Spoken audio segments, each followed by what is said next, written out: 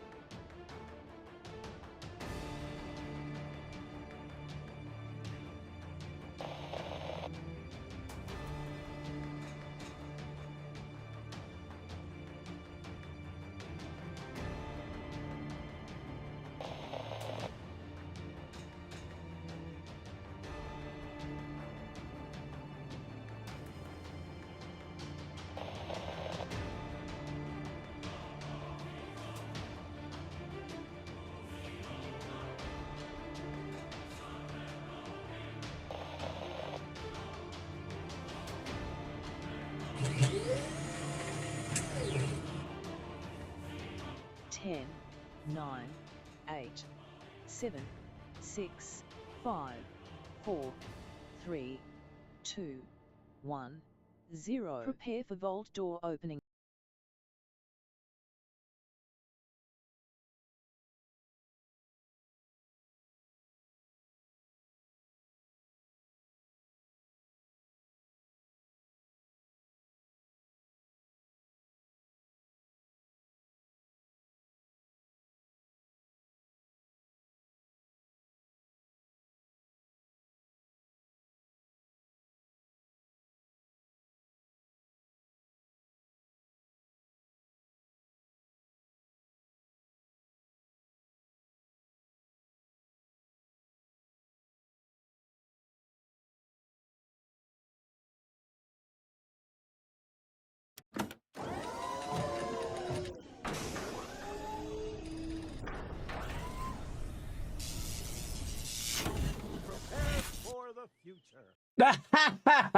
Timing, Dallas. Perfect timing. Welcome, everybody. My name is Kismet. Feel free to put a 1 in the chat if you can see and hear me. You're going to show up right over there. Appreciate y'all coming in, hanging out in the stream. We're going to get into some Satisfactory. Have some fun in there right over here. Oh, whammo. And we're going to get on and ride the rails today, everybody, because we're going to be working on our trains. We're going to be working on our power systems and converting it over. I've got my cool Fix-It shirt on today. Check it out. Very cool. In honor of Satisfactory. Now, again, I'm your official Fix-It corporate trainer. I'm going to show you how to do some more advanced stuff, as well as how to organize your power, get it all together. We're going to have lots of fun. Last time, we were rerouting everything, and we were bringing all of our stuff up to the higher level, which I'll show you guys when we get into that. I hope you guys are enjoying these streams. I've been streaming every single day, everybody. Every single day here in the stream. And I'm hoping to do it a lot more. We'll see. Let's see how long my voice holds out. I have actually lost my voice on the stream several times before.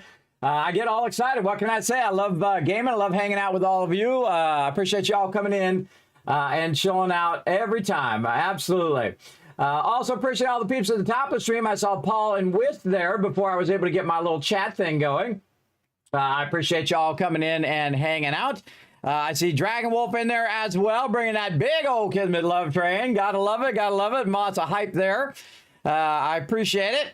Then we got Tellus in there. What's up, Tellus? Hello, hello. Welcome, welcome. Wist with the one. Thank you very much. Thank you also to Wist and to Dragon Wolf, both for the Twitch Turbo on behalf of all streamers here on Twitch. Thank you for that Twitch Turbo. Paul coming in with the ones as well. Greatly appreciate it. Dragon Wolf with some ones there as well. Dragon Wolf also saying, hey, Kismet and chat, hope you are doing well. I am doing pretty good. I think I'm wearing myself out a little bit, but if I need to take a day, I will take a day as I normally would. Remember that my schedule is more of a guideline than a hard, fast rule because I do stream at different times. Sometimes I do bonus streams, and sometimes I'm old and I have to lay down, and I take those days off. So there you go. What's up, kids? The chat says eat banana bread. Oh, that's Mr. Non You coming in also with a raid. Thank you very much for that. Eat banana bread. Hello, hello. Welcome. Welcome. Thanks for coming in. That's Mr. Non You bringing that love lurker train in. I appreciate that as always. I appreciate everybody coming in. You guys just really make my day every single time. Every time I see you guys in the chat, you're like, hey, Kismet, how's it going? I really appreciate it. I also saw Lady Asylum coming in and dropping that 11 months of sub love there. We'll replay that when we get into our other screen. Remember, the only alert that plays here is for the van down there. Now, I forget who it was. I forgot their name now. I apologize. I'm old. I forget people's name. Had mentioned to me that... that's the thing. It's 100 bits, not 1,000 bits. I had that wrong. So I believe I've correct that now. If you see stuff like that, you guys just let me know. Let me see if it is correct now. Let's see. Yes, okay, it is correct now. So yes, it's if you donate $1 or 100 bits, not 1,000. My bad. You know, not all working at 100% up here, everybody. And then a $1 donation will get you as a vault founder of my vault van life I'm trying to create, everybody. So I'm trying to create a van where I can go. This is an idea I had like 8 years ago. I couldn't do it then, but I believe I could do it now. And so what we're doing is this little blue bar down here. We're trying to fill that up toward a van purchase where we're going to purchase the van. We're going to build it out. We're going to build a whole vault inside the back of the van. Probably going to leave the outside very nondescript, so it'd be very stealthy. But it's going to be awesome inside. And of course, your guys' name will be prominently on the wall of founders in the van. So going to be pretty cool. So we'll see how it goes. Now, this is a long-term project, everybody. I'm hoping to get pretty far on it by my birthday on June 23rd, which is my 55th birthday, as well as my 10-year anniversary here on Twitch. So I hope to go around and stream and do videos and go to different famous gaming locations and maybe even to devs headquarters like Bethesda and Blizzard and all that other fun stuff and tour whatever they'll let me tour over there and do videos of that or whatnot. Just try to get back out in the world because Kismet's been stuck inside for a very long time because he's been very ill. So I think that would be a grand adventure, everybody. You got to always have a new adventure in your life. So I've been working every day, trying to get a little stronger, streaming longer, doing whatever I can to get stronger and work my way toward it. So we'll see how it goes. And again, if you want to be part of that, you can just drop... There we go. You can just drop 100 bits on the channel and or a $1 donation or more. Of course, more helps us get there faster. But I appreciate everybody who does support these crazy project ideas that I have. I have crazy ideas, everybody. What can I say? But I think that would be amazing because I've done a lot of amazing things here in the stream, everybody. We've raised lots of funds for charity. We've given away a lot of stuff along the way. Of course, all of you guys, you know, cool stuff from Bethesda gear tons of candy bars, free desserts, tons and tons of games, just literally thousands of dollars worth of games here in the stream. And all of those just was a crazy idea that I had long ago. Like, I'm going to be a Twitch partner. At 45 years old, being sick in the bed, and I could barely crawl to the bathroom. I had this idea of being a Twitch partner. Oh, here I am, Twitch partner, raised over $16,000 for St. Jude's. I'm also a YouTube partner as well. And again, we did all of those things that we set out to do. We did all those things we set out to do, and now we're going to try to do this next thing. And I think it would be amazing, everybody. It would be an amazing story in itself. Like, wait, how did this all happen? Let me tell you the awesome story of my chat and how we got it done. I can't wait to tell that story. That's going to be awesome. So let's go ahead and jump right into it, everybody. We're going to jump right in to some Satisfactory. Let's go.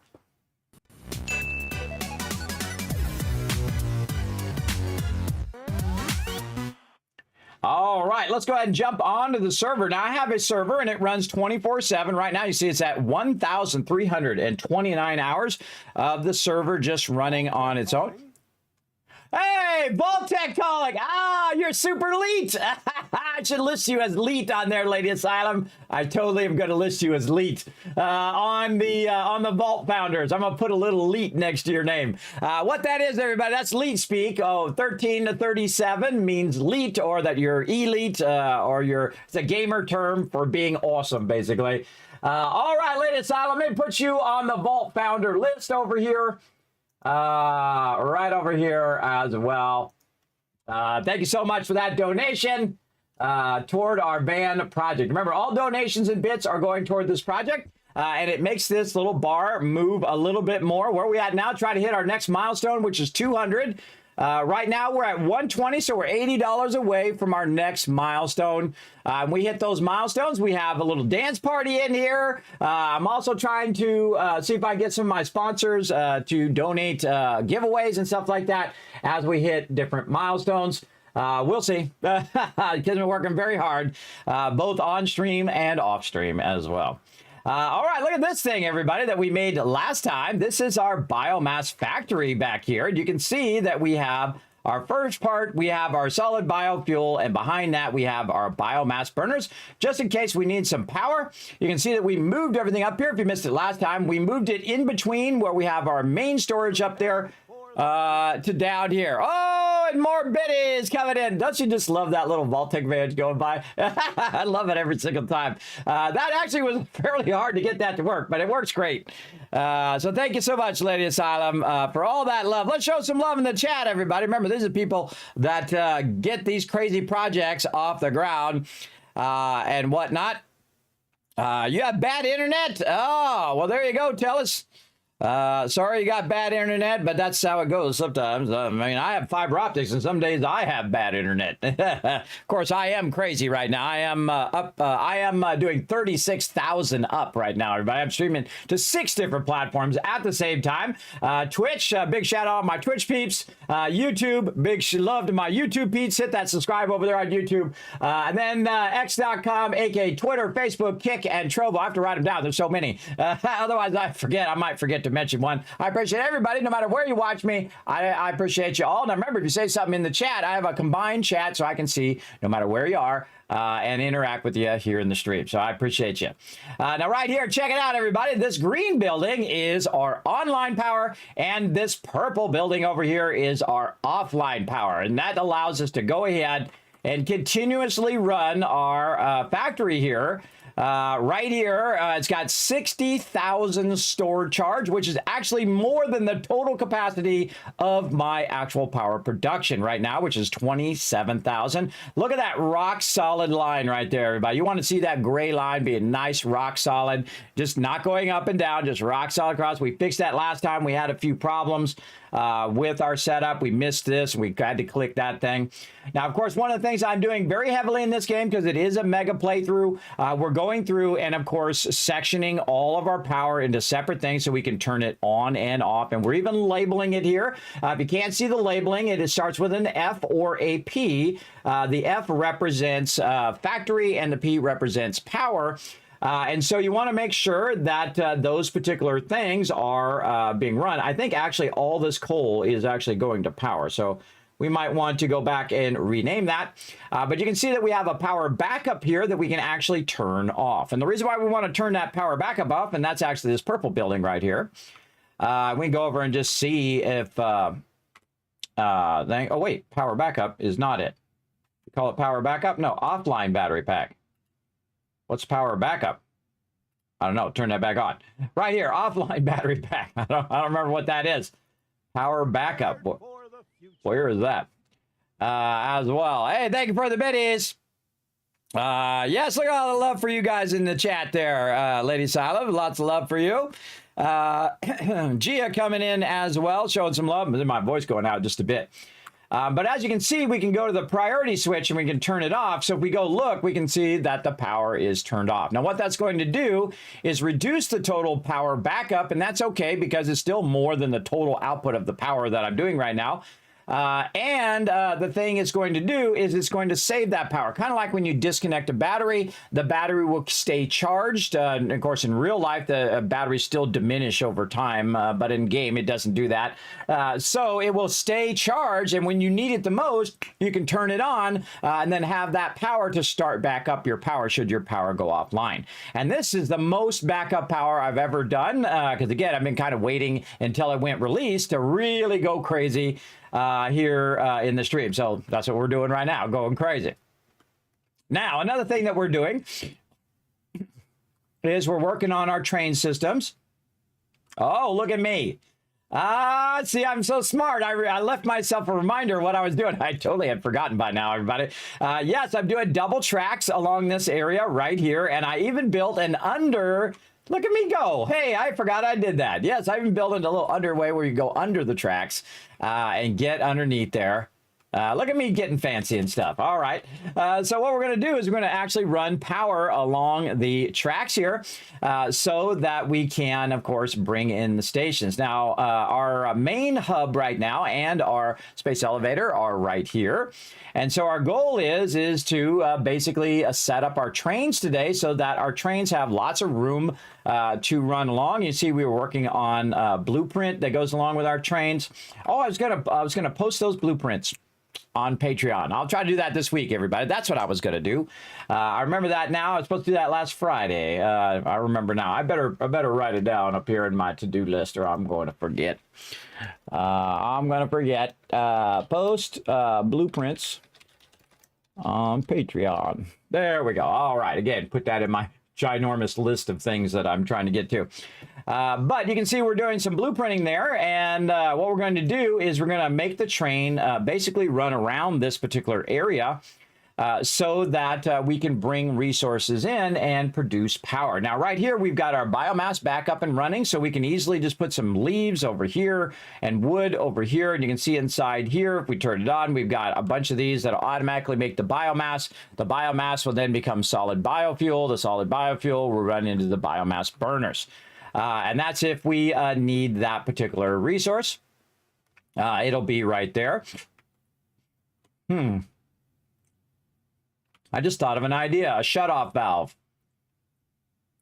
Yes, if you had a powered splitter that you could go in and turn off, it would then produce the biomass and then stop, and then but wouldn't distribute it to the actual burner itself until you needed it, and then you flip it on, and then it would distribute the stuff into the burner, and then the burner work. Now, how I wish it would work, but it doesn't, is the fact that you could go over and flip the power priority switch, and it would turn all the biomass burners off, but it sadly doesn't do that. So we'll just do the way we got to do it, right? We'll work around what we got.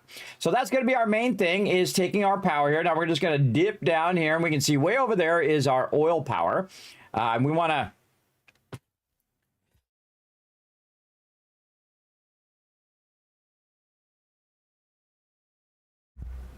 apparently sneeze. I don't know what it is about streaming that makes me sneeze. And then run all the way over here and get the oil and bring the oil up, and we're actually run the oil at the top. I was thinking of leaving it down here, but we're going to divert the oil up to the top. And we're going to move all of this power and kind of set this power up a bit better than what we have here. We should actually have it in smaller sections because we have it in long sections, which makes it a bit more difficult for it to go. And we should have it going right in the center and then splitting. And we'll probably just leave our coal power down here. And we'll revamp all of this stuff. And of course, we have to still rebuild all of our factory because we did, basically, we have no production right now. No plates, no rods, no anything being produced.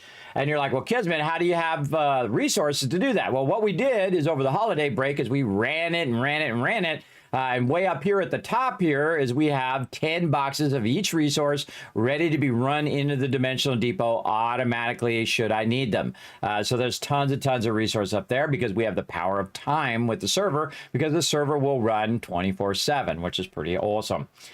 So we want to also get that going, but we really need to work on our power systems at this point and get those power systems squared away. So this is going to be our starter area here, and I was very smart to leave myself a bit of a note here, and I think what we'll do is we'll use this as our kind of starter area, and let's say right there, and we'll run this one a bit this way, and we'll turn our game sound on, and we'll get this as our starter train track. Again, I'll go until it turns red like this, and then we'll line it up. Oh, it doesn't reach. Oh, I got to go back by one right there. Okay, and it's not aligned. Oh, wait, it is aligned. This one back here is not aligned. Huh. The front of it is aligned. The back of it is not aligned. There was something wrong there. There was something afoot. Now, again, this is really awkward because it's hard to see when you're trying to do this. The best thing to do is hit H and then just try to nudge it forward. Oh, wait, here's a better idea. We'll take this one out. And then we'll just do like this. We'll just try to bring it to here. There we go. And that allows us to start a bit easier, right where we want to start. So I just made a small segment to start it. And then we'll run it way out here. And then we want to be nice and aligned. Now, the reason why you want to be nice and aligned is the fact that it, if you have any bends or anything like that in there, your train will slow down when it's doing those little weird bends. And then we'll come back and we'll take out the original one there. There we go. And then we should do the same thing over here, where we go ahead and, let's say, start it there and just run it back this way a bit, just to get that piece there. So kind of like a template, like a place to start there. And then we're going to run this one as well. We're going to try to run both of these at the same time. And we'll line that up just like that. All right, that is a real good start to our trains there. And those are basically your Rosetta Stones or your start track, right? Where you start, where the whole thing starts. Right there. Very nice.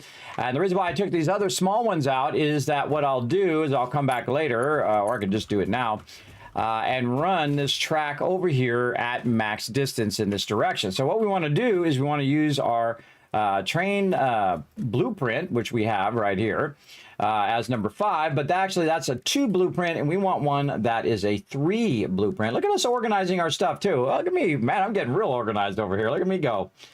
All right, foundations, and we have our 5 wide train and we have our 3 wide train.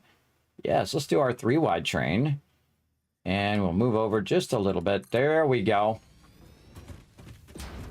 And our 3 wide train again. And we hit R, by the way, the blueprints will snap to each other.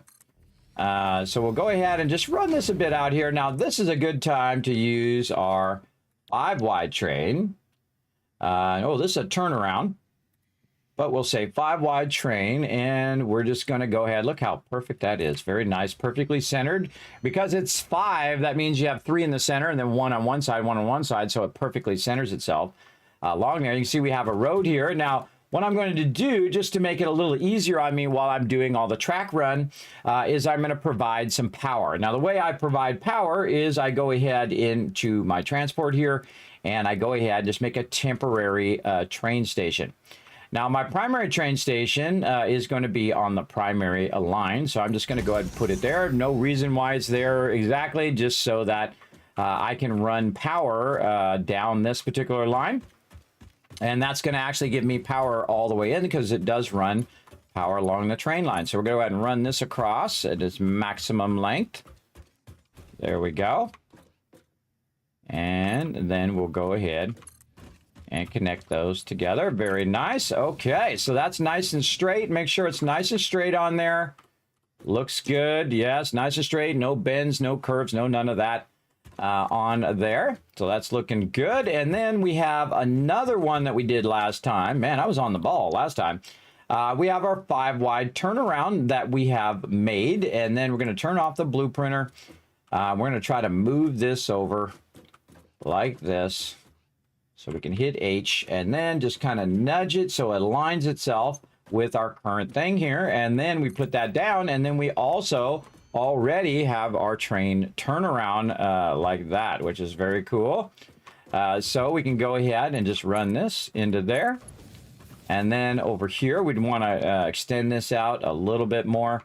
Why is that not very aligned? I see that my stuff is offset. And that's because we maximize that across. I see. Yeah, you can't fix it. I actually kind of like it. It's kind of cool. It's offset. But we don't want to grab it from there. We want to grab it from here and make sure that we zoop it from the ones that are already aligned to the system here. And by the way, we could always take all of these out and just leave the part here and then re-put in the foundations again. I think I put the foundations in there just to lift it up so that it's at the same level as what we're doing. And then I was going to take the foundations and redo the foundations later. That's perfectly fine. And now what we want to do is now align this part. Actually, we could just use our two things here to right here. Oof, sometimes so feisty. There we go, right like that. And then we'll want to bring our other one here down the way. And again, this is just temporary, but what we want to do is kind of get an idea of what we want to do. Let's say right here, and then we'll bring this across. You want to get like an angle that you can then straighten it back out again and go into there. And now we just created a circle train. Isn't that cool? Very awesome. Again, we already had the turnaround, and then here, a lot of times I'll do what's known as push-pull trains. So you have trains in opposite directions, and you have stations in opposite directions. Very important to have both the trains and the train engines and the train stations in opposite directions. And then this train, this one, will pull it this way. And then this train will pull it that way. So that's a push-pull train. So it'll go back and forth. Now, in traditional stuff, it would, push the train and pull the train. But you get the idea. So basically, it just goes back and forth along a single line. And it's very, very effective for something you just want to go out and grab one thing and bring it back. But turnaround trains are much more effective in the fact that they can run multiple trains along the certain tracks. And then, of course, you cut them up into segments so that they don't run into each other, which is vitally important, which we'll do all the segments and stuff later. But we just want to kind of establish what we're trying to set up, which in this case is our train here. Now, we've got some power over here on the side. We're going to go ahead and bring this down, try to make it real nice. We're just going to bring this right down and attach it right there. Very nice. Oh, we got to attach it across over to here. And this is one of the cool things about doing it in foundations, everybody, is you can run it really far and you can't see it, right? It's all hidden underneath the foundations. One of my favorite ways of running power. It's so clean. You don't have all the little poles and all that stuff uglying up your thing. I wish it was like 7 Days to Die where you could just take it and, turn it completely off. Would be awesome. But such is the way it goes. All right, we're going to take this out. We've got a main connector right there. So we're going to take our train station and we're going to connect it to our primary power, which runs down our road here. The yellow represents the road. This is actually a 3-wide road. And I have the power built into the road, and the power is basically the central grid. So the central grid runs right down the middle of the road, and it's easy for us to find like that. Now, our train track should have power, so we should be able to float around. And then if we go over here on the station, you can see no matter where I am, if I'm close by the train tracks themselves, I can go ahead and basically float around. Now we'll go ahead and fix this by hitting G, and G is going to give us the filter, so we only get the foundations and don't take out our beautiful rounded track here that we have. And we're just going to take all those out. One more over there. Very nice. And then we'll go ahead and put in our 5 foundations over here, which are 25 foundations. And we'll kind of line these up nicely like this. There we go. And that should give us some good stuff there. And then we'll go ahead and just add another row here. And now our foundations are realigned for all you ADHD people like me that can't handle, you know, the things that are off. I will fix that all for you. So we have a beautiful turnaround here. Actually, I really love that. I think that's really nice. And I do like it to go out wide like that, so it has lots of room to bring the train around, and then the train can stop while there's a train in the station, and then that one can pull out and the next one can come in. So very nice. We'll rename all of our stations later, but we're really going to do trains to the nth degree, everybody. Now, if you notice, as I get further and further out here, I still have power because my character is not dropping down. And I'm going to go, and there's no power in these foundations. These are just simple foundations, and the further I get away from the train tracks, right about there is when I'm going to lose power. But I can actually run power via the train tracks. I know, it's pretty cool. You don't have to run them in the foundations or do the big runs like that. You can just go ahead and use your train tracks as the foundations and power line runs. So there we go. Now again, as I bring it forward, now when I go up, guess what? I'm going to connect to the actual power. Oh, okay. Well, I'm going to try anyway. Does it connect in the back? Really? Where does it actually connect? It's a good question. Interesting that it didn't do it right away. But now it's doing it, see, because now I'm way further.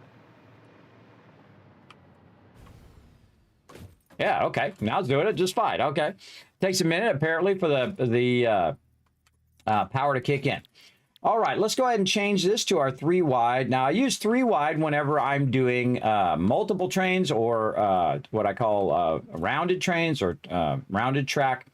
And then I use 2 when I'm just using a single, like push-pull train as well. But I have all of those in my blueprints. And, of course, all my Patreon supporters are going to get these blueprints. I appreciate you all over there on Patreon showing me some love here in the stream. Remember, we use that stuff for giveaways and fun things like that.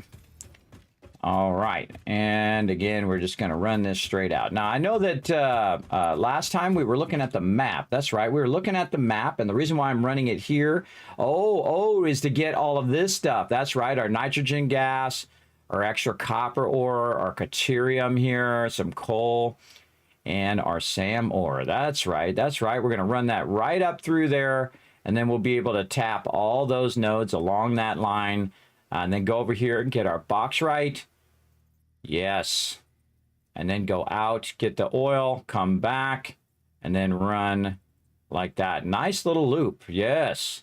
Or maybe come up, get this, come back. Yes, come down this way, and then cut across. Well, we'll see. We'll see how it goes. I think I need... What I should do is put another tower over there. Where's our current tower that's getting this? This is this one. Tycoon HQ radar tower. Which one is getting the other one there? This one. Okay. Can we rename these things from where we are? Apparently no. I guess I have to go to it and rename it. Okay, so this one right here is giving us the nodes there, and it's not showing us any nodes beyond there, because there might be more nodes, and I think there are. I think there's a node right here and a couple other things that while we're going up with the train is we could collect a lot of stuff, cut across, and then get more stuff, and then come back along that same rail. So we need one that is about the same distance. Now, I use the old school method here, everybody. Let me show you the old school method. The old school method is to go like this on the monitor, and then figure out what the distance is. I'm not kidding. I'm not kidding. So I'm going to go like this on the monitor and then get an idea of what it is. So, okay. So, oh yeah, it's about that. It's about that big. And then I'm going to go ahead and put my finger on the screen, and then I'm going to put an exclamation part right where we want to go ahead and put that tower. And then we'll go ahead and highlight that. We can click on it there. There we go. And we'll highlight that one so we know to go get that one. So what we'll do is we'll put a tower right here, and then this tower will maximize what it sees over here. And we have this tower, which is getting this, but it's actually not getting this bottom part here. So I think when this one goes, it should get that bottom part and get everything over here, which is going to be good. Let's see that again. Hold on. This one here. Yes. So that should get all of that. Actually, I could probably move that over a little bit too. I'm physically taking my fingers and putting them on the screen here. Oh, actually, it's got to come in a little bit. Let's say there. Yeah, right about here, actually. Okay, so we want it to be more like... It's okay if it overlaps a little bit. It's not okay when it doesn't overlap. All right, so we'll take this one and we'll remove that one. And we'll say this one. So glad I double-checked it. All right, so this one will come down and get all of this. Want to make sure that it does overlap a little bit with our other radar tower, so that we're making sure not to have any gaps. We can make as many radar towers as we want, everybody. Really, we can see every single node in the game, and we're going to tap every single node. We're going to do every single node. All this oil over here, we're going to get all that. All these nodes, we're going to get all that. We're going to get every bit of everything in the entire game. I know, it's crazy. Crazy ideas that Kismet has. It's going to be super fun, too. Can't wait to get it going on. We'll get it going. Okay, but for right now, we've got to get our train tracks that we're going to bring up here. And we could leave it open where we come up, then we cut across, and then we come back. And then we could leave it open so the train could also go forward. So this would be our main train line that would go all the way up. And then we could crisscross our trains. We could create more advanced intersections. But that's really good along the coast. And then I could also take the train downwards here. And then maybe L-shape it, dog-leg it across here. And then I could run it all the way across the low side and run all of the nodes into there as well.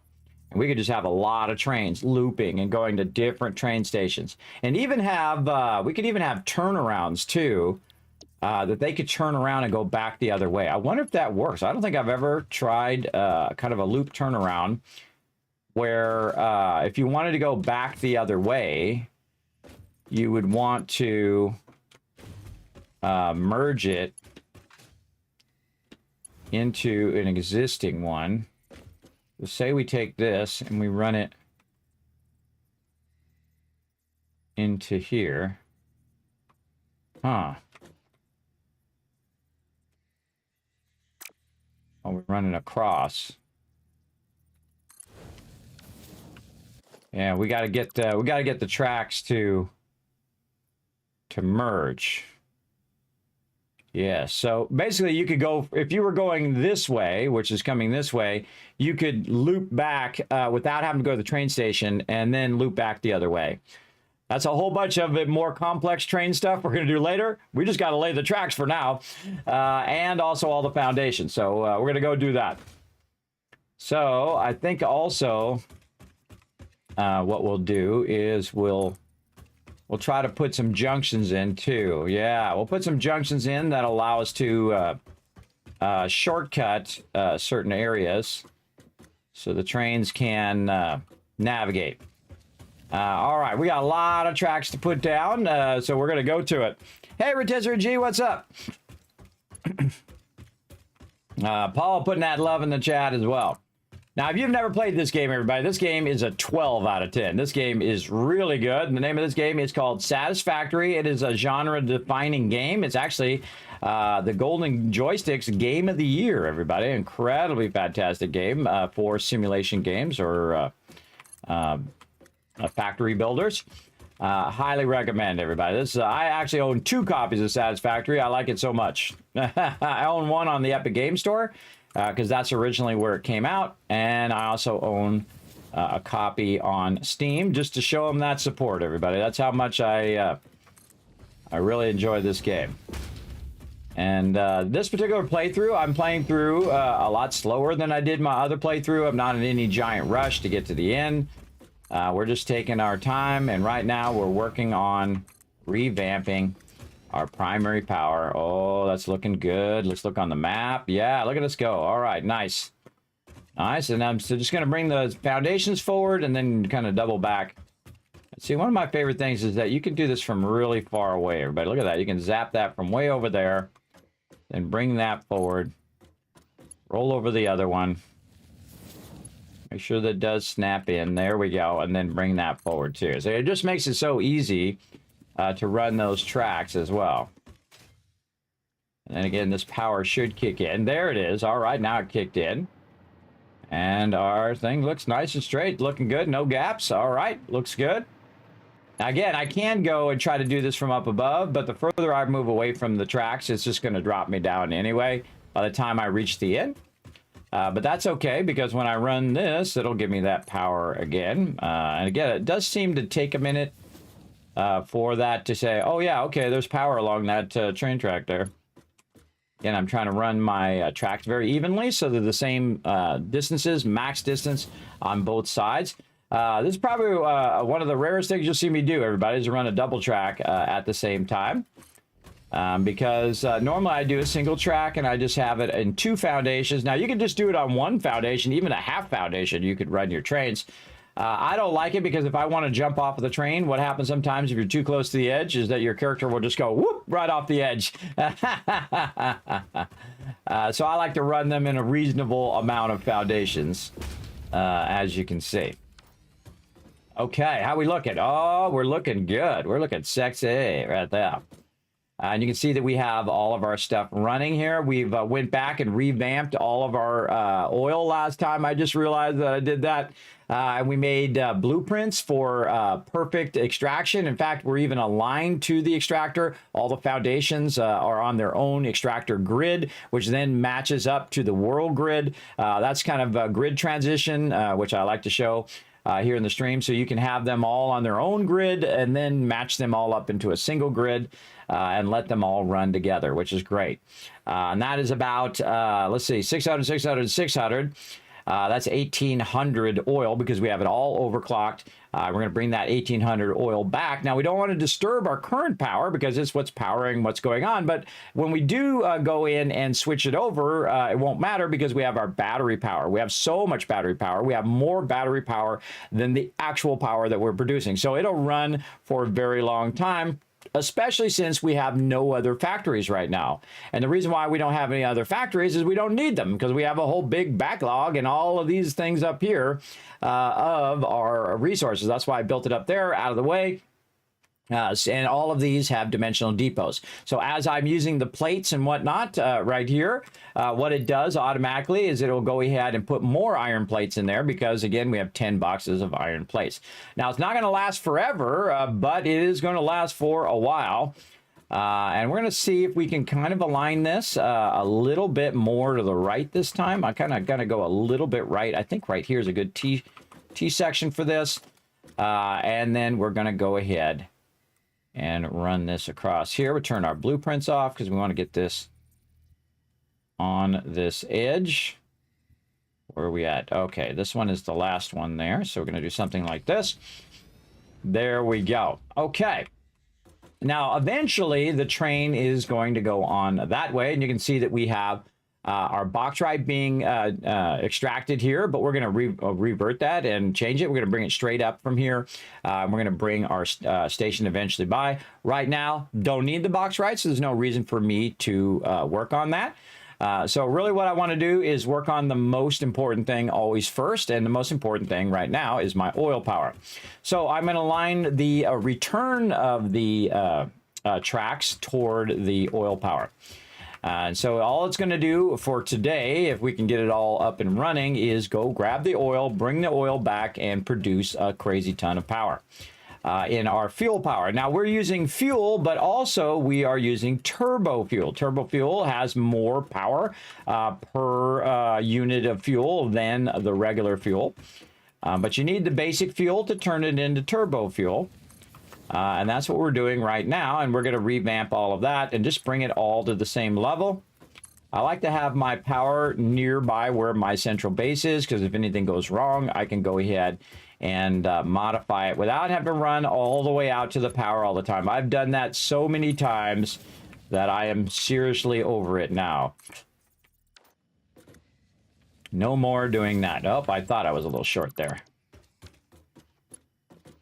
No more having our power way out in the middle of nowhere where we have to constantly go back and forth with a hyper tube all the time trying to go, oh, what's wrong with our power? What's wrong with our power? Just send the raw resources to you and then put it right by where your hub is and GG's. Okay, now we're going to go into a corner here, everybody. And this is actually the perfect way to do a corner. Is to have just a little segment right here, and you want to look at how much you're going to go into the corner. Now this actual line is going to come along here.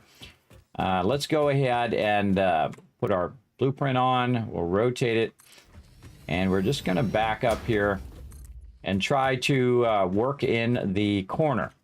And whenever you do corners, you want to go ahead and back it up in just such a way that it is 2 back from wherever you're trying to do it. So this is the center where we're trying to go.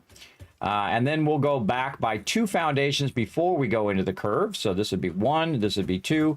So right here would be the actual start of that curve. So you're going to see I'm going to build the one that goes this way until we run out of space. Oh, okay, that was perfect. Right here, boom. And so I make this side of the track, and I have the other side of the track, which I need to back up just a little bit. Because again, we want to make sure that we're 2 into the curve, and then this one would be our corner, and then this needs to go back by 2. So we want to go ahead and bring this forward and then say, here's 1 right here. Yes, this is 1, and this is 2, and then back that into that corner. Now, if we did it right, we could click this, and we have ourselves a beautiful corner just like that. Very nice, right? Now, one of the things that I like to do, again, if I'm riding the train, sometimes it kicks me off down into oblivion down there. So I do like to put one in the corner. Sometimes I put multiple in the corner here, maybe one there, and then one over here. Also, if you're driving your little vehicle, your little cart thing, you can zip around that corner without falling off as well. So I do like to add a little bit in the corners. If I could put a rounded one there, I totally would. There are some rounded pieces, but we're just going to go with that. Now, we also need to think about this one. Now, this one is obviously going to be offset from the other one. So we need to just kind of do the same thing over here. We look at where the edge is. It's right here. Now, sometimes this is very awkward because sometimes the thing is facing the wrong way and whatnot. But I clicked it and it looked like it was going to go the other way. But once you click it and then go this way, it'll just come in this direction because you told it to start there and then end over there. So very nice. All right, now we got that done. And now we want to go into the corner here with the same thing, right? So now we have this 2 back from where it is. But actually, where 2 back is actually right here. So this would be 1 back. And then this would be 1, 2. So it'd actually be right here. So we can make a little segment there. But what we really want to do is just bring this up. So it's 1 long segment. I don't like to do small segments because small segments are typically what's going to cause issues with whatever you're doing.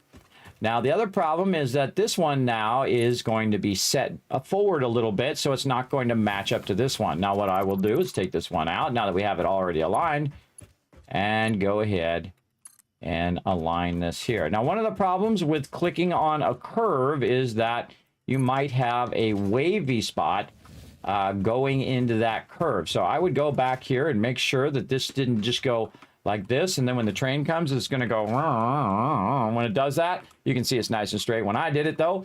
But it sometimes does that little curvy thing. If it does that, make a straight segment, take out the curve segment, and then put the curve segment back in after you put the straight segment in. That'll fix that problem.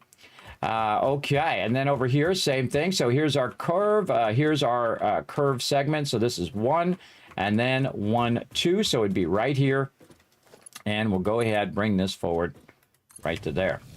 All right, now if we did this correctly and we go ahead and we do this curve, we should have a really nice curve there. And look at how beautiful those curves go together. Very nice. Now it's not perfect because of the angle, and when you're doing angles of that edge, it's not going to be exactly the same, and I could go in and make it exactly the same, but I don't need to, because in the long run, this actually is going to go straight.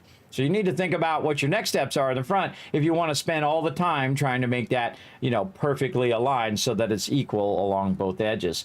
It's a waste of my time because I'm going to have this going straight, and then it will curve, and then it will come back, and then it will come back along this line. But temporarily, right now, while we're just trying to bring the oil forward, we will have it like that. So don't worry about it if it's not perfect, especially if you're going to change it later, is the whole point of that. Okay, now back to work here. We're going to put our foundations down and work our way. You can see we're making some good progress right here. We're really cranking out here, getting it going. And every now and again, you want to just glance over the side, see where you're at. And again, this is a replacement for our other train down below. All right, put a bunch of those down. And now that we got these two aligned, should be able to grab those and bring those forward. Again, you can see I'm trying to keep them nice and aligned. Should I have to make any modifications later, I know exactly where the start and stop points are of both sides. Okay, now we're going to get into it.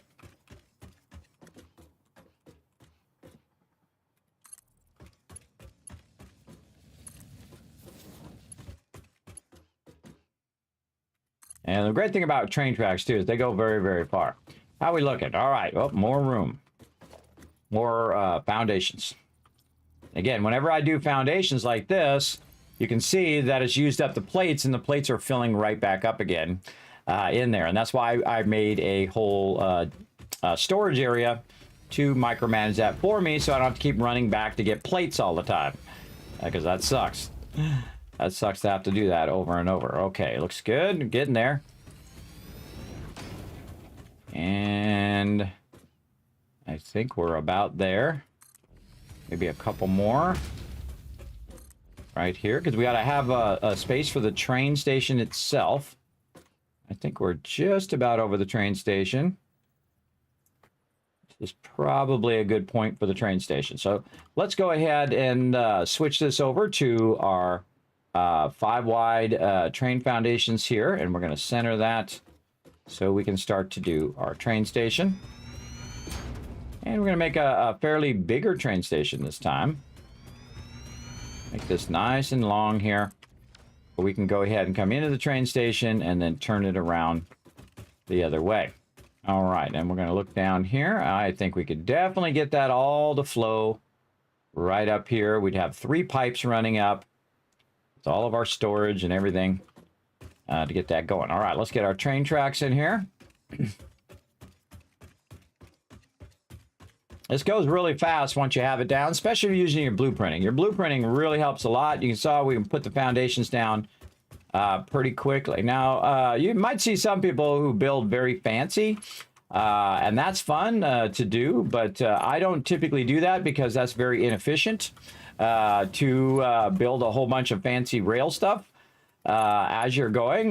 Definitely more enjoyable to come back later and do that. You might want to just get the functionality of your base down, especially if you're messing with your power like we are right here. Get the functionality of it down and then come back later and embellish it later on. That's typically how I like to do it. This way I don't get lasered from space because, you know, fix it. And of course, that's a different department, everybody. It's not my department. Lasering inefficient people from space. My department is to teach you how to be super efficient. So you don't get lasered. That's what I try to do. Preventive work there. Okay, so that's pretty awesome. That looks good. Now we're going to stop right here on this side, which is the return side. This is in the incoming side, so that we can go ahead and line up our train station. Now this particular train station is going to be offset in such a way that lines up to this line. So we're going to move forward just a bit here, and we're going to say right about here. We're going to go ahead and actually, we can just switch to our train set down here. I have them down here in the bar. And we're going to look at where this one's coming in. It's coming in right here. And so we'll say right there. Now I hit H for hologram, and that'll give me a general idea of where that's at. If I come back here to the tracks, in theory, it should give me some power here at some point. There it is. And then I can kind of take a bird's eye view if I like it there, or do I want it to come back further. Now, one of the things that we have to do is we have to have the trains come in and collect all the oil, right? Also, if we have the train,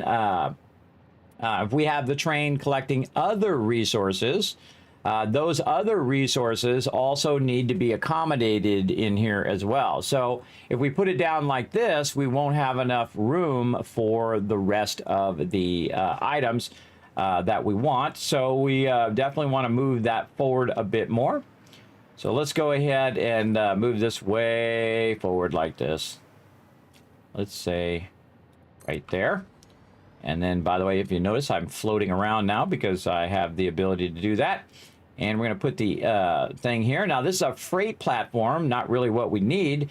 What we need is we need the other platform, which is our fluid platform for our oil. So we're going to have 3 things of oil. So there's 1, there's 2, and there's 3. So we're going to kind of optimize our train. Right now we have 4 on the other one, and we're going to optimize it to 3. So it is collecting all 3 of those simultaneously. And that's pretty much it for this particular section of the train. And so we're going to go like this. So very nice. Now, eventually, we're going to adjust this train station so it actually flips and goes the other way. And the reason why we're going to do that is because we're going to have it return, go this way, collect a bunch of resources, come back, get these resources, and then come over here, get the oil. So instead of having it going this way right now, we could actually accommodate the future of this particular train station and say, you know what, let's just go ahead and take this out. And we'll go ahead and take all of these back out again and just set it up so that it's actually already setting up for the return, right? So it's already going back in this particular direction. So we can go ahead and just kind of get an idea of where we want the front of the train. Now, this is going to actually make it way easier. And the reason why it's going to make it way easier is that we can always add that way onto the train. But if we try to add this way, we're going to run into the train tracks that we already have. But we can always adjust those as well. And so what I'm going to do is actually put the train in the return position like this. And so this way it will also help when I go to expand my trains later. So one of the real important things, if you only learn one thing, everybody, is think about what you're going to be doing next so you don't have to redo your stuff again later on, right? Kind of pre-thinking that out really help you a lot. So we're going to go ahead and have the train station facing in that direction as a kind of it comes around, loops, and goes back, which is basically how my train station down below is working right now. And then we'll go ahead and we'll put in our fluids. And again, we're going to have our fluids coming up actually on the right side this time. The reason why we're going to have it on the right side is because our other train track is going to come around this way and end up back in here. So we want to put our inputs on this side. And there we go. And then on that side as well. And this time, again, we'll only have 3. Now, we've got all of our stuff in there. And if we need to add more stations to space it out, because our oil is going to be our primary thing on this train. Now, we could just make this just the oil train, and we could make resources on a whole nother track and a whole nother train. Or the resources just go in, hit that, and then come back and never come down this way. So you can have that, and you can have more advanced switching stations and stuff that you can add. We'll get into all that later on, everybody. But right now, we're just going to start with the basics. All right, and then, of course, we'd want this to come in and turn around and go back the other way. So let's go ahead and see how we have our blueprint here. Oh, that is perfect. We're going to just take that blueprint out. Very nice. And then we're going to go ahead and use our turnaround here. We should probably just add a little bit there. And turn our blueprinting off. How do we want to do this? Probably want to add 2 to the end of this just to make it a little easier to manage our turnaround here. There we go. And then we're going to use our 5 wide turnaround. Now remember the the foundations are going to be offset, and that's okay. We can come back and fix those foundations. But we want to get this so that it's turning around, going the other way, right like that. Oop, mouse going crazy. There we go. And so now again, see, we already pre-built this on the blueprinter so that it automatically has a turnaround there.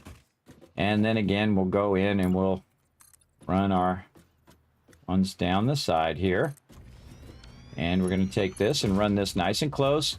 Now remember, you want to bring it in somewhat at an angle. You don't have to get it right to here. You want to back it up just a little bit so that this goes along this edge nicely. Along here. Oh, maybe a little less angle there. A little further. Like this. There we go. Just trying to keep that angle from getting too extreme. And then back this up just a little bit here. And we're going to run this to here. All right. So we need to back this up just a bit. Otherwise, it's going to clip through our station. Let's say we're back by about, let's say 5 or so.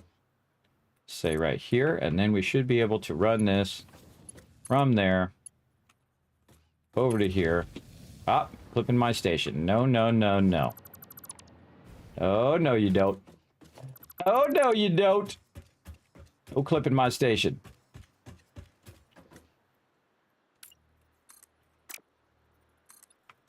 No. There we go. Let's bring this forward. A little bit more. Like that. And then curve that out over there. Very nice. All right. See, now we have a nice straight and a good curve into there. Very nice. Much nicer. And if you don't like it, just keep reworking it till you get it the way you like it. I'm going to zoop those in. We're going to zoop a couple here. Turn our zoop off. Again, leaving ourselves a little angle in case we want to drive our little vehicle through there. That looks awesome. All right. Now we're going to go over here and go up here. We're going to hit, not R, we're going to hit G. There we go, just to get foundations. And if my mouse wants to cooperate here, get all of those out. All right, very nice. And then pull up our foundations here. And we could just use our 3 and 3 would be good. Yeah, that works real nice. There we go, 3 and 3. Perfect. Beautiful. All right, there we go. And then we just go ahead and connect this segment here. And we should be good to go all the way there and all the way back. So that is looking pretty awesome. Let's just go ahead and connect this segment. And now our oil area is good to go. All we got to do is just run the oil to it, right? And of course, it also has power because you can see I'm floating around. And we'll use this power to run the power down to where our oil is. And so what we want to do is align this to where our oil is running in. And what I'm going to do is also extend the outer area here so that we have a bit of storage area. And let's just rotate it like this. There we go. And we'll say blueprints here so it snaps to our blueprints. We're going to really widen it. Oh, that is just perfect. Look at that. Nice. Perfect. Widen this out here so we have storage for each and every area. And we can have extra oil backlogged right up here. And this time we're not going to do anything super fancy. We're just going to go ahead and align those like that. And this one be aligned in both directions, aligned to the other one, and then also aligned to this. Aligned to our inputs. And get this to align to that one. Looks good. Okay. And these are fluid buffers. So these fluid buffers are going to hold the backlog of oil. That can just be easily run into these. And we're using our Mark IIs, of course, Mark II belts or Mark II pipes. And there we go. So now we know the end result of where we want our oil to end up. And very easily, we can just go ahead and put a floor hole in here, right behind these, like this. And I suggest if you're going to do a repetitive thing, like put a bunch of floor holes in, that you do all the floor holes first, and then you come back and you do all your pipes, because it's just more efficient to do it that way. Now, floor holes are notorious for, you know, messing up your production, so make sure to check those and make sure that they are working, each and every one, before you get it going. So that is much cleaner and much more robust. Now, another reason why I've set them back is so that I can see the pump thing here in the center, and that's going to widen out and just move whenever it's pumping in there. So I can just very easily look at all three of them at once and see if they're actually working, which is why you want to offset this a bit. So you can see that it is pumping into the station, and the station is then picking it up and running it back to our primary station there. And we got that all done. Everybody got that all good to go. Now, another thing we want to do is to go over here and bring the power from way over there along the train tracks right to here, and then run this power down to where we want to go. So we'll go ahead, grab this, run this down, let's say on the side here, so it's not flipping through the bottom there. And then we'll go ahead and run this to the outside. Let's just run it nice and straight here. Let's say right to there. Oh, okay, or we can do that. Whatever you feel like doing, Gabe. Let's just do that again. But this time with less fail. Right there on the edge. There we go. We'll take this out. There we go. So we're going to run this straight down, and our pipes are going to come up from underneath. And so we probably want to center ourselves in the center of the three pipes here. So we're going to go right there, but we don't want to put our power there. We want to put our power offset because our pipe is going to come up right there. And we're going to go ahead and make ourselves some walls here. And I like to use walls because the walls are going to make it really easy just to zoop down like that and align everything to the upper side here. Which is eventually going to run in there. Now, the pipes themselves are going to run on the inside, and then those pipes will line up with this. So we want to start with our first one here, and we're going to go ahead and just try to center it a bit, like this. And it's going to be a little angled from where it is, but we want to just kind of establish that one's going to go. It's not going to be perfectly straight. Somewhat. It's going to be offset just a little bit because the one up above is aligned to the input. And I could go and move the whole station back just a little bit and align it all up. I feel like that's a huge waste of time, but you do you. You do whatever you feel is important. And then I'm going to go ahead and put another pipe here, and I'm just going to run it down. Oh, we need more things here. All the way down. As far as we can go. There we go. And we're going to go ahead and take this and run this down. Our happy little pipes here. Just like a bit of Bob Ross going on there. Gotta love Bob Ross, everybody. It just really brings me a lot of joy, the fact that Bob Ross gets more views than most streamers do, including me. Which I think that's a wonderful thing, because he's just magical, everybody. Sometimes people elevate something just because of who they are, right? Not necessarily what they're doing, but who they are and how they present it. I think he's got a magical way about himself that I really enjoy. And that's really a flashback for me, too. That's the 70s, everybody. That's when I grew up. I watched a lot of Bob Ross back in the day.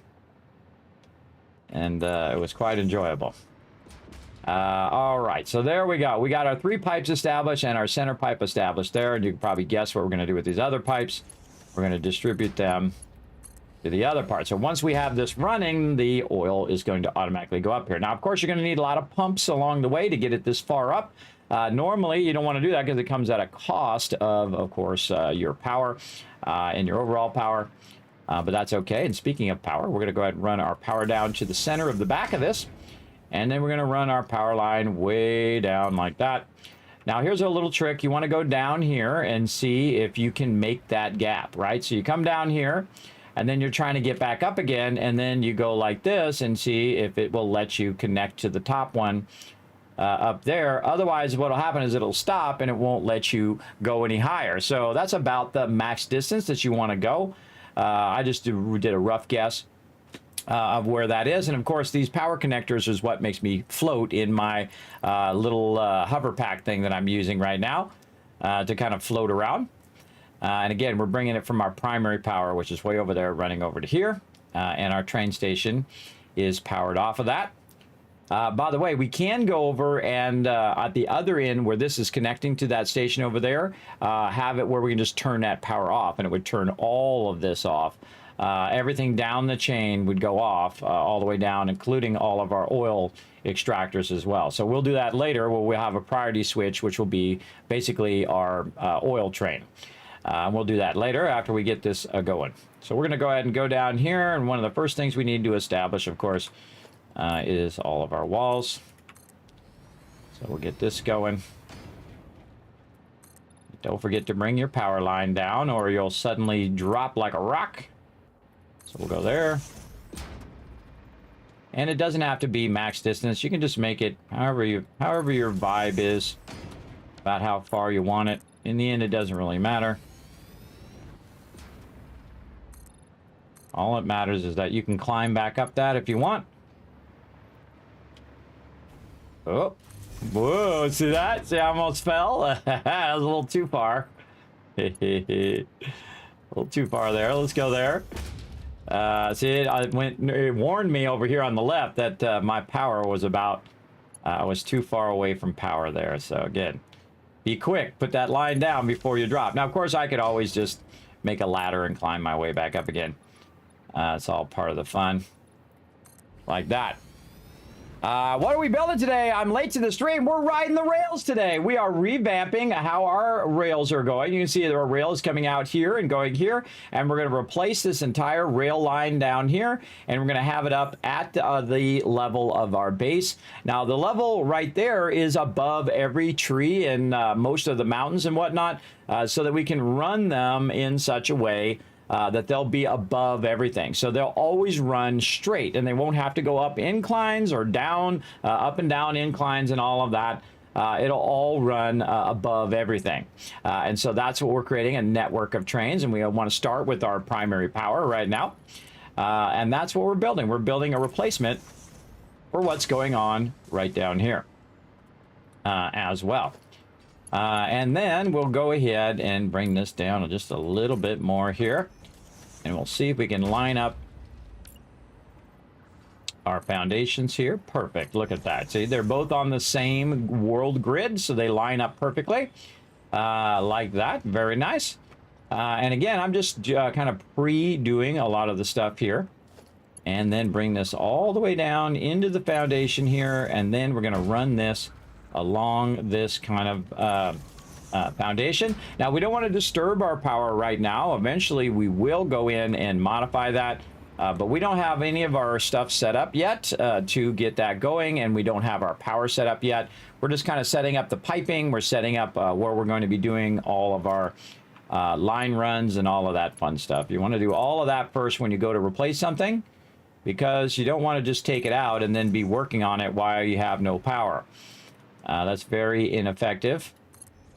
And we're just going to run this one all the way down just to get an idea of where the distances are. And let's say right there. Trying to keep it straight. Sometimes it goes a little funky. And let's put it just a little bit above there. And then this is going to end up coming down here. Let's say something like that. We'll hit H. See if that's a line. See if that's nice up against there. Maybe a little nudge forward there. Just to give that a little offset. That looks really good. Let's go with that. All right. Now, see, once we have the one done, now we know exactly where to start this. Oop, all the way down.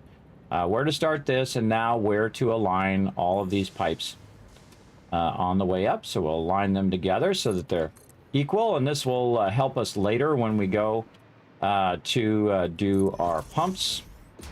If you notice, I can just go up and down nice and easily because I have the power on the backside of this thing. Now, another thing that we'll do, just to make it more convenient, just in case we do need to come out here and do whatever we need to do, we will go ahead and add a hypertube later on as well to just make this awesome.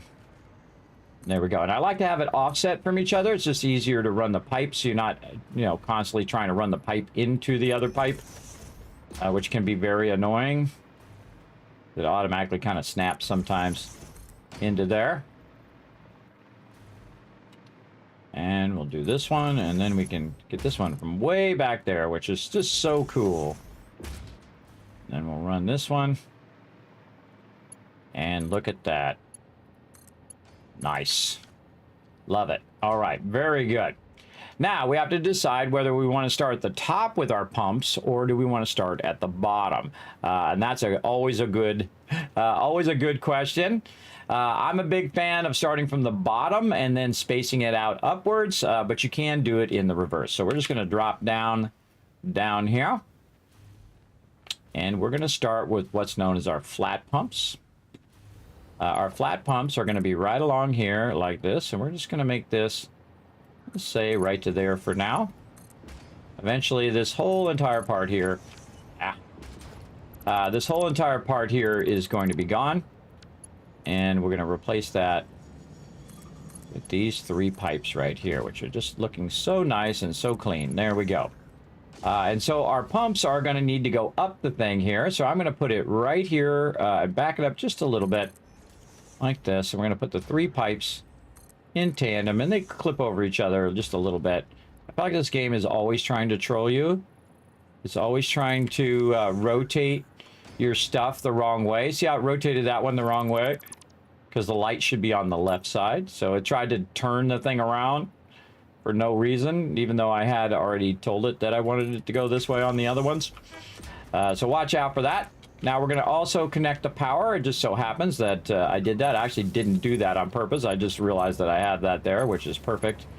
So we can run all the power connections right there. Now, one of the things we'll need to do, though, is to upgrade that power outlet so it can have more connections. And I don't know why sometimes it won't let me do it. There we go. So that we can also run this in this direction over here and then continue it on to go over to all of our pumps.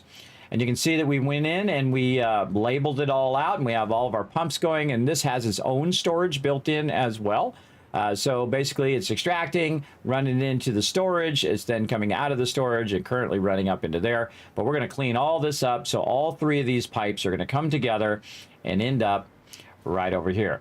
Now I can go in and bring this down further, which is probably what I should do now that I think about it. And then we could L-shape that right into position. Maybe we should bring that down further. Yes, let's do that. I'm going to take all this out. I'm always willing to make a change if I see something better.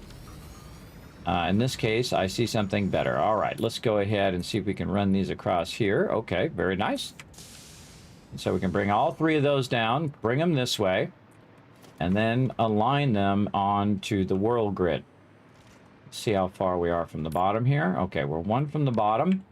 What we'll do is we'll go ahead and use our bigger foundations just so that it looks like it's very solidly in the ground.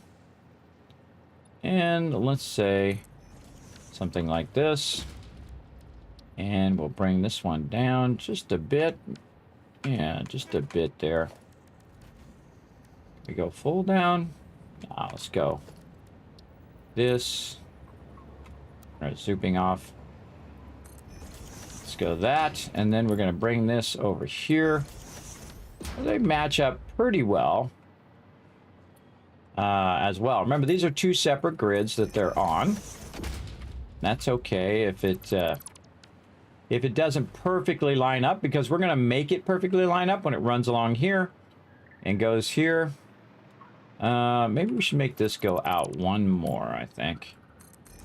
Just so that that other one, man, it loves, I have this problem with double clicking because I'm usually zooping at the same time, but when I'm not zooping, it throws me off. There we go. All right, I think we should bring this out 1 more because we have this other one in the way right now, and we could be running our lines instead of messing with that. Okay, yes, I like that much better. And then we'll get rid of all these foundations here. There we go. And this way we can pre-run all of our lines here and then be ready for all 3 of the lines to go forward. So this one's going to come forward and end up actually on the 3rd line. And then the 2nd and 3rd line will be the inner lines there. And see all this other piping and stuff here. This will all go away. Yes, that's what we will do. So this one's going to come out.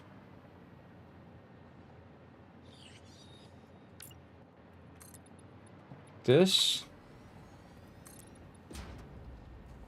Oh, these are half foundations. No. This. I forgot. Yeah, we did half foundations in there. So we'll do this and this. Then we'll bring our little half foundations right there. So we don't just do them all the way down. Just right there. Okay, so that's going to come down and go along the outside edge. Very nice. And let's go ahead and change our mind on all of this up here. Yeah, don't be afraid to change your mind and change it in the moment. I do it all the time, obviously. Get an idea of what I want. Hit G to get all 3 of those. Okay, much better. Okay, so we'll do the outside one first. We'll go max distance. Which is right about there, but we'll just line that up. Next one up. Right when I clicked, it moved over. Annoying.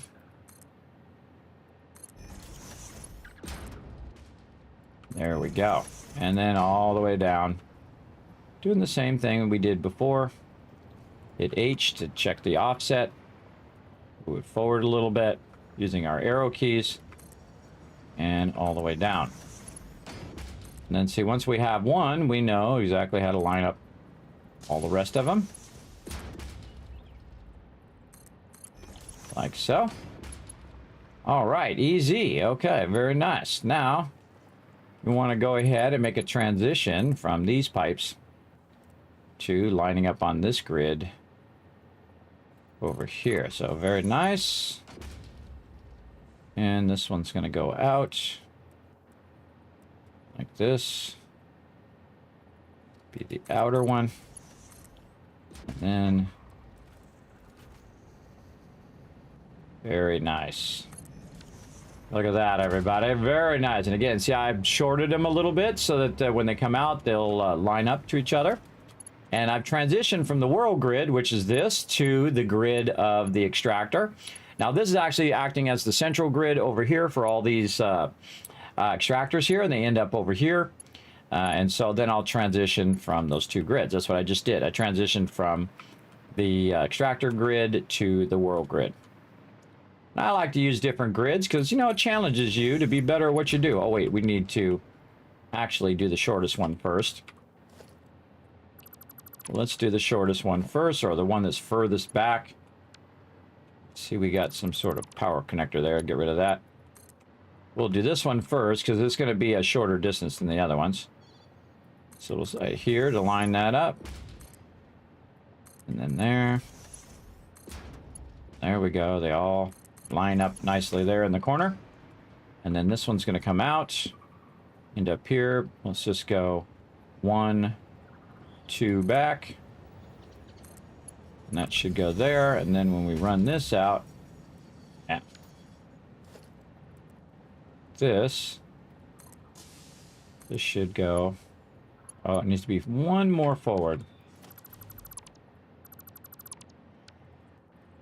Right there. Oh. I always forget it goes up first before you click. There we go. Again, I'm just trying to align it first. Rotate it first. Come on, scroll wheel. There we go. Then click it. Oh, that's still not right. Nope. I shall do it till it's right. I thought it was 2 back. 1, 2, right here. And we rotate it. Click it. There we go. Now we got a good looking pipe there. There we go. Again, just trying to get those nice 90s in there. They did promise us that we were going to get our auto pipe 90s. I have not seen those auto pipe 90s yet, but hopefully one day we get them. All right, this one's straight down the center. So we're going to get this one down the center. This is going to be the outer one. So maybe here. to there for right now. And this one's going to come here, and then 1, 1, 2 back. We should have our 90. Yes, nice. Okay, very good. And then our outer one is going to be right along this edge here. Now, these pipes here that I'm doing are just temporary, so that we can get the corners in, like so. So this is going to come out probably to the edge of that one. This one's going to go here, and then 1, right there. 1, come on, 1 and 2 back, and then we'll have our 90. Nice. Okay, and that's it. We got that all set and ready to go. See how we did transition between grids and all of that? Back to the world grid. Very, very fun. Now we have that ready just for easy connecting when it is time to make that happen. Now we need to bring our power down even further here. I'm going to bring it all the way down to the bottom so we can connect it way down here, and then also connect it to this other grid. Run that along the back side here, like so. Then we'll transition it over here as our primary power. And then this primary power will connect here into the A input. And that A will then run this and allow us to turn that on and off. We also have a central grid, which goes down that way. So we're going to need to also take this and put this as our central connector there eventually. We'll have to go in and figure out how all that power is connected there. And then just connect this, because this is a central line which is running over to there. And then I believe it also, it's here. So that's basically an always-on power. These main power line here, yes, and we have a power grid going out that way. And then that's doing those two. And then this one's doing this one. And then we can shut these off individually if we need to. All right. Now we got all that done. So we're going to put our straight pipes in. Wherever you have a straight segment is where I usually put the pipes. Now this is transitioning down. So putting it on an angled pipe, I don't really like to do. I like to put it on a straight pipe here to start my pipes going. It's just easier to do your head lifts, I feel. Look at how it switches it around just to troll me. No. This away. No. This way. Why you do that? Why you do these crazy things? All right, let's upgrade connector here. Come on. There you go. And then this one here. That one there. And there is the primary start to our pipes. Very nice. Okay, now, when you're doing this, what it's going to do is show you this little thing where the pipe is supposed to end up, and get it to turn the other way. And as you're adding this in here, it'll show you where it should end, right there, right? And it actually even snaps to it. But I think it lies, everybody, because every time I look at it, it says that my pump's at 52 instead of at 50 or below 50. Now, I don't know why they added that snap in a point in which it is not optimized. I don't know. It might be optimized, and maybe I just misunderstanding the use of that little snap there. But a lot of people use that snap. I don't like that because I like to have a little bit of wiggle room in it. I think that thing should be moved down about this far down so that it doesn't exceed my actual head lift. So you can see I move it down a bit like this. And then we're going to go ahead and utilize some of our power here. And we're just going to run it off of here, and we're going to just put it, let's say, right on the edge of that. So we can then run these individual connectors right to there. So they're all connected in the same spot. This one is going, these are going the wrong way because this game loves to troll me. All right, there we go. Stop switching it the wrong way. If I just told it to be one way, stay that way that I told you to be the first time. How can I tell? It's because the way that the lights are. in there. Actually, we could put these in here a little better. Hold on. Let's put these in here a little better. Or we put it down and line it up. Let's say, how many segments? 1, 2, 3. 1, 2, 3, 4 segments down, just to make them nice and uniform along the pipeline there. Again, always looking at this striped edge. That striped edge should be at the top in this case. If you see it's not at the top, then you know it's going the wrong way. There we go. Just kind of line that up a bit nicer there. All of this into power. Now see, we don't even have to have anything flowing through it to know where we want it to go. And so we're going to go up here, and there's 1. This would be 2, 3, and 4 segments down. We might have to come back later and fix it if it's not far enough. And then again, we'll grab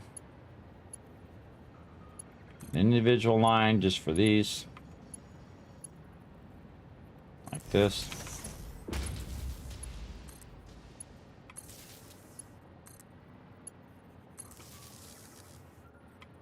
Double check those are all connected. Yep, it should be 4 or 4.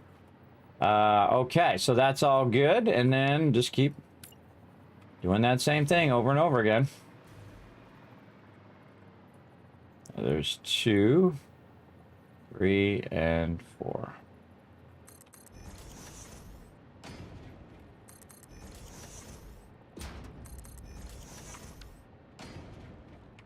They trolling me.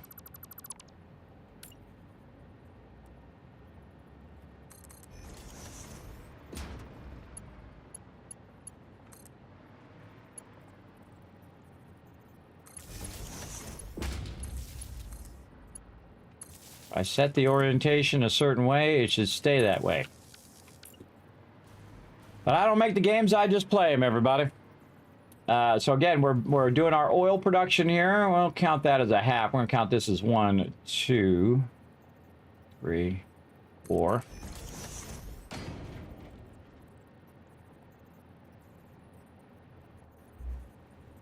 Get my sneeze on.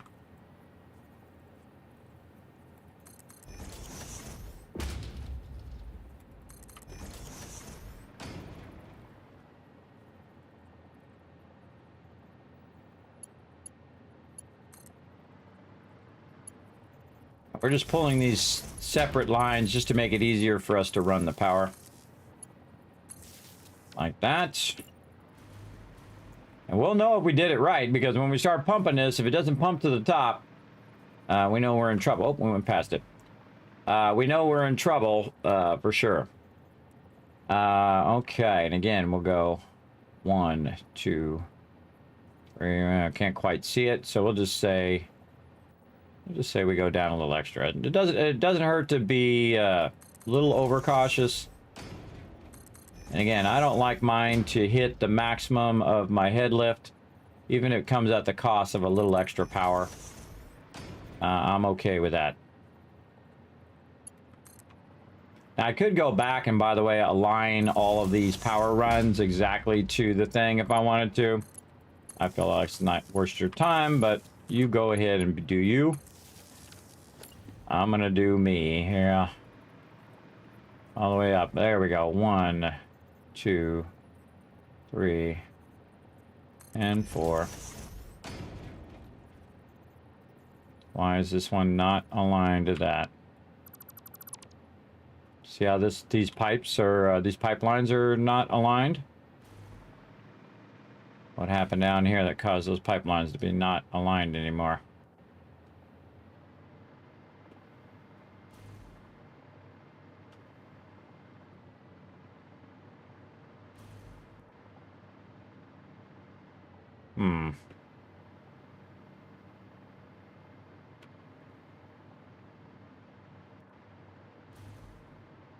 Weird. All right.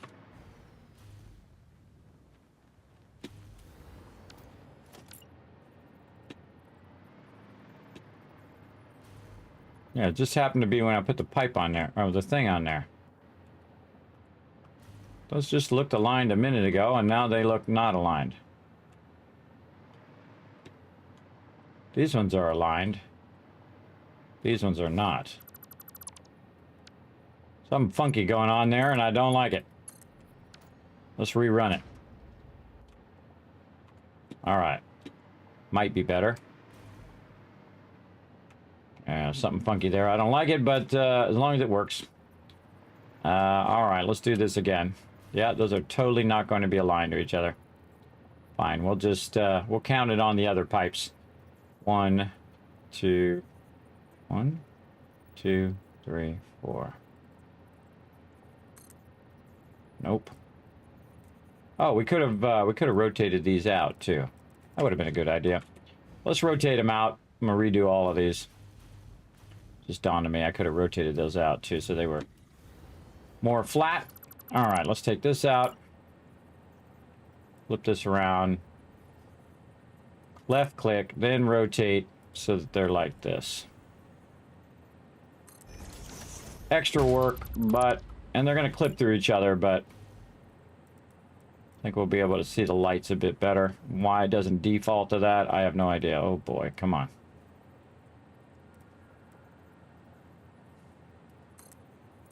Ah, no.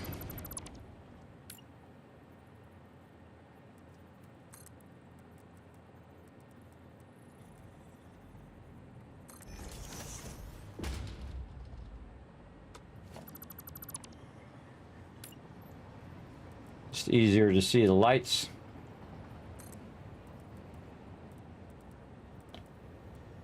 Again, most of the time, I don't like stuff to clip, but do what you got to do to make it look nice. What we want to have is all three of our lights facing like that, so we can see that all the pumps are got power and they're looking good. Like those down there. All right, let's go fix that as well. Again, we'll just fix these over here. I don't mind going back. If I see something I want to change, I will go back, take whatever time it takes to make it right. Again, I kind of feel like once you do this once, it should automatically orient the next one to be exactly like that one. But it doesn't. So I have to manually do it every single time. Which is kind of a bummer, but do what we got to do. We're going to rotate those out, and we will rotate those out. Might end up coming back again, too, when we start running the actual fluids themselves and fixing all of those. We'll see how it goes.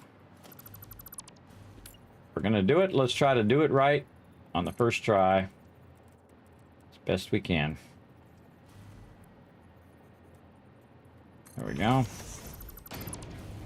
I try to get the first one in so I can use that as a template as to where to put the other ones.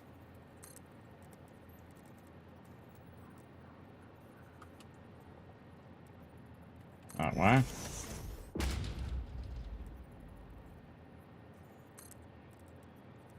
A lot of very precise rotating here. Sometimes it's hard to tell if it's at the same angle. There we go.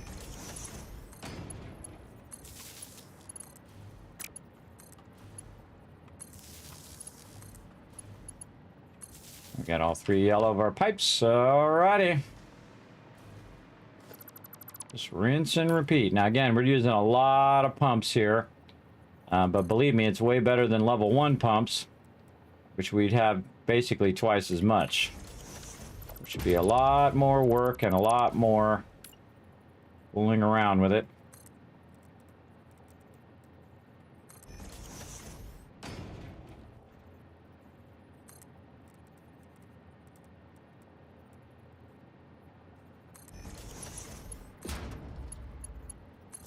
This is going to be nice when we get this working. Going to be so sweet. All right, very nice, looking good.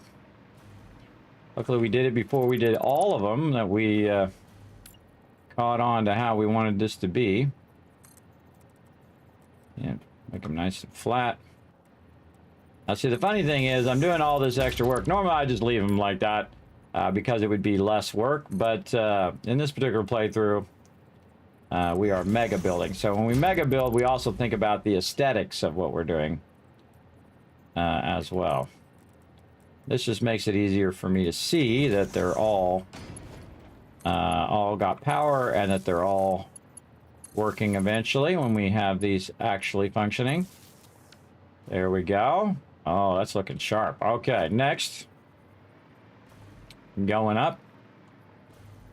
And again, we'll use the one on the left. So 1, 2, 3, 4, right there. Flip it around the other way. Click it, rotate it. Like this. Again, since they're all at the same distance, we can just use them all to align it. Again, it kind of sucks that they flip a little bit there, but do what you got to do. All right, up here. Back there. Hide all those lines behind there. And all 3 of those good to go. All right, we're getting pretty close to the top here.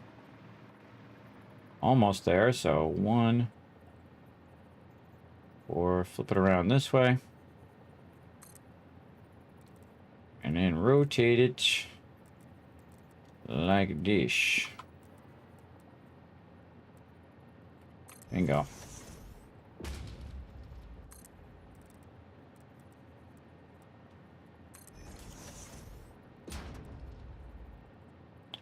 Much more time consuming like this. But looks a lot better. All right, where's our next power connector? Actually, let's just grab this one down here. And just bring that up right there.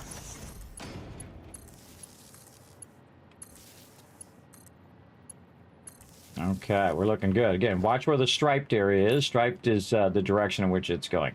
And you can see we need another one up here. Now, again, I don't like it to snap to there because, again, it... 2, 3, 4. It usually exceeds my head lift. Or I don't know why they would make it like that. Maybe it's fine. You can go ahead and try it like that. I don't like it, so I'm not going to do it. I always like to have leeway in everything that I do so that I don't have to come back and fuddle with it later. That is going the wrong way. There we go.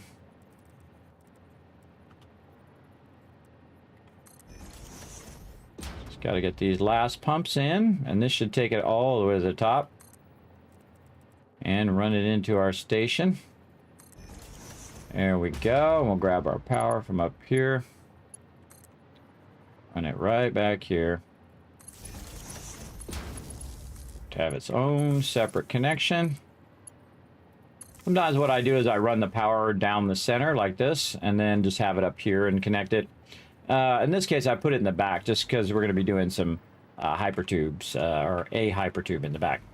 All right, that's going to go all the way up. Let's just double check by putting our pump in here and seeing if it says that it is going all the way up into the thing. Yep, otherwise it would have that big block, that blue block that would say, hey, you know, it's going to only go this far.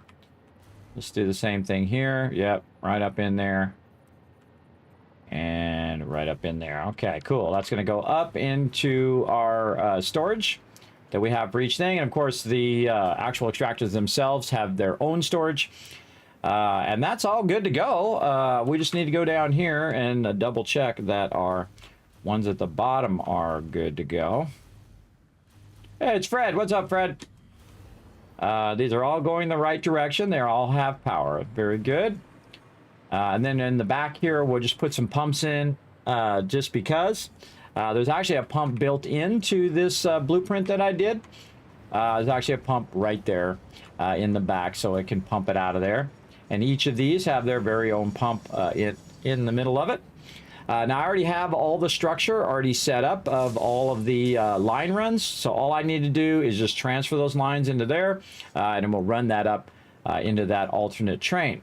Now, that's all well and good to have all of that done, but I don't actually have it where it's going to run directly into the power and start the power up, right? So what we're doing now is great and wonderful, but it is not going to actually start up if we do it right now. So we definitely don't want to do that. We want to go ahead and add a little thing here.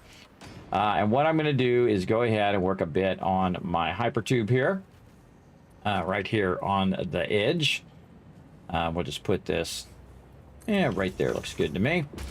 And then we'll go ahead and think about what we want on the right side or the left side. Kind of feeling right side, maybe. So we'll just go ahead and do the same thing, but vertically. Go 1, 2, let's just say 3 up. And then we're going to try to connect. Oh, wait, it didn't do it. We'll just run it out of here, even better. And then we'll just run it straight out. And then we'll say horizontal to vertical. Yes, much better. That'll give us a nice arch. And then back to auto. And up we go. We just go until it goes max length. There we go. Now you know why I did it on the backside. So I could just very easily in the future take the hypertube up or down. I could also just use the power if I need to. Now this is the type of power that should never be off. This should always be on, this line run power here for my use. And then we'll say like right there.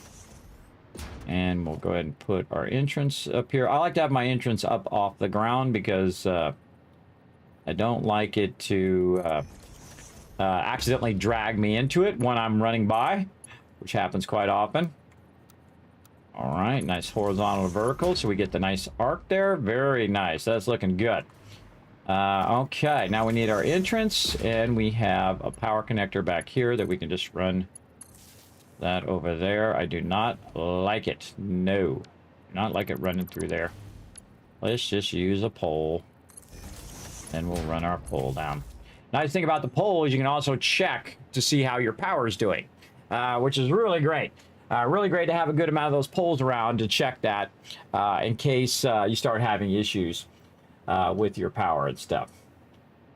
Let me click some buttons over here. There we go. All right. More buttons over there. Okay. Let's see. We got that done. We got our connector there. Let's test her out.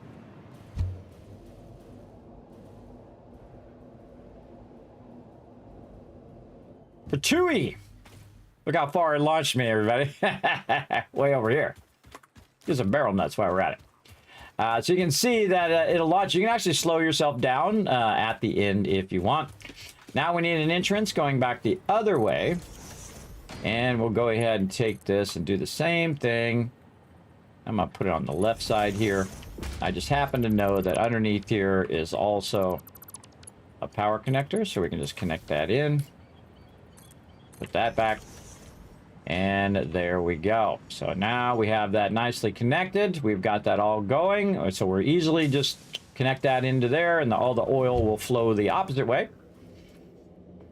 And now we're going to run all the way back up. Much easier to run up through the hypertube, especially if you want to go make a sandwich. You can go ahead and just set this and do it.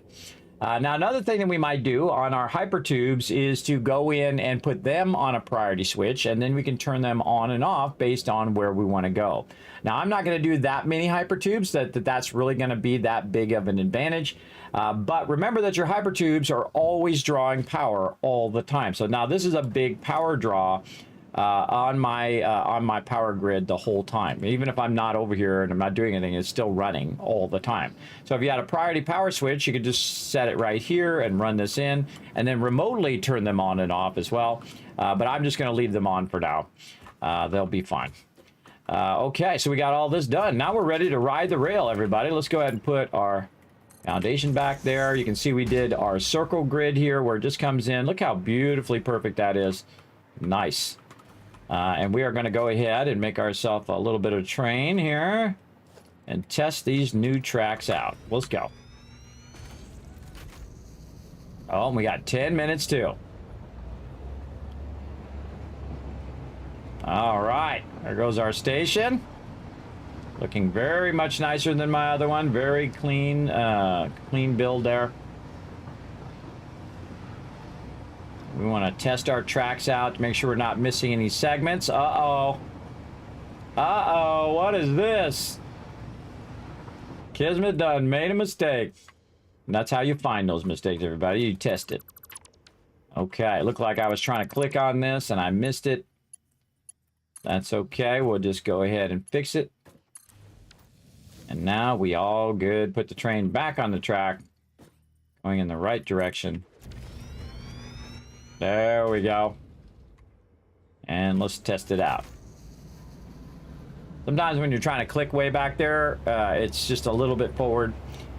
We didn't quite get it, but that's okay. Let's go. This is why we test.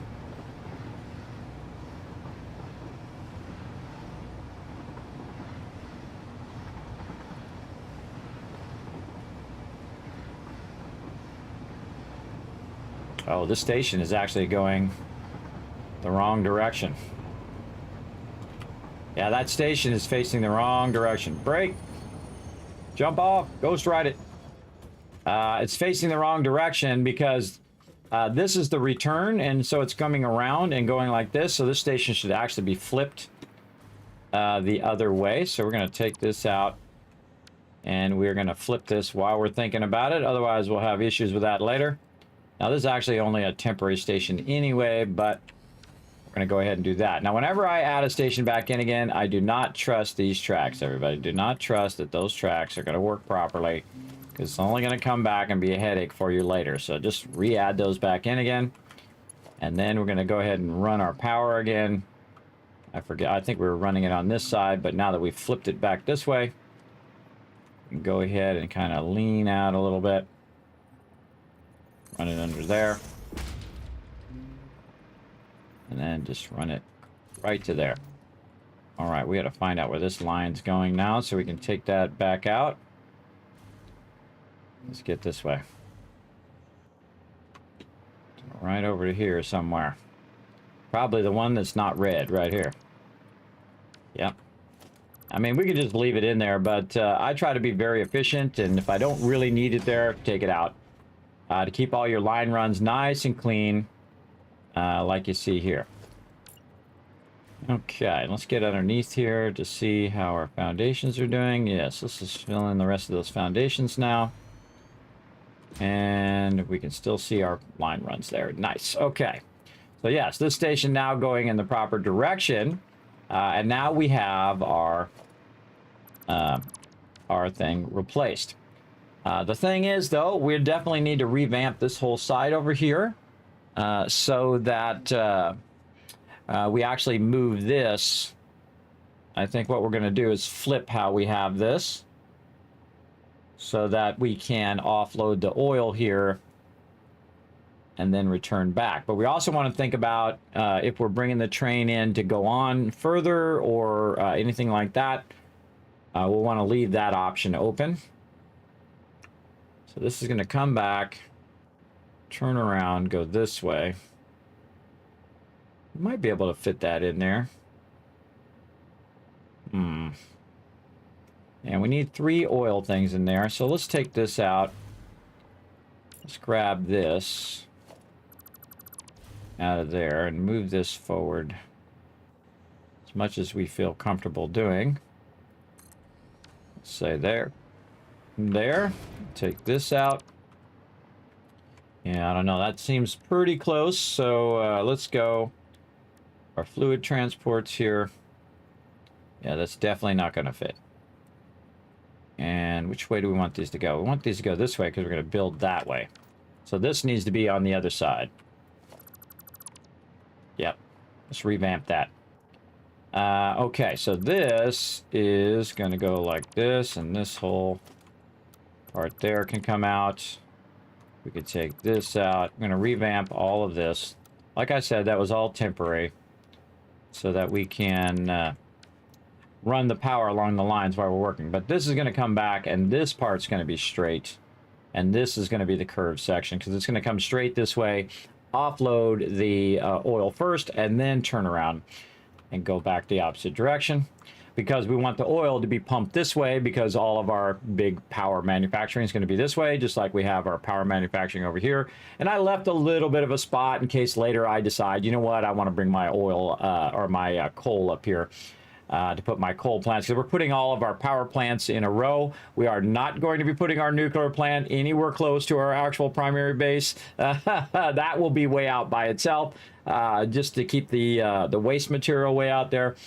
But we could bring it in close. You know what? I'm not going to say for absolute sure we're not going to put it close, but normally you should not put it close to your base because of the radiation and stuff. Okay, so train station coming in.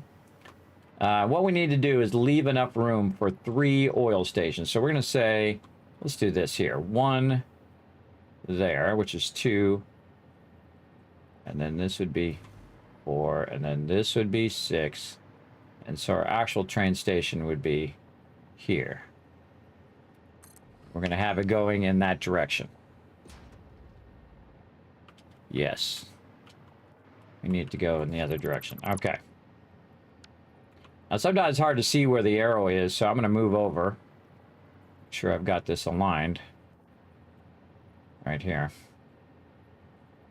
Just so I can see which way the arrow is going, because the arrow should be going that way. Now we flipped it back the other way again. Again, always, you know, just keep at it until you get it the way you like it. Let's go ahead and set our fluid platform to number 4. There we go. And there's 1. There's 2. And then those 3 oil that we want, and then combining our track nice and straight, perfectly straight in. I like them to come straight into the station and not do any of that curvy-worvy stuff. No, I don't like that. I don't like that at all. All right, more platforms out here. So we're going to go ahead and get our blueprints, and we're going to do 5 wide train foundations. And we're going to get it to rotate this way. Oh, we like that nice and straight. Yeah, that looks okay for now. All right. And we'll go ahead and just use 2 of these, because this is all we really need to turn around. And then we're going to offset it to the left this time. And we're going to use our 5 wide turnaround, turn our blueprint off. And we're going to look and see where the actual line is. The actual line's right here. And these foundations are just to help me align this to the other foundations, but they're going to be offset temporarily, and then we'll fix them later on. Again, you see I leave a 2 gap here, and the reason why I leave a 2 gap there is so that it's long enough for me to actually add the thing. If it's too short, it's awkward to add the thing, so I like to have at least 2, because that's just less awkward. Less awkward to transition. Okay, so there we go. Oh, it's time for break, and it's going to kick me off the server here in a couple minutes. So we're going to go ahead and run, speaking of foundations, we're going to run these foundations down. And, oh, I think we're running our power there at the end, too. So we need to find where our power connector was over here. And we'll now take that out, because we're going to, oh, boy. Uh-oh. Uh-oh. Uh-oh. Oh, almost fell off the side there, everybody. Almost fell off the side, but if I do, I'll be fine. By the way, if you have full health, like I do, and you fall, you can fall an infinite distance and still survive, which is cool. So 60 seconds. All right, forcing me to take a break. All right, let's go to the main menu. We're gonna let that restart, because it restarts itself. It also reminds me to take a break, because I'm really bad about breaks sometimes. I sit here and I go for way too long. But we're going to go ahead and take a break, everybody, and we'll come back to that in just a bit. We'll go ahead and get our words on stream up for you guys to be able to descramble the words. So feel free to put those words in the chat to descramble them. If I see you guys working together, it's the only way to finish it, by the way, is if everybody works together in the chat. Put a little sound on for you. And we'll come back and we'll do some more of that. That's really fun. We're getting there. We're getting our 2 sides of our trains going. And then we're going to do the real fun part where we build out all of our factories and we do all of our ratios of our fuel, turbo fuel, and then our fuel generators. And that's going to be really fun, because we're going to use our blueprinting for all of that as well. So here we go, everybody. We're going to start this up, and I shall be back in just a bit. Here we go. There we go.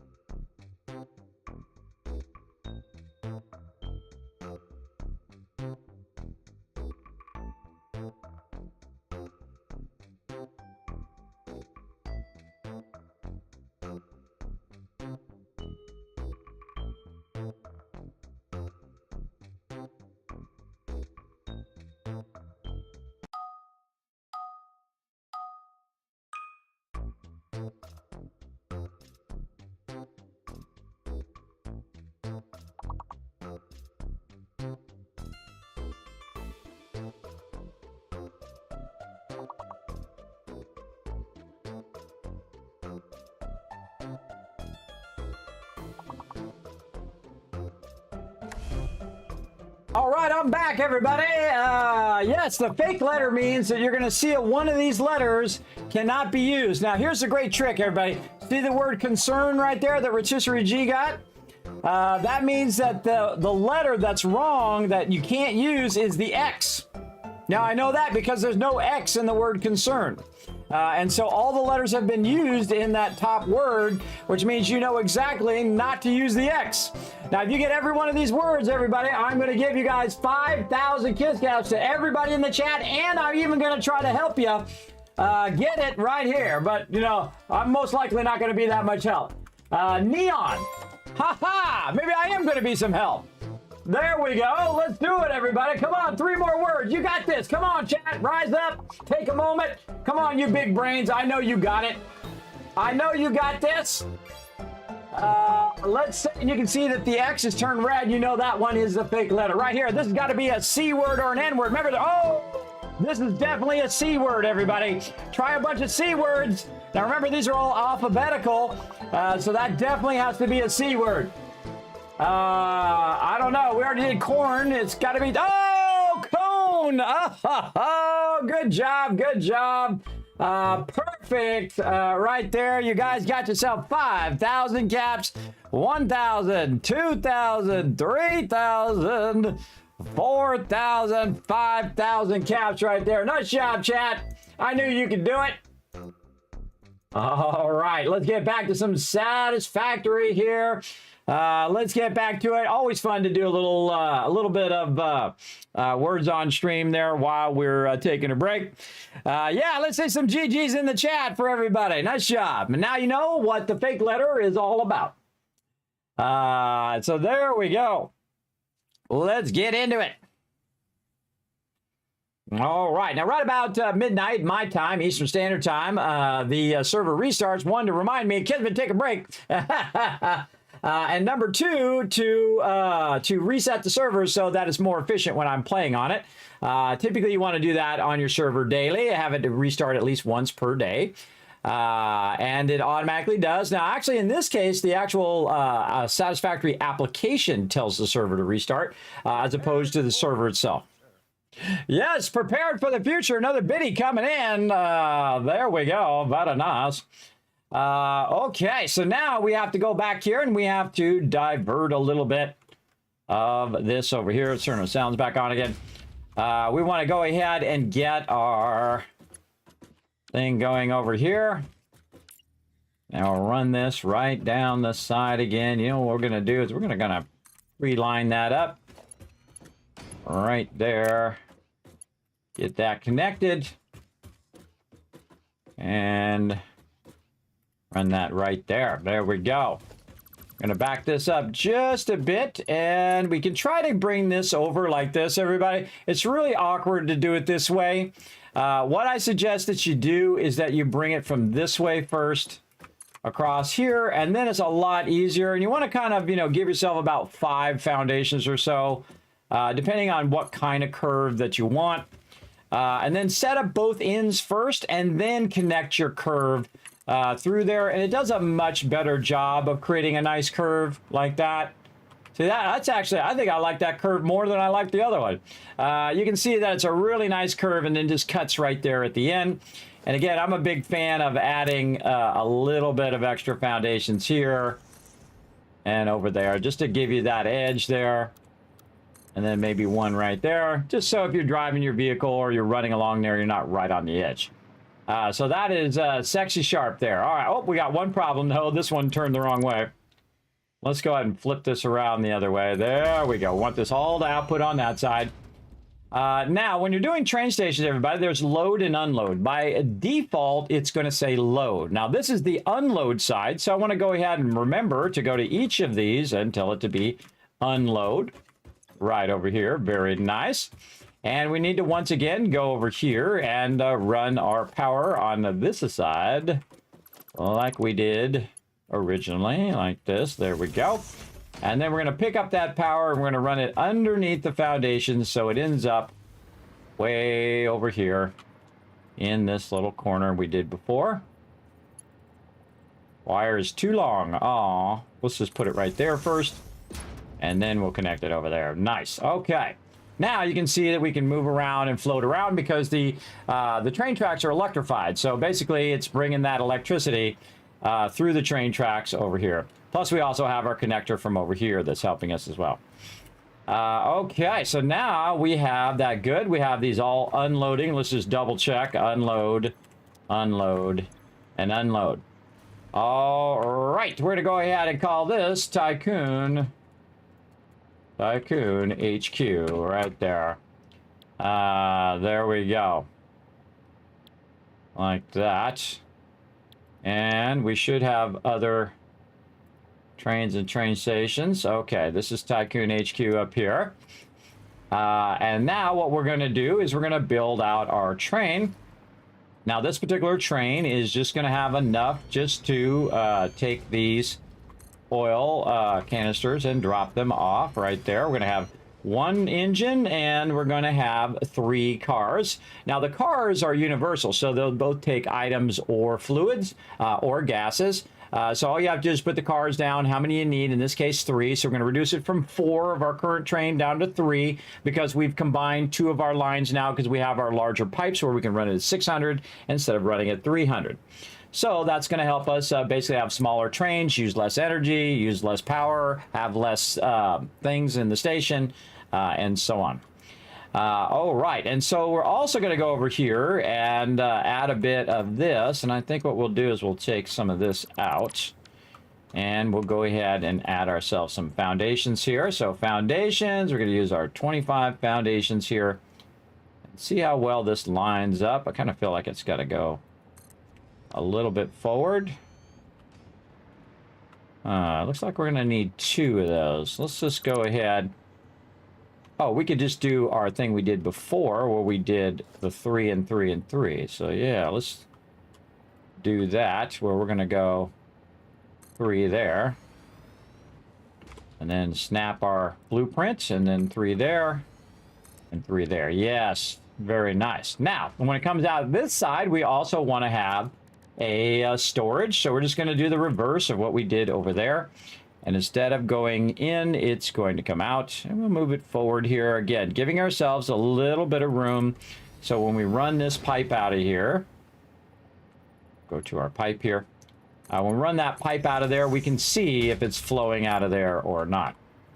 And then over here, we're going to align both of these. That looks pretty good. And then same thing here. Line those. Connect those outputs. And we are good. So we have ourselves a train, again, that replaces that other train, also runs way more efficiently, and also runs closer to other resources that we can grab later. But right now, we just want the oil. I want to bring the oil over here and then take the oil and run it right to where our fluid's going to be. Down there, we have this system already going. You can see it comes down, turns around, goes back the other way. I really like how I have that curve going there on that station as well. And we can see that it actually goes down and stores the oil down there. Now, I have it triple stacked here because it's up above and then it comes down. On this one, I'm just going to use a single buffer. But we could add more buffers on top to really stack it up and have it just come up and go to the top one and flow downwards. And then we'd have 3 of them. But we're just going to use a single buffer, see how we like it. We can always come back and change it later. Now what we're going to do is get our factory floor going. So we're going to go down here to my other set. There we go. And then we're going to get our foundations out here and turn this off and bring our foundations out. Where's our blueprint? Right here. Yes. Okay, and we're just going to line these up to our central road, because that's going to help us a lot. And you can see, that's why you use the foundations as a blueprint right away, everybody, because you can see you can just fill this in really quickly with all of your foundations like that. Very nice. And then any gaps that we have, we can just fill those gaps with our zooping. Like that. Very nice. I like all of that. Probably want to go in and just clean up that little corner there. There we go. Gives us a general idea. The red is for train stations and train tracks. Yellow is for our main road, and purple is for where my main kind of hub production area is over there. So there we go. Looks pretty good. Now, do we want to think about, do we want a road going in this direction? We have one over there, so we don't necessarily need a road right here. So we could just go down a little bit further and then take that road.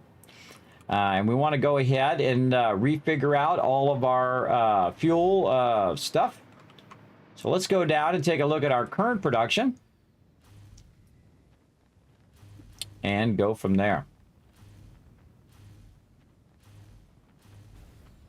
Okay, so as we can see, our four train cars are unloading that oil, and that oil then runs down into these, and you can see we got them triple stacked. And then they go ahead and run down, and each of these run to our various fuel stations. You can see that we have 5 of these together, and that's because they work out mathematically where 5 of them goes well together. So it takes 60 per minute to go. So we hit N and we say 60, because you can use the little search bar as a calculator as well. Divided by 600, well, it's the other way, 600 divided by 60. Means that one 600 branch could provide 10 of these worth of oil. Now, I highly recommend that you break them into smaller groups, because the further the line has to go, the more the ones at the end are starving for resources. So it's much better to run them, split them into individual runs like we have here, where we have a set of 5 and then we have another set of 5. Notice I have a gap in between. And what we've done is we've brought that pipe down and we run it here. Now these particular ones here are set to 300, as we can see here, because we had them separate originally, because we had the slower lines. But these are going to be combined into a single one. So that's why they're run individually, because they're 2 300 lines.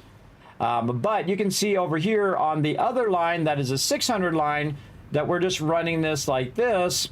And then it goes into this first one, it splits this way, and then keeps going down to here.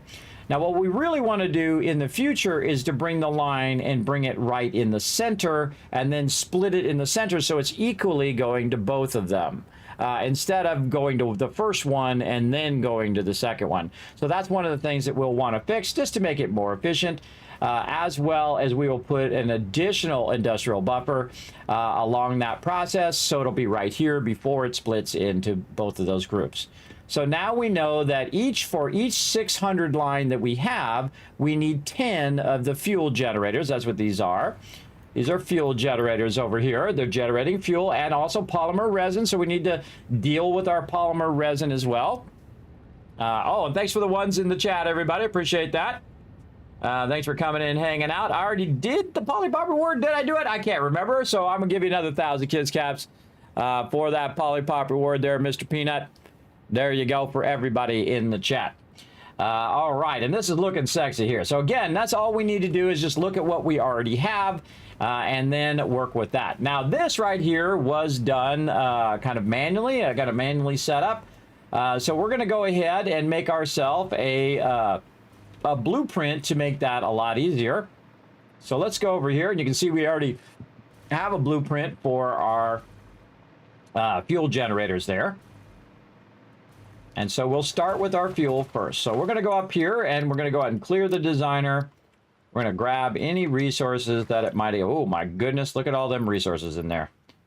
Oh, mama. That's a lot of resources. Hold on. Let's get all the little resources first. Let's get all of those out of there. Those definitely need to go back to my base. Then a couple of these. We don't need all of these, but we'll leave them in there in case we need them. Okay, now let's go ahead and see if I have done. I don't remember. And oh, we need to take all this temp stuff out too. So best if we go out of here and we go actually into our build menu here. And we go to blueprints, and then we go undefined, and we kind of clean up a bit of our mess here where we have these temporary ones, and we're going to remove those. Not like the last time we're going to be doing temporary ones, but there we go. And temporary biomass. That's why I put the word temp on there, so I know that that is something that I'm going to get rid of. Single level battery box. We'll get rid of that. Okay, and we also have a bunch of other stuff. We'll apply those changes. Oh, we got a new blueprint there. I don't know what that is, but we're going to take it out just to keep our thing nice and clean. Okay, so we got pipe runs here.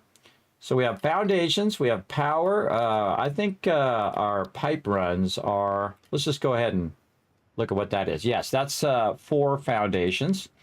So let's go ahead and organize that a bit. Again, you can create categories over here on the right, on the left. And we'll say that this is going to be renamed to pipes. There we go. Boom. And I would put this up here by foundations, because usually you're doing your foundation runs and then your pipe runs. Power, extractors, basic factory groups, and storage. Storage I would put up higher too, because you're usually doing these 3 in conjunction. We'll apply those changes. All right, so we'll do pipes. Oops, I forgot you got to hit edit. Kind of weird that you just can't drag it, but you got to hit edit first, and then you can drag it. Now I need a subcategory. In here, and these are our pipe runs, no foundations. There we go. And there, okay.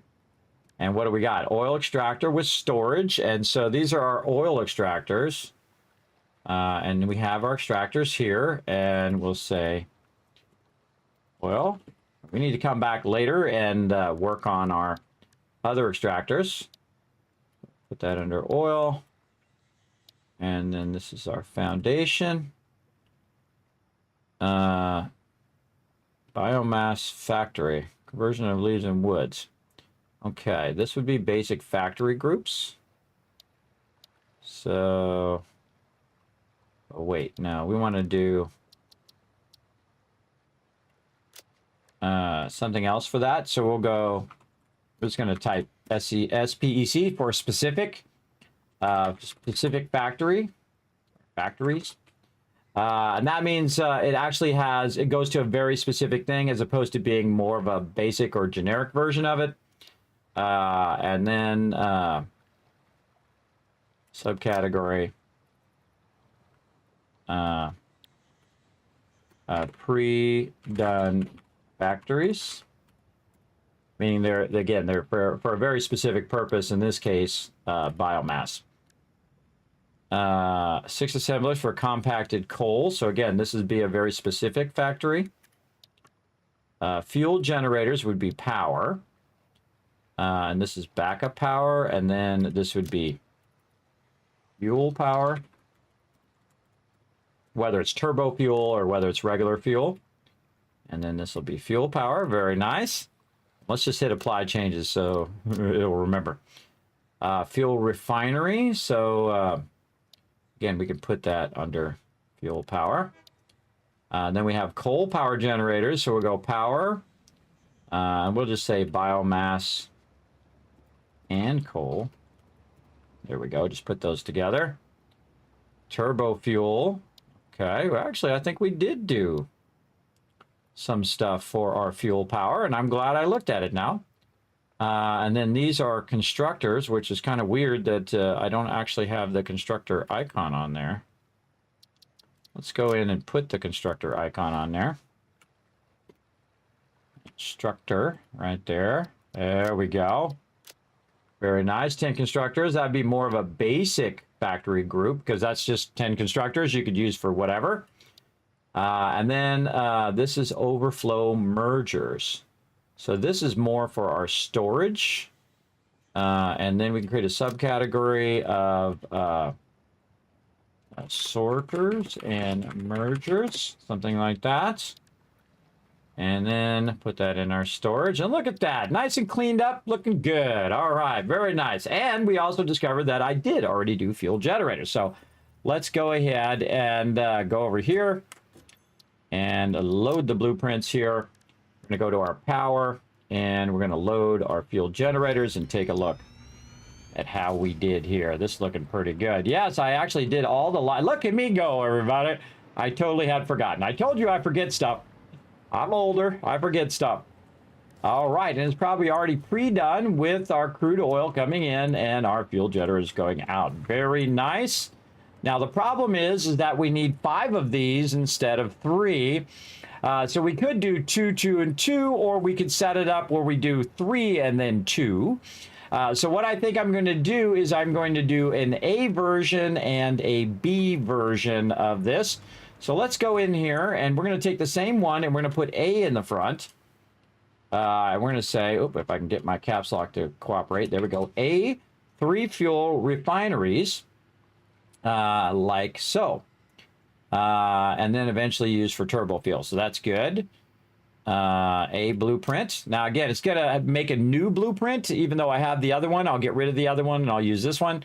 So this will make this a lot easier. So that's going to be A, and then we want B, which is just going to be 2 of them, and we'll go ahead and just take out this first one, and any lines that are associated with that first one, like this, and then all of these, and this, there we go.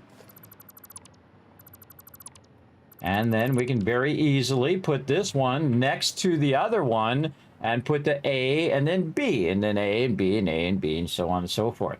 Now, another thing that we might want to do also on these, and let's go ahead and save this one. Let's make sure that everything looks connected and that we're good back here. And we can keep chaining these down if we want to. And so, and notice that it doesn't have foundation, so we can just set it on a foundation. So we'll save this one as B, 2 fuel refineries, 2 real fuel refineries. That works with the A version of fuel refineries. There we go. And save. There we go. Now, when we go to look at our blueprints, we'll see that we have 2 new ones that are there. Now, the cool thing is to put it in the undefined so that you can then go and know which one is the one you want to get rid of, which is this one. And we'll just go ahead and remove that blueprint now because we don't need the extra blueprint. Really want to keep these blueprints nice and organized because believe me, it'll get very confusing very quickly if you don't. All right, now of course I'd like to have these range, but I'm just going to put them there for now. And what we're going to do is we're going to think about how we want our factories to be. Do we want them to be open like this, where we're just looking at them all the time, or do we want them to be enclosed in what we're doing? And how are we going to have the A's and the B's working together if we're going to enclose them, right? In their own little mini enclosed factories, which is what we're going to do. Instead of having them out where you're watching all the processes running, which is going to pull down your frames, you can actually put them inside a box or in a fancy thing if you want to build it out of glass and do all that. I'm not going to do that currently, but we can always come back and fool around with that later. Really, we want it to be functional first, right? Function first. Very much the reverse of Bauhaus, which is form follows function. In this case, function and then form later on. Because function is efficient, form takes a lot longer. But there you go. Okay, so now if we think about this, how are we going to connect A to B, B to A, and so on? So we're going to say that maybe we're going to put down A first, right? So if we put down A first, and we're just going to test it off to the side here. So if we go ahead and go to our power, we're going to go ahead and take A, and we're going to turn blueprint thing off, and we're going to put A down right here. Is this the output or the input? Good question. This is the output. On this side? No, this other side is the output. It's the pipe side where it's just a solo pipe is the output. That's where it's going to output. Jeez. That's where it's going to output that fuel. All right, we'll put that right there. So there's A. And then we'll go ahead and take B. Again, we're just testing these. Now, again, if we turn on blueprint, it'll try to snap to the blueprint, but I'd suggest when you first start doing it, just do it manually like this, and then hit H for hologram. So you can make sure that those ladders are lined up like that. You don't want it too close. And this way, you're kind of maximizing your alignment. So we want something like that, right? So these pipes here are the output, and then we can just very easily go in and connect these pipes together. Go on the back side here, and same thing, pipe together.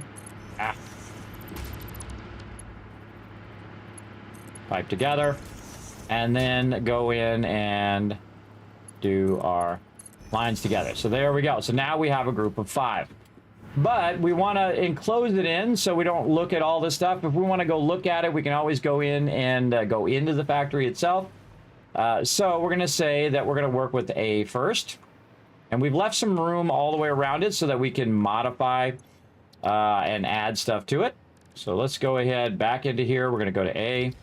Now, see, if you load it, then you can modify the settings and modify the description and all that stuff in there. If you rename it, then it's going to create a new one. But if you leave it the same name, it's just going to modify the one that you have. So what we want to do is say, you know what? We want to go ahead and take this and put this in a little factory here, right? Now, over here, we don't really want to worry about that. And we want to go ahead and put it here within these walls. Now, we're going to have a problem, though, in this particular case, that this is taking over too much room, right? So it has all this extra room around the outside, which is fine if you want to have extra room. For me, I want it to be as efficient as possible and take up the least amount of room. So instead of doing it that way, what I'm going to do is try to optimize this pattern so it doesn't use the whole thing. So I'm just going to clear it like this, and I'm actually going to use the blueprint on the blueprinter. So I'm going to take the A1 and I'm going to put it down, and I'm going to turn those pipes, I'm going to try anyway, to turn these pipes forward. There we go. And then we're going to try to get it close to the edge, and we're going to hit H, and we're going to bring it forward. Now this might be a little too far because it's right up against the thing. Let's go back here and see how we're looking back here. Oh, that is actually perfect because it doesn't use this other row, and thus we could eliminate a whole entire section of this, of the foundations that we don't need. Now, I would kind of move it over a little bit, though, so it was centered within that area so that it's not so close up to the wall. Now, this part over here doesn't really matter. If it's real close to the wall, I'm just trying to eliminate the extra foundations that I would need if I was going to do it this way. So I'm going to go ahead and do that. And we're going to put this nice and tight. You can leave room in there if you want. I typically will, but in this case, we're just going to go ahead and do this. Now, when you're doing this, you want to think about how you want this to end up. Wow, look at that. All the pipes end up nicely in the wall there. Very cool. Very cool. If I wanted to run in from the back here, I could very easily just run in through that back area as well. Very, very cool. Now, if you want to go in and check on this to make sure that it's working and stuff like that, I would think that out now. Now, again, this is going to go up nice and high. We're going to figure out the height first before we put in all the other walls. We're going to take our foundations. I like to use the 1 meter. That's just me. Sometimes I use the bigger ones if I feel like I want it to feel more industrial strength. Now you notice that I'm leaving the top of these out like this, And I can actually access the refinery from up on top if I leave these out. Plus, we'll see the smoke coming out of there as well. You definitely don't want to backlog a bunch of smoke down here and suffocate yourself. That would not be good. Now, another thing I could do is say, you know what? I don't want to go up that high. I want to go right here. And again, we can just RP that we went in and we took a blowtorch and we cut that part out of the thing and all of that. Remember, you can, when in doubt, just RP in how you fixed it so it's not clipping. And so we can do something more like that, so it's using less. But also, again, it gives us 2 access points where we can access it from here, and we can access it from back there. And we don't actually have to go in to see if they're working. Another thing that it does is it leaves the lights outside. So we're seeing the lights, but we're not watching the belts. We're not watching all the stuff that's going on inside, but we can glance at it and say, is that working? And we can just look at the lights at the top. Now remember, this one's going to be on the right side and the B one is going to be on the left side. So we just need to build it out on the one side. So over here, we can actually eliminate this wall or just not put this wall in on the other one, either way. But eliminate that wall because the next one we're going to do is just going to kind of finish out here because the blueprint is not big enough for me to put it all in one blueprint. So I am going to put it in 2 separate sections so I can then very easily do 5 and 5 and 5 and 5 all the way down. And then the same thing here. We're going to go ahead and bring this forward. And we're just going to finish all of these off like this. Now, another cool thing about filling this in is the fact that we can run our power. Now, right now, none of this power is run, and so I can go ahead and do all my power runs and kind of align them to each other here and just attach them to the roof, which is very nice. I love the roof attachment. They finally added that years later after the game came out. I love the top attachments there. Makes it very easy to line run all of these and get them all nice and tidy up out of the way. And there we go. So now we have all of the line runs there. Now we also want to think about, okay, wait a minute. Maybe I want to run this so I can connect it through this wall. It doesn't let you do that, sadly, if it is on the edge of your blueprinter. Now, if you had it inset, you could do a wall outlet or a double wall outlet where it's basically on both sides of the wall like that. But what I'm eventually going to do is take one of these and run them down so that they'll end up connecting to the foundation underneath, and that will where all the line runs and power will run. So I'll run it down here somewhere right there, and then we'll run up at an angle, hit that one, and then power all of those. So that's going to be useful. Now, of course, also when we do the next one, the B version, we'll go ahead and just make a little connection there, and it will connect to all the power on the other one. So that's basically it. But if I do want to go in there and check it out, I'm not going to need to go in right here because the thing's going to be in the way. If I go at the bottom one, the pipe's going to be in the way. But I will go ahead and do myself a solid here by going down to walls and scrolling down to my favorite right here, which is the automated gate. Now I'm going to turn it so the light is on that side. There we go. And then put the 2 lights together like this, and then same here. Whenever you have 4, this is really great. 4 foundations wide. And there we go. So when we roll up here, what it's going to do is open the gate nice and wide. Allows us to get in. And then when we get far enough away from it, it'll automatically close. We don't have to open and close doors, which is dumb. I love automatic doors. Automatic doors are awesome.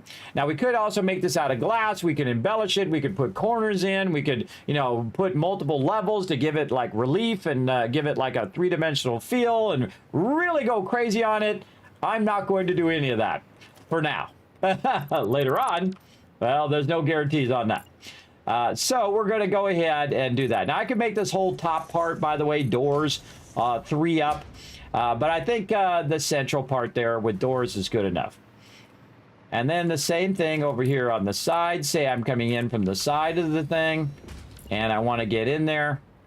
Again, just making those doors right at that perfect height that we might need. And we're going to reverse it this way and that way. Again, we might need to check our pipes. Uh-oh.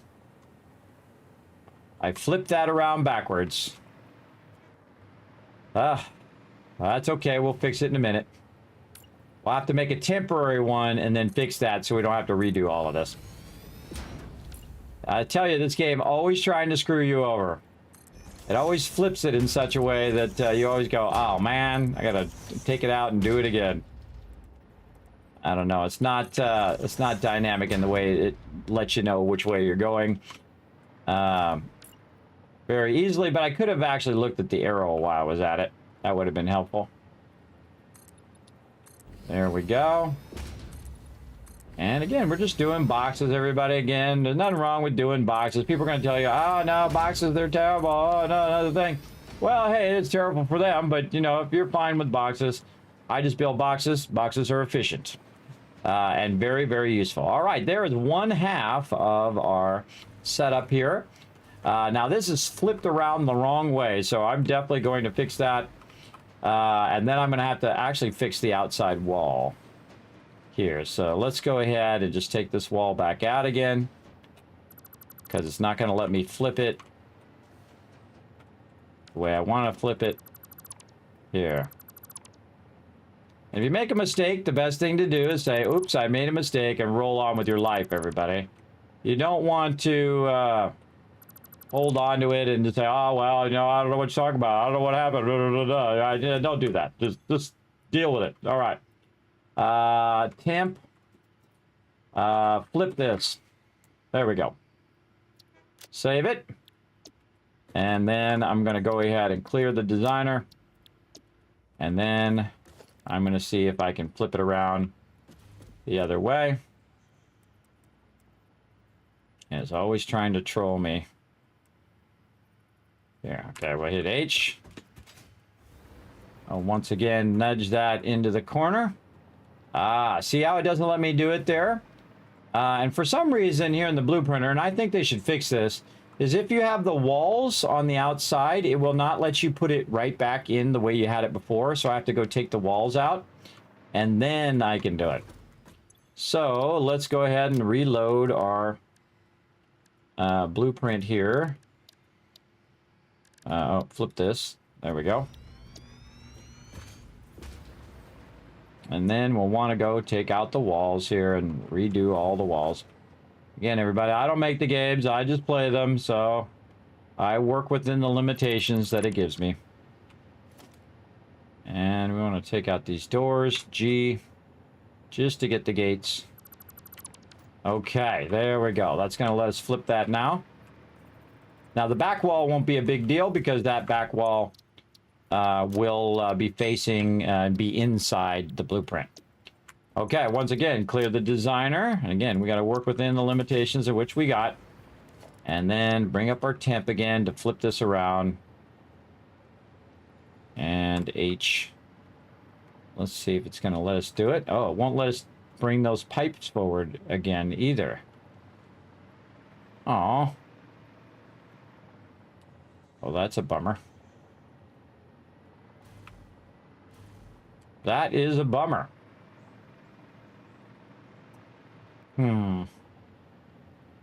Yes, we're going to have to use... Oh, because of the top. That's why. All right. Once again, working around the shortcomings of blueprinting. Let's go. It's because of these foundations at the top.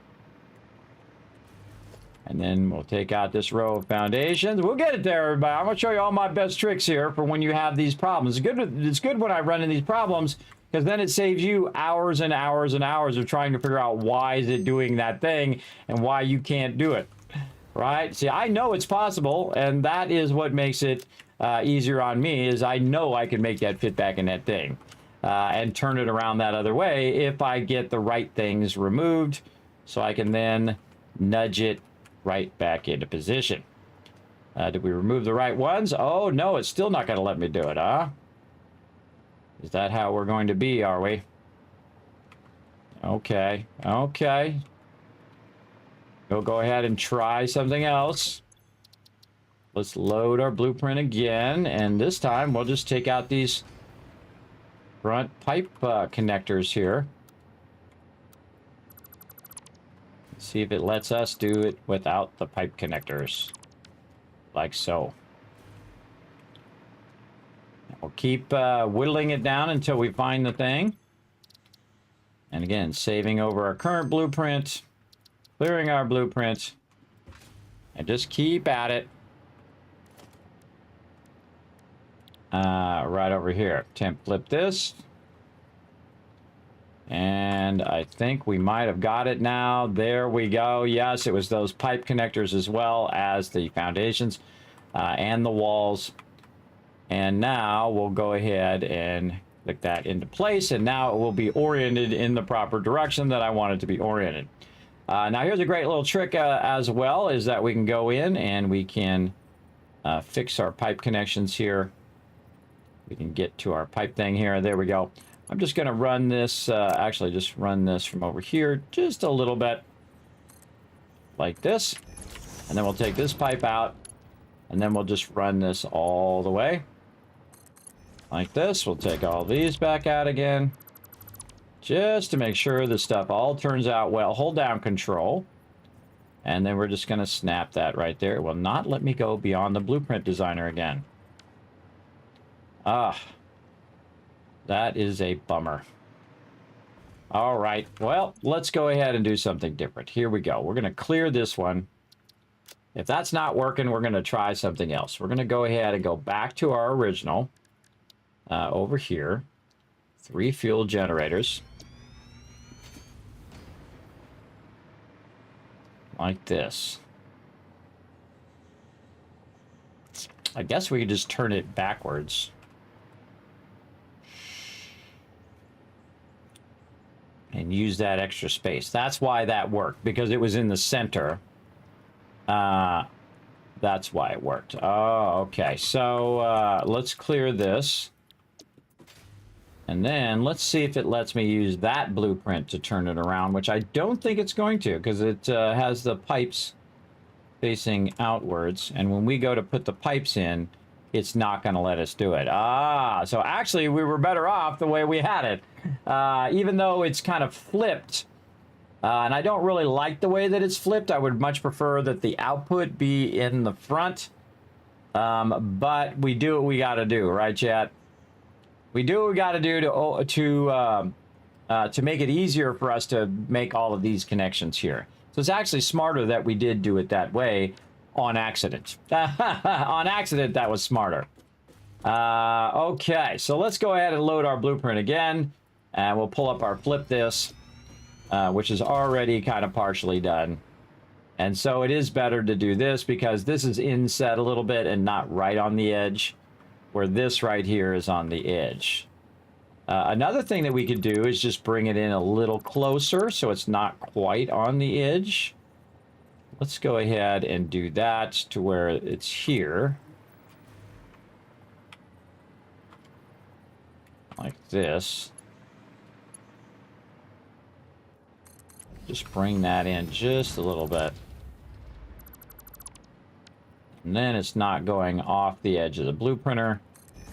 And then we could turn that around.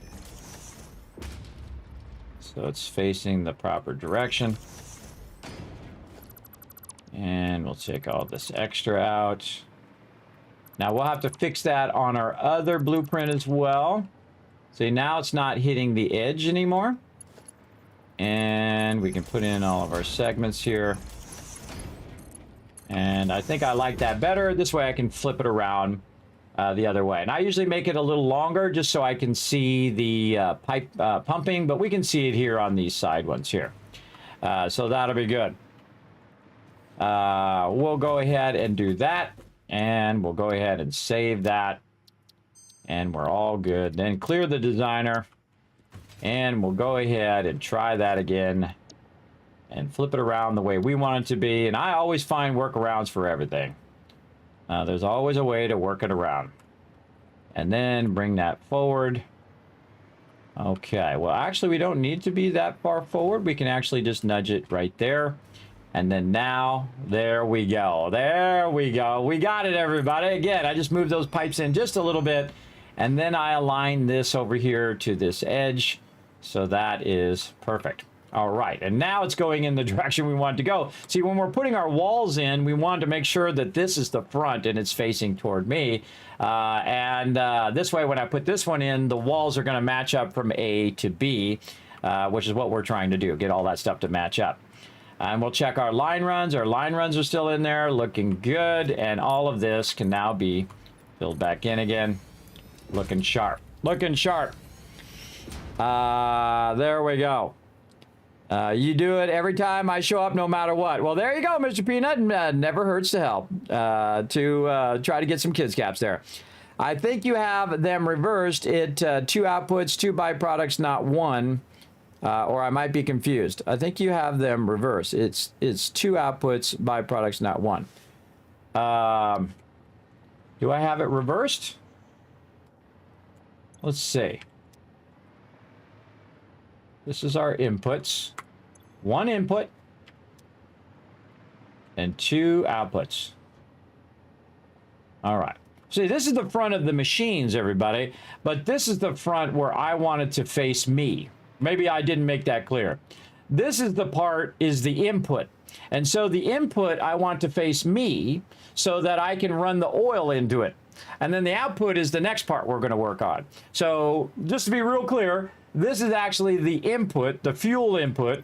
Maybe I didn't explain that well. And then the output is going to be the thing. But I consider this facing the front of my base, right? So the oil is going to be facing this way toward my base because that's where we have our oil extractors here. So they're going to be facing toward the storages. So that's what I consider the front of the blueprint, right? So I want the input to face the front of the blueprint. So when I put it down, the arrow is going to face toward me, and I can know exactly where the input is going to be. So being very, very clear there. So you're not confused. So there you go. Now you're confused. Now you're less confused than before there, Tab. Now you get it. That's what I'm trying to do, and I have succeeded. No worries. That's what, hey, I appreciate good questions in the chat. And then, nice and cleared in nicely. There we go. And now we can put in the rest of our foundations here. Again, when it's on the blueprinter, you can do this, but if you have to come back and try to put it back down on the blueprinter, you can't have the outer walls and you can't have the foundations because it just thinks you're going off the side of the thing, which I think they should fix, because if I can make it in the foundation thing, if I can make it in the blueprinter, why can't I just put it right back down in the same exact spot in the blueprinter? I don't know. Remember, they must have some logic for it, or they don't have any logic for it and it just does that and they're like, we're going to fix that one day. I think it might be the second one. But again, we're just using the minimum amount of foundations that we need. And by the way, when you're doing these doors, the doors, since they open like this is actually the only solid part of the door. So if you're trying to put a wall on top of it, you want to aim toward this edge. Because if you aim over here, you can see nothing happens. Like if I'm aiming at the top of this edge here, or if I go up and I try to aim at the top, you can see nothing happens. But if I go to this edge over here, you can see now it will go up on top. Well, not easily, but it goes up there. There we go. Much easier. Or you can just start from the top down, either way. Okay, now our A factory is lined up.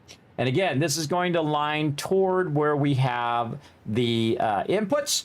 Now the inputs, I'm going to go and adjust these inputs as well. And what I'm going to do is on the left side here is where I'm going to have the actual input for this one. And then on the next one that I do, I'm going to do it the same exact thing, but I'm going to input it from the right side. So I'm kind of leaving myself open to make it either a left side or a right side one. But I could add it right now if I wanted to. And go in and say, hey, I want to put this right in here, but you can see that it says, nope, you can't do that because it's going out of the blueprinter. So that's why I leave that option open. I can also just leave this open to remind myself that I'm going to do that in the future. But I'm just going to go ahead and leave it like that for now. That's all good. All right, so now we have our one properly turned in the right direction. And we've got our A side good. We've got all of our outputs lined up there. Our inputs are looking good. We have all of our power run up here on top, which will run our power down into the foundations and run it. Notice this blueprint does not have foundation. Some are really helpful if you don't put the foundation in, because you can get more things stacked vertically, especially like storage boxes is a great example. That's why I'm not using foundations, so I can just put them down on the foundations where I want them to be without having to auto align them to the foundations if I don't want to. I could offset them wherever I want. Okay, so this one is good. Now we need to go in and we need to say that this is our A3 fuel fuel refinery building. There we go, which is different than the other one. The other one's just the refineries. This is the actual building. 3 fuel refineries with walls and power runs to be used with the B version to combine them into one building using 300 oil. Using 300 oil equals 5 fuel refineries. There we go. Good enough. Oh, okay. Now we're going to do this, and we're going to just search for refinery. Right there. We're going to go ahead and change this back to the green that we were using. Nice bright green there. Okay, now this is the A version. Now I'm going to select this and copy this because we're going to use this for the B version here in a second. And we're going to go ahead and save that blueprint. And now we got our new blueprint. Awesome. Okay, now again, we're also going to test these to make sure that they do work. Now over here we have our originals. We can go ahead and take these out. These were just a test before we got too far in it. Should take out these excess pipes. Look at our fuel generators just doing their job over there. Love it. Okay, now we need to go ahead and do the same thing, but with our B version. So we're going to go to our power. We're going to go to our B refineries. We're going to go ahead and turn this around. Or no, we need to go fix the B first. So let's load the B. Load B. There we go. And we need to go align the back of this just like we had before on the other version. And so we're going to take this out and say about there. Where did we do it? So we did it there before. And so I think we went back just a little bit. Instead of being on the line, we were back by 1, or were we back by 2? I don't remember. I don't remember. All right, well, let's go look. All right, we'll pull this back up again. That's why you double check these things. Okay, let's go check. All right, so this is on the edge right here.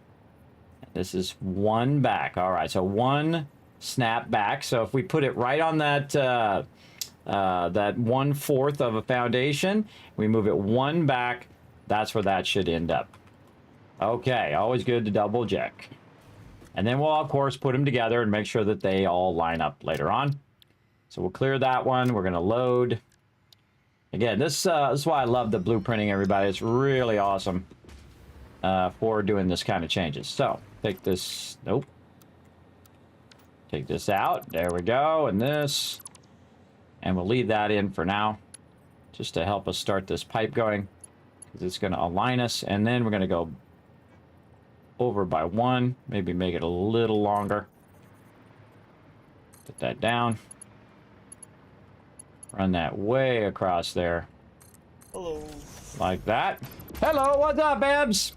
We're doing some fuel refineries right now. We're making an A version and a B version, so we can combine these together into some beautifully pre-made factories. Even though the factory is larger than our blueprinter, we are putting it in sections. That's going to help us in the long run. There we go. Very nice. Like it, like it. Okay, that should let us go ahead and fine-tune that as well. Let's go ahead and save that. Clear that out. And then we'll go ahead and take it And we will grab our B and we'll put it right here on the thing. Right over here in the corner. We'll hit H to go to hologram mode. Now, we don't want to move it like that because we want it to line up back here. Oh, actually, it already is lined up. Look at that. It is lined up very nicely. That is perfect. Actually, it already lined up because, again, we're trying to eliminate those extra foundations that we don't need, and we're kind of reversing the way that the fuel refinery is. And so we'll do that, and we're good to go. Now, we want to think about that this is going to be on the left side of the other one, which is going to be on the right side.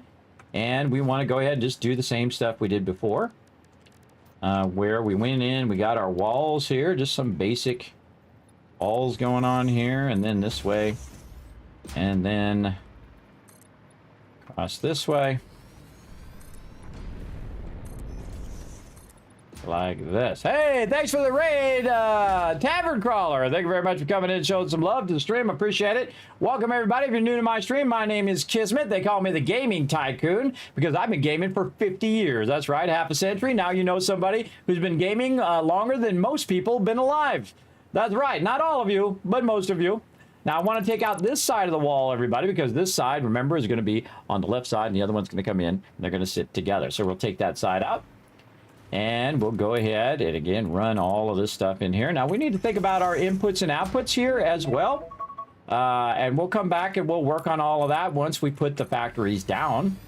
But we want to go ahead and we already... See, the great thing is when you already know what you want, it really makes it go faster. The hardest thing in anything, and I've been a graphic designer for 30 years, and I can tell you the hardest thing is coming up with the idea more than it is doing the idea.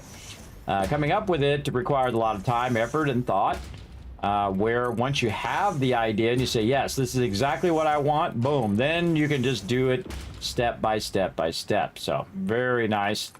And you can see that I'm aligning those together. And now we have those. And I need to take a quick break here as well, while we're doing this. So I can go put my laundry in the dryer. I know, pretty exciting stuff. Again, building it at the same height as we built it before, which is four of these regular foundations and then one of these things, so a total of 5 high. And then, again, making sure that everything's lined up across both of those. Like this and like this. And then again, running our power runs underneath here, so we can just very easily run it from the one next to it. So we'll run it from that one over there, and then it will connect all of those together. We'll connect our little lines between the two of them. We'll connect our pipe there. And these will all be good to go. Now, I want to make sure that it does say that it is set on fuel, because these are all going to be for fuel. These are already preset just for fuel generation. Later on, we'll make ones that are set for turbo fuel as well. But for right now, we're going to go ahead and save that like that. And guess what we did? We saved the name, so we could just paste it in there. Put B. The second part of our A and B.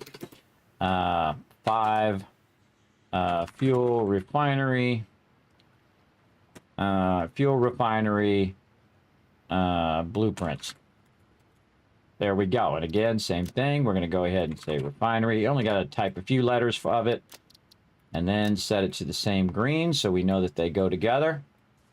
And close enough. And then save. Now, what we want to do is test it before we do anything else, because we don't want to, like, all of a sudden just like start building 1,500 of these things and realize that they do not work well together. So here's what we're going to do. We're going to go over here, and hopefully we can fit these in here. We're going to go ahead and say A is going to go here. Might not have enough room here with the thing there. We need more room. Let's go up here, or we probably have enough room. Yes, right over here. Again, you definitely want to test it before you make 100 of these. You want to go in like this. I got the arrow pointing toward me. See, that's why I reoriented. See the arrow there? Eventually, I'll actually have it turned the other way because that's where the oil is going to be.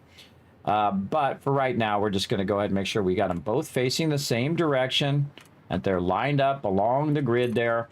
And there is A.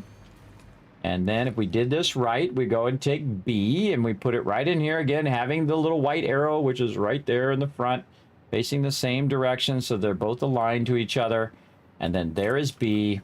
And if we did it right, we go in here, and our pipes are going to be lined up. Let's see. Oh, sexy. Oh, so sexy. Look at that, everybody. Again, now I'm showing you how to do more advanced blueprints where you can combine multiple blueprints together.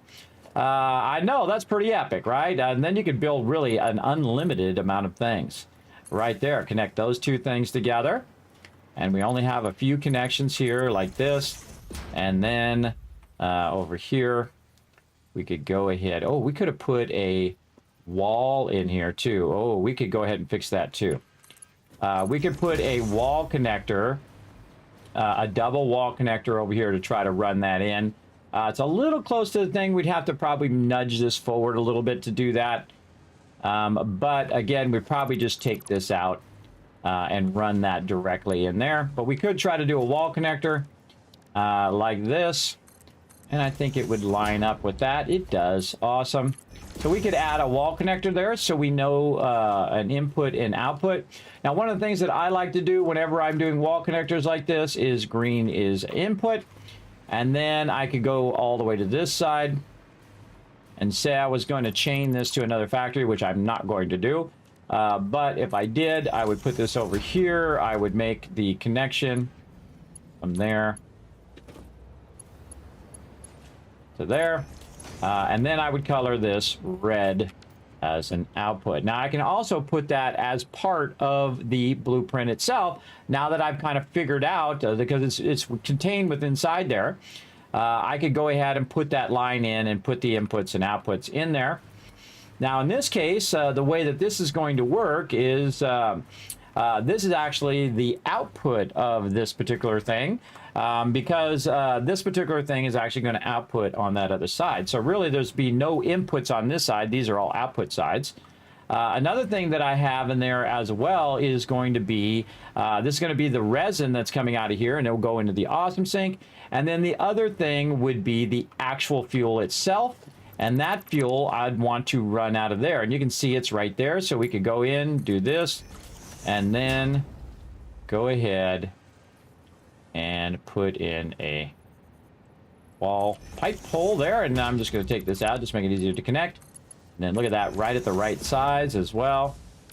And do that. Now, this is why you want to test this, so that you can say, wait a minute, I could add that in before I get to the thing. You can't add this, but you could add this and this belt and this output so that you could then run them down the line.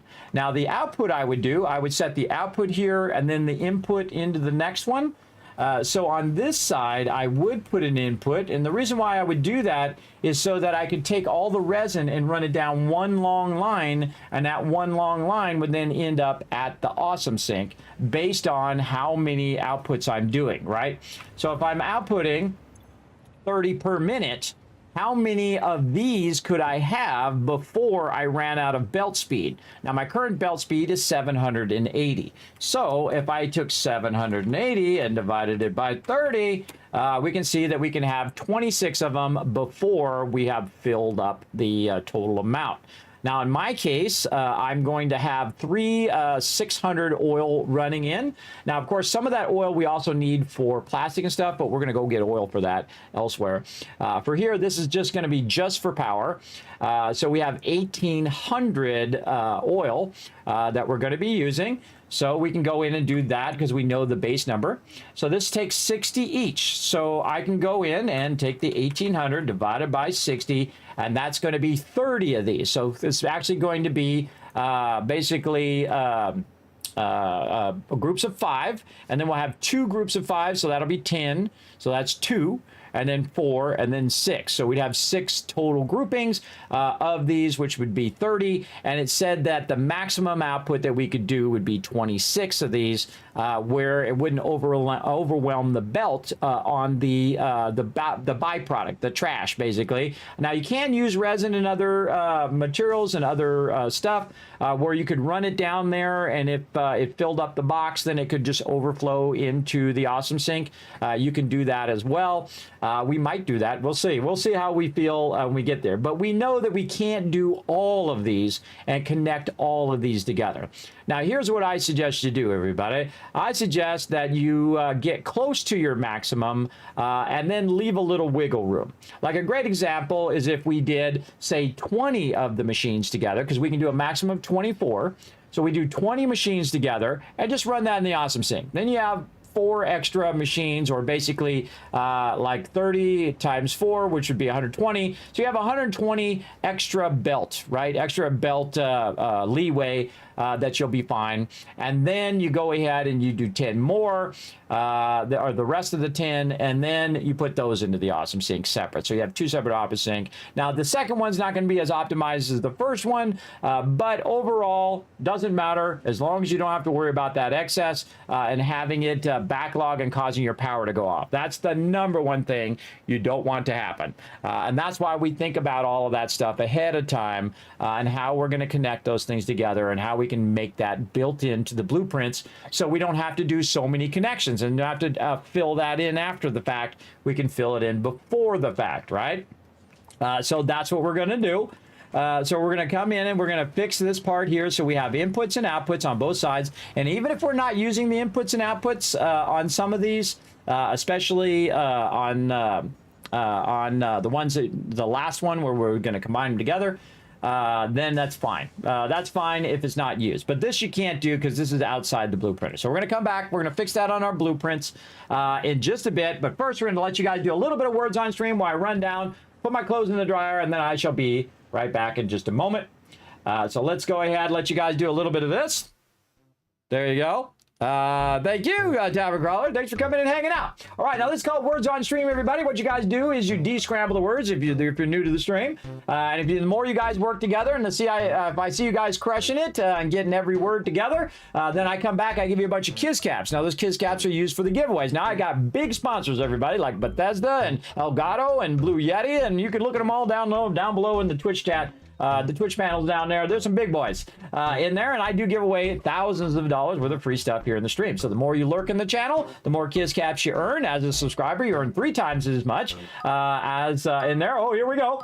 And so on. So again, you want to definitely earn as many Kiss Caps as you can so you can be part of those giveaways.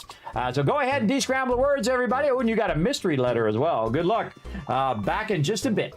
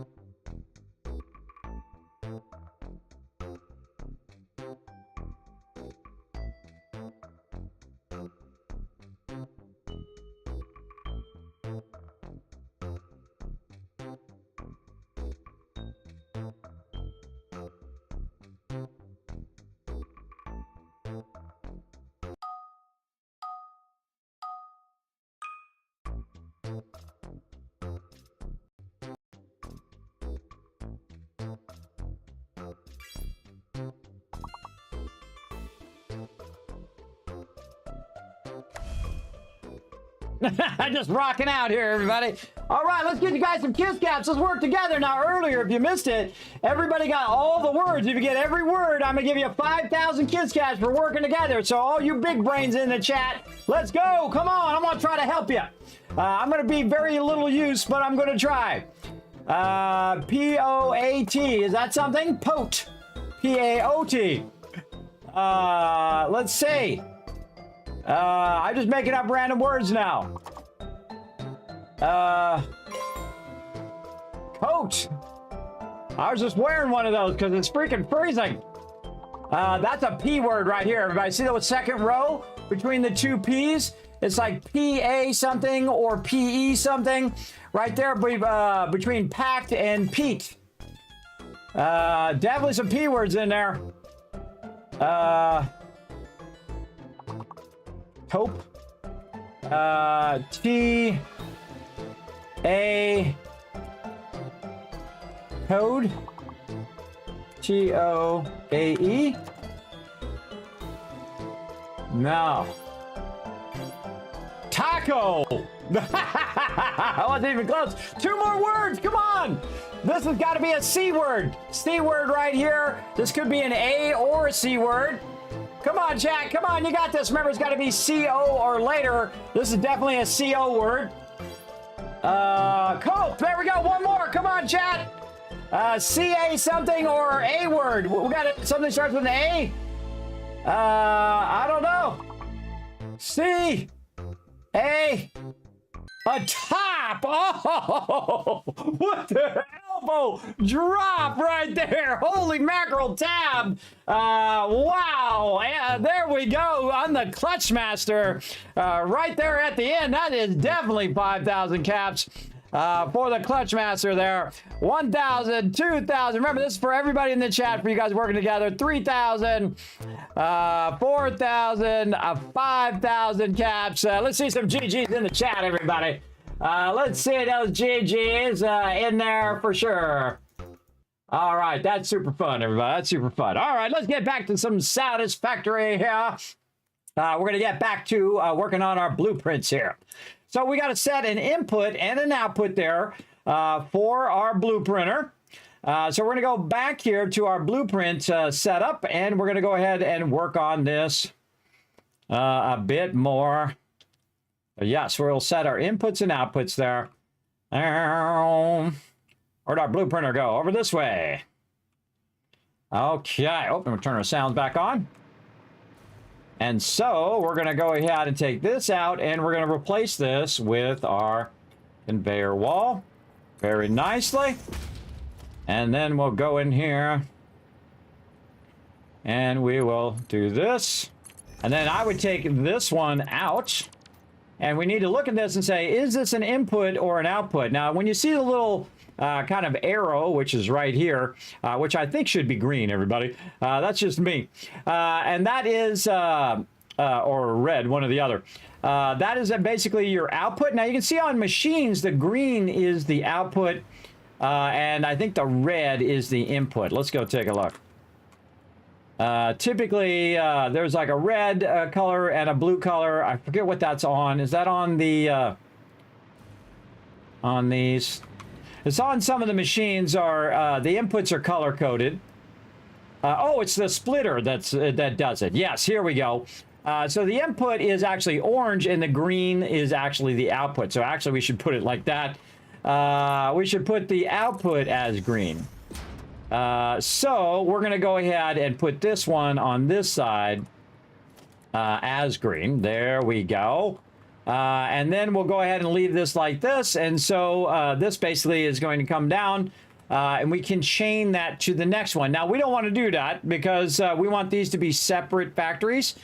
So we're just going to go ahead and fill this back in. But the output of the resin, we do want to chain between the factories. So we'll do that just fine.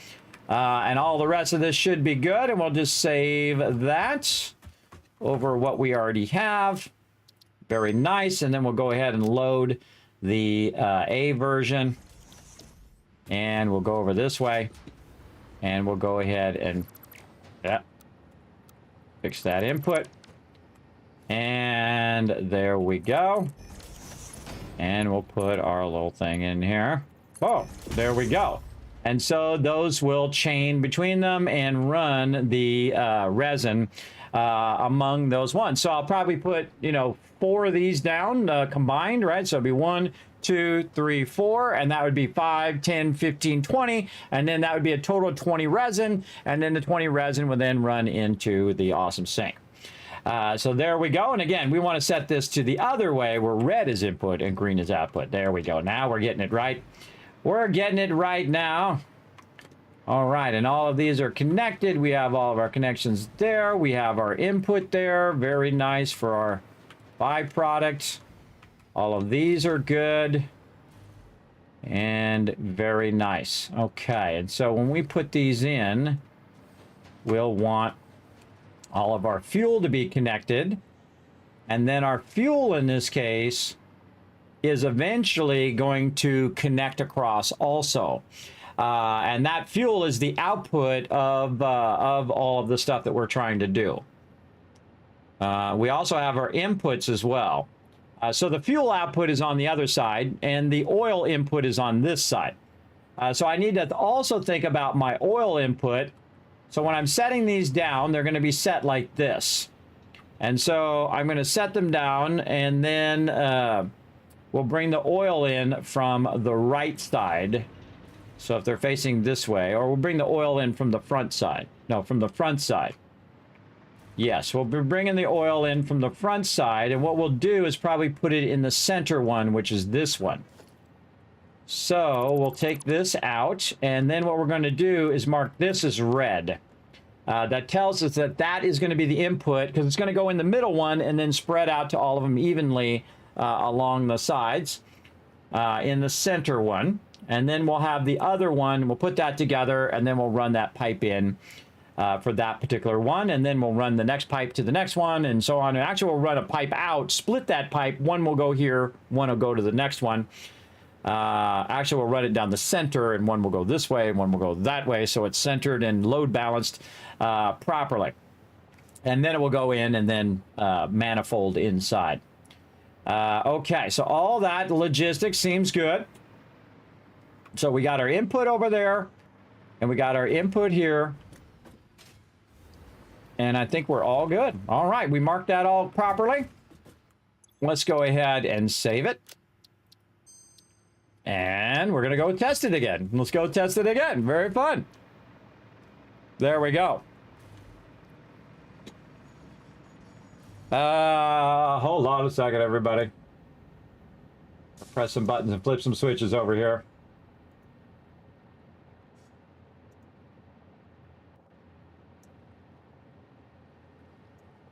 I am of the age, everybody, I don't play around. If you act weird in my chat, I just insta-ban you. I just insta-ban you if you're going to come in and do weird stuff. I'm too old for your childish high school crap. Grow up. And then I'm also going to put you in our purge ban, so you come back later and say, Kismet, I got banned for no reason. I'm going to have the exact reason why you're banned. Right over here. This is what my mods do as well. We log every single ban.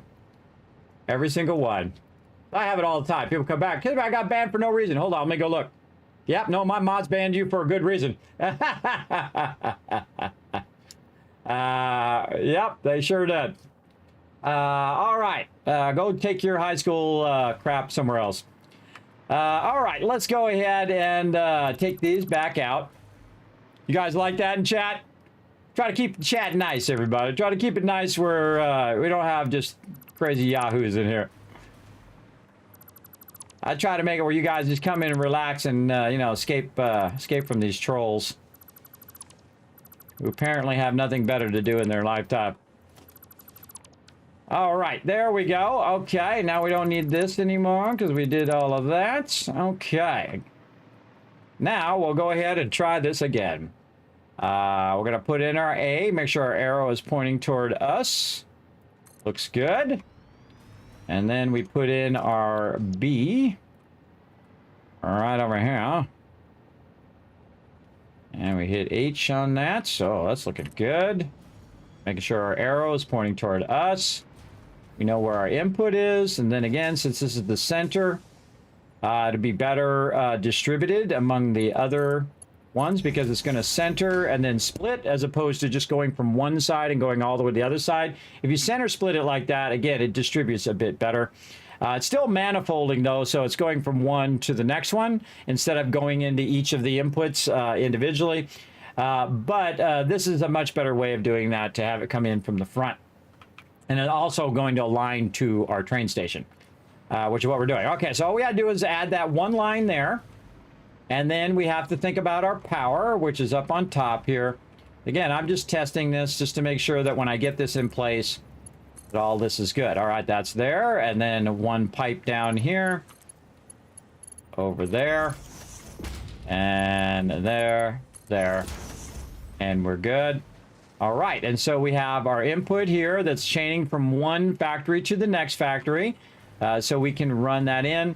Now, another fun thing you can do, by the way, is just to go in and go and get one of these signs and just stick the sign.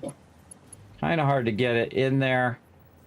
Let's say put one there and then put one there and then take this one out. I love how it just rotates the wrong way. Awesome. Awesome game. Thanks for that. All right, like this. And then this is a really fun one where you just go in and you say, use an icon here. Let's see, monochrome X. And then I will set the colors to red. Red, this way red. And then this to completely black. And then select. And then you can see that that is not an input. Now, I could have merged it down a little bit and finagled it so it's perfectly over the thing, but it's the easier way to see it. Now, I can't do that on the blueprint because, again, it's outside the blueprint, so it won't let me do it. Now, I could move the whole blueprint over and redo the whole thing, but I have to take out the walls and do all that again. So I'm not going to do that. And you can totally do that, but I'm not going to do that at all. I'm just going to do this. Another great way of doing this, even easier, if it lets me scroll down here, I'll just manually do it, is just to take the ladder and put the ladder over it like that. Just put the ladder over it, and then you know that that's not an input over there. And then you can go to this side. And I actually think I have... Oh, I don't have the ladder. I have it on the bar right now. Let's go ahead and set it to 0. And then the same thing over here. Just throw the ladder over it. And then you know that's not an output. And that's really obvious. So if you come back to it way later and you forgot what your inputs and outputs are, you'll be good. And then I would just go ahead and add this. And then I would add a nice pipe right there. Take this back out just so we could take a look at that. Oh, man, that's going to be a real tiny pipe. No, I don't like that at all. I would probably just run this out like this and then just put the wall back. Just run it out like that, put the wall back. It's way too close to the edge to make a good connection there. And those little tiny pieces like that are really hard to get to. So I do that, and then I would go in and I recolor this. And I'd set this back to factory swatch. There we go. And something like that. And then run all the input lines. And we should be good. Okay, let's do it for realsies this time. Let's see if we have any more things we might want to fix later on. Let's take... What are you doing here?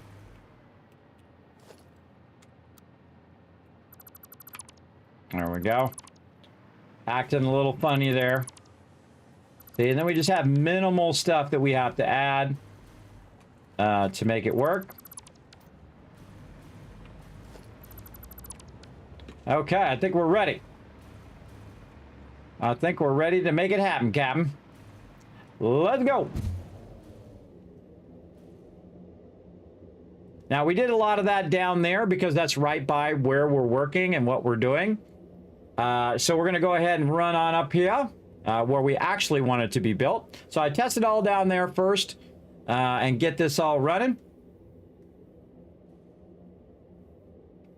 And we'll move all of that up here eventually. All right, very nice. Now, right over here by our oil extraction station, we're going to start running these. Now, the first one's going to run down here, and we're going to put it along the road here. Now, I like to have what I call a curb. This is the curb edge. So we leave a little bit of a curb edge there, even beyond the road. And that's so I can go ahead and put in my power, my priority power switches and stuff. So we're going to go ahead and do that. We'll probably go back by 2, kind of like what we're doing in that factory over there. And we'll say like somewhere right here. And we'll just color it like purple or something for right now, so it just gives us an idea. And we'll also set back a bit from our train here and set back a bit from our outputs. So let's see how our blueprints are. Let's say we'll start it right here along these edge of these foundations. Sounds like a good spot. Now, in this case, I'm actually going to do it reversed, so don't let it blow your mind, everybody. If I wanted to do it this way, right? So I put one there and I put one here, but then I'd have to run it in that direction where I really want to go, and I want to run it in the other direction like this, where I go ahead and flip this around this way and basically line that up like that, because I want it to line up, and then I'm going to gap from here, and that's going to come around, and that's going to connect to that first connector there. And then also I'm leaving myself enough room here to run the power and have myself a bit of a priority power switch right out here, which we can just go ahead and just throw down. Let's see which way is our A and B connector. Let's just do that. What do we got out here? We got some power right there. We'll come back to that in a bit. Okay, so this is basically going to be the first input of our fuel refinery. And then we just back and forth, everybody. We can do this all day now. because now that we have it down, oops, unless I put the thing the wrong way. If you put it the wrong way, just take it right back out again with using your blueprint removal function. And then right over here, make sure that arrow is pointing toward me. There we go. Much better. And there we go. And now we'll put our first factory together here. And again, redoing our connection there. Our connection here in the back. And then up here, and our power connections. Why didn't I not put that one straight out in front of that one? Probably because I wanted to line it up to the foundations. See, these ones I put it straight out, and then these other ones I lined it up to the edge of the foundation, like at an angle. It's just, you know, a choice there. Also, I can see that these power lines seem to be further out than these other power lines. See, that stuff bugs me, everybody. That stuff bugs me when you're very... Now, you can make it all symmetrical if you want. Why did I run these out so far, too? I probably want to run those in closer. These are really nicely run, nice and close, and they're straight in front. Yeah, I kind of like those better than I like these. So, time to fix it.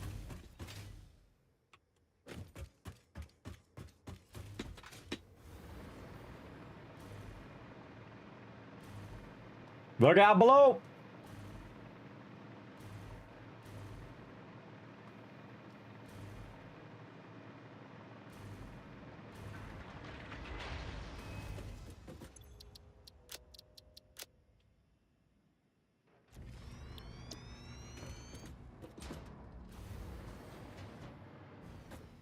Okay, power line runs.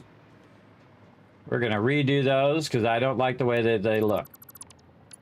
So we're going to go right here, and we're going to go 2 forward. Is that what I was? 2 forward there? I feel like we're even closer. I think we're 1 forward. I think we're there. Yes.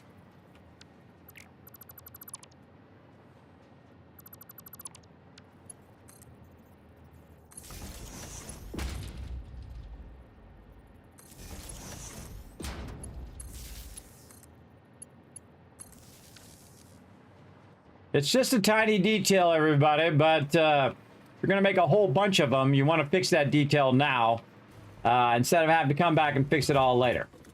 So, save that over the previous one. And then we can just clear the designer for now to get those resources and run back this way. I could actually just put a blueprinter over here, too, which I might do. Just to make it where I don't have to run back and forth every time. So let's do it.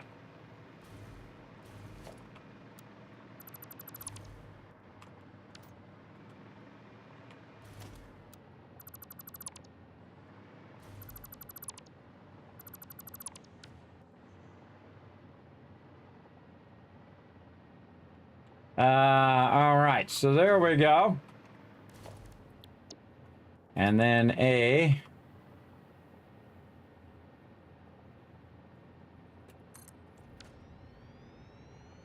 Did we have it facing front? We did.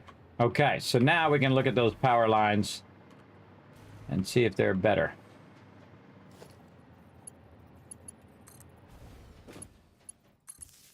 Yes, much better. Like that, much better than before. Okay, there we go. Now we got nice clean line runs. There we go, all lined up to each other. And now back to putting all this back in. We should have put in all of our side connections here. And then our pipe here in the front. Into there. Okay, now let's just go ahead and figure out our power since we're here. Now this one switch is actually going to supply all, be in control of all of the fuel generators here. So we're going to go ahead and run these switches down. Let's go ahead and run them down like this. So A is going to be on this side, and then B is actually going to connect inside. So let's see where our power is actually on the other side over there. So let's take B and we're going to run it back here. And then take this out. Get an idea where our power is there.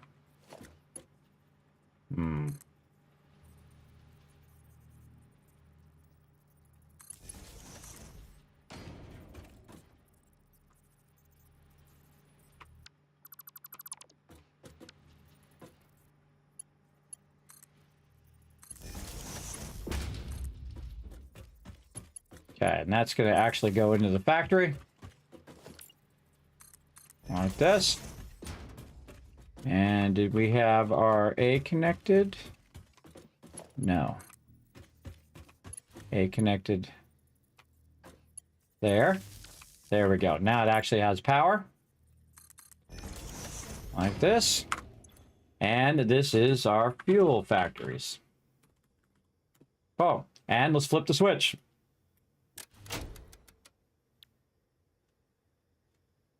Okay. Our A and B does not seem to be properly connected. I mean, that has power. This has power. Go look at our generators. Do they have... Oh, wait. We don't have to do it that way because we made it where we can just go up on top. Oh, yeah. Look, they all got power. Because otherwise it'd be red if they didn't. All right. See, that's why we made that, so we could just very easily see if they all have power. Almost forgot that I did that. All right, so there we go. So that does have power. That's all looking good. We can go ahead and put this one back here. And so this first oil connection is good. And we have all of this going. Okay, and now we're going to go ahead and color this area here as a access road for me to get there, and then access road through here. And this is just going to be a one-lane road. This is just me walking along here. And then also for running connections to our other one that we're going to do right over here. Now, we can also figure out our pipe runs. This is going to be one of the fun things to do because I just had an even better idea where we're just going to go just a little bit out here. And then we'll just do this. And we'll go ahead, put this back in here.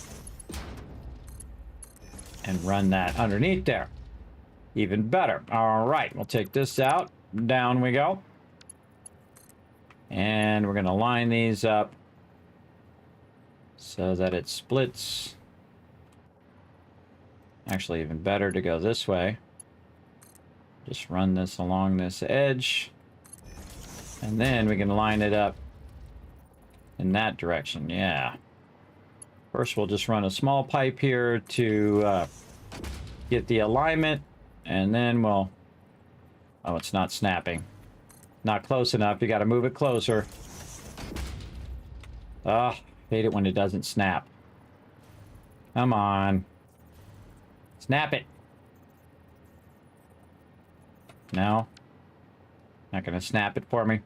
Underneath, it's a little bit more difficult to get these to snap.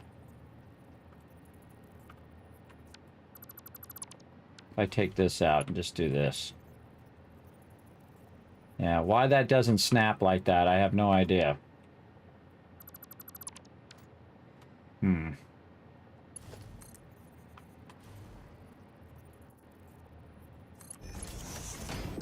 I take this end off. Ah, I took the end off. I learned a new trick there, everybody. A new trick. Take the end off of there. And then you go ahead and run the final one like that. And look how clean that is. Nice and clean. There we go. And so that's going to run one half of it over that way. And then the other half is going to go to the next factory over here down the road. So again, remember that we're going 60 per minute, and we can do 10 of these, because if you take 600 oil coming in and you divide it by 60, that's going to give you 10. So that means that this is going to go to one factory and then a second factory, and then these other lines are going to go to their own factories and so on and so forth until we have like 30 of them. here in a row. Then the next row is going to be our turbo fuel, and then we're going to have all of our power things after that. So it's actually going to be going in that direction ultimately, but each row will be that specific thing. So now what we do is just rinse and repeat what we did before. But we're going to need a ton of foundations over here. So let's go ahead and snap in some more foundations. Like so. And if we don't need them, we can always take them back out again later on. And then over here, we're going to pick up these foundations, which are, oh, these are the 3 and 3s. Okay.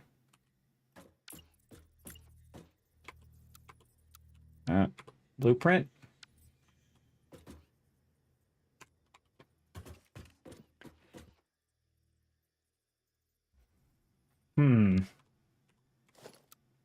I don't feel like I want to just use the 5s. Let's go to foundations and we'll get our 5 wide train foundations. Like this. Or just use the regular foundations. Yeah, we can just use the regular ones. Like that. We probably want it to be colored to say that this has to do with our trains. So yeah, maybe just do the 5 red ones.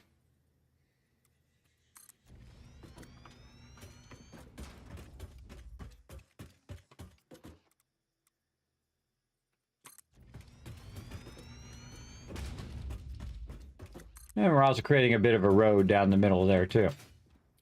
Very nice. Okay, that's got us started.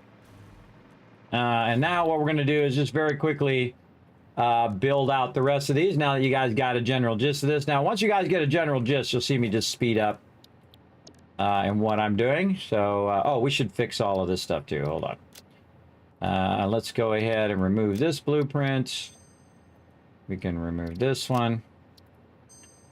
These other ones here we have in power. We can go ahead and remove that one.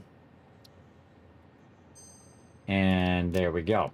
Now I like to leave it in undefined because by default it goes to undefined. So while I'm building it, I'll do this. And then when I'm done building, that's usually when I'll put it away into a category.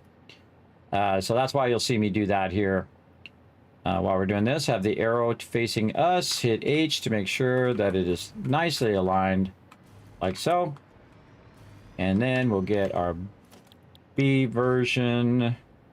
What happens if we tell it to be blueprint? Does it snap? It does not snap very well. Oh well. Oh well, we'll do it ourselves. Nudge it over just a little bit. There we go. Leave a little bit of a gap here in between. So there's our second one. And this is why it's good to have a lot of resources. And as I'm using these resources up, you can see that they're going to be running right back in the dimensional depot. So I have a bunch of storage backlogged. All right, and hit H. Nudge that over. Looks good. And then run this across here. Very nice. I should have made it where I could chain the power from one factory to another. But we can do that pretty easy by just going into this one and looking at where that power is running. Let's say right here. And just put a double wall outlet right there. And once we know where it is on that one, we can go ahead and say, okay, on this one. And then just chain that power down a bit to all the factories will chain all the way down.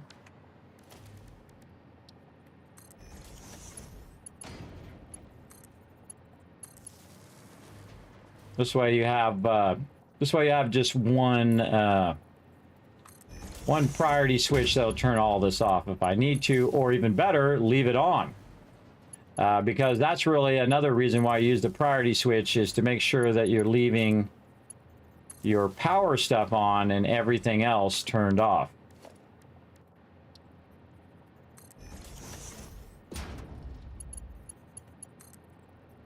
And chaining there. And we haven't done the next one yet. All right, there we go. Now, also what that does is gives a little bit of power for us to float around and do what we need to do. Look at this, everybody. We just look down the line. We can see all of those are got power and are functioning. GG's, Chad. GG's. All right, we got some stuff to do in all these factories. But we need basically, this is 10. This is 5 here, so we're at 15. We're halfway. We got to get all the rest of these in. So let's go ahead and keep adding more foundations using our blueprints here. Run those over there. We'll get our 5 wide train foundations.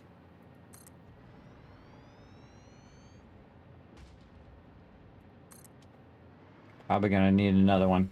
Ah. Caught me as I was going down. There we go. Got that in. Okay, next factory. We'll go ahead and do A. Right over here. Turn the blueprint thing off. Rotate it. Get it closed. Hit H. Make sure it's good. Looks good to me. And then our B version. Nudge that into place. Connect that together. We'll just go ahead and do the power since we're thinking about power. And middle mouse button to get this. Put that over there. Run this here. Duck in here.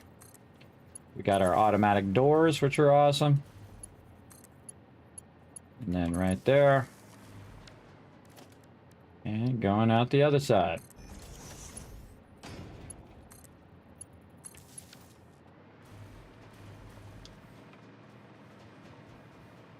Now we're getting a lot of factories really quickly. All right. There's 20. All right. Now at 20, we're going to go ahead and put ourselves an awesome sink right here in the back. Builder. This is just a little special thing. I don't need to make a special building for this. We're just going to have this somewhere along the back here. Oh, we should put a... I always put a industrial storage here. The reason why I do that is so that I can feed stuff in there that I might want to feed later. Just a little bit back, I'm feeling. All right, and then this is going to come out and go into there with a really nice 90-degree there. And then let's see if we've lined that up, or we might have to nudge it over a little bit left. Let's see if we can get that lined up. Yes, this is going to have to go over. So, because I don't like it to be glitched into the thing. So this is in the right position, just not over far enough. So we're going to hit H on that one and just kind of nudge it way out like that. And then take this container and this back out. Then use this as a template. Then hit H, and then try turning it the right way is going to be helpful. There we go. And using this as a template as to the forward backwards thing, and then left right using arrows. The hologram. And then coming out of there. Coming out of there, going into there. All right, awesome. So that's our 20. So basically that's because the resin is there's gonna be so much resin, we don't want to overload the belt. So we want to make sure that that resin is good. We'll do all of our connections there. And then the last 10 here, we will have its own awesome sink. You can see I got lots of space, everybody. I got lots and lots of space. That's why I'm up so high, and I can just build right over the top of all this stuff. And you see I'm getting way out here by the waterfall. Yeah, very cool. Very cool. And again, we're just building boxy factories, and that's okay, everybody. There's nothing wrong with building out boxes. If you want to make it more fancy later and bring your frames per second to their knees, you go right ahead. I'm just giving you the basics here. All right. Well, a little bit more advanced than basics, but you get the idea. So we're using A-B blueprints here. We're using multiple blueprints to tie stuff together. So there's A, and then we'll get B here. Make sure it's aligned. It's always just a little off, so you gotta watch out for that. It's very tricky. All right, let's pass the power. Could have just middle mouse button that. Pass the power to this. It's much nicer. I'm so glad I fixed that. And this. To this one. Okay, one more to go. Very nice. Now, we might want to do something a little different right here, just to give us an idea that this is actually the start of the second group. So this is the first group, which is all going to run in there. Now, what I could do, by the way, is just tie 3 and 3 together when it comes to the actual output of the resin. But I feel like it's really unnecessary. I feel like you might as well just do 4 together and then do these 2 separate, because it costs the same amount in the Awesome Sync, whether you do it one way or another. And it's all going to run in there at 780 anyway. But if you were trying to perfectly balance these, because it's 30, and basically that means that you have 6 total factories, and then you could do 3 and 3, and then do the Awesome Sync on the third one. I'm not going to, because I think it's just easy to get it close to maximum, run it in there, and then the other one, however it works out. But again, if you want it to be perfectly balanced, you can do it that way as well. I'm just giving you the option. And then one more factory. Now, see how quick this went, everybody? Imagine we're making each one of these things by hand, everybody. It would take a lot longer, and guess what? I have done that. I have done it before they had blueprinting, before they had trains, before they had the ability to put down a whole bunch of these foundations. I did one foundation at a time to the tunes of thousands and thousands of them. Yes, I sure did. And I had a great time doing it too, by the way. But blueprinting is very, very fun, and so we're going to do some blueprinting in this particular factory build. Okay, now we've been doing our power. We might as well stay consistent with our power runs here and just finish those out. Run under here.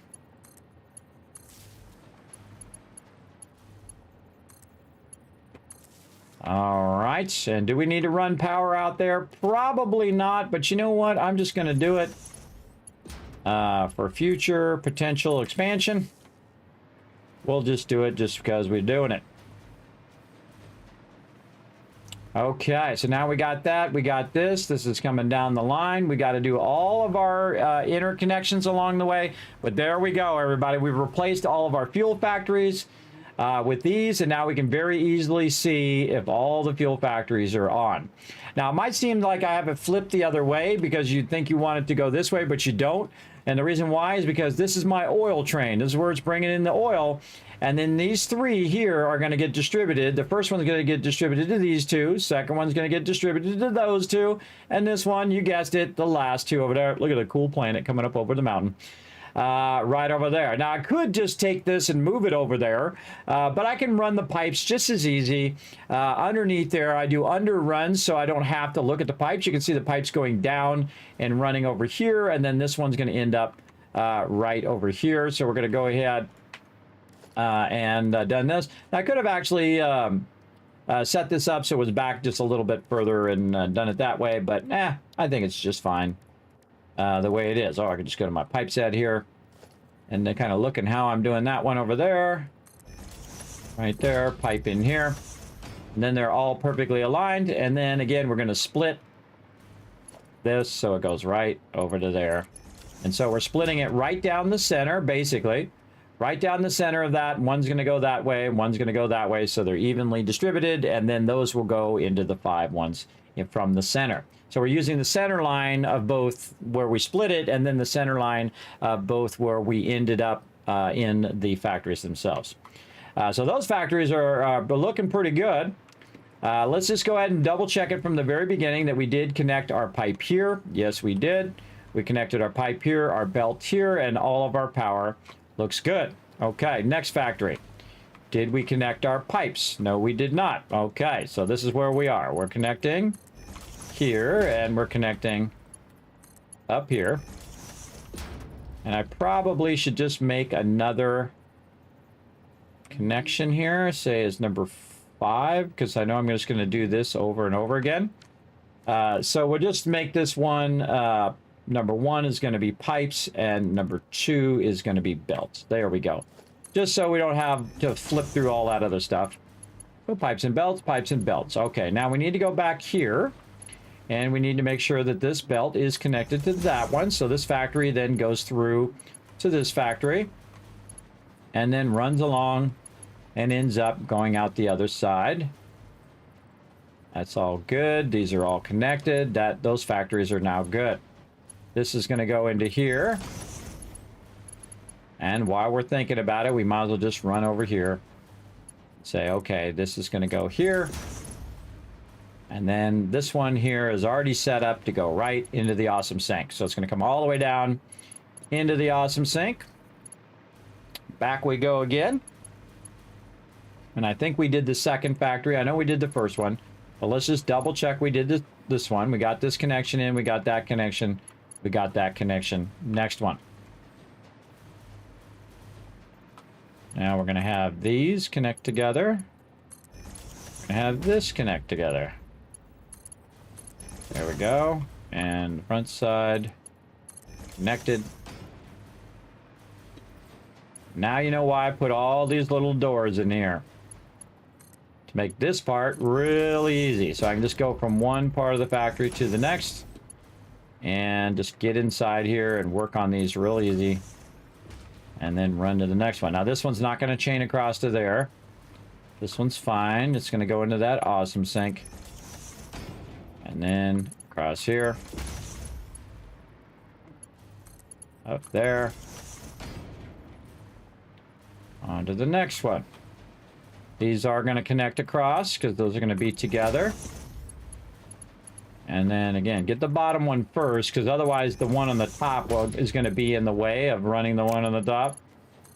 Make sure you got that all going in the right direction. All seems to be good. We're going to know the second we start this up, that's for sure. If all these pipes are running the right way and the line runs are running the right way. All right, we'll go ahead and bring some more foundations in. Oops. Wrong button. And we're going to turn that to blueprint. There we go. Okay, same thing here. Kind of have an idea where we want that to be. It's jumping all over the place. Let's say there. Just using those for alignment. And how do we do this other one? Do we have it just over the edge, or do we have it... I think we had it just over the edge of that foundation. Yes. Okay, a little bit over the edge.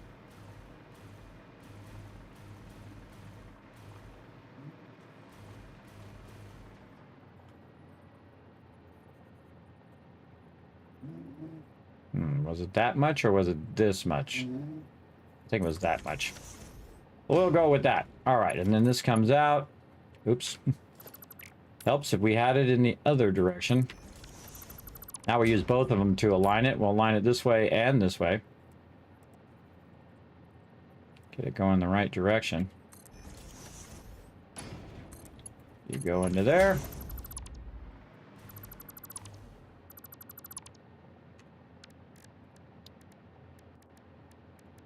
Now again, you can reuse the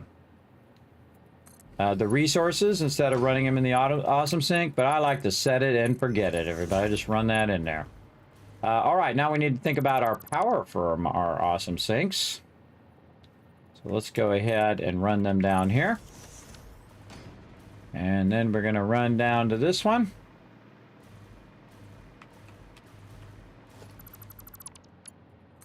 Run that down in there. How do we want this to go here? Can just run it over here and run it up. Is that how I feel like I want to do that? Yeah, maybe something like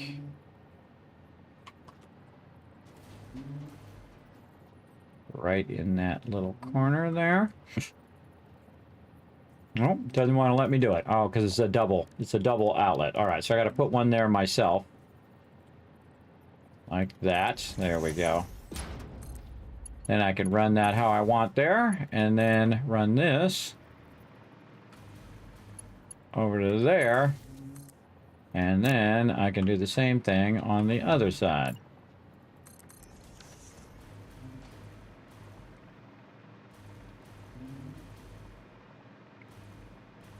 And see, it'll also turn these awesome sinks off as well. I knew there was a reason why I wanted this power to run outside. Now I know. I could do this inside too, everybody, where you wouldn't really see it. But this is a great way of doing this. And then filling that back in.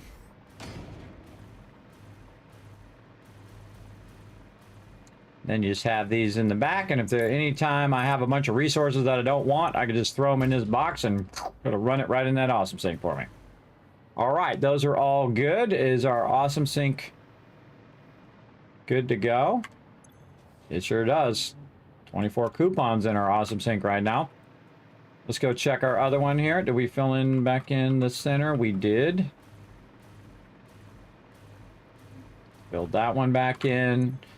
This one says no power. So if it says no power, there's something afoot here. There's something afoot. So I should have run it to there. Oh, I forgot to connect it from here up to there. I thought I clicked it. Maybe I didn't. But that's why we double check that stuff. All right, there we go. Now it's working. Okay, so all we need now is a bunch of oil. And run that oil in there, and that will basically make us a crazy ton of fuel. Now, the next thing we want to think about is how much is the output of the fuel, and where we're going to run this output to make turbo fuel, which is the next thing that we're going to do. So the output is 40 per minute. So you want to see what your maximum, if you put it in a single pipe, what is the maximum amount? So you just take 600 like this and divide it by 40, and that is going to be 15 of these. And you're like, well, wait a minute, because this is all like weird numbers. Like one is like 20 and the other is 15. I know it's a little weird, but I set it up this way on purpose. So the actual output of the resin, I have it set to where it's 4 of the factories together. Where on this, you actually want to set it to 3 factories. So while you're setting it to 3 factories for this, you can also set it to 3 factories for your awesome sink if you want. For me, I'm going to move the awesome sink out of the way so that I can actually run my fuel lines in the center of the 2 different ones, the 2 different groups of 3 over here and 3 factories over here, which is a total of 15 and 15, by the way, which is this number, right? So 15 is going to be our magic number. And so now we're going to go back and we're going to connect 3 of these together on the outputs. Now, our outputs are going to be right here, and we can run it this way, or we can run it in the opposite way, or we can run those 3 that way, and these 3 this way, or those 3, and have them come to the center and go wherever we want them to go. I'm going to have them go to the center, because that's where I like them to be. So now we need to figure out our inputs and outputs here to combine our fuel. And we can see that if we just went and did this, and then went ahead and put land here, land. There we go. I'll listen to that the whole time. And then right there. And this one over here. Like this. And then we can say, okay, this is an output. And this is an input. Now, if you try to put it on the thing, by the way, you can actually color the actual pipes themselves. Like that. And then you don't need the coloring of the wall. If you just take the color of the wall, or I could have just colored it back. But now you can see that that's an output, and this is an input. And this reminds me for later when I come back and I'm like, okay, well, what the heck was I doing on this particular thing? We know this output, that's an input. GG's. And then we're just going to do the same thing over here. So there and there. And again, this is an output. This is an input. And then we'll take this out temporarily so we can connect this. Oops, or we'll just do whatever you feel like doing there, buddy. Do this, and then to there. And then this one to there.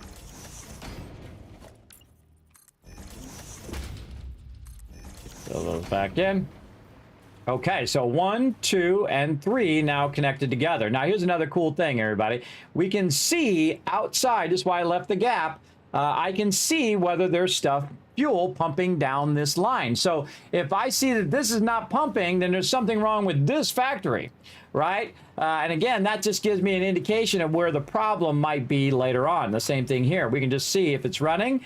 We can go up here. We can see if there's any power.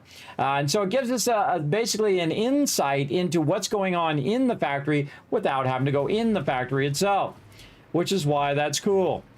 Now, way over here on this side, we're going to go ahead and do the same thing over here. Take a look. Yes, that's in the same spot, because they're all the same kind of factory here. That there. And then this over here. Now I'm about to kind of mess with your mind here a little bit, where this is going to be an output and this is going to be an output. That's because I'm going to run those ones this way and run these this way. And the final output is actually going to end up right here, where that output is going along this edge. And I can go ahead and mark that whole pipe as an output. And then same thing on this side. Mark this side as an output. And that really lets me know, okay, that's where that's going to end up. That's where my fuel is going to end up right there. And then my fuel is then going to go on to my turbo fuel, which is the next thing in line to do it. Now, if I wanted them to be in line like my other stuff, I could do that as well. Another thing that I could do is, instead of bringing it all the way down to here, I can do it by the center line. So I can go back to here and we can go inside and we can say, okay, this is 1, 2, 3, 4, 5, right? So the center one would be this one. And I could just say, okay, the output is actually going to be here. Right, so this is the one, but the perfect center between the three factories, and so it would flow in from both directions into the center, and then I can flow it out here and then run it into multiple factories again, very much like we did with our fluid connector on the other side, right? So we can make those choices now, or we can make them choices later. Ultimately, we need to go ahead and get these all connected anyway, so we'll go and we'll do all that. Now, again, we couldn't do this on the blueprinting because we didn't have enough room on the blueprinter to put all of this stuff in. So again, this way is going to be reversed. This is, nope, this is an output. This is an input. Take these out. This would be a good, this would have been a good spot for a door, where we could have just slid the door open and then put these connections together. Doesn't matter which way I run the pipes, by the way. The pipes are unidirectional. They'll go either way. The pipes don't care. All right, then back this way. And one more to go here. And again, this is an output. This is an input.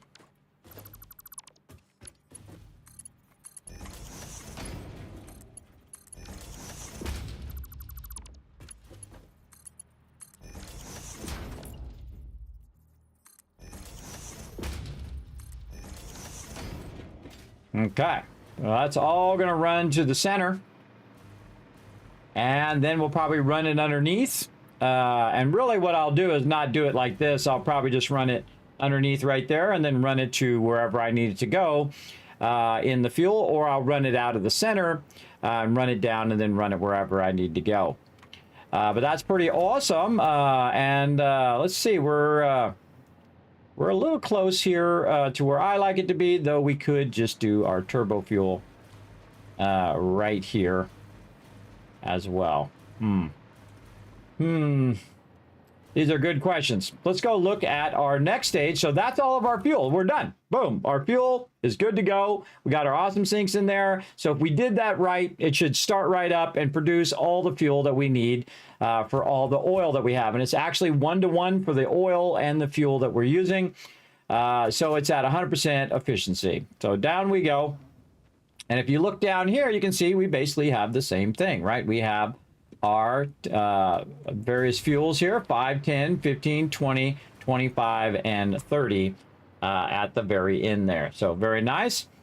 And so basically this is what we're replacing. Now you can see also we have some fluid buffers in there as well on the inputs and then also on the outputs. And those 2 outputs that I have, I'll put 2 fluid buffers there eventually.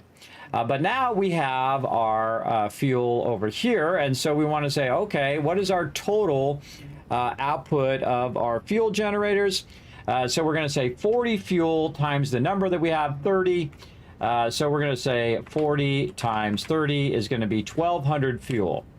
So then we go ahead and say we have 1,200 fuel, and we can put it in at 22.5. So we're going to say 1,200 fuel at 22.5, or divided by 22.5. Oops, I'm typing in chat. 1,200 divided by 22.5 is 53.33333. That's a lot of those, everybody. I would just round it down to 50, so you have a little bit of extra fuel, and that little bit of extra fuel you could use for packaging if you wanted to.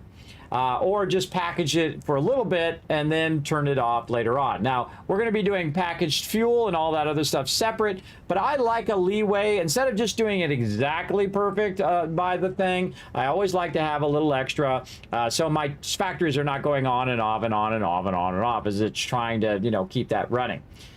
So 53 of these basically, and I bet you if we count these out, they're going to be 25. So what do we got here? We got 1, 2, 3, 4, 5, 6, 7, 8, 9, 10. And this is 20. 1, 2, 3, 4, 5, 6, 7, 8, 9, 10. So yeah, that's 20. And then this would be 20. And oh, actually we went way less than 25. We went 20 and 20. So that's 40. I kind of like that. I think that works fine for me. I think we might do that instead. And we'll do these in groups of 5 as well. Now we can use the same exact blueprints that we did before, the A and B factory blueprints. The only difference is that when you're putting in resources here, the input is going to be 2 in and 1 out versus 1 in and 2 out. So you'll have that reversed thing. Now we already did some of these, I believe, in blueprinting, so we'll just do basically the A and B like we did before. We know exactly how to do it and how to get it done. So we'll get that going, and of course we need to work on our compacted coal eventually as well. We might want to put our compacted coal factory between our turbo fuel and our fuel, because this way we can then feed the fuel and the turbo fuel at the same time. So we might want to do that first. So if, let's just say we want to do 40 of these. So we'll do 40, and it's 18.75. So 40 times 18.75 is going to be 750. So 750 divided by our fuel generator. There's a lot of math in this game, everybody. It's not too hard. And so if we take 750 and 750 and we divide it by 7.5, which is what each of these need, that's 100 of these. And I believe I do have 100, or pretty close to it. Let's see, 1, 2, 3, 4, 5, 6, 7, 8, 9, 10, 11, 12. So that's 24 and 24 and 24. So I diminished those a little bit also to have a little bit of extra turbo fuel. Yes. I see what I did there. Look at me being all smart and stuff. Being all smart and stuff. And that's because over here I'm siphoning a bit of this turbo fuel to be packaged over here, which I think I turned this. Oh, I need more empty canisters. That's right. So we need to add empty canisters if we're going to package some of that as well. So we might as well add, again, a little bit of extra for our fuel and a little bit of extra for our thing. Now, we can actually figure out the actual math of how much we need to pull out of there. So this needs 20 turbo fuel extra beyond what we're already doing. Yes, we should probably be writing this all down. Hold on, let me go get my spreadsheet over here because I'm all about the spreadsheets, everybody. All about the spreadsheets. I print them out and put them on my bed sheets. Just like it said in that Weird Al, all about the pentiums. Let's see. Where is our Satisfactory?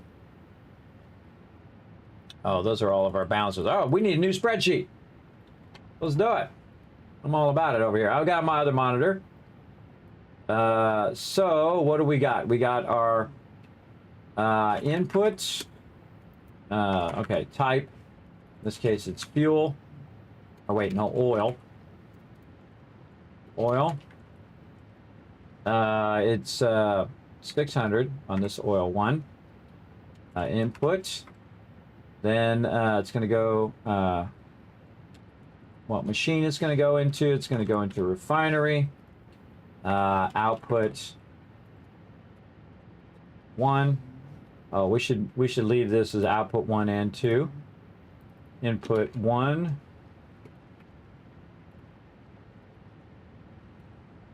And then input 2, because later on when we're doing the turbo fuel, we'll need input 1 and input 2. Okay, and then machine is here. Then output 1. I'll show you this here in a second, everybody, after I design it. By the way, you can see all of my spreadsheets for my game right there at that link right there called the Overseer Spreadsheet. You're welcome to copy and paste all of that stuff in your own spreadsheet. You can't change mine, but you can go in and copy paste it elsewhere. All right, let's go back to our fuel stuff over here so we don't have to keep looking this up and whatnot. We can write it all down and I'll have all the math for us automatically. Okay, so our input, let's see. Right here on the left, we'll say total input is 600. Right there. And then this is fuel refinery. There we go. So our input number 1 is going to be 60. And our output is going to be 40. And we should say what our output is. Our input, okay. On the left. Output name. Output type. There we go. Yes, output type. Okay, so output 1. Output 2, and then another one in here. Output type 1, output type 2.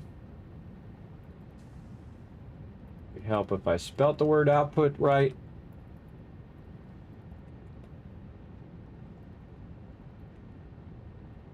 Okay, now we're getting somewhere. Okay, output type 1 is going to be fuel. And its total output is 40. And then output type 2 is polymer resin. And that's going to output 30 per. All right. And then number of factories. In this case, we're grouping them in groups of 10. And then total output. We could do that on the next line, or we could do it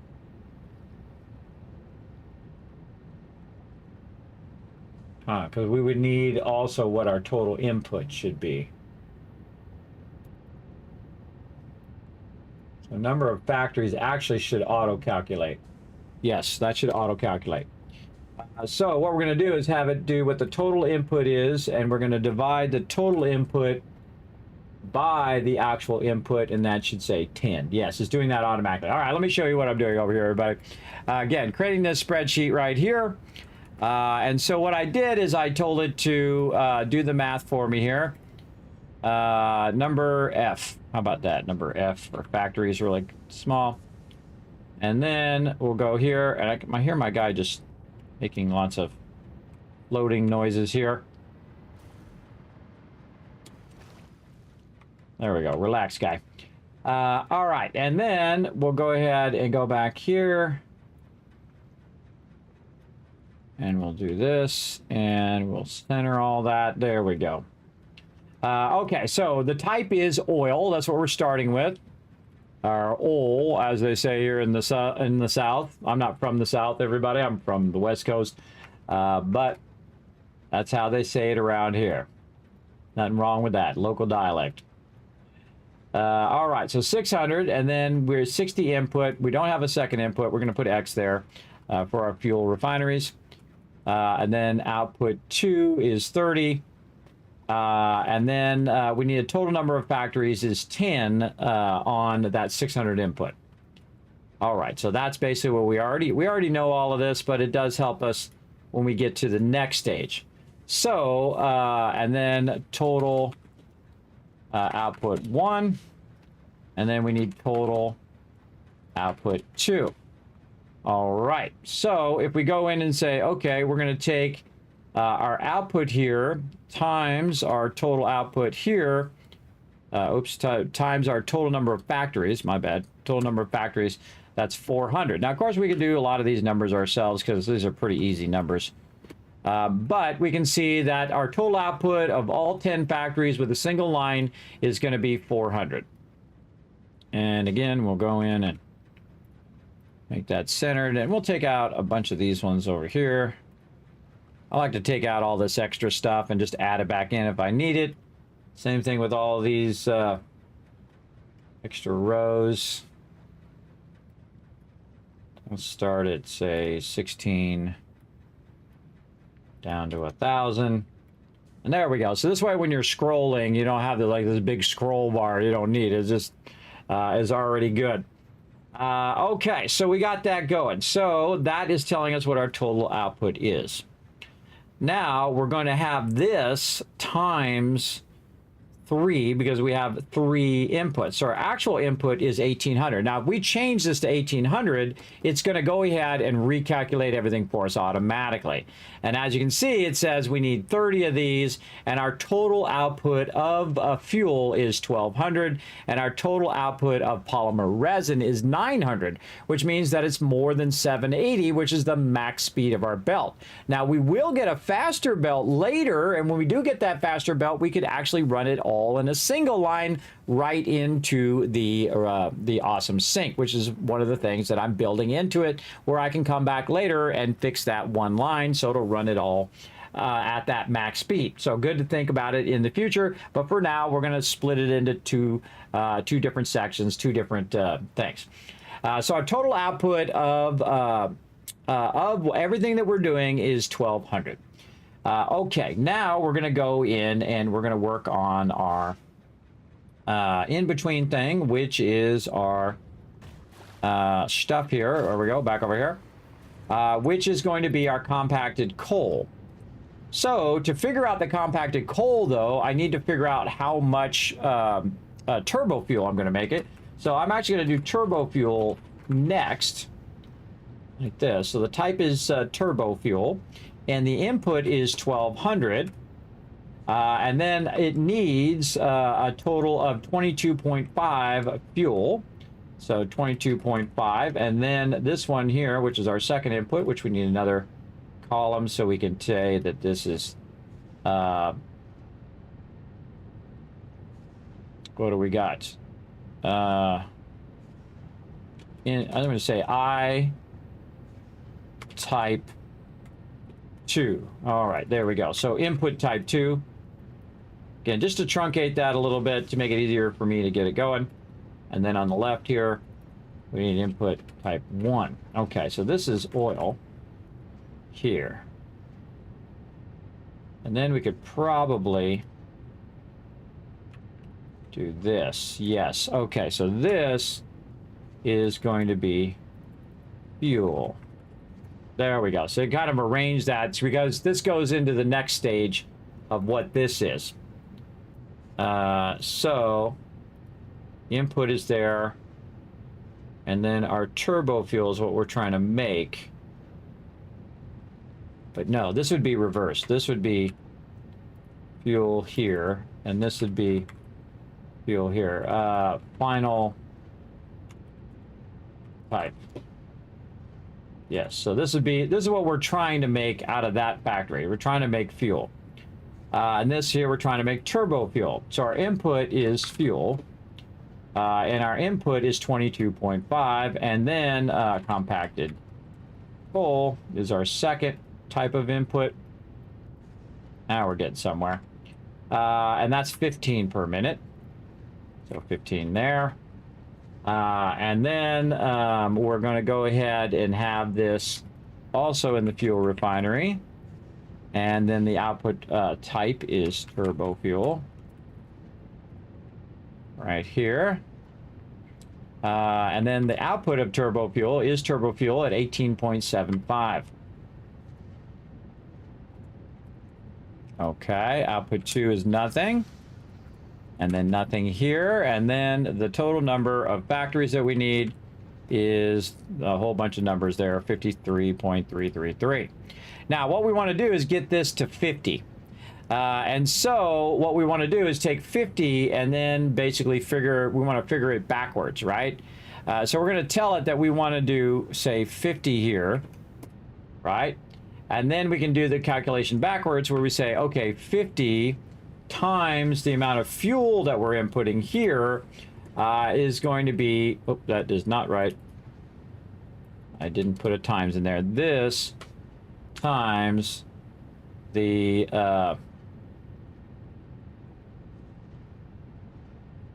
there's something, no, this right here, times the fuel.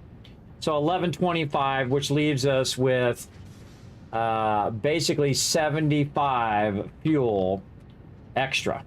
And the reason why we're doing that is to figure out how much fuel that we want to package, right? So we have 75 extra fuel, and this takes 20 turbo fuel here. And I believe I'm packaging some of this fuel somewhere, or maybe not. We'll see. I don't think I am. I should definitely add that in. Okay, so let's go ahead and get a packager out. We'll just throw it down, and we'll say packaged fuel. So 40, okay.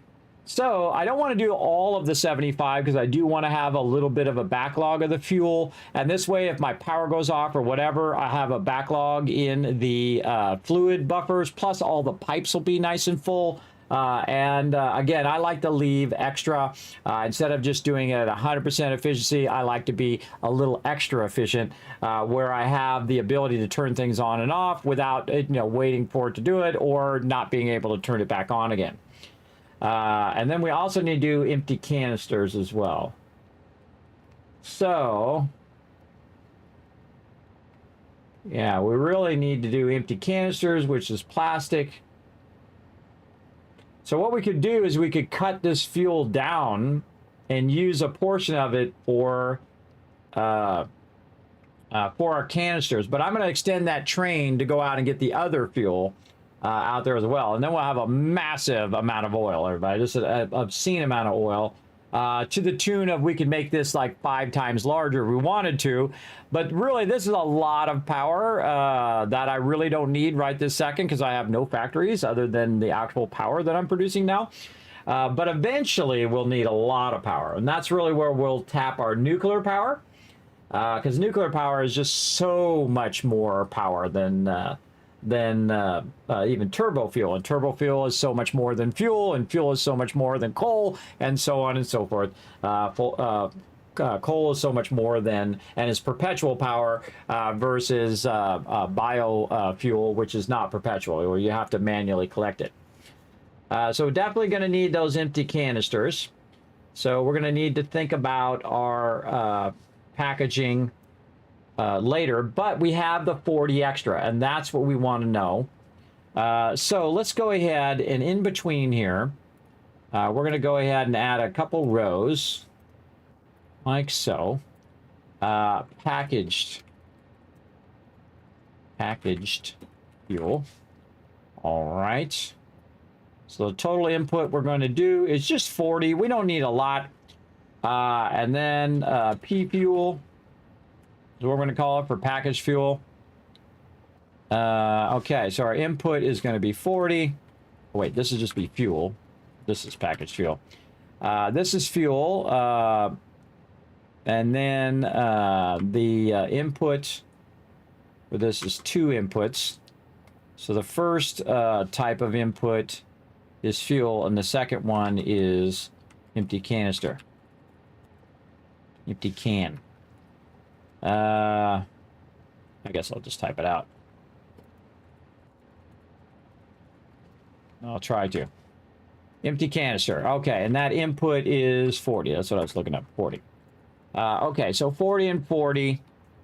So that's packaged fuel. Now, the cool thing is we can just take this, copy this, put this right below here, and then we'll say packaged turbo fuel. That's what we'll want to get here. This would be turbo fuel. Again, adjusting those columns as needed. And then we'll go look at our turbo fuel again over here. And we'll accommodate our turbo fuel, a little extra turbo fuel for packaging. And then 20 per minute and 20 per minute. So not too bad there. So this is 20 and 20. Now later on when we're doing other processes, we want way more turbo fuel. So that we can very specifically use it in production, where this is actually just for me. This is extra bit that's just going to be for me to utilize. Now, again, I could put it exactly to the numbers if I want, but I highly recommend that you do have a little bit of leeway, especially when you're working with your power, everybody. You do not want your power to go off. That is for sure. You want to keep your power nice and rock solid, and even if you're doing extra turbo fuel. And in the beginning, because I'm not going to be packaging it in the beginning, I can just go ahead and let it backlog a ton of it, and then when I'm ready to package, I'll go ahead and add that little building at the end or in the middle or on top or wherever I feel like adding it, saying, look, this is where my packaged fuel is. Or I might just add it in between the 2 different types of fuels, right? The main fuel and the main regular fuel and the turbo fuel. And I got to put some signs on the side of those fuel things too. Okay, so now we've got that. Now we need to know if we're going to do turbo fuel, and we're just going to do 50. And so 50 times our input, again, is this one here, but let's move it over here. So we're going to say 50 of these times our input is 1125. And that is this minus this, which is 75. So that means I have a 75 gap of turbo fuel. Now I need to do the same thing up here with this calculation to figure out my total fuel. Now my total fuel is actually at the optimum, is at the total amount of oil versus total amount of fuel. Now I'll backlog the oil first before I start using the oil, so I'll still have a backlog, but in the long run it will actually run at 100% efficiency. I don't mind doing that on the first step, but on future steps, especially if I'm going to package this stuff, it's probably a better idea to ease off on that. And the same thing with packaging fuel. If I have some extra fuel, I'll just package it, and then eventually it will get to the point where it is packaged as it'll just do 1 box of it, and then put it also a dimensional depot, so it'll put it in the dimensional depot, and it'll be all good. And I could do the same thing with the turbo fuel. I could do it at the actual amount.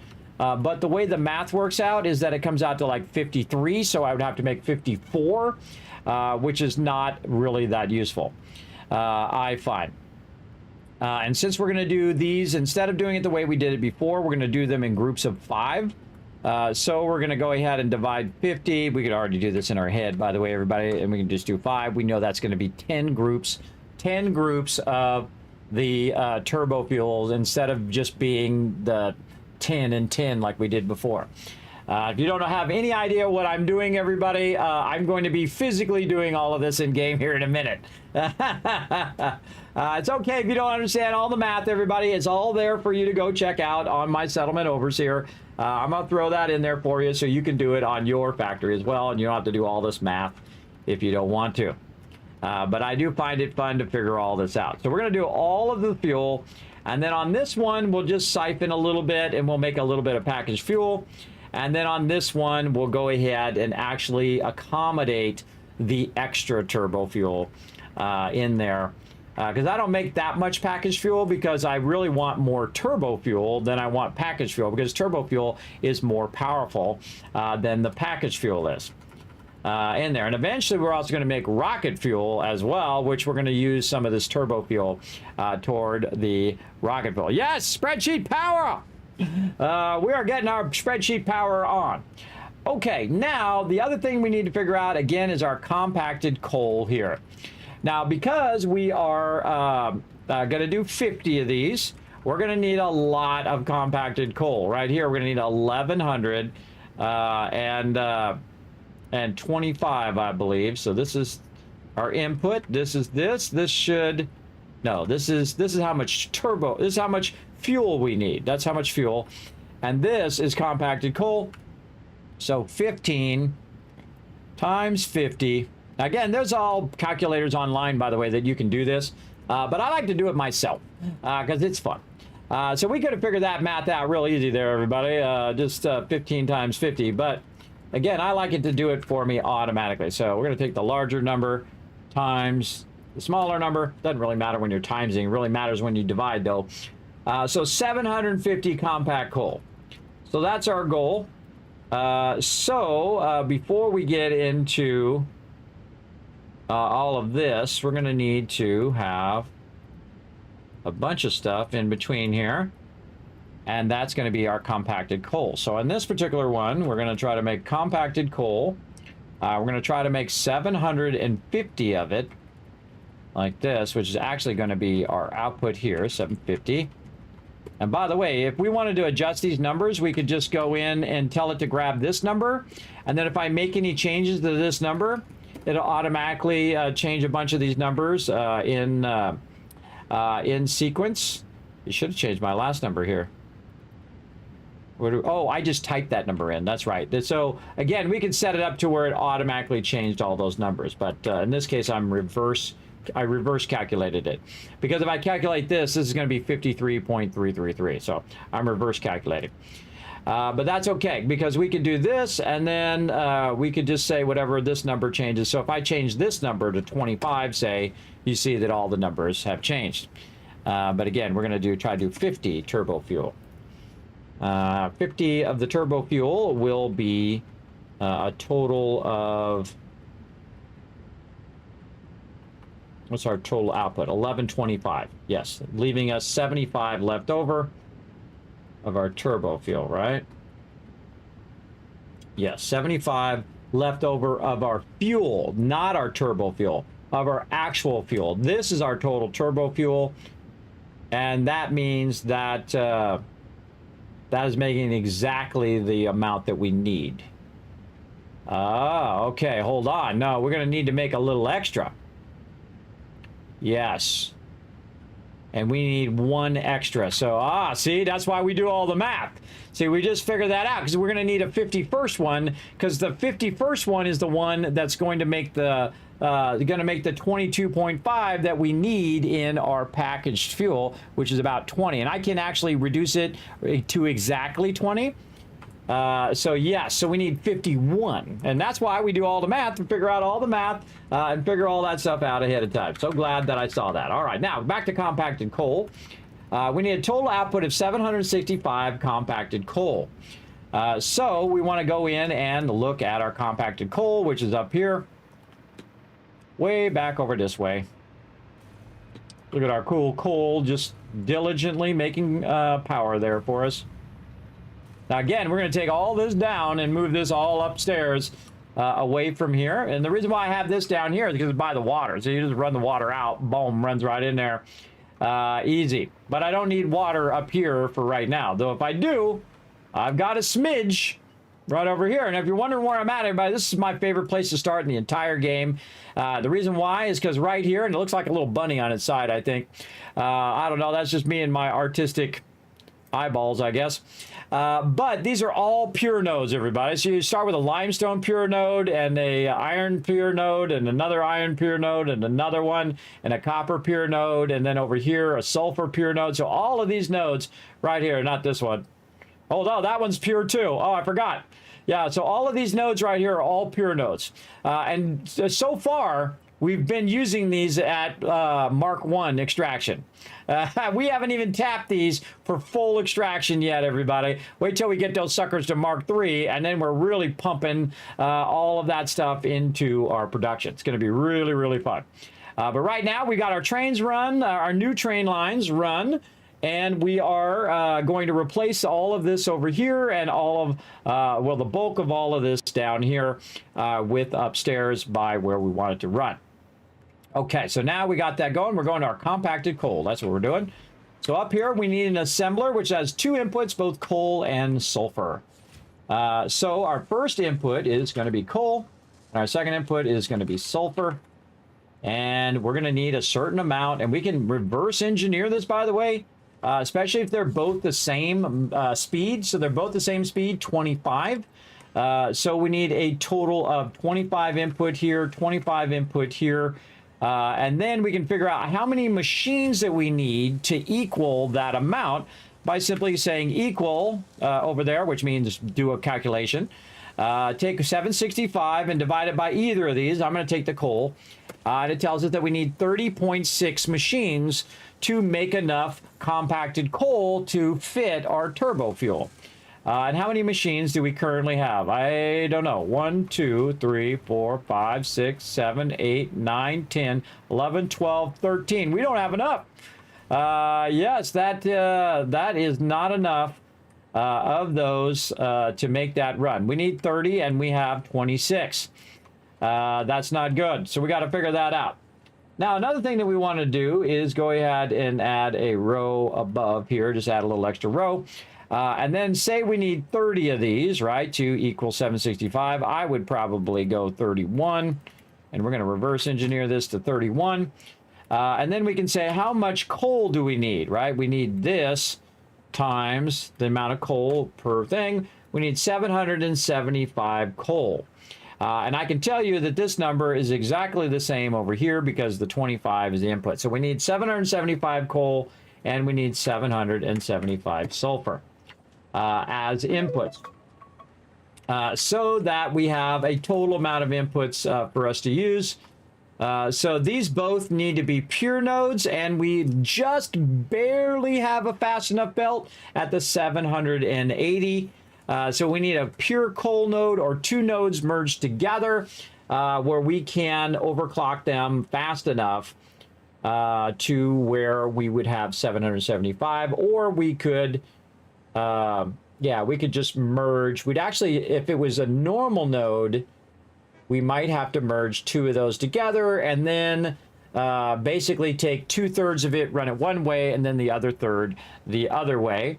Because if it was 300, right, 300, and then say another extractor that's 300 and 300, it would be 900 total across these three. That'd be 900. And then you would divide that in thirds, which would then be 300 again, right? So 300, 300, and 300. You'd actually have to do it again. So it'd be 750. Oh, man, you'd have to load balance that out. Yes. What we need is we just need one pure node. We need one pure node. Let's go find ourselves a coal pure node. Is there a pure node up here? Ah, impure. Oh, so sad. You? Ah, there's our pure node, but guess what's down here, everybody? There's another coal pure node sitting along this edge, because normally there's one right along this edge. I can't believe we're not tapping that one already. It's right down here, right there. So there's a pure node there, and there's a pure node out here, and we already have a line that's going out here right here, so we could make a separate run just for that pure node, have that come out. We could have our train go right up in between here too.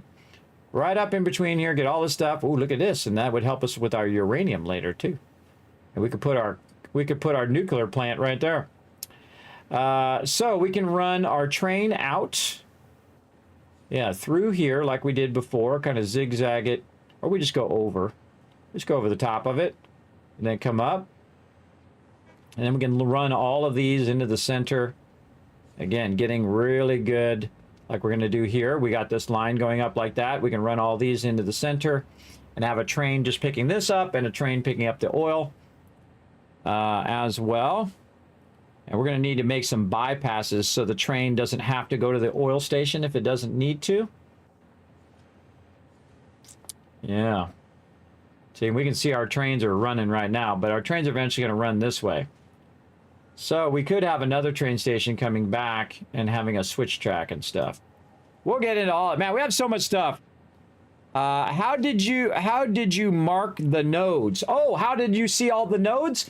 You see that through your radar tower. Your radar tower is the thing that's doing it. My radar tower is way up there at the top. I've got other radar towers out in the world as well. Let me go ahead and show you that. I got an AFK here for just a second as well, or for a little bit. We're going to take a little bit of a break. But let's go up and take a look at the radar tower. Now, again, I have multiple levels of my base. We, of course, have this ground level, which is where we started. We now are moving up to what I call my train level, which is where I run all my trains, which is way above everything else up here. And then I have a max storage level that during the holiday break, we just let all of our factories backlog that up here, up there. And again, this is my current train level, which is above pretty much all of the obstructions in the game. So we can just run trains wherever we want, and they'll be perfectly flat, and they'll run at full speed. So we don't have to have them going up and down and around and going around stuff and in valleys and all that stuff. Though that's really fun to do. If you want to do that, feel free to go ahead. But me, I use the verticality, everybody. Your verticality is a powerful thing. Now, these towers right here, by the way, are my battery power. This is my offline battery power and my online battery power. And here we are, everybody. I've got a little smidge of resources up here. As you can see, we have all of the various resources, and these are 10 boxes deep, everybody. That's a lot of each of those, and they're all running into the dimensional depot, which means that every time I use like plates or something like that, it'll automatically just run it right back in the depot again from all of this backlog that we did. Now, we currently have no factories. We have a few of these making radio control units that have finished. Nice. And then over here, we have finished making our supercomputers. How do I know? Because it has gone this way and has stopped right here and filled up that box. So very nice.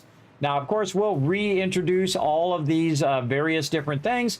But what we're doing right now is organizing our power. And we're really getting our power down so that our power is a kind of like set it and forget it, right? We just want to set it up, get it in a nice, easy position where we can use it, and we're good. Now, the radar tower is this thing right here. Now, I rarely use these, but these are incredibly effective if you want to see where all the nodes are. So you definitely want to create your towers. I usually put one by my base, and then I will then start to spread them out. So this is my Tycoon HQ tower. You can see it's there. And then I spread out the towers so that they somewhat sometimes overlap. That one majorly overlaps. But my other towers out here, if we zoom out, you can see we have all these other nodes that you can see that they are seen by all the different towers. That's what those circles are. Those are all the towers that I put down. I ran power out to all of those from my main thing. And we'll revamp all of that when we go through to tap every single node. That's right, we're going to tap every single node in the game. We're going to go ahead and run it all back to our mega base, except for probably our nuclear power, which will run off on the side so we're not getting radiated. But I might bring it back closer to the base, but not right where I'm getting radiated all the time. We'll see how it goes. And again, you can see I have, again, tons of resources. Check this out over here. I built this as a dedication to St. Jude's. And all the awesome people who donated to raise funds for St. Jude's during the holiday season. Of course, this is the Kismets event. Very, very fun to do, real custom builds and stuff. You can see we got our little presents going around in circles, and we got our snow going, and all of our stuff going there as well. Very cool. And then this is all the Christmas backlog of resources as well, off to the side. Very, very cool. There you go. Remember, all the stuff that I'm doing is just basics. You just start from one thing and do the next thing and the next thing. And you can do it by the math or not. You don't have to do it by the math. You can actually totally do it without the math at all. Just do it and see if you have enough. If it acts like the machine's going on and off, you need more. So you go get more, and then it doesn't go on and off, and then you're good. Again, you can play it however you want. It doesn't require you to do all the math if you don't want to. Okay, so that is a really good start there. We've got a lot of our math figured out. I'm going to go ahead and bring this back to my other screen over here so I can kind of look at it while I am doing it. And I'll fill in the rest of that as we go. But basically what we need is we need a pure node, so we can crank it up to 780 for both coal and sulfur to make what we're doing here a lot easier. And then we have a bunch of other coal that we will use for our other processes that we're going to be doing, like our steel production and stuff like that. So that's very, very good. And also we have a line that we're using for our coal power. Though we could cut our coal power down, or cut our coal line in half and use that. I mean, this is enough to do, but we'd have to figure out the overall math of it to make it 780. We could just leave it at 900. We could bring in, we could combine 3 of the 300s together and end up with extra coal in the end. And then we can run that coal into the dimensional depot when we need it and have a backlog of coal. It's not like we're short. We have shortages of loot, everybody. See, the thing about this game is you have so much. Now, here's the really crazy thing. In my other playthrough, my 1.0 playthrough that I did, I finished the entire game with about 50 to 60,000 power. And I did it in a small little area, just right here in this little area, right here in the forest. And I didn't need any of those nodes, none of them. And I finished the whole game just from the nodes that are right here in this little bottom corner here. So I finished with all that. Of course, I did think I used the nuclear node up here a little bit, but really just in this bottom left corner, that's all I used. And you have all of this that you can use, right? And there's some more nodes here that I haven't even shown because I haven't put my towers there yet.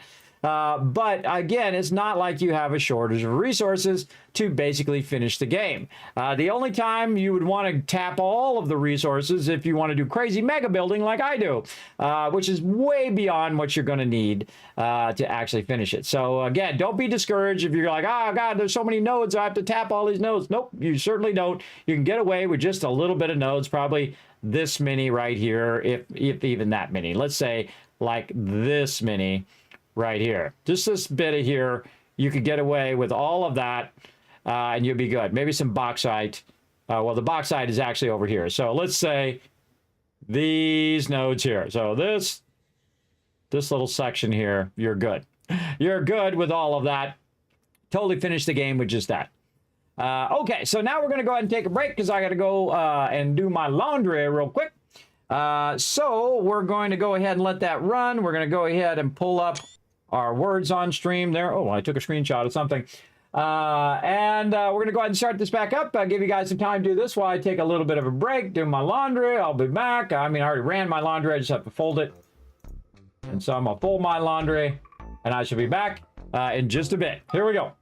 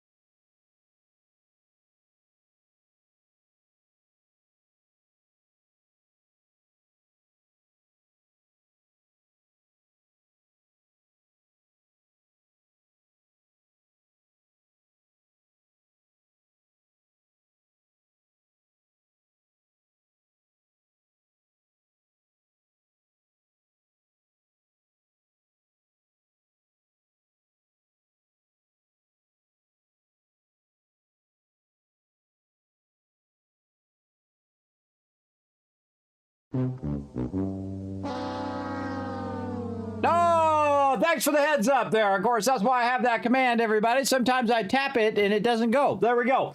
Put a 1 in the chat if you can see and hear me. I forgot to say that too. There you go. As well. So what we're doing is we're getting back to Satisfactory. That's all that I said, and that we have some package fuel that we need to incorporate into our calculations, which we did. And we need to do some compacted coal. We need 31 of our compacted coal, 31 assemblers to equal 775 compacted coal, which is what we need. No, we need 765 compacted coal. I think I typoed that. I typoed that over here. So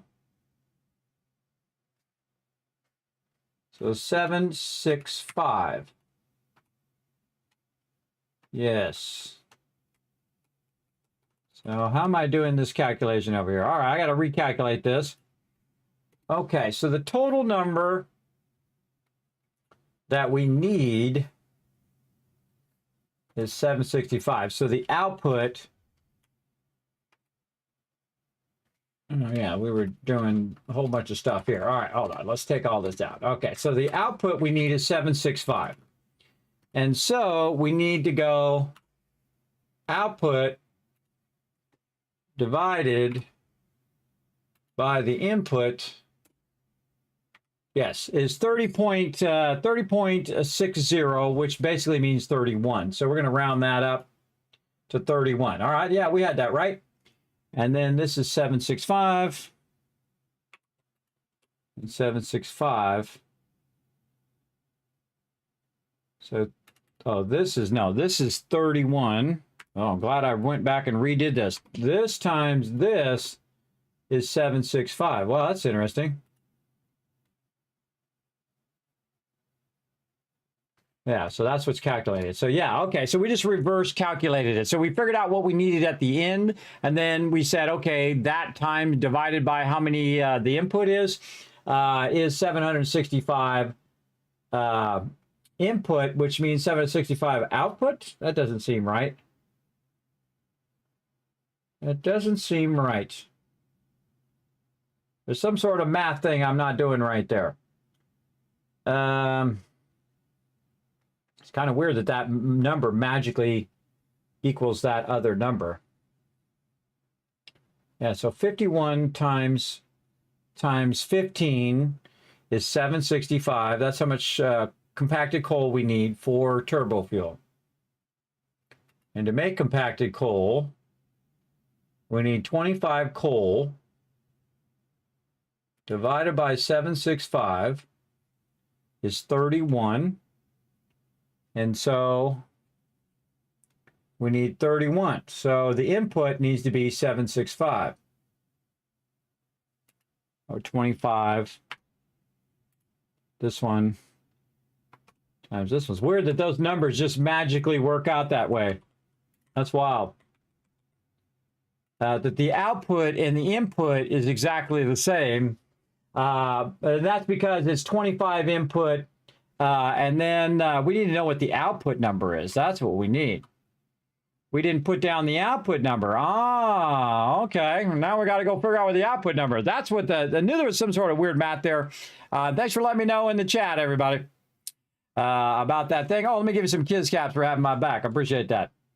Okay, so what's the output amount? Okay, the output amount is the same. That's why it comes out to that number. Oh, I see now. Okay, so that's why it's hitting that number. Okay, so this is 25, 765 total output.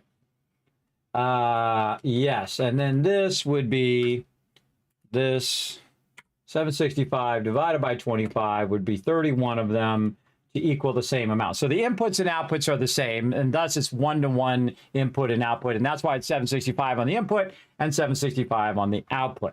Okay, that's good. We like that. That we can do. And so we have to figure out how to make that number happen.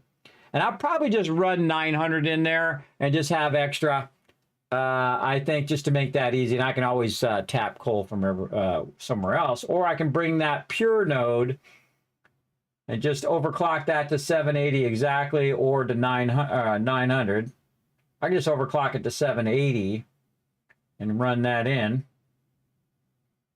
Should we run a train there, or should we just run the lines that brings it in at 780? Probably just run the line. But, you know, we're running our train, so we might as well just run our train there, too. All right, let's look at our map. Okay, so we're right here where we're working on this, but we need to go up. We need to go upward. Boom. All right. Sound back on. What we want to do is figure out how to get that train over there to replace all these other lines that I'm running. Now, there's a sulfur line right there, so I can just run that sulfur line up. That's easy. Right there. And just run that up to the top. And I can run it underneath. Just run that directly without a train. And we can take our train line here and build maybe a station behind here. Say right here. Yeah, I can see where the coal lines are going right there. I could run a train line right across here. Maybe even further up. Oh, we gotta take all that out eventually over there. Let's go further up this way. Run that across and try to get this pure node way over here. There's also a pure node that we're not using down here. What is closer? This way? Across there. I'm going to use my finger technique. Or this down here. The one in the bottom right corner. The one down there is actually closer. And we already have a thing where we could run the track down there. Or we could bring it forward and just do a T section there. Through the middle of this. And get this caterium too. So here... we could run it right down the center and get this. And then there's another caterium node down here, right here. Caterium, and I didn't even see this closer caterium. That's a pure node too. There's caterium there, and there's oil. Now, how do I know that? Because I've done it like a million times. But I know actually oil's on this side. Oil here, caterium up here. So we could take that and run that up, but we've already got this coming over here to the base. So we already have that established. And so it wouldn't be that far to just continue that on. Plus, we also need to go up here and get our quartz out of there. And we are tapping this extra sulfur here too. So I kind of feel like the smarter move is to go this way and up. Also, there's SAM ore over here too. It's a pure node. Dang.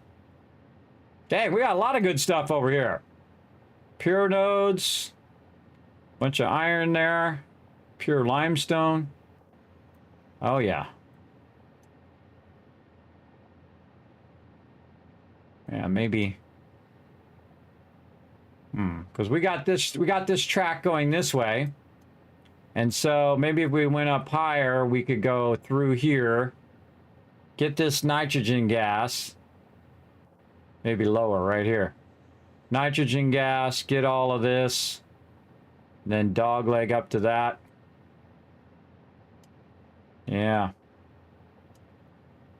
Yep. So we run this up here. We run this through the middle of the nodes here. Then all of these nodes we could then siphon into that train there, and this here, this here. Look at this coal up here. Oh, we could run this.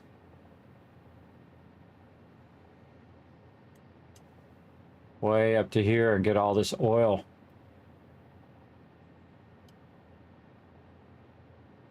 Yeah. We could use this oil crude oil, which is like ground extraction.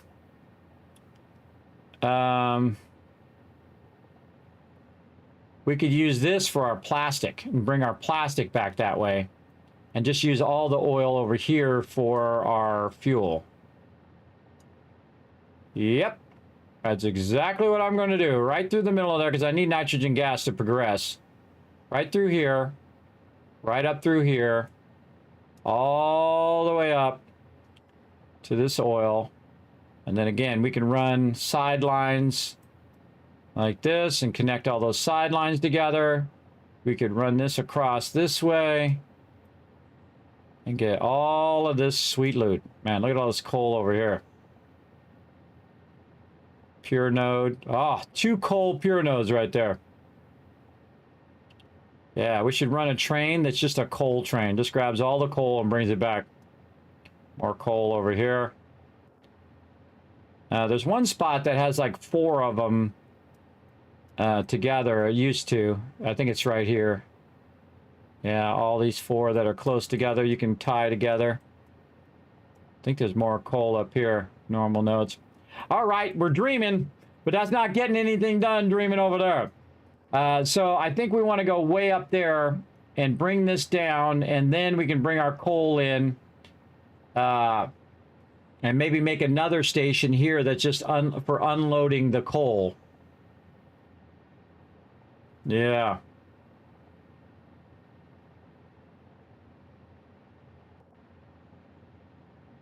Yeah, we'd have to have it come in, tie in going that way, and then turn around and go back that way. Or turn around and come back along that outer track.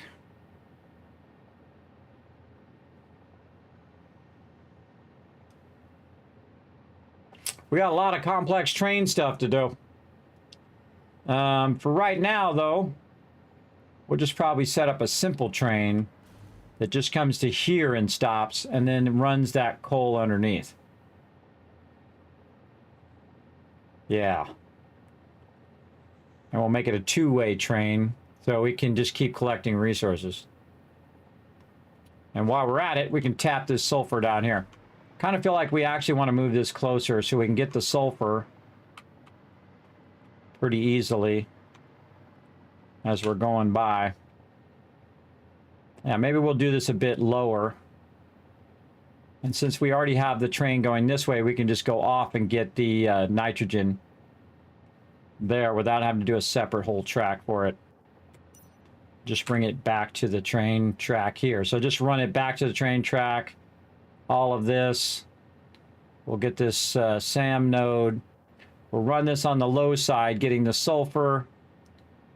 And then right up through here. And then we can move all of this stuff into that thing. And that pure node will be our primary thing. So it'll grab the sulfur, go get the coal, bring the coal back. Or it doesn't even need to grab the sulfur. We can just bring the sulfur up and run it under as a belt instead of a train. Yeah.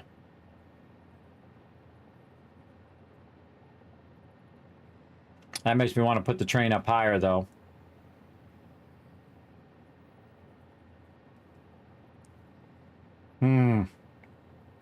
These are interesting questions. Of course, I could use the underside of the train track to run the sulfur. That's an even better idea. So yeah, I think that's what I'm going to do. Let's just make some choices, because if you don't make choices, ain't nothing going to get done. All right, let's say right here. We'll do it. You can always change it later. Right here. We'll start an offset of it here. Oh, we should start it as a 5. We should start it as a 5 because the station's going to be right there. So let's do foundations. Let's do a 5-wide train foundation. Rotate it so the arrow is pointing me. Make sure that's aligned. You know what? We could just do it right here. Let's just utilize the space that we have. All right. We're just going to do it right here.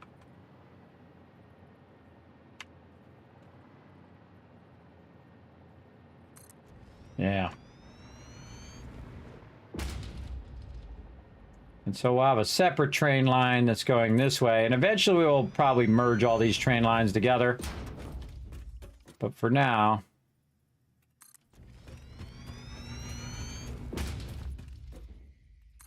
we'll say that's going to be the train station there. And then the actual tracks itself, just the double track, will be here.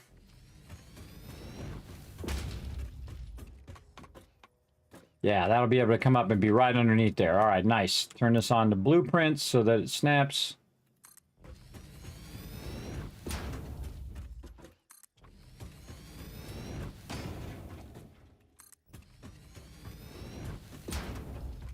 Just gonna do all the foundations first.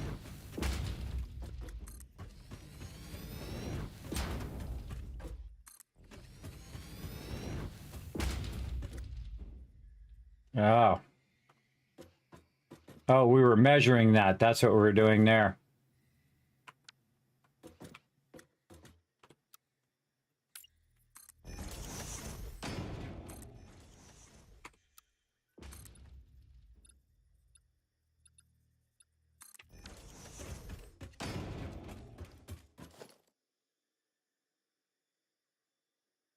We should go to the end and take that out. All right, let's clean up our mess here a little bit. We should go to the end here and take all this out. We were measuring across over the top of most of the objects. The only object that's higher than our current base is that object there, which we can work around. But what I did is I ran it out to see if I was above most of this, so I can go ahead and grab all the resources from those various spots.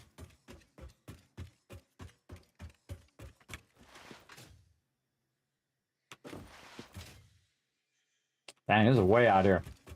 A little tempted to get my car out. But we'll just slide, jump.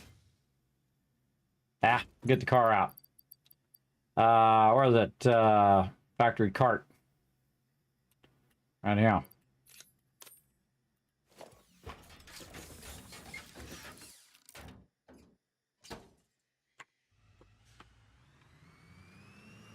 And away we go.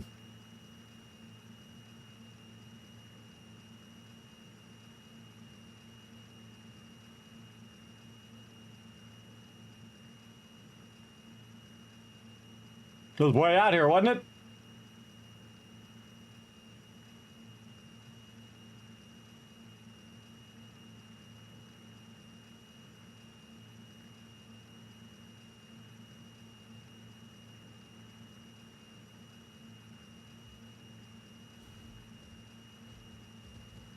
Whoa, I got more foundations underneath these. Oh no, I went down. Okay. Let's take this out because I know I'm going to take that out eventually and tie these two together in case those are running out there to my extractors. See, I'm extracting stuff right there as well. We'll tap into that too and get some of that later. You really don't want to really want to be careful when you're going up and down these things. They're pretty unruly.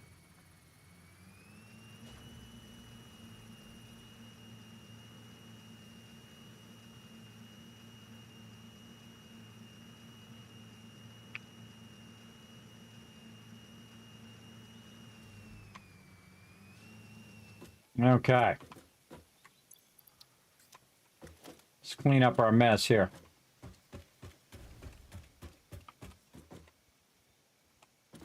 Try not to get the one that you're on, though. And by the way, it's about 8. So 1, 2, 3, 4, 5, 6, 7, 8. And then you stand on the 9th one. And then you can usually get them pretty good. The problem is the last one's kind of hard to get. So if you do 7 or stand on number 8, you'll be fine. 1, 2, 3, 4, 5, 6, 7, and then stand on number 8. And then usually it's a little easier. Get rid of it.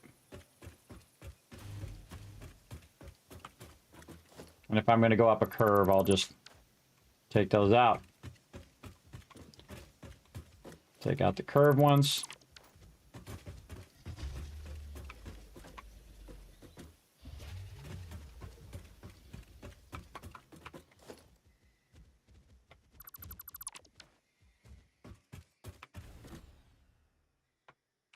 Guess I could also just do this while I'm running.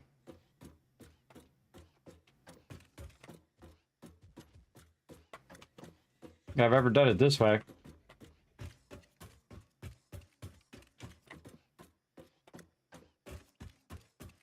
Just do it in the direction I'm running.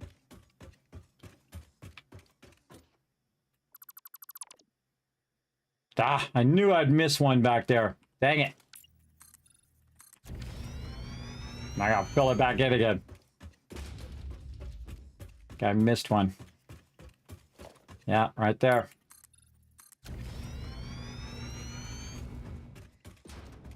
Should have done these as blueprints.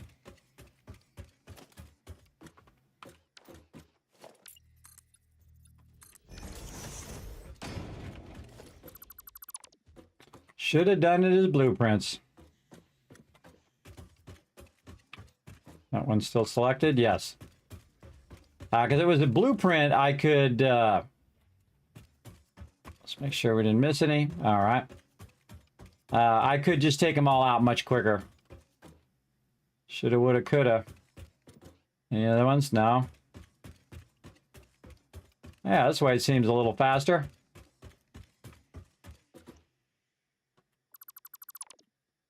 All right. Again, holding down control.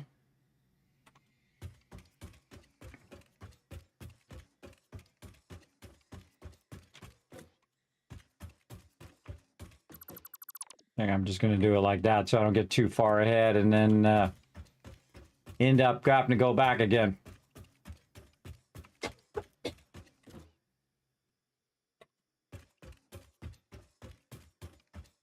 That's much easier.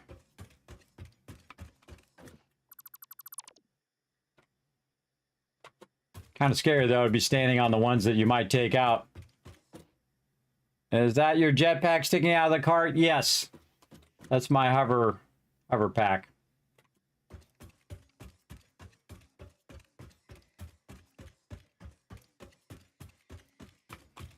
See if I end up leaving one behind or making myself fall to my death. We'll find out here in a minute.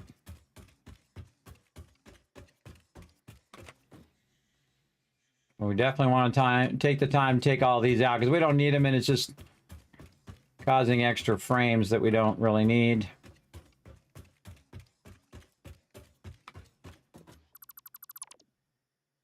All right, much better now.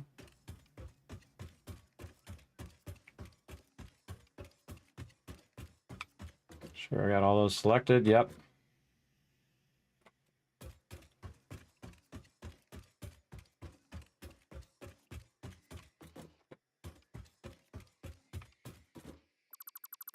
Okay, there we go. That wasn't too bad. And all of these. Whoop. All these. Nope, not doing that. Just this one here. There we go. Take all those out. Take all these out. And our mess is nice and cleaned up. And we go back to using our blueprints. There we go. So that if we did want to come back, take this all out, we could. Easy. Much easier with our blueprints. All right, now we're going to run way over here and just bypass what we've done down below and utilize this top part and basically make another train.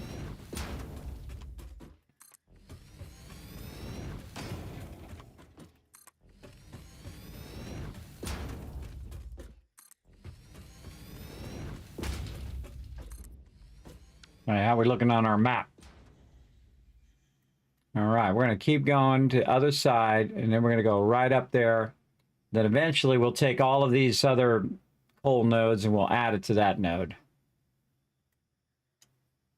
Yes, and then we'll run sulfur over and both of these quartz over. Some water there too. But yeah, I just want that pure node. Again, I could be doing it down here as well. But this one's already aligned, and eventually we need all this coal moved anyway. We'll make another one that goes that way, too. But we're going to do this because this has a lot of our other resources. And we could make a lot of train cars and pick up a lot of resources all at the same time. All right, more.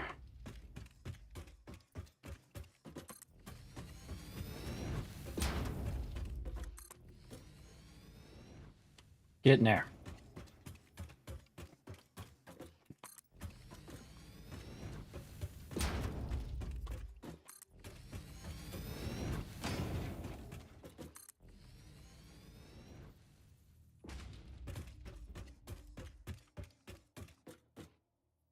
Yeah, maybe avoid these trees too. Oh, perfect. Perfecto. Move that over. Okay. Get out of there because it won't let me go out of blueprint mode. All right. There we go.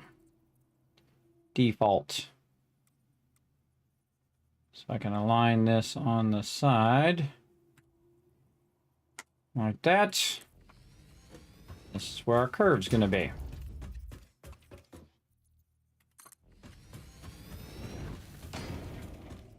And this will be a dedicated coal node just for our fuel. And then we won't have to waste a bunch of those other nodes. Turn my blueprinting back on. Make sure these are all straight. Yep.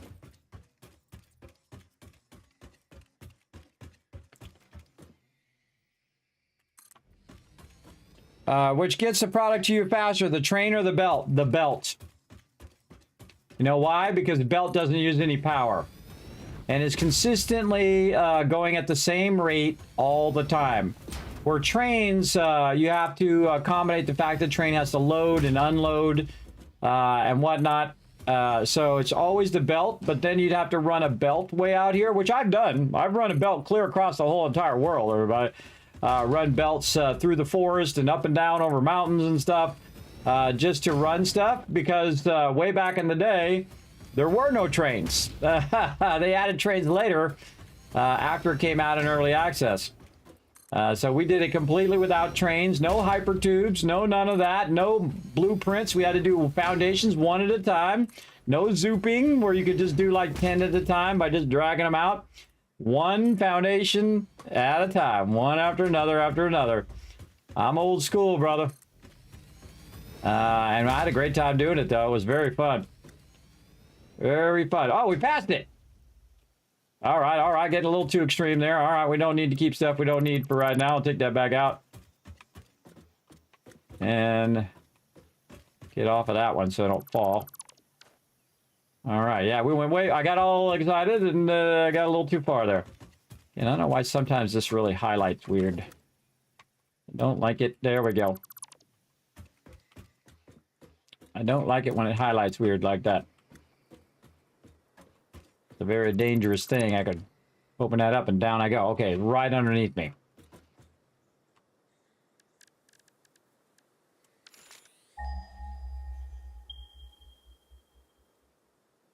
I think it's right down there. I don't know because I can't see because there's a big orange thing in my way. There we go. I don't see it. Oh, there it is. Yeah, it's underneath this foundation here. Okay, so what we want to do is back up another one. And we'll take this one out. There we go. Yes, right there. So we bring that straight up and bring that into the train station. Now we want to do it again. I only really need one stop. Take another one out. And then we'll use our bigger 5-wide foundations. Like this. And that's going to give us room for our train station, which is going to be right here.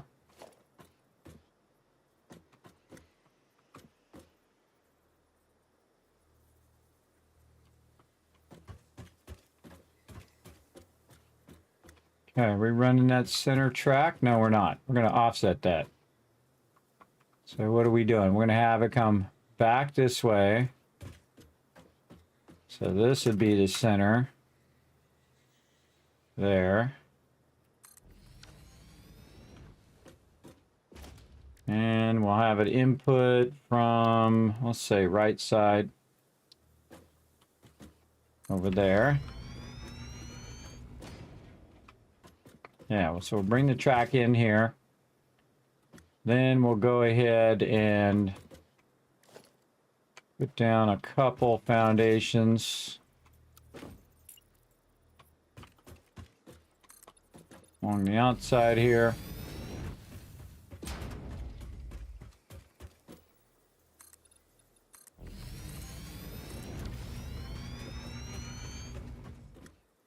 And we'll put in our turnaround right here.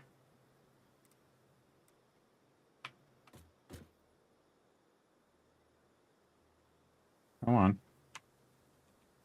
Line that up with our thing here.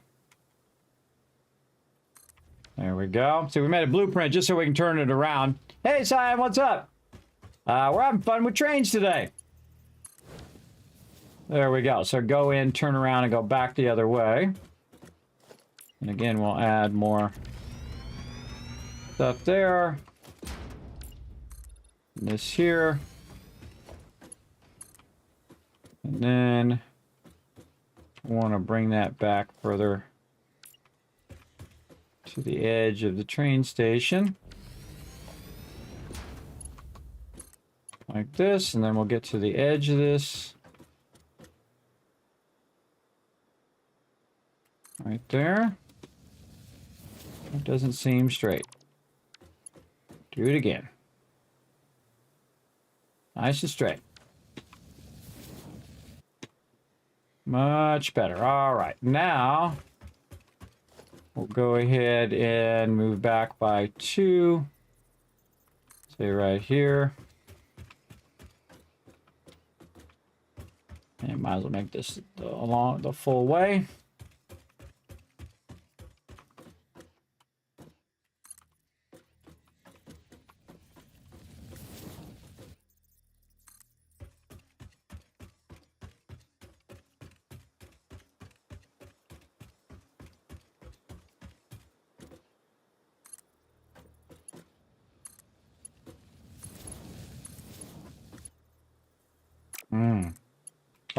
I'm one too close.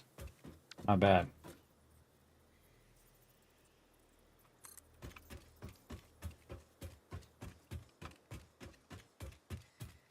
Setting up my train station here, everybody. Getting my my tracks in. This is going to be a circle track, so it can come down here, turn around, and go back. Just keep going straight the same way. And then we needed, really.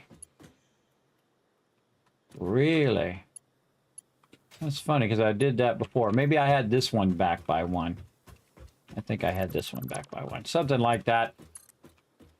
Let's just do this like this. And then, yes, that's what it was. Had that one foundation in so I could get that to turn back that way. All right, that looks really good. Love the train station. Looks awesome.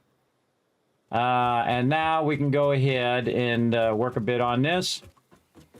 Let's see. We're going to want to bring this up and have it end up right here. So we're going to go ahead and work with some of our logistics first.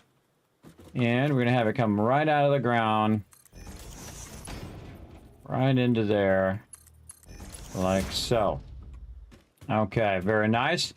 We actually need some power. We got power down there, but we really should run our tracks and come back and bring the power from the main base. So let's go run some tracks. Let's go.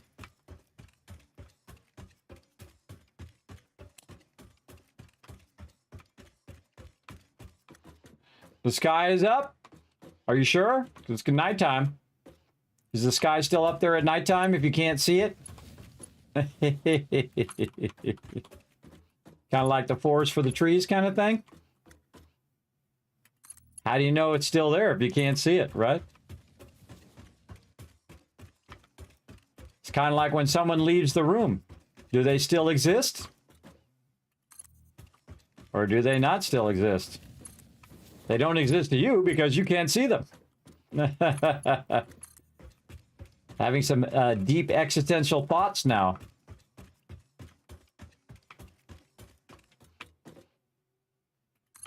Kind of like that experiment in Schrodinger's cat, right? Does the cat exist in the box? Is the cat alive or dead? How do you know? Why do those two not line up? That was kind of weird. Those didn't line up to the same distance. I'll do those again. To there.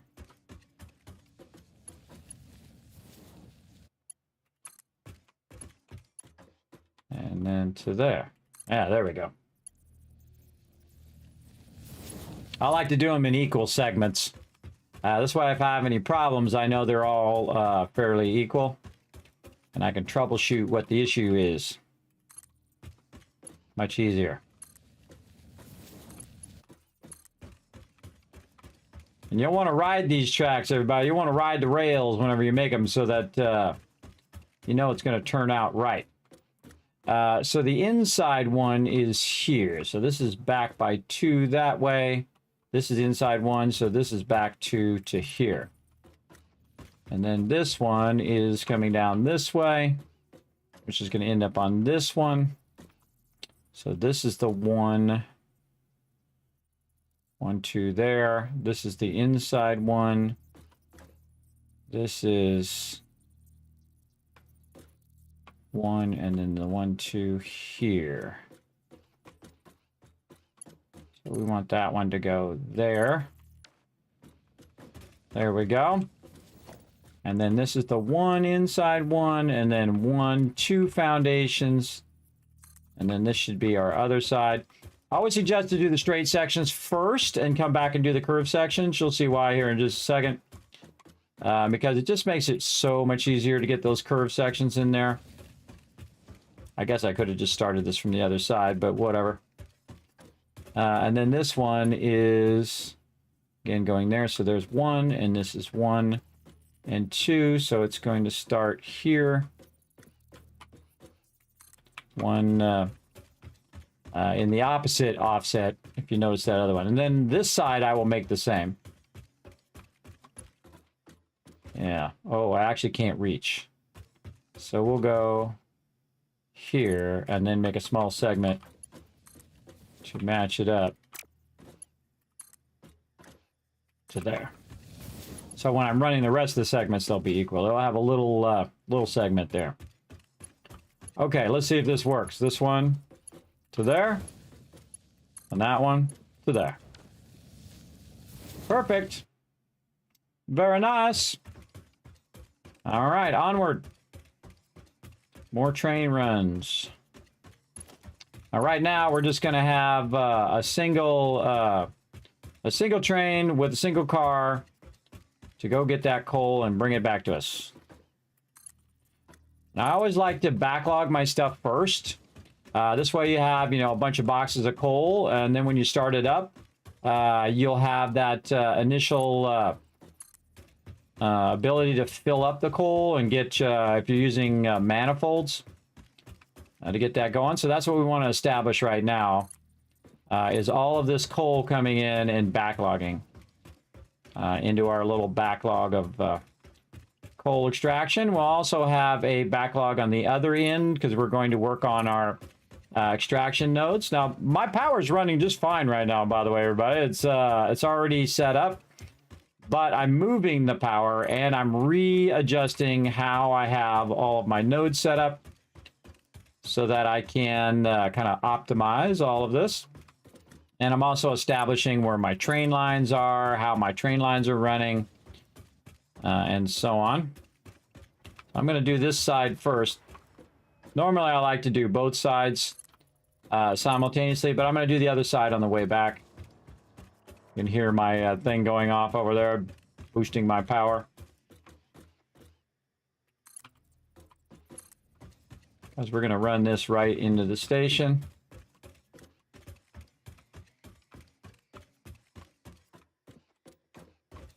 Again, just doing those max lengths. And we can bring this forward. We're going to put this train station right over here. And let's go ahead and back it up by 2. Let's say right here. Put my light back on. Train station. Oh no, we can't do that because we're going to need a turnaround. So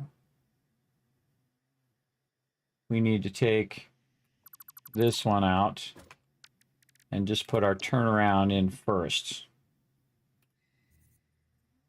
Yes, and we need to take this out over here too. Okay, let's pre-think the turnaround before we get and run out of space here. And again, we made this on a blueprint, so we can just very easily try to align that. It's a little awkward because the foundations will not be aligned. In this case, because of the width of our blueprinter, we can only make it so wide. But here's the thing. You put that down, and the whole purpose of that is just to get this curve. And then you go back and you take out all the foundations, and then you line up all the foundations. That's easy. Okay, so there we go. So now we know where our turnaround is. And then actually we can just take our station and line it right up on the thing. But I don't like doing that because sometimes it doesn't connect. So I'm a big fan of just moving it back by 2. So you have that extra room, a little bit more, to make that connection and make sure that's a nice solid connection. Across here, like that. So 2 foundations is what I'm talking about. Okay, and then this one coming back, and we learned that when it's coming back, we want to go to the edge of the station. Not that. We got to add our freight in here. And we're going to have it go left. It's coming out. We'll say it to unload while we're at it. And so we'll bring this back to the edge. And we'll go back by 1 foundation like this. And then we'll get our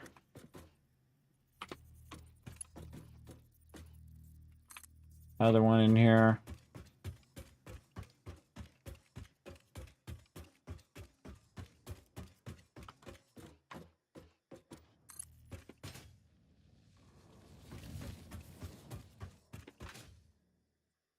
And in theory, perfect. Nice. All right. That's pretty sweet. All right. And then this one directly into there. Okay. Now we want to electrify our train here. Where's our connector? On that outside. Of course it is.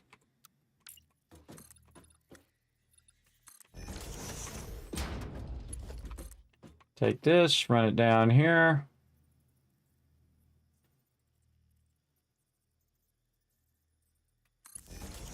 Trying to get it somewhat straight. Okay, and then we want to run this across to our primary road power.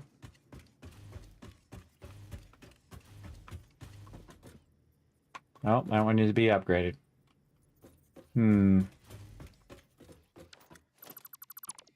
Probably just use this one. That one needs to be upgraded too. All right.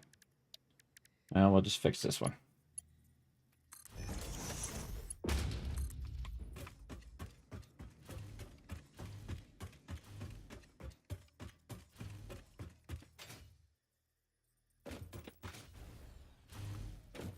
Wire too long. Too long. Oh, we connected it over here already. Okay, now this has power, so we can float around, do whatever we need to do.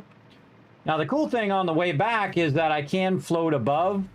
I find it's easier just to run at the bottom part here when I'm setting this up. And then we'll test out the tracks here.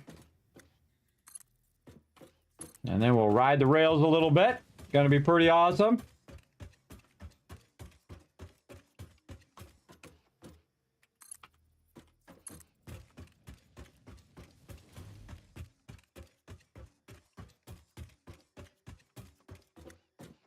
The good thing about this game, everybody, it's always a good time. It's always a good time to do the train here.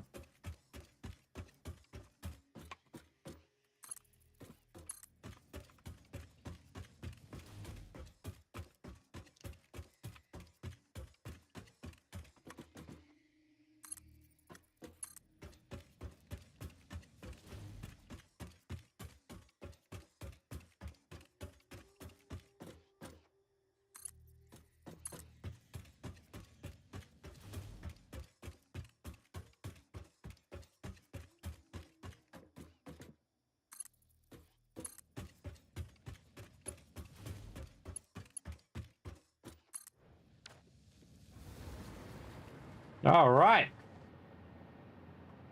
That's a functioning train track right there. Let's get our locomotive on there. Let's go try it out. See if we made any mistakes.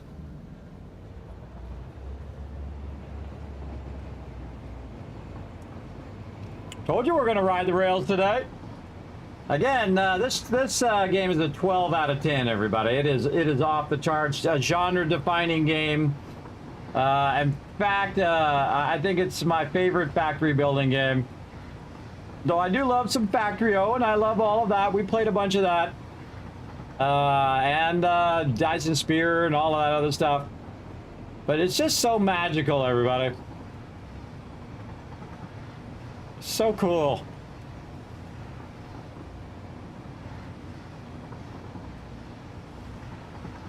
So the game is so lovingly done too, everybody. Like, it puts so much effort into all the little tiny details.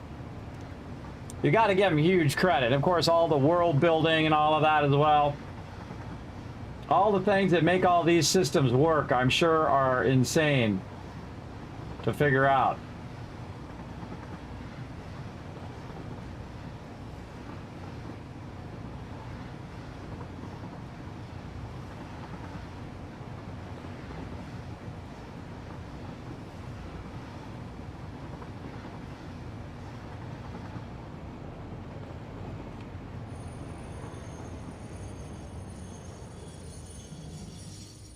That's a good working train.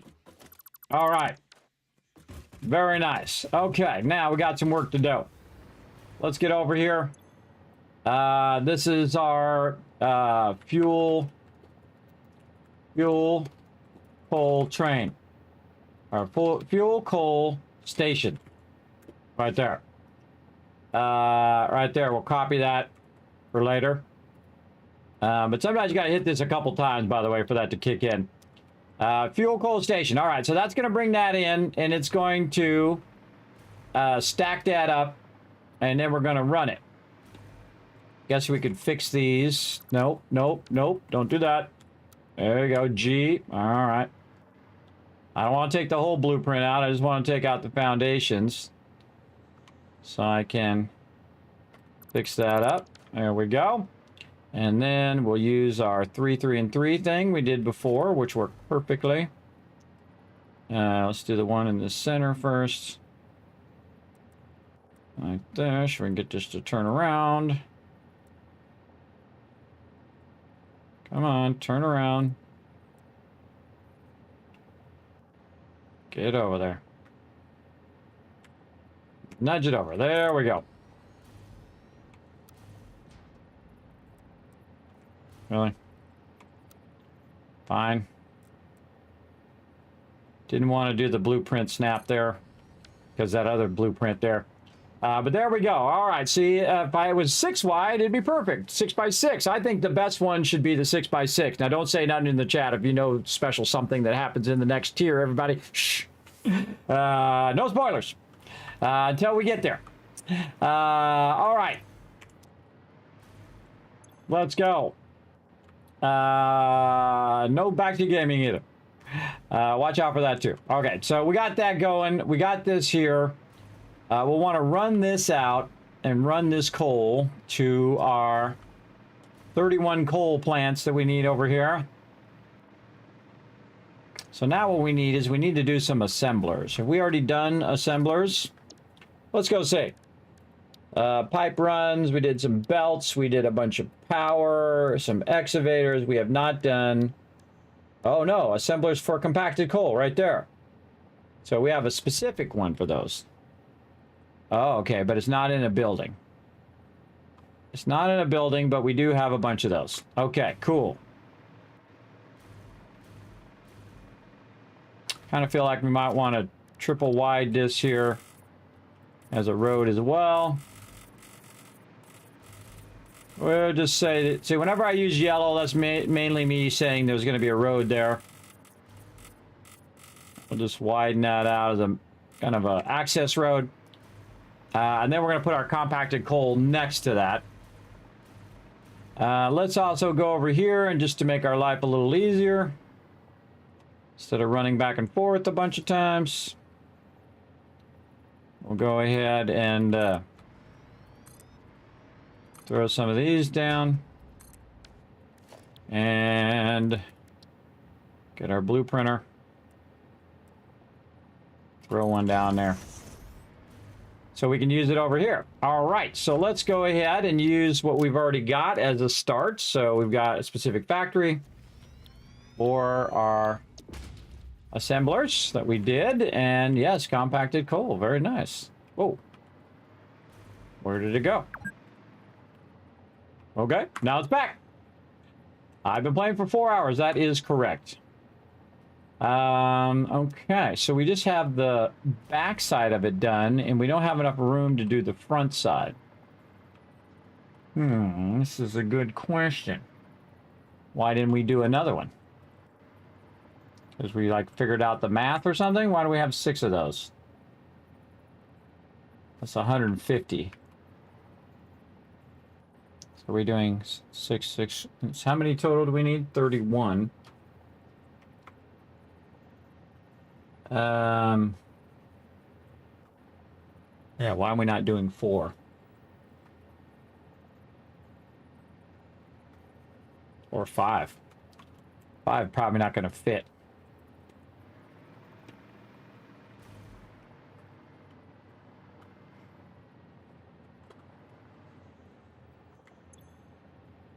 Yeah, it's probably aiming for 150, which is half of 300. So if you're bringing a 300 line in, you have 150, 150, 150, 150. But I need 765. But if I was doing it at 900, I would then do them in groups like this. But I'd probably do them in groups of 5 just because it's easier to manage the... kind of like what we did with our stuff over there. So we might want to do 3 and then a 2. 3 and a 2 and 3 and a 2 to do 5. Hey, sorry, what's 25 times 5? 125.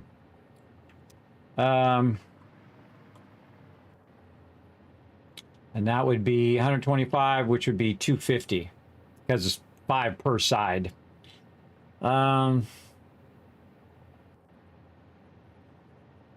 These are good questions. Good questions. We need a total of 31, which is an odd number to have. But that's also because we're bringing the amount of turbo fuel down, because we're going to use some of the extra fuel for packaging. That's right. So we're going to leave that extra fuel for packaging and then also for backlogging. So maybe what we should do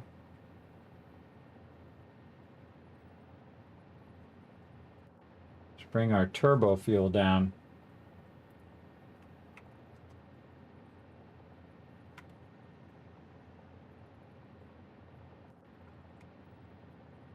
And that would put us at 750.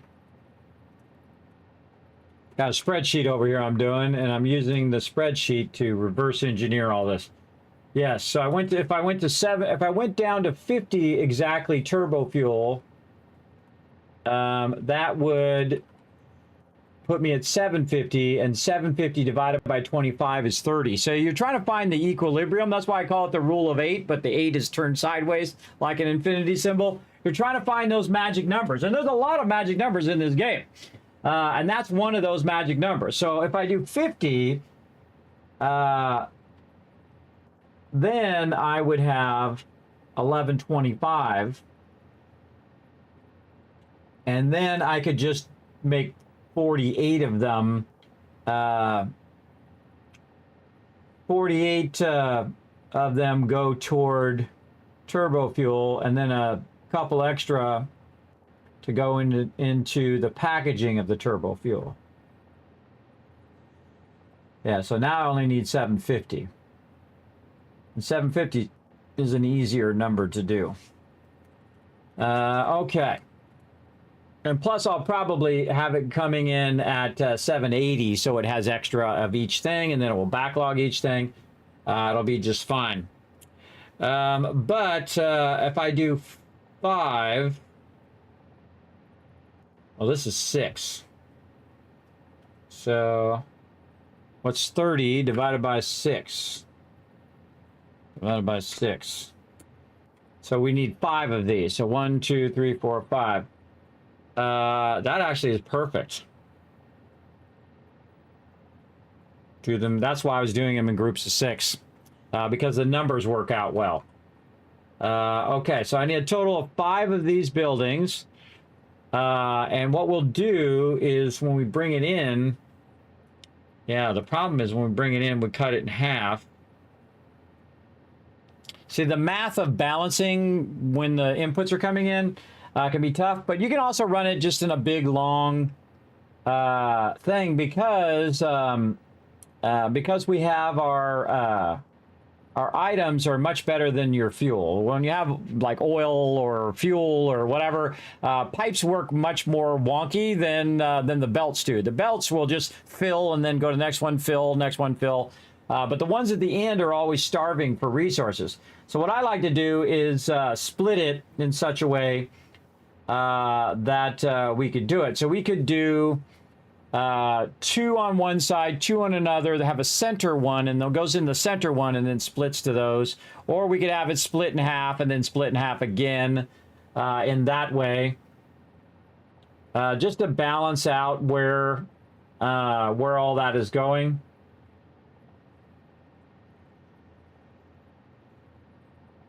Yes. That's exactly what we're going to do. Okay, but we don't have the ability to add this over here. So what we could do is just... But this is really nice how this is balanced in the center, though. But it'd be nice to have the front and the back balanced.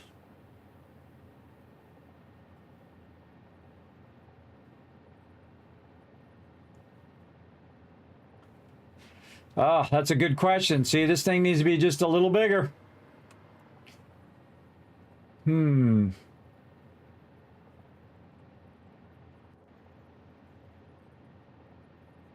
I'll probably just manually fill in the rest of it. We could at least put in the power. See, I'm trying to figure out how many things I can get done before I use the blueprint. How many things can I incorporate in the blueprint? Oh, I see something flying by. I saw a shadow happen. This way I can get the power already run. I got all of the lifts here, so I can put my sulfur and my coal in there. I'll probably put these in. So we need 5 of these. So we'll do a group of 1, 2, the middle one, and then 1, 2 again. So we'll tie these 2 together. We'll tie the other 2. No, that's not going to work because the middle one's going to be by itself.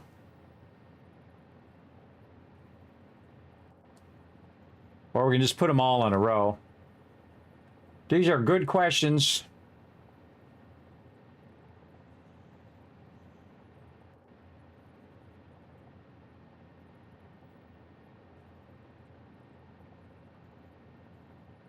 There's 5 of them and not 6 of them. If there were 6 of them, it'd be easier.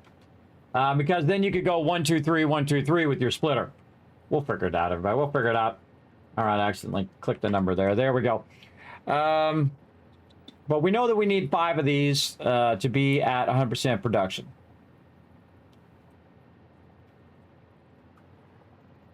And we'll bring extra. We should probably do extra production so we have extra compact coal.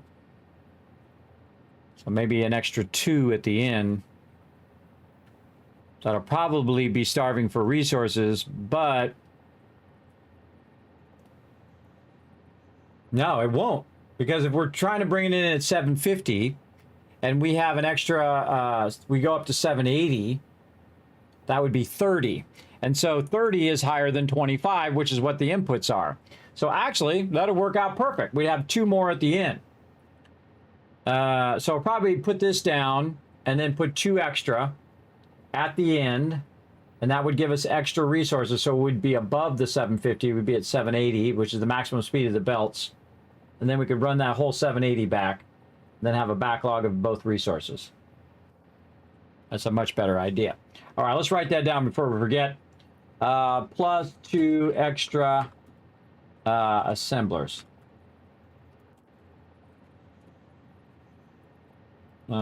Can't you use the word plus, or use the plus? There we go. Plus 2 extra assemblers. Plus 2 extra assemblers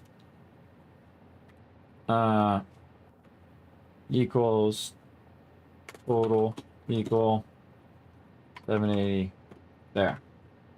Okay, so that means we have to have 780 coming in, and then we'll have 780 going out, and we'll have extra. Okay, so yeah, again, I'm just looking at a spreadsheet over here, everybody. If you're wondering what I'm looking at and what I'm typing at, it's this right here, which is basically doing all the math for me. Off here to the side, so I can just double check my math and make sure all my stuff is equal. And then finding those equal numbers that equal this, that, and I can do this, and I can package the fuel, and I can do all of that, and so on. So yeah, this is what we want to do. And then how do we want to do this? So if we need 5 of these, plus 2, we could stack these on top of each other. And that would give us 12.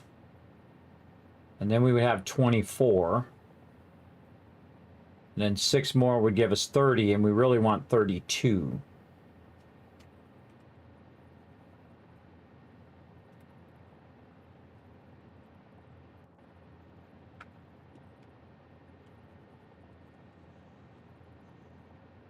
All right, I'm making myself notes there. I don't know if I come back to that, if I would remember all those notes, but there we go. So we really want 32. So we did 12. It'd be 12, 24, 36. So it'd end up with 36, and we would take 4 of them out. Yes. So we could input it here, come back and have it go up to the top.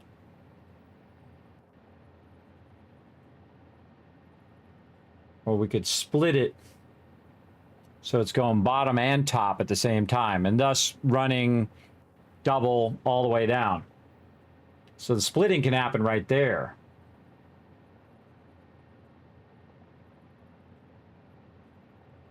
And then we could split it again. We could have it, the input could split, go to one stack of 12, and then the other one goes stack of 12, and then that's double splitting again and running from there into there. And it will have more than enough, so it'll have extra.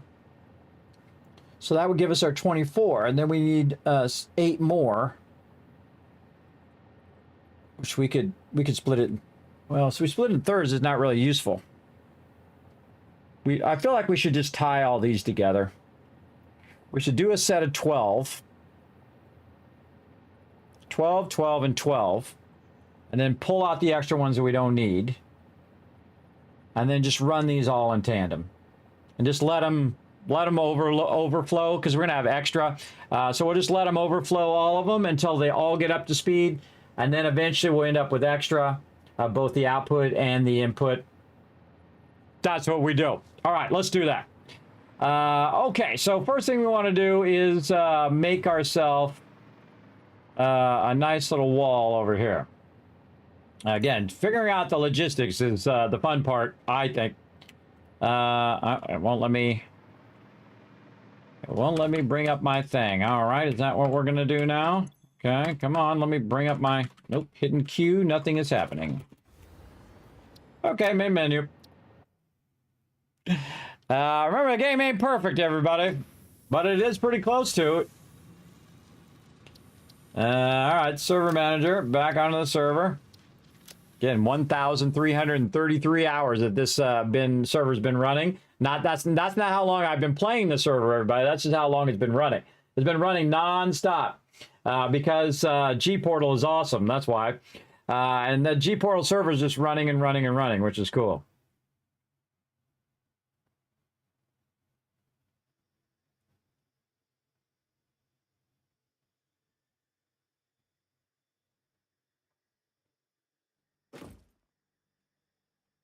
All righty.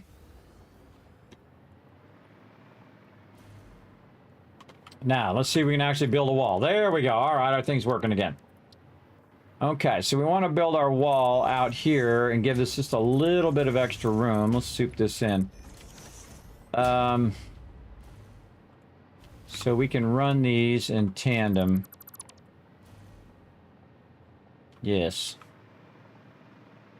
We're going to flip these the other way. So our input's going to come from this side. So I like to have my inputs all on the same side. We'll have our two inputs here. And they'll input the bottom and the top. So let's put in our inputs here. Inputs are going to be red.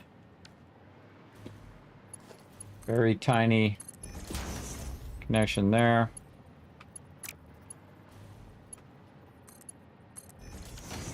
Okay, those are our inputs.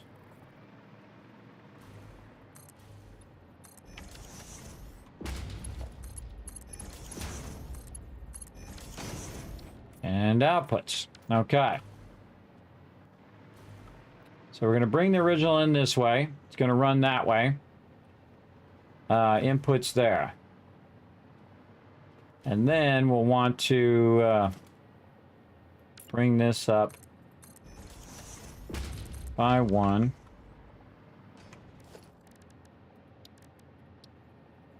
Throw our foundations in.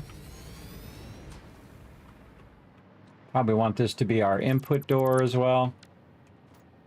Can we fly through there? Yes.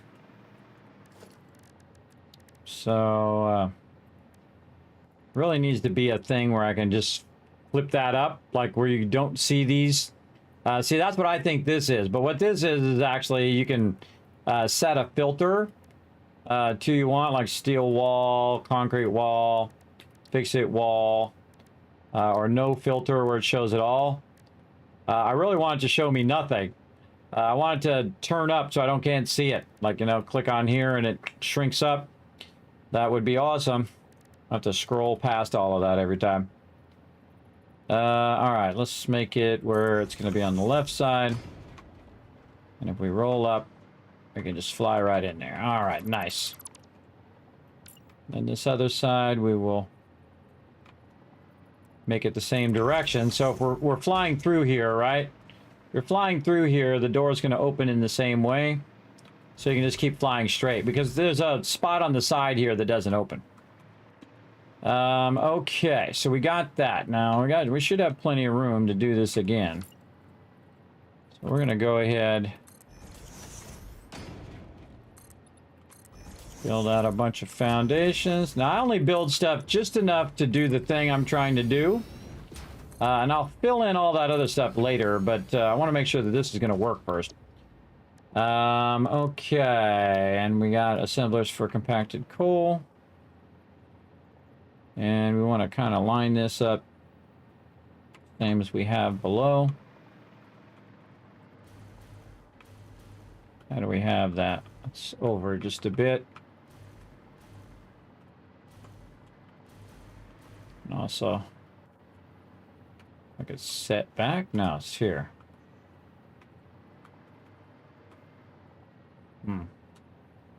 I think it's actually right there. So that's in that square edge.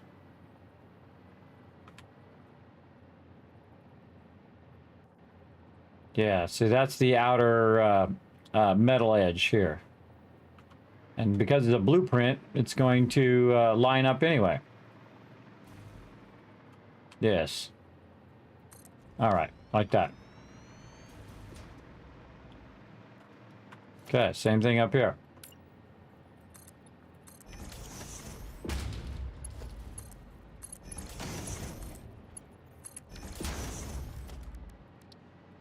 So we'll make a splitter that comes in and then splits this way and then comes off the side and splits there. And then we'll do the same thing on the other side. We'll do a splitter, we'll go in straight and then we'll go left and then we'll do the other side. So basically it kind of curves up from down below.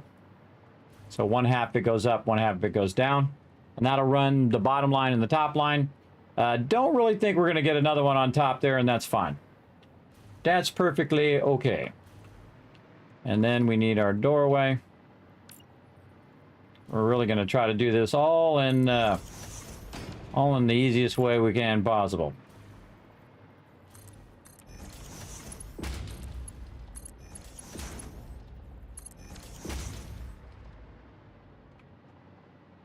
Wait a minute. Wait a minute. Slight problem. That is an input.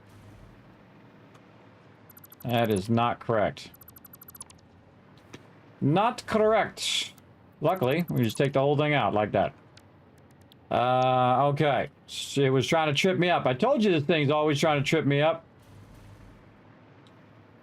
Alright, so we should have been watching for that little white arrow that's facing toward the front of the blueprinter. Okay. That looks good. Let's go with that. Because this is an input. Yeah, there we go. Saved ourselves some grief right there. And this is an output.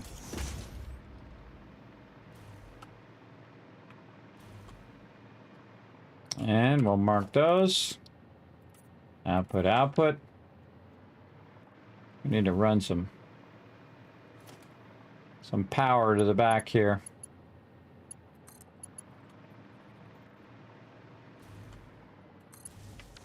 Just so we can float around. Okay, so... yeah, that's looking good. Okay, door.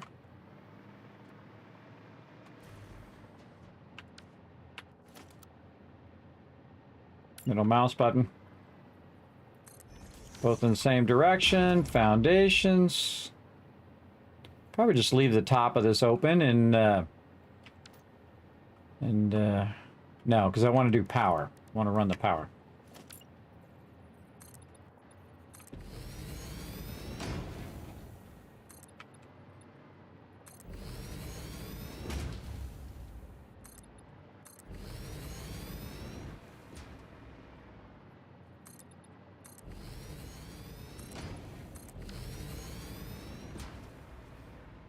Okay, so there we go.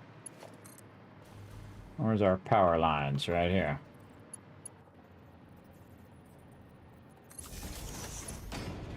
That one's on the edge, so I have to put that one in just a little bit.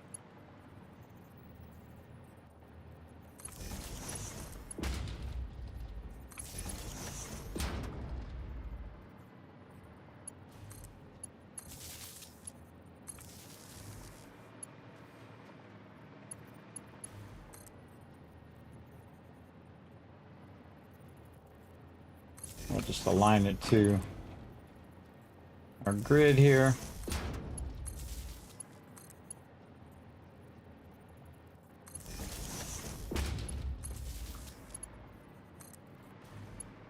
Cross connect that one to that one.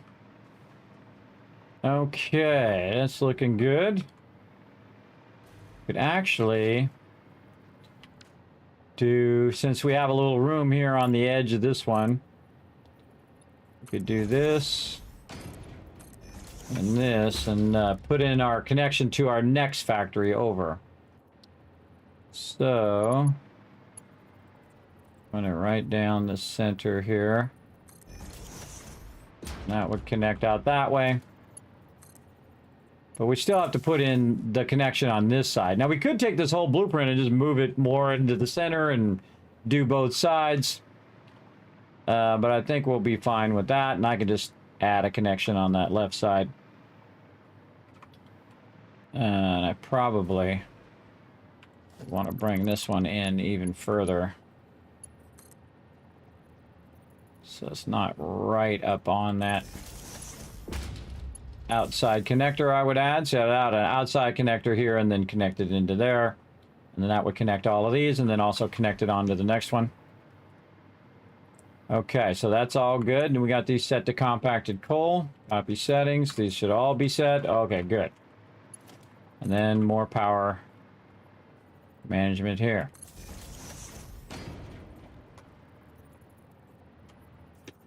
Why can I not do this one? Oh, I just did that one's power. Do that a little better.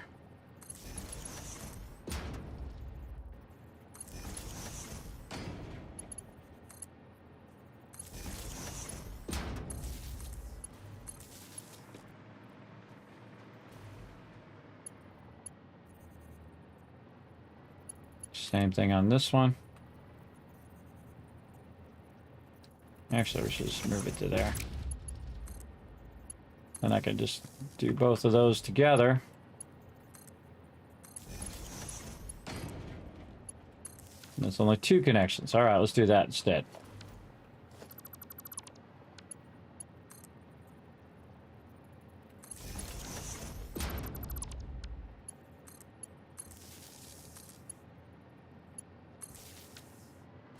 All right, better. Then cross connect this way. And then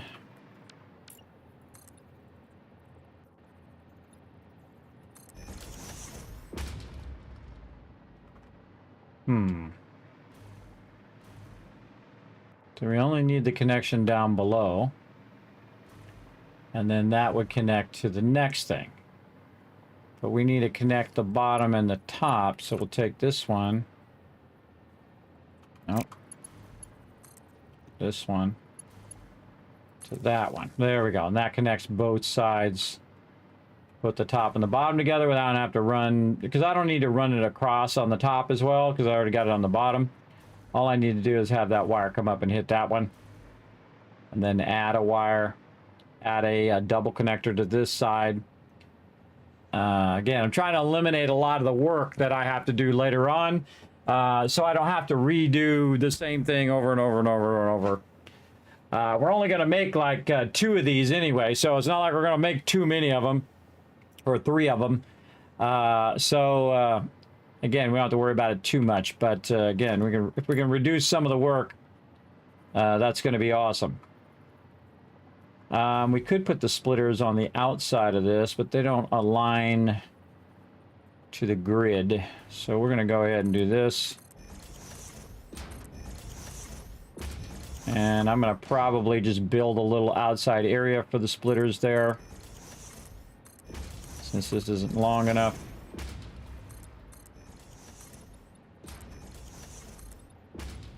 Like this. Same thing on this side.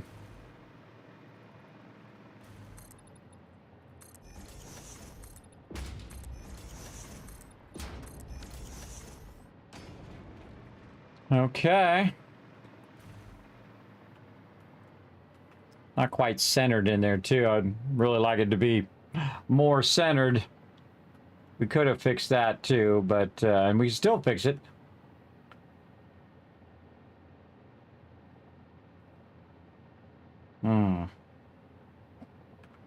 Do I want to fix it? Because this top one here is a blueprint. You know what? Let's just do it. Let's just fix it.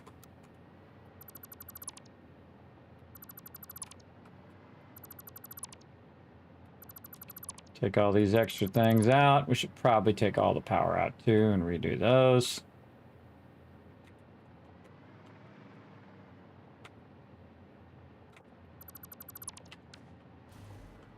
Okay.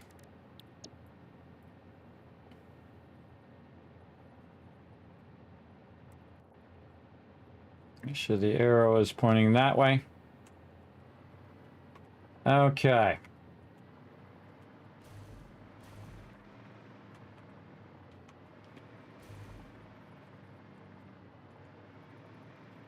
Sure that's nice and lined up. Yep. Looks good. So that's what's nice about just having that part that you can put in there and fix that. Now, not so easy on this one at the bottom because this one's not a blueprint. This is actually the original blueprint that I'm using for that. But we can go in and just hit G and just get all the assemblers at once. And then G again, get all the splitters. And then G to get all of the lifters. And just take that out, get it started, and then all the belts.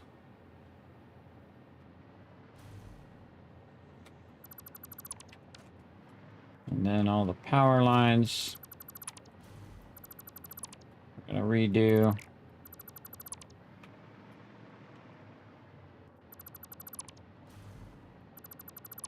We'll leave this side connector. And then put those in there.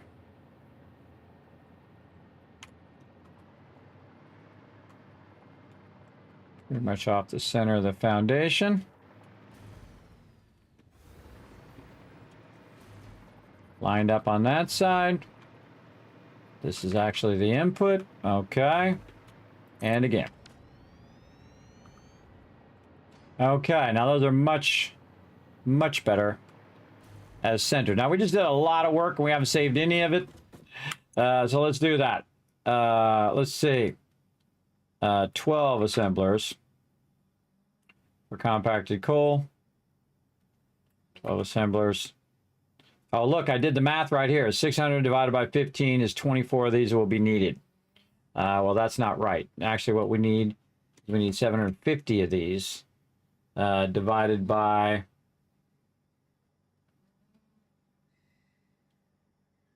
750 input divided by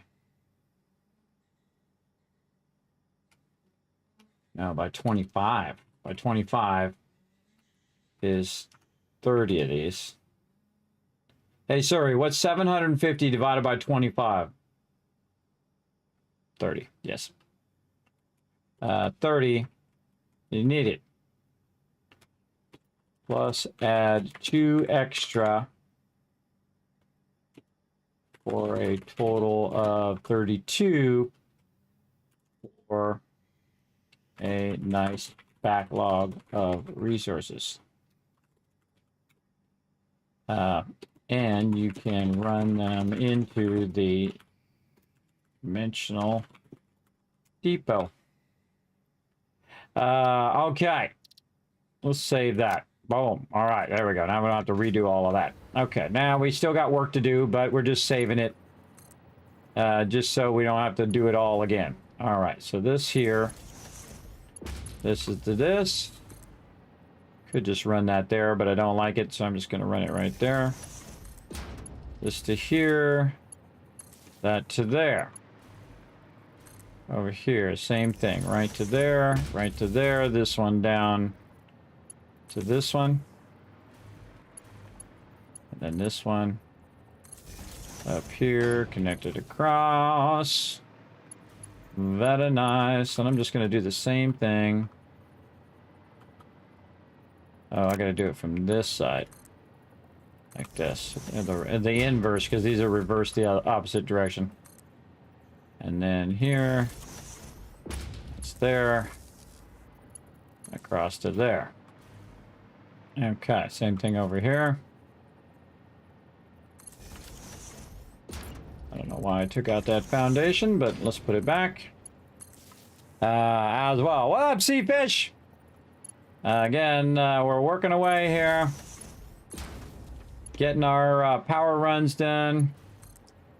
And running that over there. Okay, so the bottom part's going to do all the power. It's going to run up to here, get all the power for all of these. These are all still set to compacted coal. Let's get our input lines. Let's make sure both of these are actually the input lines. Yeah, they're both set to input, which is good.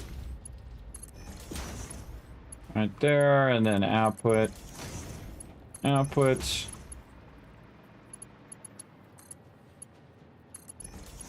Output, output. Now our actual merged output here in the front and this here, we're going to build that outside manually. We could build a little mini blueprint that actually coincides to that.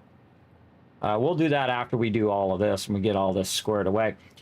Okay, so we have all of our inputs and outputs going. We have our dual level, which we're going to go here. We're going to split here and run it into the dual level, so both levels are running at the same time. And then we're going to run another one, and then another one, and then we'll remove some of the ones at the end so that we end up, instead of 36, we end up with 32, because there's going to be 12. So 12 times 2 is going to be 24, and then you add 12 more, that's 36. So we'll pull 4 of them out, and we'll probably pull the 4 from the top. So probably these 4 here, because this would be on the output side. So we'll take those out, and then we'll have these 2 extra to utilize the full 780 of the input.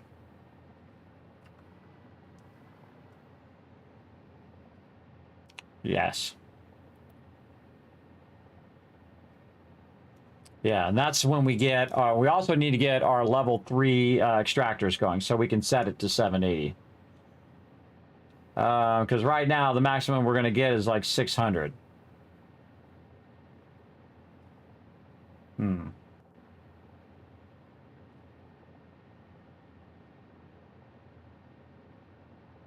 I do the math in my head. All right, well, we'll figure that out. We'll get that going. So this looks pretty good. So we need to build a merger. Then we'll just have to run these lines into the merger lines.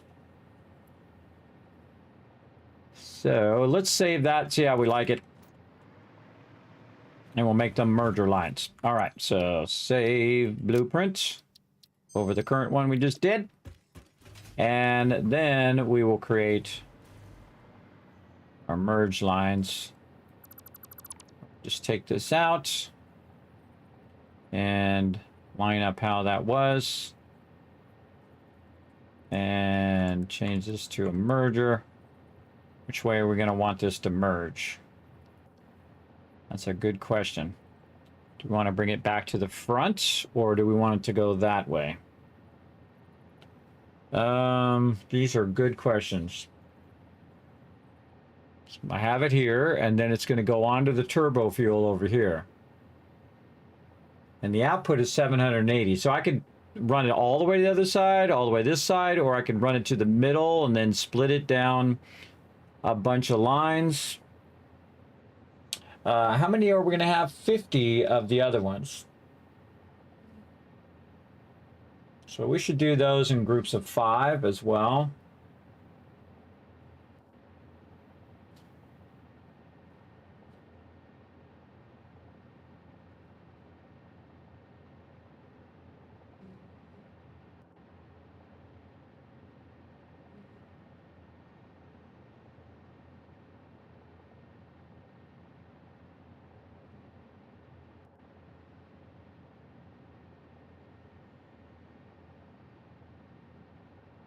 Yeah, so we diminish the turbo fuel and do 58. Oh, I forgot to write that down. Or 48. So 48 for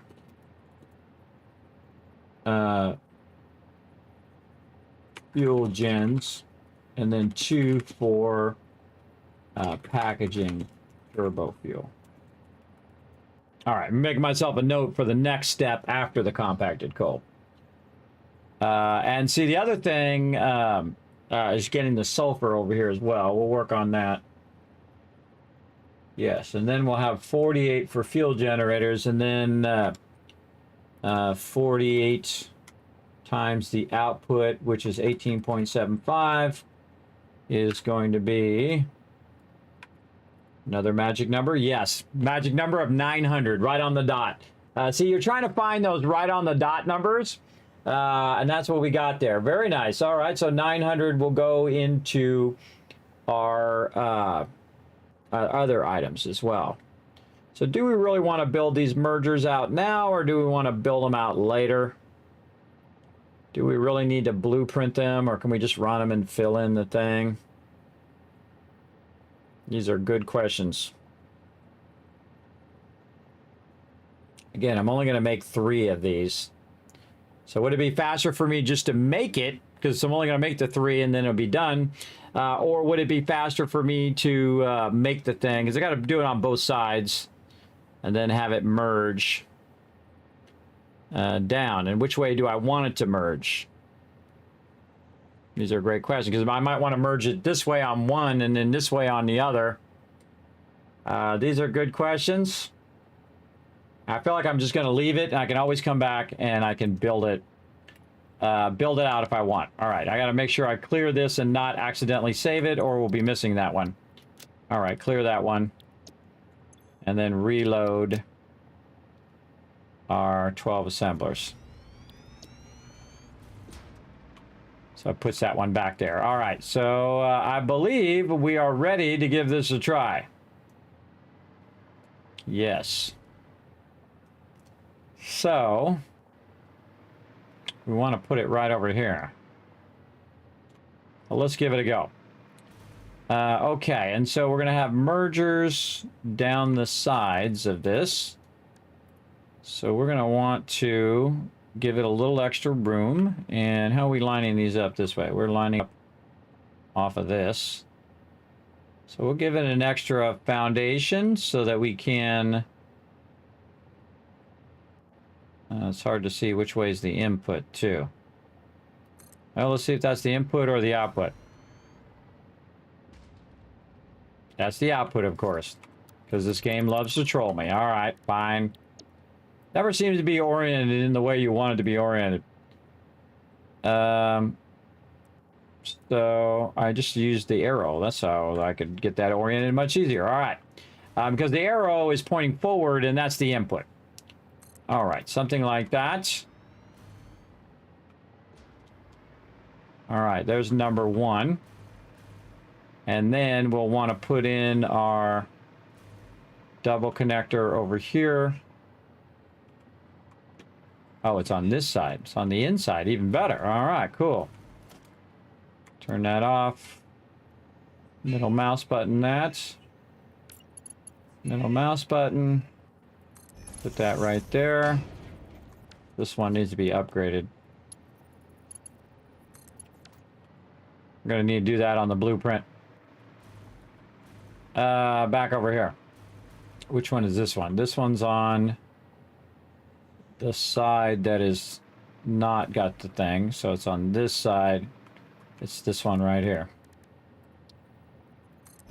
That's so I don't have to do that on every single one. I'll just leave it on this one, but we should go save. Save that over the current one. Again, you see I like to go back and modify things and just make them so. As well. Oh, wait a minute. Wait, even better idea. Run this. Oh, it didn't upgrade.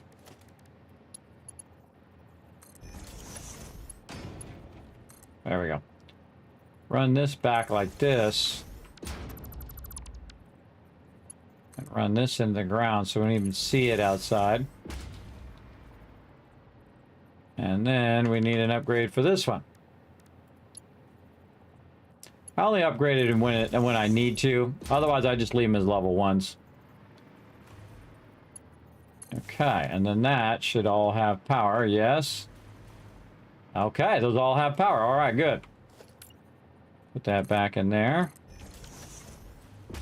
Oh, wait. No, no, no, no. No, no, no, no, no, no. No, no, no, no. Kismet almost forgot. We need our priority power switch. Right over here.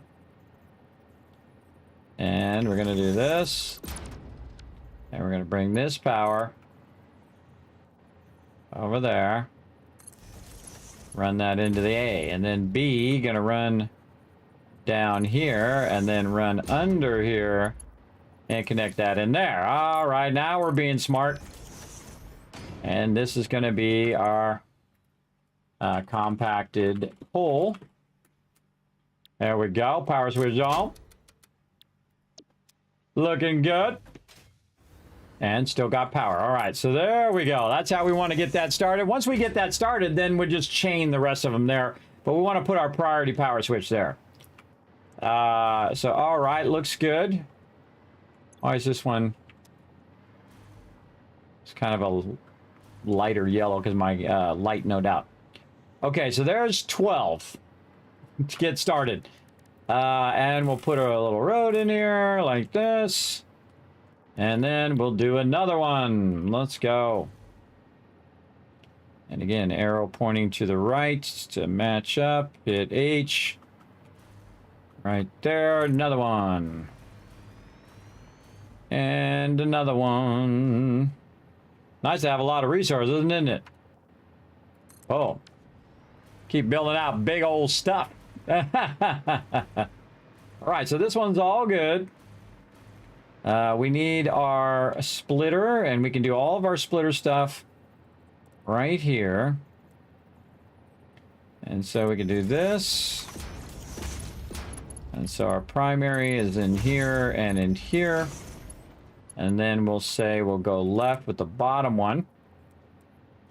And that's gonna see if we can get this to go in there. And then the top one is gonna go right.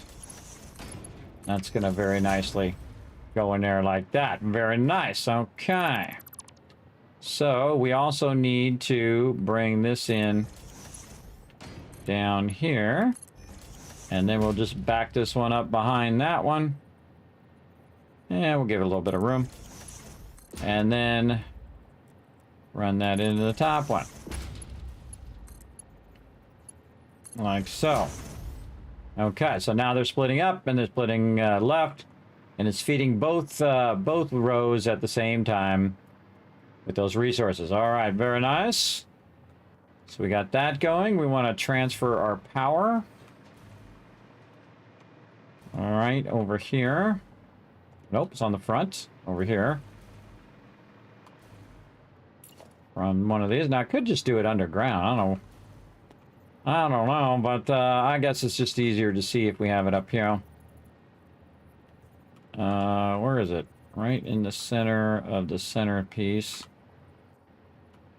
Just above there.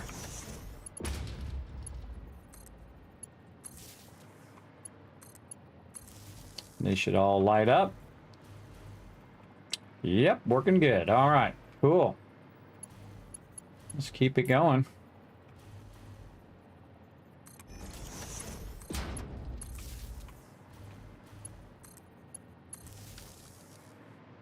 Those are all good. Those are all good. Okay. That's working out good, everybody. Very nice. And then, of course, all of our transfers between these. And we're just going to let this run the full length of the factory. Instead of load balancing it, we'll just do our manifolds. Use the overflow technique. Since we're going to have extra anyway, that's going to get nice and started up. And that's going to end up here, and then we'll have our outputs that we'll want to do. Now, again, this is not very far, so these outputs,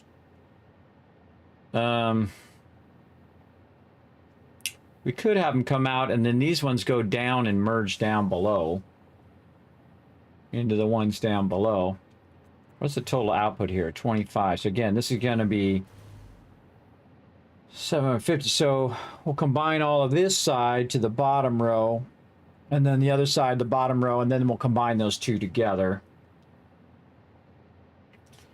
So we could use a center row here, or we could use the in row. I don't feel like we'll use the in row because this doesn't need to come out of here. So we'll have them all merge down this way and then go that way. And then the other one will be flipped going the other way. So that's what we need. We need an A and a B flipped one way or another way. And then we don't have to build so many of those. Okay, so let's do that. So we're going to go over here and we're going to take, again, take this out. Line that up to where it was. So, splitter, no, we want a merger. Merger going this direction. For the other side, yes. And then this is going to come out and come down into here. So this is going to go like this. That's going to come down, merge into that one. And then this is going to be an output. Going to be an output wall. Oh, that's not lined up. Nope. Do that again.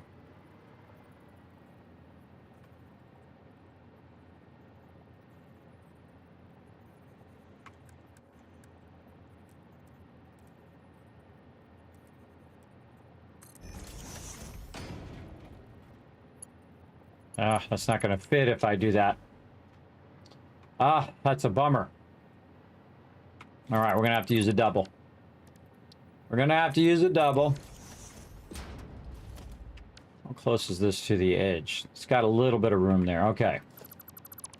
So we're going to move... Oop, we're going to move this merger back. That's going to be very close. We're going to run it out there. That's going to be an output. And then we're going to go ahead and run this up to here. That should still try to attach to that, even though it's a little bit further away. Yeah, okay. And then all we have to do is run that into that, and we don't really need the mergers up here because we're just going to run it straight in there and run it down, and then it will merge. And the same thing here. So basically we're eliminating a whole row of mergers. That's what we're trying to do there. Eliminate all the extra mergers and then merging them all at the end. We can just merge them in line.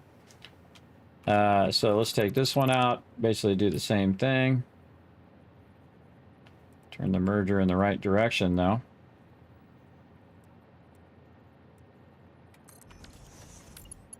And then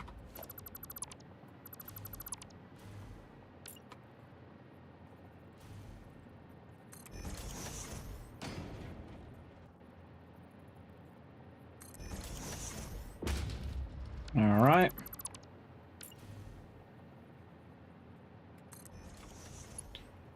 Then these are going to want to merge this way. We'll take these and merge this down. And we're going to input from up there. And then we'll want to combine our lower mergers together. Cross factories. This will be an input going in this direction.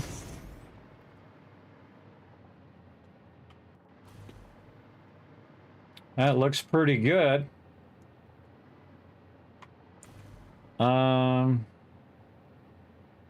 Do we want to put these in at the top? Probably put those in at the top. It might be close enough to where it attaches to the actual machine, but I kind of feel like it might be a little bit far. We might have to put a little belt in there. So we might be okay with putting this up here. But we'll think about it. Let's go ahead and remove all those other stuff first.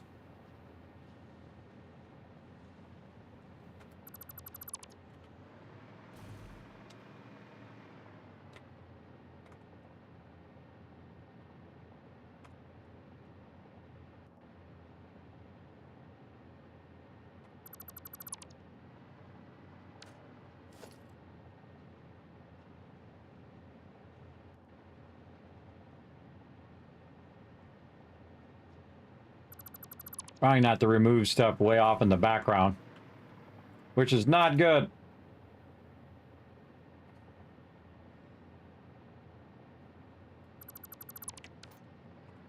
Again, we just use this as a template for our front piece.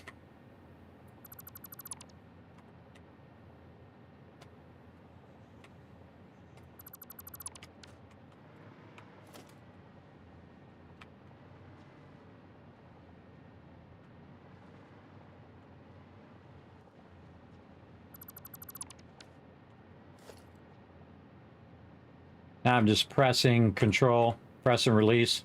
Oops. Press and release. Get rid of all of that.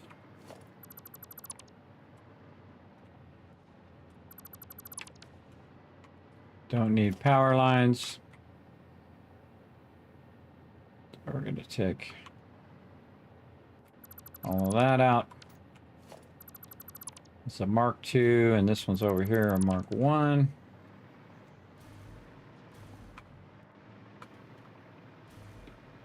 Power line thing was throwing me off. Okay, looks pretty good. And we could do ourselves a solid by, again, going in and using your ladders. And you can just run the ladder on the inside too, by the way, just like this. And then also, I don't know if it's going to let me. There we go. And so you can put the ladder in there like that, and it just says, look, that's not an input or an output. And just visually makes it easier for you to see that. Okay. So that's going to be the front cap of that. And do we have any front entrances? I don't think we do. So we're going to run this across. We'll want a kind of doorway section.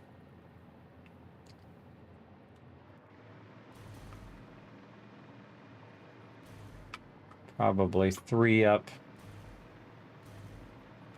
So our problem with the doorways right below the foundations there is the fact that that foundation's also coming down, kind of blocking a bit when you're going in the doorway. But we want to have a nice area where we can go in the front and double check what's going on in there. So we'll do our double doors so they're facing toward each other. Sometimes hard to see. This way, that way, this way. And all the rest of this is going to be walls to cover all this up. Come on. Could have just did it left to right. Would have been way faster like that. There we go. Okay, so this is our front cap. Or basically our B function. Our merge. And I'll actually probably use that later on other things that we need assemblers for too. And we'll probably reuse this recipe on other assemblers that we need. And so that'll help us. Again, using that extra bit of space. And we would need a blueprinter that was actually 7 wide to do this. So this is actually a good thing to make to help us with this. All right, let's go see if it works. And we want to rename it something else so it doesn't overwrite this.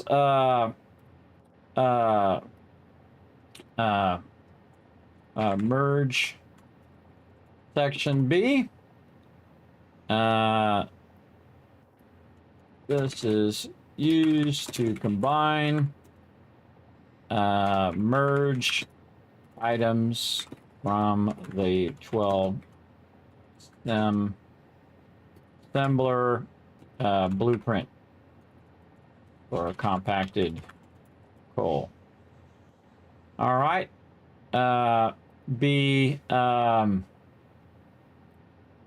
wait, we need to think about direction. Right. Okay. Section. We need a T in there too. 12 assembler merge section. B. MR or merge right. merge right or one side. Use merge left or other side. Okay, so save. So that's what MR equals. Actually, I should put it in there. MR equals merge right. ML equals merge left.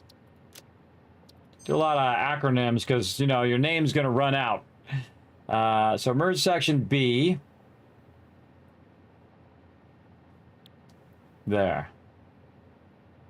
Merge right. Okay, now what we need to do is go in here, take this out, and change the merge direction. So we're going to take these and put these up on top, just temporarily. And we're going to have to take out all these belts and redo all the belts. And redo the lifters, or this is all going to be messed up. Okay. Take those merges out of there. And now we're going to make it go to the left. And see, the cool thing is you can use this as an ability to snap to it. So you can go ahead and just snap underneath the one that you already have. So you put one on top of the one you have, take the one at the bottom out, and then switch the direction the other way, and then use it as a template so you know exactly where to put it down going in the opposite direction. So there we go. Like this, and like that. And now this one is the output, and this is why we color code stuff, and this one is the input. Okay, I believe that's going to work. We will find out. Always put your lifters put in last, because, you know, things are going to go horribly wrong with your lifters. We didn't put anything here at the top, so we're fine. And then I think we're good. All right, we'll try these out, see if they work. If they suck, we'll fix it. And this is merge left. All right, merge left. Save blueprint. Now remember, all these blueprints will be available to my patrons as well. So again, if you want to become a patron, you go to patreon.com/Kismet. If you're really enjoying this stuff, I'm showing you some seriously advanced stuff here, everybody. Oh, I should have put it at the beginning of the name up. Let me go ahead and see if I can change these names real quick here. Let's edit. I should have put this. No, I'm gonna have to reload them and rename. It sucks you can't just rename them there. Can I just rename them? Confirm. All right, I have to go and fix it over here.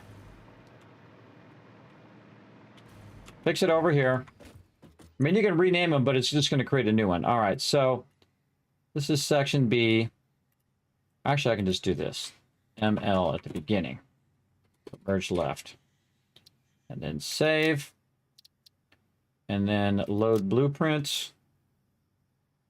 There's merge right. Take this out of here. Then the MR.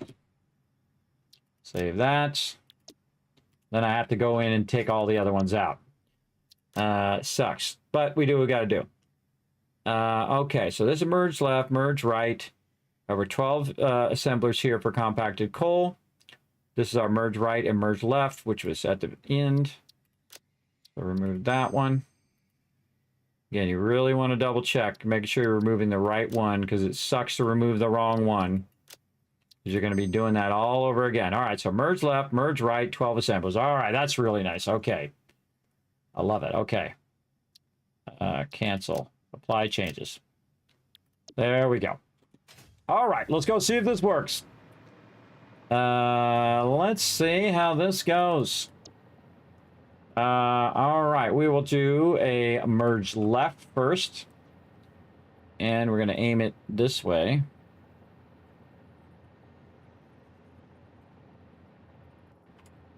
Did we take that bottom row out? I think we took the bottom row out. Okay, so yes, this is that way, but it's actually going this way, which is merge left. Yes, the output's going that way. We're running it all the way there, just like we wanted to do. But I see that's missing the foundations in the front. We didn't put the foundations back. So let's load up. Merge left. So we're going to build a bunch of these. We might as well have all the foundations in there properly. Like that. And then we can just save over the one we're already doing.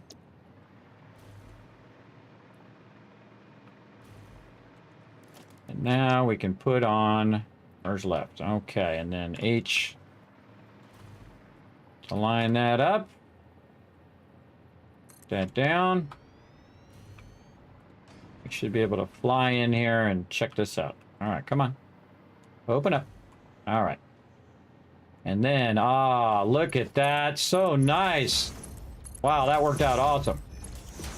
Right there. So that's all good there. And then we'll put this on this side. And then we'll go up here and see how we do. Oh, yeah, we're pretty far away. Pretty far away on those, but that's okay. But that means we can put these in. So on the future ones, I'll just have those already built in. Yeah. And then same thing's going to happen on the merge right ones. Okay, so let's go fix that over here where we'll already have the lifters in, so we don't have to put the lifters in on the next one. Like this, and like that. And then we save this like that, and then we load our merge rights here. And then we do this, and this, and this. And we save that. Okay, very nice. Digging it. And we have our two separate levels looking good.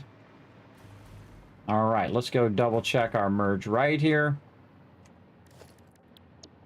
Okay, merge right with an arrow pointing in the opposite direction on this side.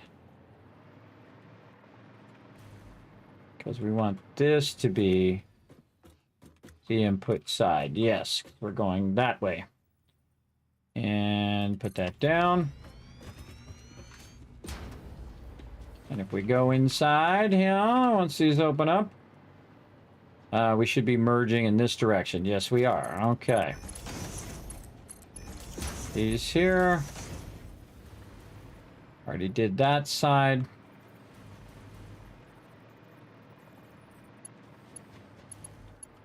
Then these. And this should be the output. Yes, okay, yay, okay, we got that. That's pretty cool, everybody. That's the first time I've done that, where I've done caps on the buildings like that. That works out really well. All right, now we should just do all the merge lefts and all the merge rights together. So we're gonna do merge lefts here. On this side, we'll hit H. There we go. We still got to take out our extra assemblers. We'll get to that. I always hit H first before I click it, because this way I don't have to end up redoing it later. And then this, we're going to go ahead and do it. Now, again, if I make a mistake, part of the fun is making mistakes and learning from your mistakes, everybody. That's part of the fun of these kind of factory games. It's actually my favorite part is saying, oh, man, I could do that better. Next time I know I could do this and add those like I did, add those things up above. Whoa, what the heck happened there? Okay, crazy. It's getting crazy. That arrow going that way. Hit H. There we go. And now we just got a little bit of work to do. All right. Kind of feel like we'll do the front ones first. Get this on. Can't lie, kids. Feel like I've been lurking for a few years and never know what's going on. Dong, that's the way it goes. Yes, right now I am creating compacted coal. What I'm doing is I'm creating caps on the building because the blueprint is not wide enough for me to do the whole building because it's 7 wide. So what I did is I built a cap that's merging left, and then on the other side I'm merging right, but ultimately they're merging all in the same direction this way. So on one side it's merging this way and the other side's merging that way, and that's what I'm doing right now. Is basically making it so it's all merging on the low side. Then it will merge its way into this building and then merge to there, and it's merging on both sides at the same time. And then eventually we'll have it come out here and run across and merge with that side and then run the compacted coal into the turbo fuel, right? This is fuel, this is compacted coal, and then turbo fuel, which is the next thing that we need because we need fuel from that one and we need compacted coal from this one. And then we can make turbo fuel from that. So very, very effective, as you can see. Making little caps at the end that we can then just very easily connect the machines together there. And then we can go up above here and connect this into here. It's going to be awesome to watch this one start up. And then over here, same thing. We got that across there. And we want to connect all of these through here. And again, this is merging from the top side to the lower side. And then this, like so. All right, that's all going to merge down and all end up at the end on this output right here. And we'll just go ahead and turn this like so. Give it a nice 90 there, which we'll mess around with later, and we'll run it down, and we'll probably just have a merger right here. Let's just do it now. How do we have that? Right on the edge. You know what? Let's just set this out just a little bit so we can see on there, and I'm just going to switch it to a merger. You've noticed, by the way, that I just make a... I just have a splitter on my bar and not a merger, because I can just hit E, and it will split between, it'll flip between the different ones. So programmable splitter, conveyor merger, splitter, smart splitter. It's just, this way you only have to have one thing on your bar. It's very, very useful in that way. Oh, this could come out more. If we're going to run it nice down the middle here, we might as well have it have a nice 90. So let's say go right there. There's a great function they added to the game. I absolutely love it. When you go like this, see you don't like that, you're like, man, I want that to be a 90, and you have to count your twos and stuff. Don't have to do that anymore. You hit R, and it's got a straight mode. So it just automatically makes it 90. Now, they're working on it for pipes. I can't wait till they make that straight mode for pipes, everybody. It's going to be epic. Okay, so this is all going to merge down to there, and then that's going to go on to the next thing. Now, we need to work on this other side, because we did that side. Now we need to work this side, and we'll know if it's not working, because all of a sudden they'll be like, hey, wait a minute, why is it not coming out the other side? All right, we got that done. We should just double check our first one before we move on. These are all running in and merging down. Then we want to go ahead and say from there into there. And then up here, we want to get it coming out of the machines. And then we want to go up here. Get it going out of these machines. Again, see, I need one merger. You don't, or one sets of mergers. Just reduces the overall overhead of the frames that you're burning up. I mean, I can put a merger on both top and bottom and then merge it together at the end. But why do that when I can just bring it down? And that's way easier, I think, in the long run. Way easier to have it down on the bottom line, and then all the bottom line is running together. And there we go. That is a done compacted coal setup. Awesome. Very, very awesome. Okay, now what we need to do is we need to get our inputs over here and get this going. So let's go ahead and see where that is over there. And we're going to run these really nice now. We're not going to do any of that spaghetti stuff we did before now. We're going to put a nice 3-1 right here. Let's move it forward just a little bit. And we're going to run these real nicely right into there. Keeping our belts nicely organized. Oh, not like that. There we go. Then this one down the center. 1, 2, 3, 4, 5, and 6 right there. Gonna run those like this.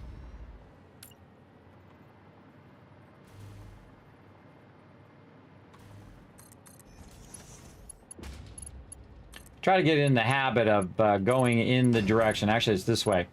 In the direction in which the actual belt is going. But sometimes it gets funky. But it normally will figure that out for you, by the way. Oh, cool. I can look through my little observer thing and see how my belts are doing. That's a little byproduct that I actually didn't pre-plan out. I have this little thing that goes under the train tracks. So you can just drive your vehicle under the train tracks. Very, very cool. Okay, we've got a pipe here. And our train station is over here. Let's go over here and figure out where we ultimately want our coal to run out. Which is going to be right here. That's going to be going in. That's going to run down there.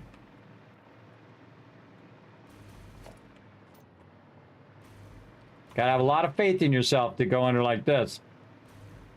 Jeez, I don't even know where that went. Right here.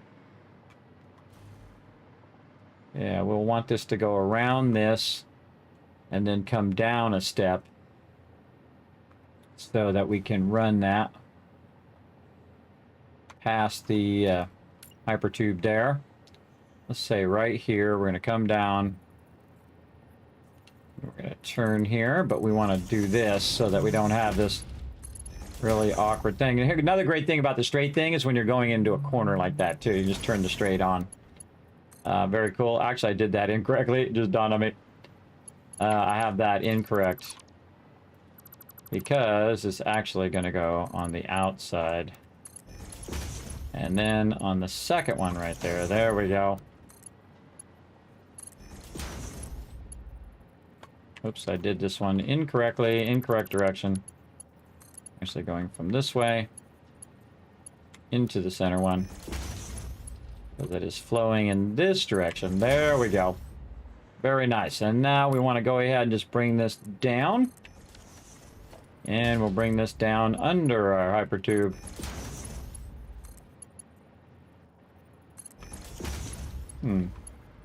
Kind of interesting. This is how it is with straight, so it comes down at an angle and then flattens, where this one just goes in an angle. I kind of like the straight one a little better. A nice flattening out at the bottom there, so you can see your resources a bit better, because it's flattening out and not at an angle, so you don't have to get up in there to look at it. You can see it on the low side very nicely. Okay, where's our sulfur? Way over there. Okay, and our thing is over here somewhere. Right there. Alright, so what we'll do is we'll just keep going this way. 1, 2, 3, 4. Where's my light not on? It is on. Just hard to see. 1, 2,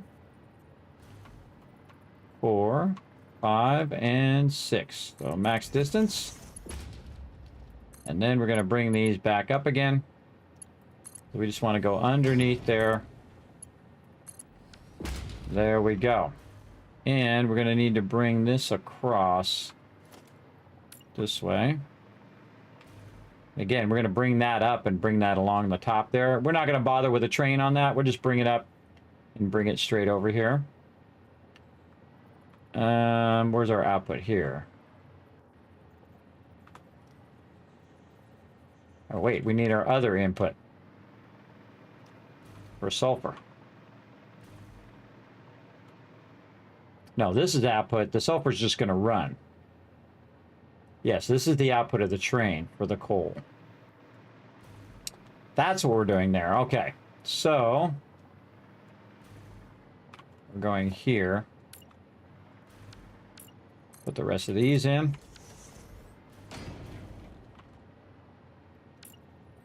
Two, 3, 4, 5, 6. Let's see how that matches up. Oh my goodness. It was like I almost did that on purpose. It's like I almost counted all of the foundations to make that line up magically like that. Okay. And then we're going to do that. And then I'll do the inside one, and then this middle one is going to be the coal. Why is the middle one going to be the coal? this way I can run this other one by the coal way over there and then run it down perfectly right to that sulfur and bring the sulfur up. We'd be all golden. Okay, now this one's going to need to run a little bit more. So 1, 2, 3, 4, 5, and 6. God, that is just perfect. That is just so crazy how perfect that is. All right. That just happens to line up right there. Now, it doesn't line up exactly perfect, but we can utilize this because I'm not going to run anything else on this particular belt. So what I can do is go ahead and just bring this one out a little bit to line up nicely like this. And I would like to leave a gap just in case it's not perfectly lined up. So you can see that that's kind of going off to the side a little bit there. A little straight and then off to the side to match back up to what I had before. I could just make that one run along the outside one all the way back if I wanted to. But we're just going to do that at the end. And then we're not going to do this where we go ahead and just run this thing willy-nilly. No, we're going to use our wall thingies. And we're going to keep this nice. 1, 2, 3, 4, 5, and 6. How we looking? All right, we're getting there. I might run out of power, though, at some point. And we're using the outside one. Yes, outside one. Got to keep it consistent.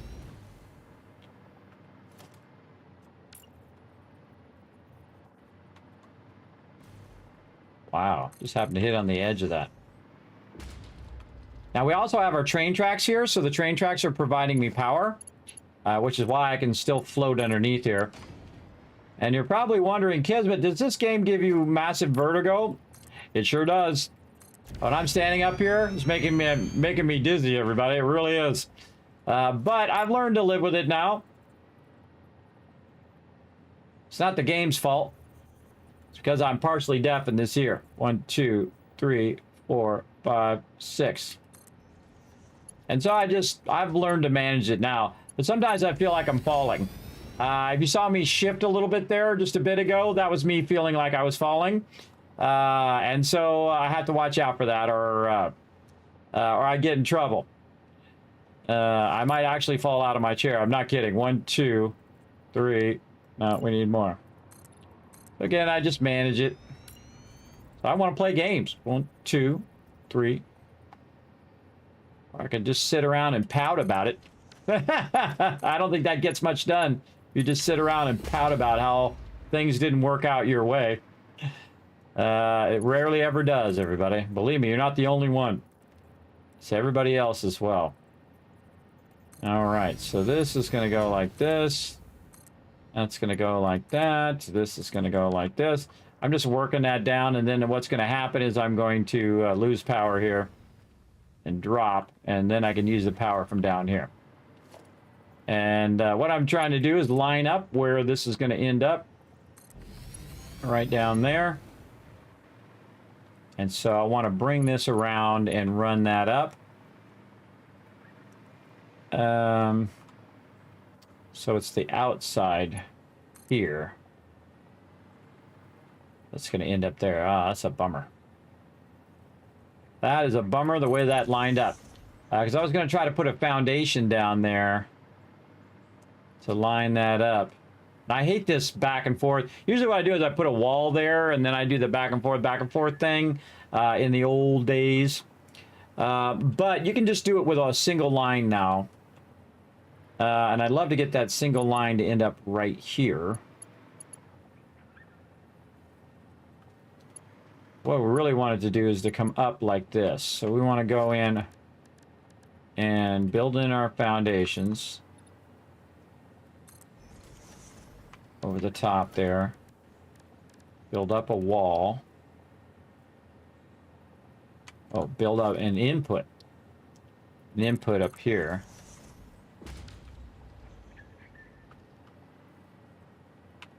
Then put a wall. So that we could get that to line up right there. That's going to be tough. Double tough. And then we'll hit H and we'll try to put that right there where that's coming down. It doesn't really sit there well.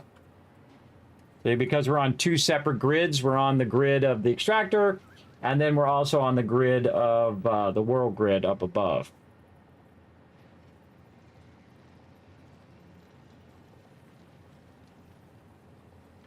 But ultimately, we could get it to go right there. I think that probably will work.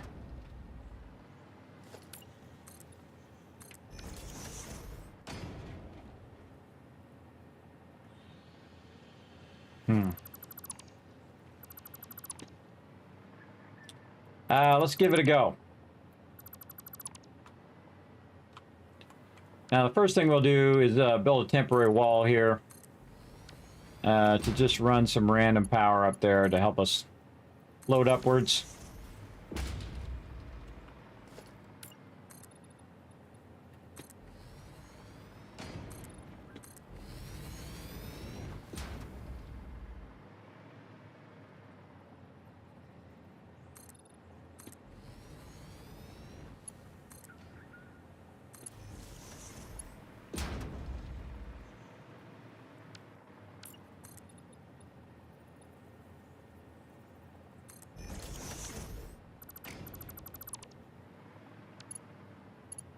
All right, let's see how this works out.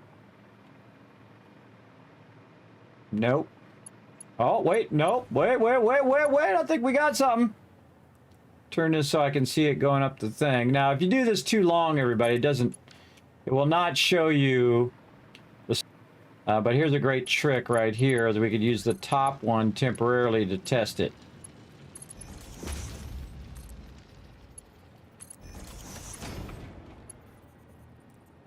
And again, we're aligning 2 separate grids now.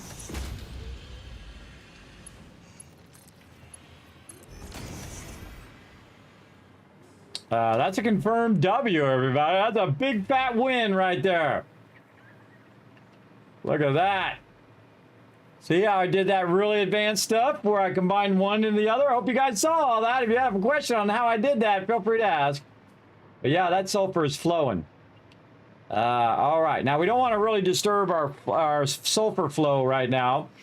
What we want to do actually is probably take out this wall first. Take out this wall. And again, that's going from one grid to another grid. Right over there.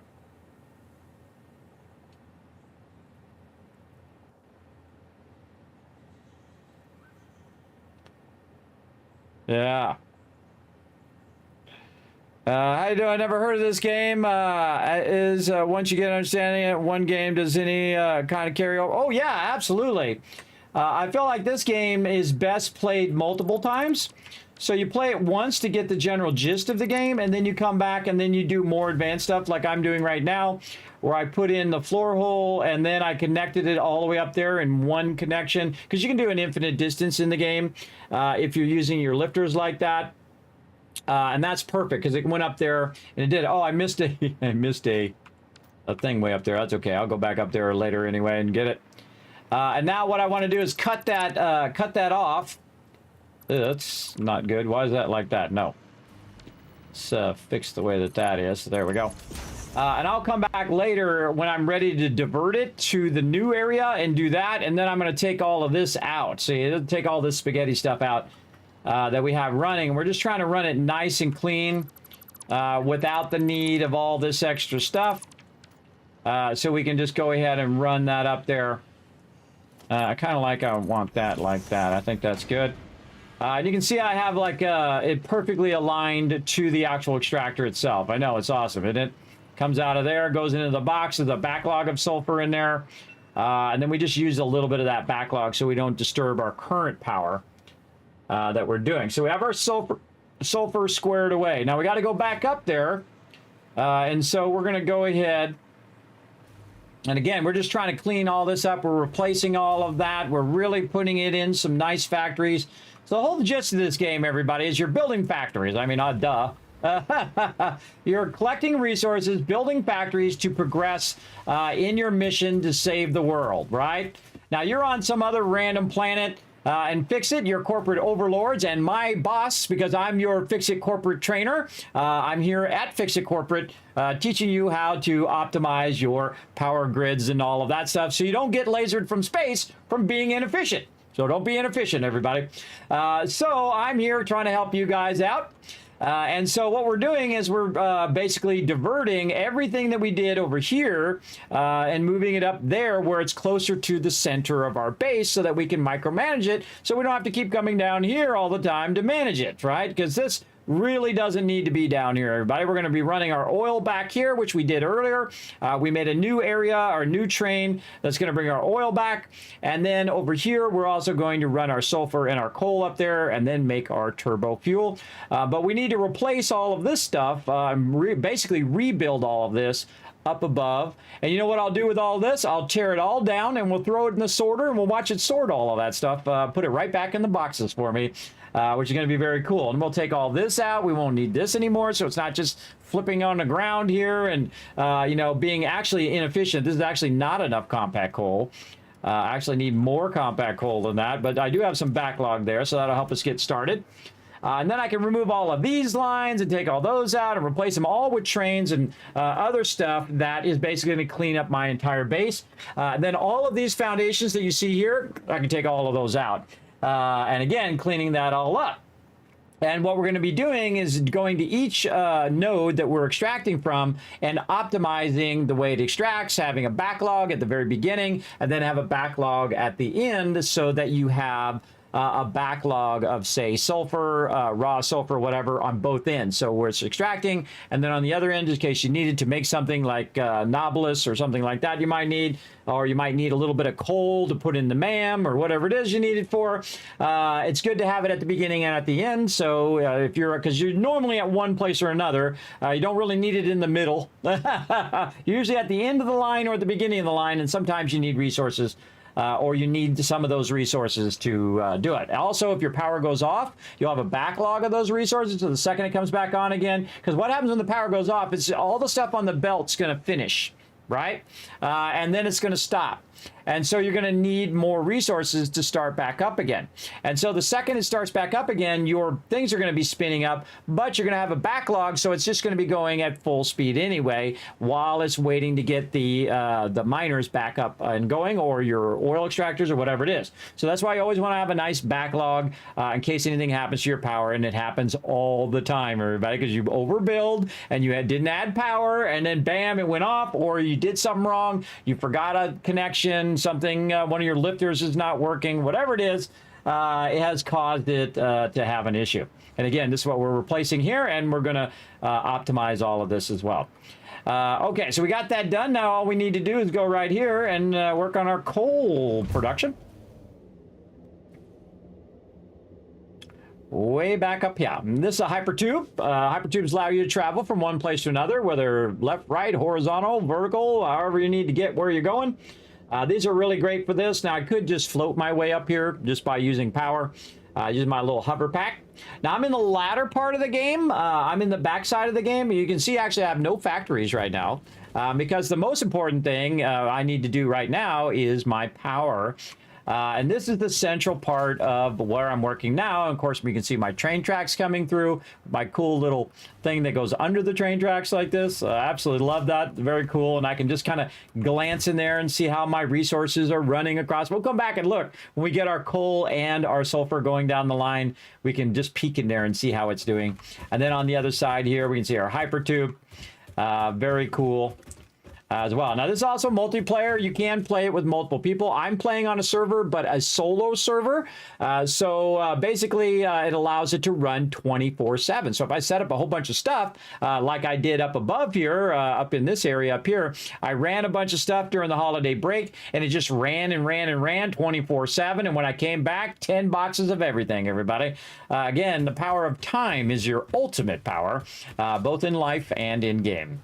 All right, so here's our coal power over here, and all we have to do is now collect a bunch of coal.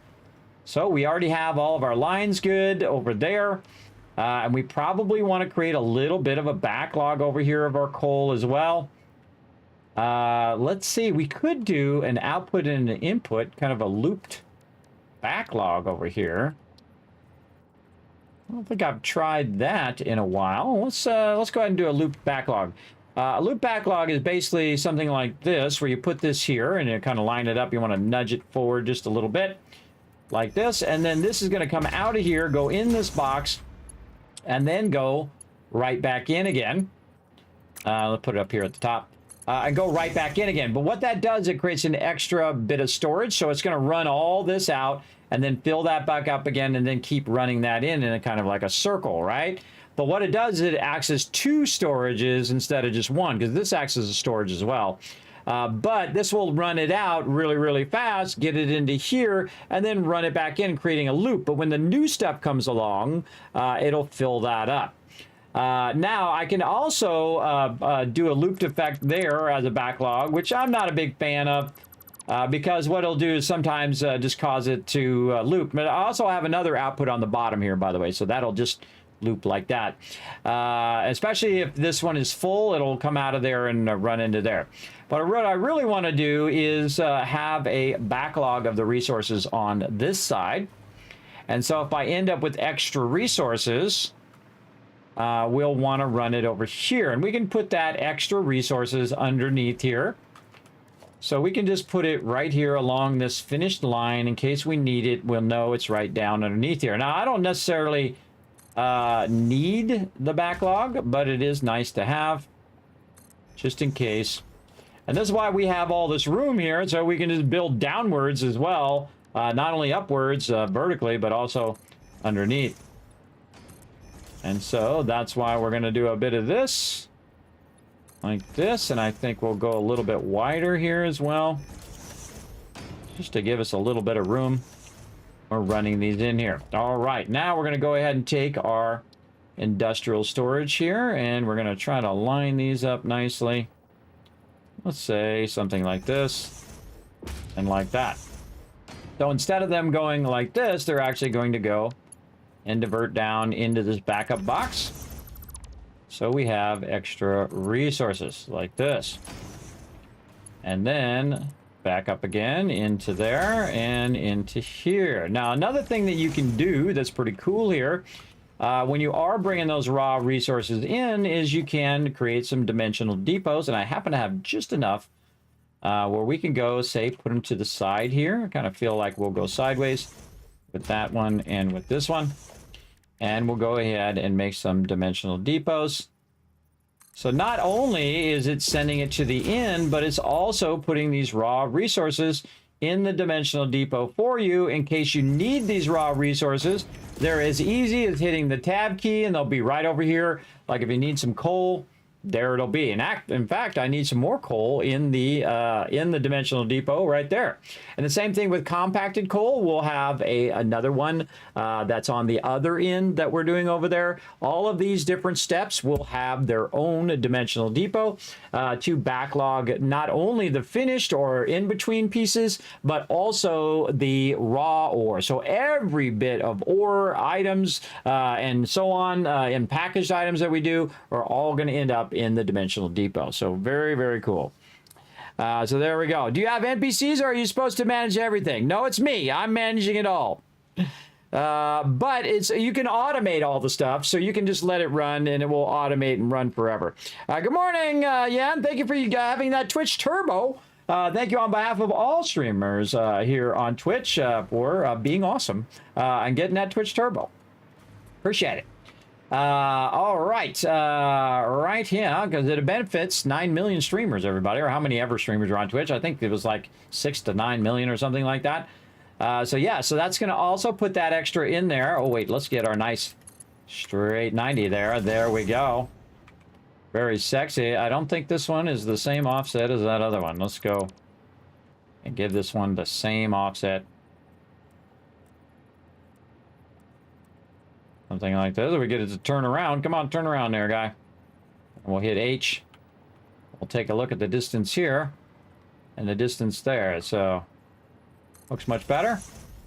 And we'll do our nice little great thing. Oh, it looks like it's further. Oh, it's because the way these are sitting on the thing. That's what it is. It's okay. It's fine. We'll let that run. Okay, so then we created a backlog down there that's going to automatically put the sulfur and the coal in the dimensional depot for us. and we don't have to worry about it. And we do need to do anything with it, we can go down there and we can grab it out of the box. If we need a lot of coal or a lot of extra sulfur, we can put it on our inventory and we can do whatever we need to do with it. Most likely, I'm not going to do anything with it. I'm just going to pull it out of here. If I need some sulfur, I can just pull it out of here, and it will always be feeding that in there. Now, what it's going to do, though, is use some of the coal and the sulfur from our production first. But once it fills up the dimensional depot, then it will go up to full speed and then have a lot of extra that it can use. And I also went a little bit higher than what I need. I need 750. I'm going 780 so that both of them have that higher amount. Okay, so now what we need to do is we need to get our train going over here to collect us some coal. So let's go ahead and make ourselves a train. How about that? That sounds fun. Let's go ahead and put ourselves a locomotive on here. And in this particular train, we only need one train car. Let's ride the rails, everybody. Here we go. It's fun every time. I played through the game 30, 40, 50 times. I don't know. I've lost count now. A lot of times, everybody, and every time the trains are great. Every time. It's fun. Every single playthrough is enjoyable. This is the mega playthrough, so we're really going to town. We're going to keep playing and keep setting stuff up over time, over a long period of time here, until we get this all maxed out. It's going to be awesome. And I've already finished the game in release version. I've also finished it in the early access version as well, several times. But I do like to leave stuff to do in the release version, so I do have a bunch of stuff to do there. Oh, look at that little switch thing there. All right, here we are coming into the station, and Kismet's going to ghost ride the train. Whee! Look at it coming around the circle, turning itself back around the other way. Gotta love it. All right, there we go. Now what we want to do is we want to go down to our coal hiding right down there. We probably want to do ourselves a solid and make ourselves some sort of hyper tube or something. But we're going to start here with a nice wall. Why do I do walls? Well, I do walls because it's easy to run the power down the wall and run it down below there. Now, we could use our other thing, which actually would be pretty fun to do. Yeah, let's do this instead. All right, we're going to do our other fun thing. I don't want to spoil it yet, but you'll see what it is here in just a second. All right, this is the big power tower. And we're going to turn it this way so we can see the ladder. Come here, ladder. This way. But come on, you got it. All the way over. There we go. And we're going to hit H so we can kind of figure out how we want to center that in there. Kind of nicely. Maybe a little bit this way. I kind of like it in the center. Somewhat. Good enough. Okay. Now we're going to connect the power from here to our power line. And then we're going to make another one of these. But we're going to make it way down there. See, by the thing. Like this.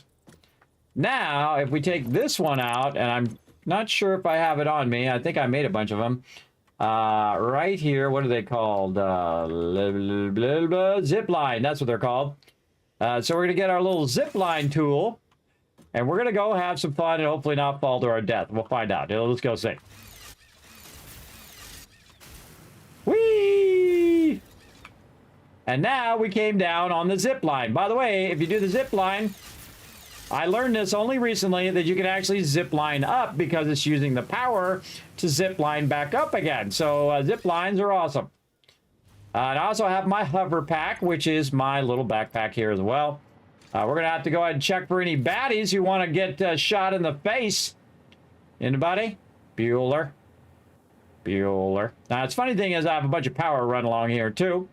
But what we want to do is extract this, and we already have some blueprints for our extractors. We have our oil extractors and our extractor foundations here, which we can use as a kind of a template for extracting it and then running it up above. Which is what we're going to do. Now, the first thing we need to do, though, before we do that is I'm going to have to show you guys how to align all of this and how to run that right up to there. We'll just run it up to the bottom of there. and then probably move it over so it hits that side. Which side is it? I forgot. I forgot what side it is. There we go.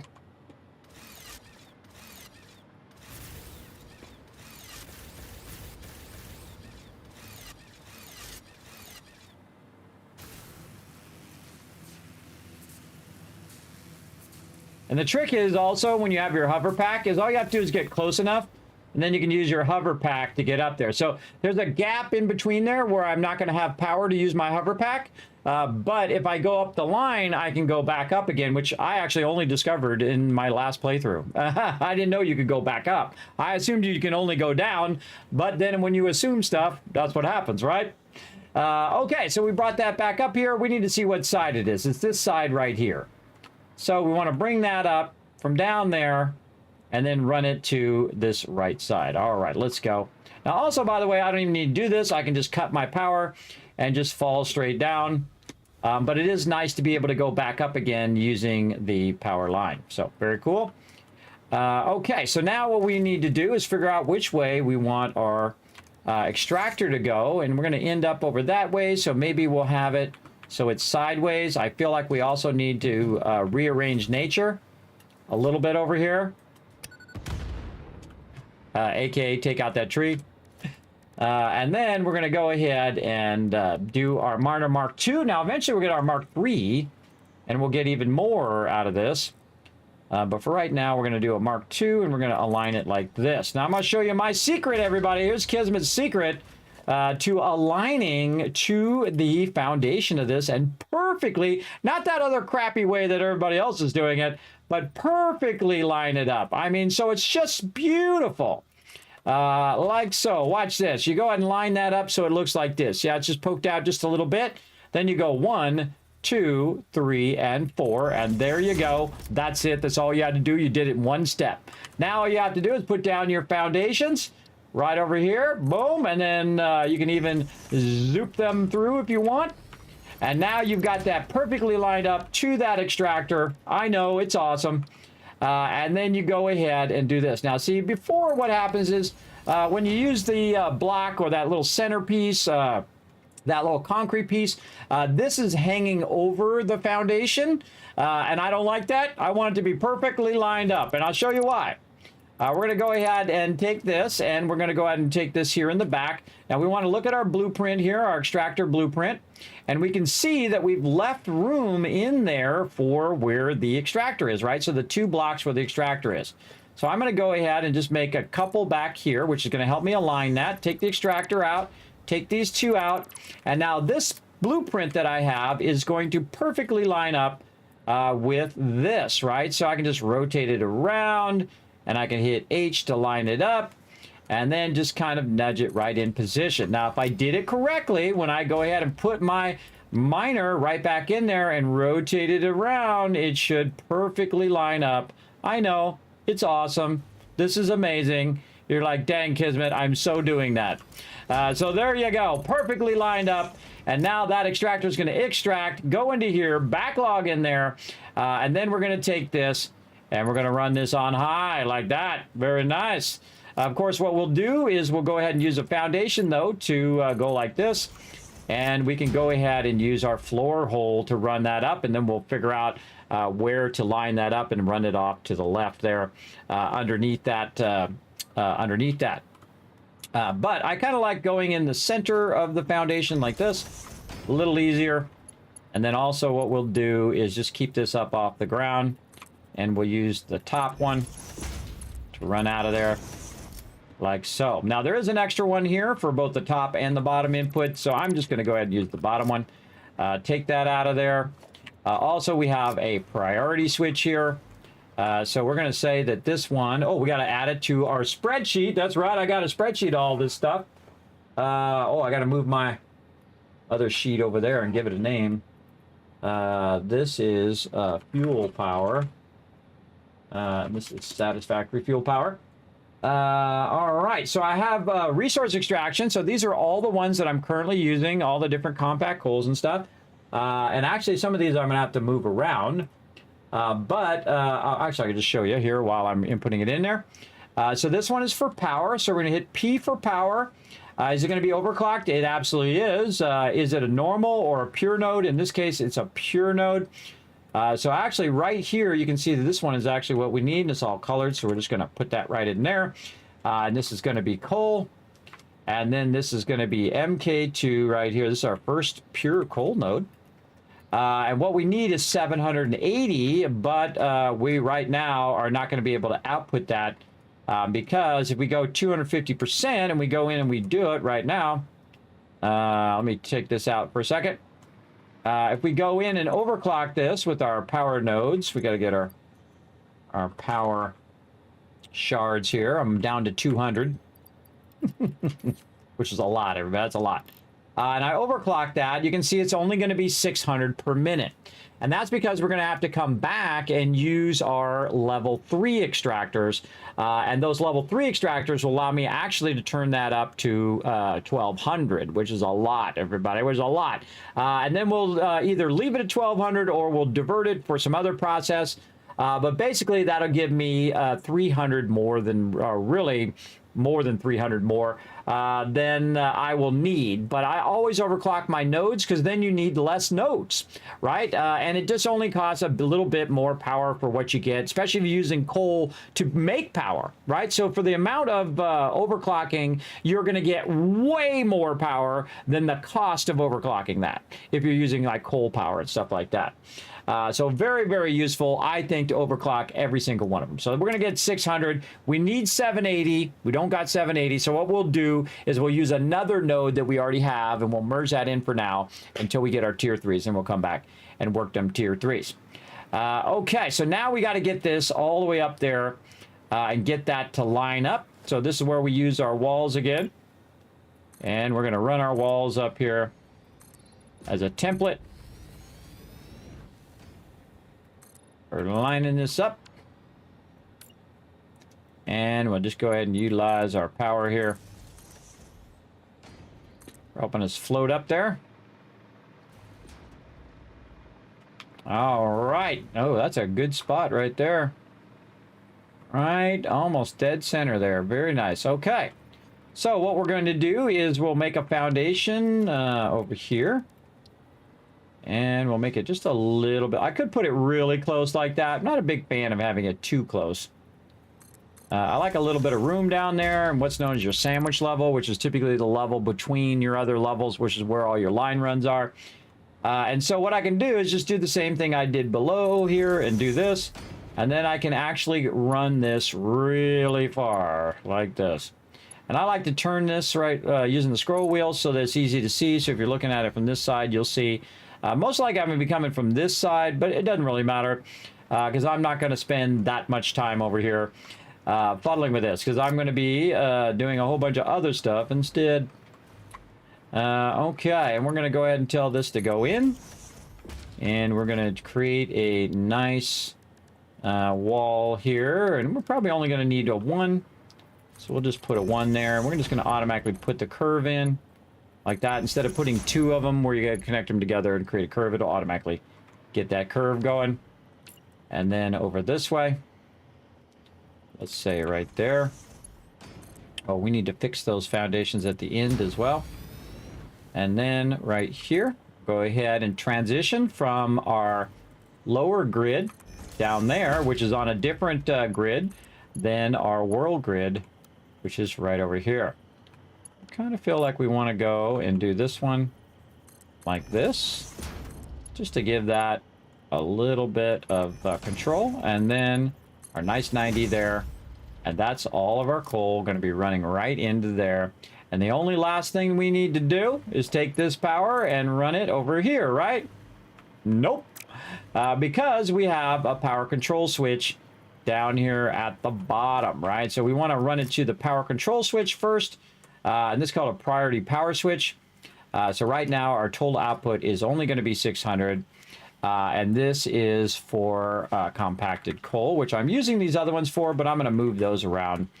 And then the output is going to be 600. So we know what that's going to be. We'll put that as green so we know. Actually, we'll put it as a red to remind us to come back and fix that to an MK3. So we'll go ahead and run our coal now. And so we need to run our power to our A input and our B output. Our B output is running right now into this middle part where we want to run this now to that part and fill back in our foundation here. There we go. And then our A power is actually connected to the side of the building here, which is where we're going to run it up here. And this extractor is going to start up here in a minute once we go ahead and give it a proper name. And that is right over here. We're going to go ahead and give it node number 11. And we're going to go ahead and put it right in here. Yes, you can copy paste and put stuff in the game. I know it's a power node. It's overclocked. And it's a pure node all at the same time. Lets us know what all that stuff means. And there's our power. And we're about to produce 600 coal out of here. And we definitely want to watch it start up. There we go. And we want to watch it start to input. We want to watch it go up the thing and make its way into the train. Then we'll automate the train to go back and forth. And all of that. But first we want to see some coal coming out of there. Up, and there it goes. Okay, let's just double check that all these are Mark 5s, just in case.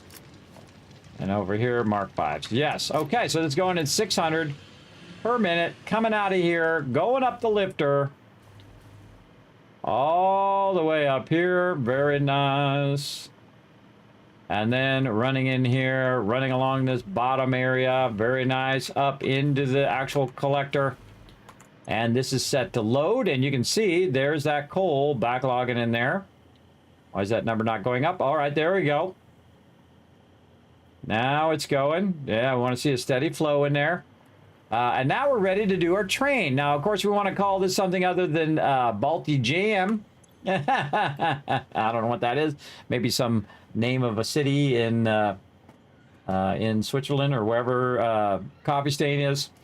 But we're going to call this Pure Coal Node Pickup. Something simple for us to remember. And then this is going to be our, what is this? Turbo Coal Train, or Turbo Fuel Coal Train. Okay, now we're going to tell it to do some stuff. Now we're going to tell it to go to the pickup area here. First, and then we're going to tell it to drop that off at the fuel coal station. Now, the problem is when we start this up, we're going to save those changes. When we start that up, it's actually going to drive all the way back and then drive over here and pick this up, which is not what we wanted to do. So we want to go ahead and take this out and set it up so it can just come straight here and pick this up without having to ride all the way back and then all the way back again. Now, you can't put multiple trains on the track, which is also fun. But we're going to go ahead and put our train back in. And I also have a set here down here where I can just click number 7 and I can put the car in. All right, let's do that again. Right over here, in case you missed it the first time. This is going to be Turbo Coal Train. There we go. And again, edit the timetable. Coal pickup, fuel station, save the changes, turn on self-driving, and watch as it does the work for you. All automated.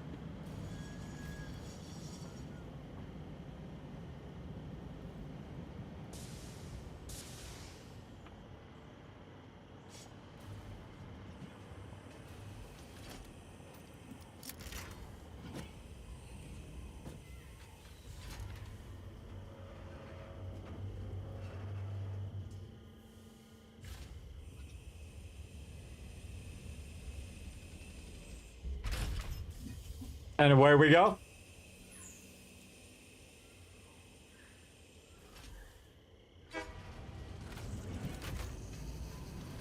All right. I'm not doing nothing. It's all automated. So now it's going to automatically pick up that coal nonstop and then run that back to my base forever. As long as I have power, it'll keep running that coal train. So one of the things we want to do before we get too much into making the coal and all of that is we want to backlog a bunch. So before we divert all of our oil and before we divert all of our other items, we'll want to go ahead and backlog a bunch of this coal because that'll help us in the long run. The same thing with our sulfur. We'll want to backlog a bit of that as well, which we kind of did a little bit already. And that'll help us start up. The same thing with our oil. We'll want to backlog a bunch of that as well.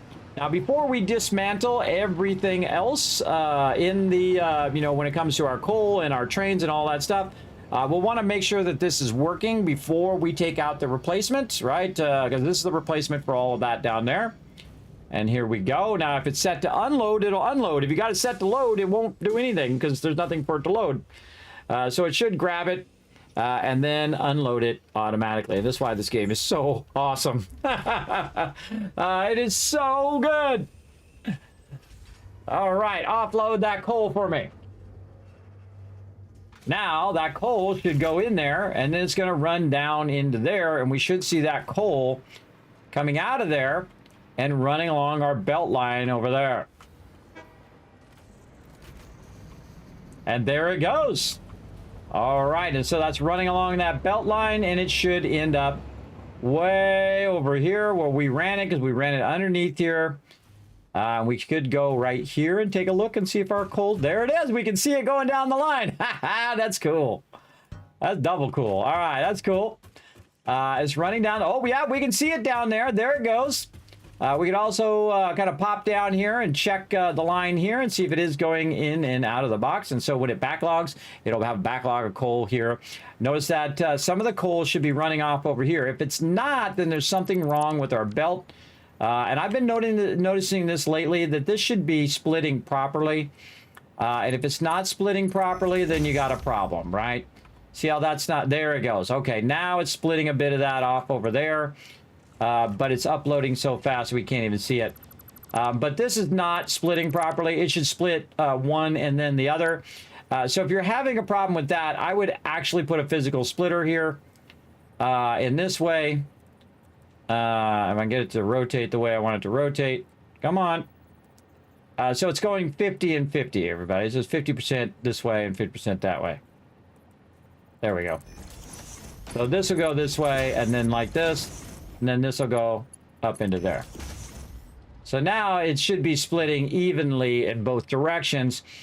This way, this will fill up faster. And then fill up your dimensional depot. And then when the dimensional depot is filled up, this will backlog. And then 100% of it will go forward, which is what you want. You definitely want that to first fill up. And you see, oh, there it goes. It's already filled up. Now you're going to see that this is going to go to full stack. Then it's already backlogging. And there we go. And then it backlogged. Now 100% of that is now going forward. All right, so a great way to do that is to use your splitter. And I have a feeling we're going to have the same problem on this one. So let's not use that as a splitter. Let's go ahead and use an actual splitter so that we know that this is going to work right and we don't have to come back and fix it later. So there we go. Now we got that properly done. That looks good. All right, just double checking that. Now we've got that going. Okay, what else do we want to get going here? We want to get that going in there, which is going to do our compacted coal. And then all we need to do now is work on our turbo fuel. Yes, our turbo fuel. And then we're ready for our all of our fuel generators. And we can also incorporate a little bit of packaging in there as well. So it'll package our turbo fuel and our fuel along the way. Man, we might get this done today, everybody. How long have we been going? 8 hours. Well, we'll get a good chunk of it done. Again, because we're doing it all via blueprinting, it actually is going a lot faster and a lot cleaner than the way we did it before. That's looking really good. That is looking good. Goody good. Okay, so now what we need to do is work on our turbo fuel things over here. Now, again, everybody, I'm doing a lot of stuff without actually running the resources through it. So what can happen at the end is you suddenly realize, oh, wait, I did all of that wrong. You have to come back and fix it again. And you don't want to be doing that when your power is off. You don't want to go, oops, I did all that wrong. And then you have to tear everything apart. So you want to make sure you let your power run if you've already got it set up like I do. And then set up all the other processes to run. And right now you can see that it's pre-feeding all of the coal. So what it's going to do is pre-feed all that coal in there, fill up every one of those machines, and then backlog it into that box, and then also backlog it all the way back to the original box. So while I'm doing other things, it's actually running this in here. Now, it's actually going to create some compacted coal as well, and the reason why it's going to do that is because I already had some sulfur in there from before, right? And actually, I could put some more sulfur in there right now. And so it's going to make a little bit of compacted coal, so I'm doing a little bit of testing on that compact coal. And that compact coal should make its way all the way to the end here, and then we should have a nice backlog of that compacted coal. Let's go ahead and add some more foundations over here like this, and we'll go ahead and just backlog this, and we'll create a little bit of an offset here so that we can have a nice thoroughfare here. Sure, we line this up. There we go, and we're going to make it go this way and just have it offset this way. What we can do is we can lift this up and run this across here. So if we're running underneath here, like so, and we'll go ahead and tag this as an access road. If we're running underneath here, that belt's not going to be right in our way. In the beginning of the game, you're putting your belts on the ground, and you're constantly jumping over them or you're sliding under them. I suggest at this stage, you definitely want them to be up out of the way. And then all that compacted coal now is backlogging as well. So very nice. And it'll make all the compacted coal that it can, and then start to backlog all of that coal while we're working on our turbo fuel, which is definitely what we want to do. And over here is all of our fuel production. Now, just to make it a little easier on ourselves here so we can figure out what the heck all this is, we're going to make a very big sign right over there. And we're going to put this as fuel right there. And then we're going to make a very, very large icon out of it, because we already know what fuel looks like. Ta-da! Okay. That is fuel. Over here, what are we making? We are making compacted coal. So, I just love how it makes it go upside down. Why do you do that? I bet you that one's upside down too. We just can't tell. Game is such a troll, I tell you. Why would you not automatically orient that to the ground? There we go. Okay, and then this is compacted coal. Again, I could call it compacted coal. And we'll just do the layout here. I could put a label on there, compacted coal. But we know what that is. And we know what the fuel is here. Good enough. All right. And that's all running in there, and we'll let that backlog. And then it is finally time for our turbo fuel stuff, which we got to look at over here on our blue printer. So let's look and see what we got of our power of our fuel refineries. I think we just have the refineries itself. Yes, we have 2 of them. Okay. Oh, wait, we need to go in and remove our excess coal production in here. So we have 12, this is 36, and we need 32. So we want to remove this one, and this one, and this one, and this one. And that's just going to basically remove the power overhead of those and run those resources elsewhere. Now I can also go ahead and just take out these lifters so that they're not running that off to the side. Same thing with this. I'll just go ahead and leave the splitters in there, though I might be able to take those out. Don't need this, don't need these. In fact, I could just take out the floor holes, and we'll take out both things at the same time, like that, from the bottom part. And again, we'll just remove this. Let's see what happens when we remove this. Yeah, see, it's not healing. If you did it on a line that already exists, then it would auto heal itself. But if you don't, then you have to go in, remove all of these. I could remove them all at the same time, but such is the way it goes. So right out there. And this one also I can remove.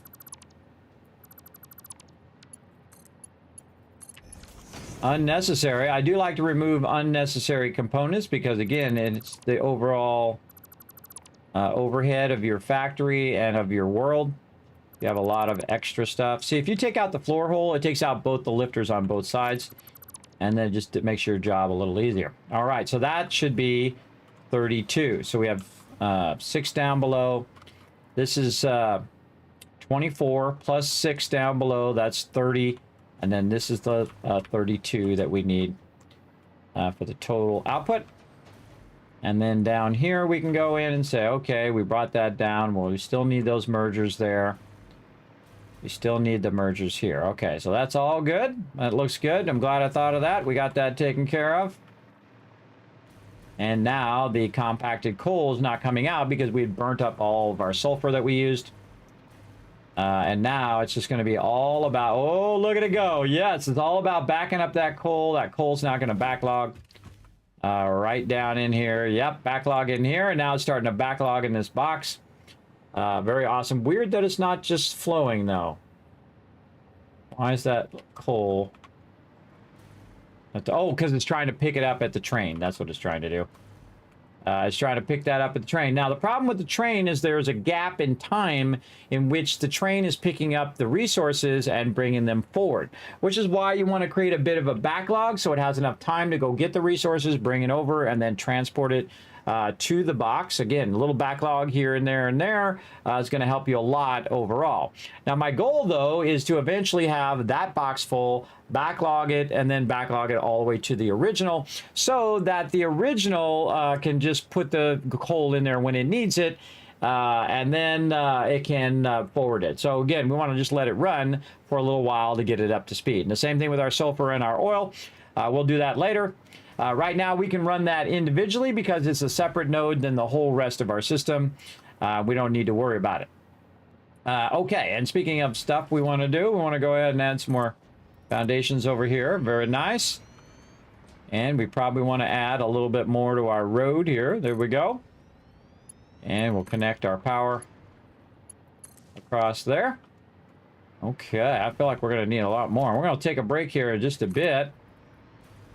But we're going to go ahead and try to get a lot of room here, everybody. We're going to need a lot of room for our power. Oops.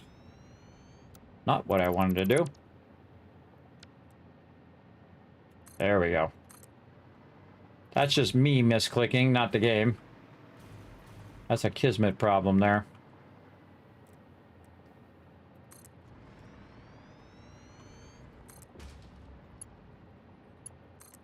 And connect our power. And again, that's why we make blueprints, so that we can do this stuff real easy.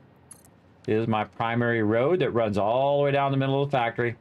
And then I have side roads that I use just for access roads. And you can color any of these in. Like I can just color that in. Like that. And then I know I got an access road there.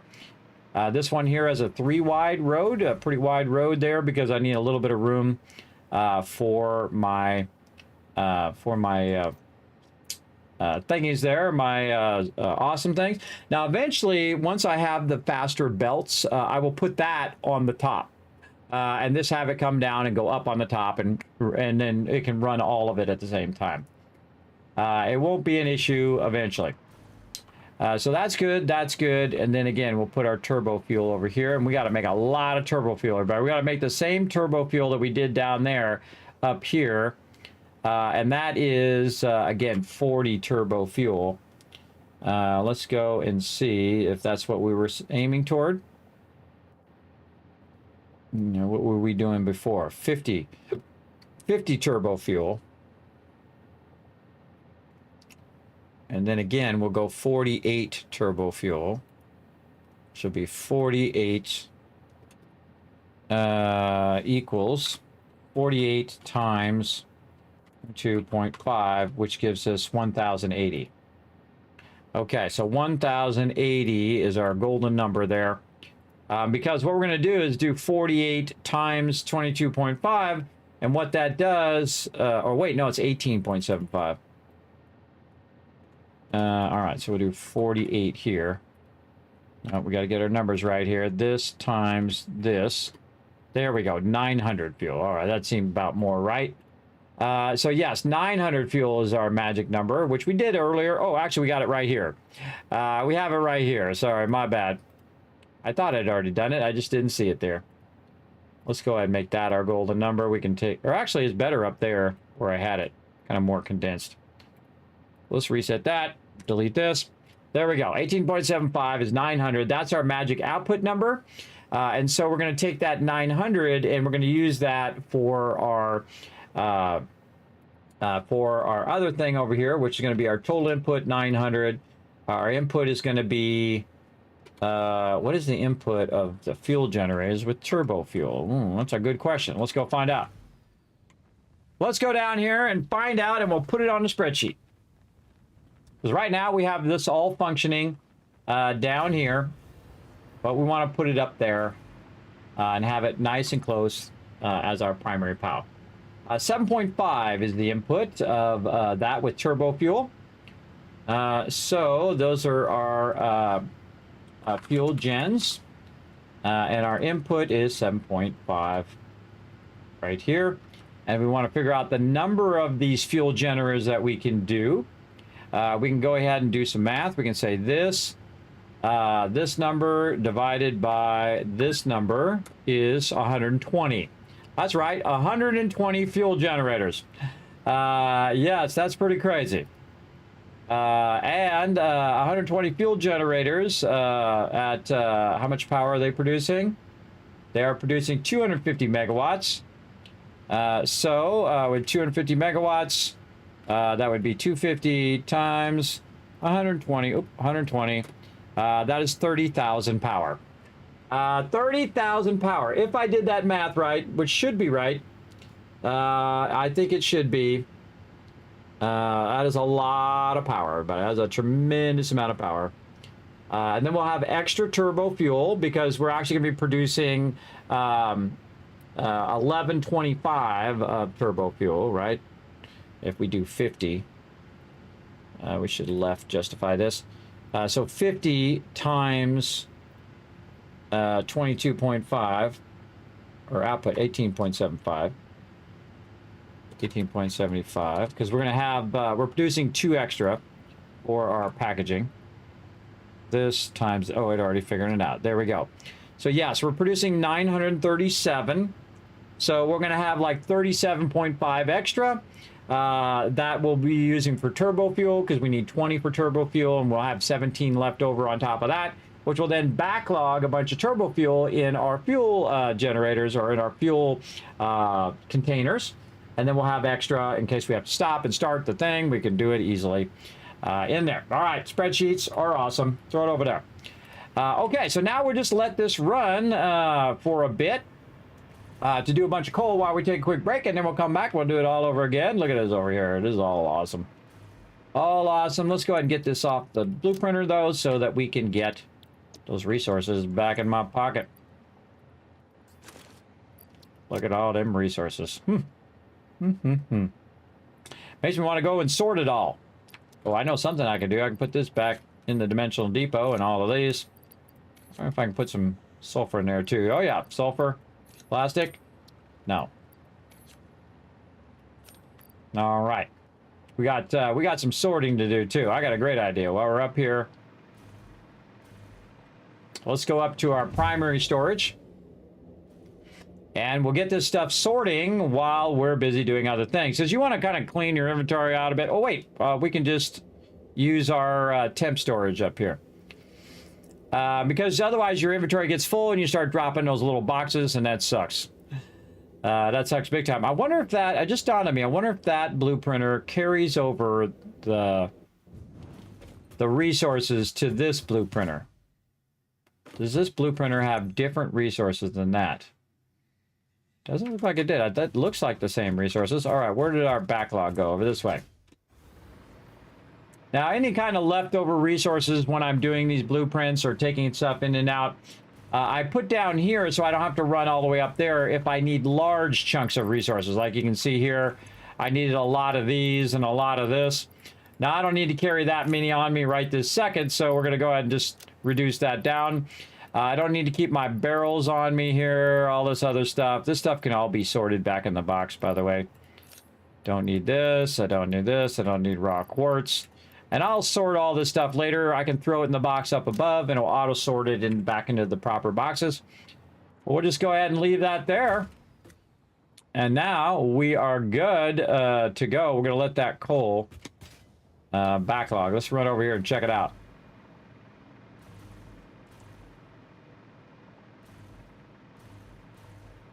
Just double check that that coal is running in there. Oh, yeah. Whoa. It filled up the whole thing already. That's a lot of coal, everybody. Wow, okay.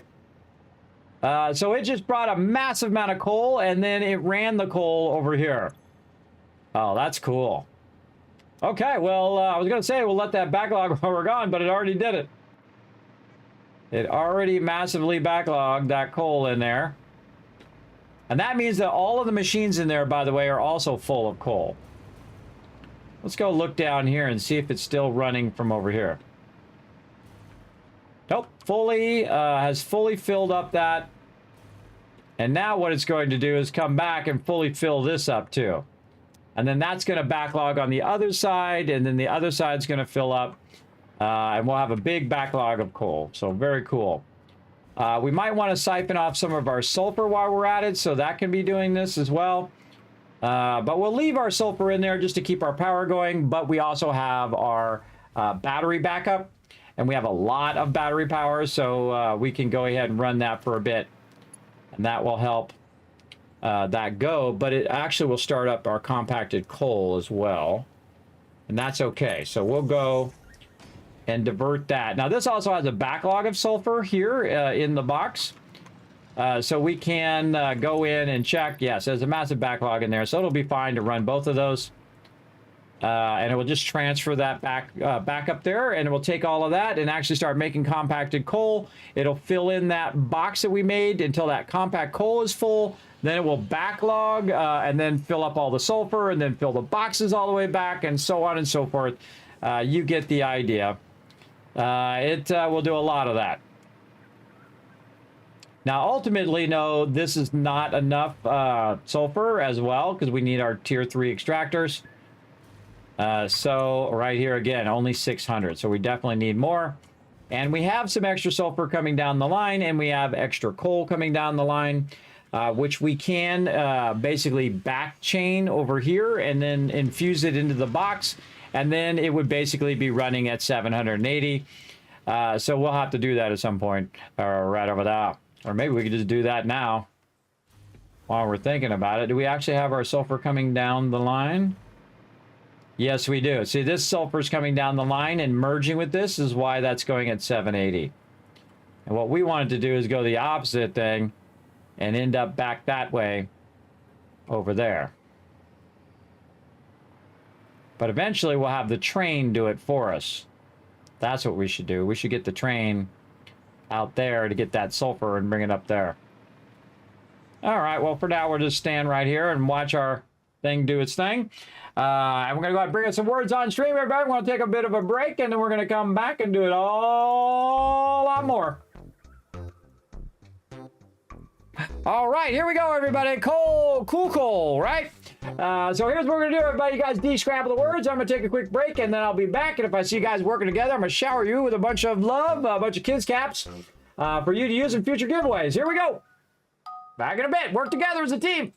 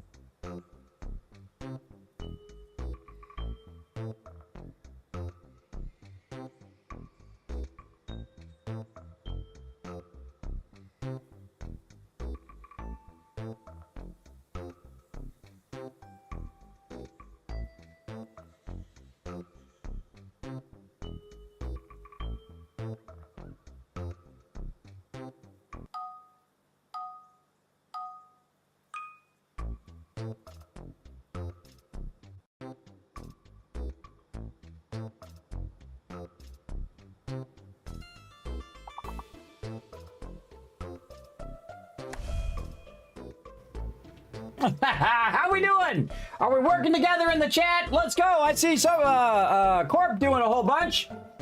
Let's go. Let me try to help you guys out. Get 5,000 Kismets. We get every word. Green. There we go. I helped you guys out. Let's go. What else we got here? Let's go. What else? Rhine. R-I-E-N-E. Is that a word? Rhine. Like that. No. Oh, these are big words. Big words alert. These are 5-letter words.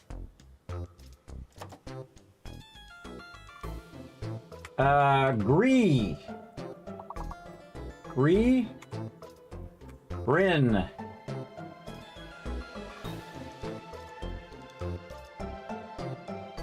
Yeah, I'm just making up words now.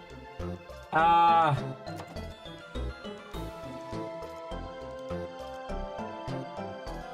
can't think of any 5-letter words. G-R. Oh, it's a proper name.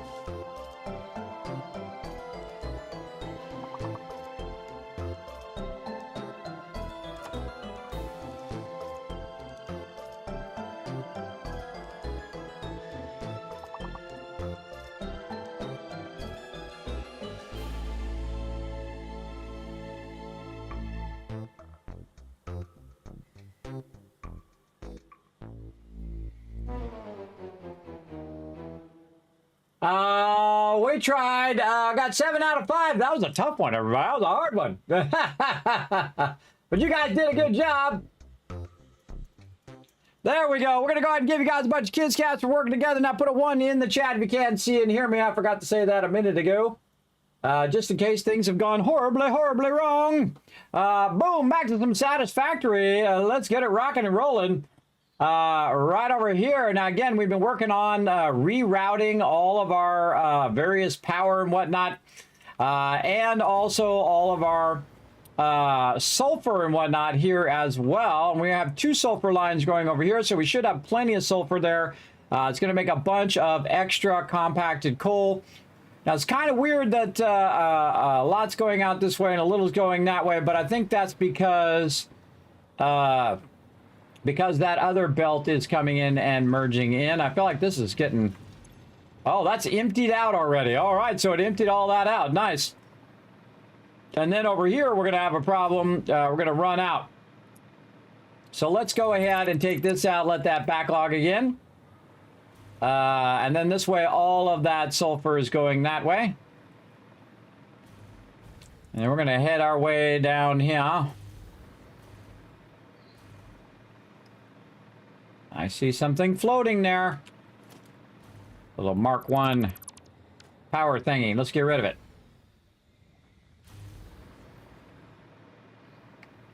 Okay. Matt will keep doing his thing over there. And what we're working on next? We're working on our turbo fuel next. Now, again, we're going to do 50 of them. But we're going to put them in different sections. And from those 50, we'll have extra fuel. We'll have extra turbo fuel. And then we'll go ahead and make a ton of those generators. Let me go over here and check the spreadsheet. All right, so fuel gens, 120. How many do I got right now? 1. These are doubled up, so 2, 3, 4, 5, 6, 7, 8, 9, 10, 11, 12, 24. Let's just call that 100. So that's about 100 there.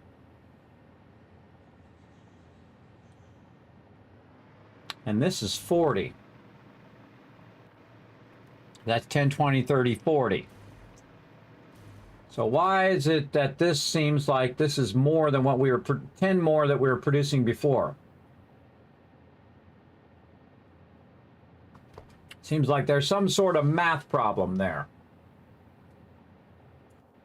There is definitely a math issue. Hold on.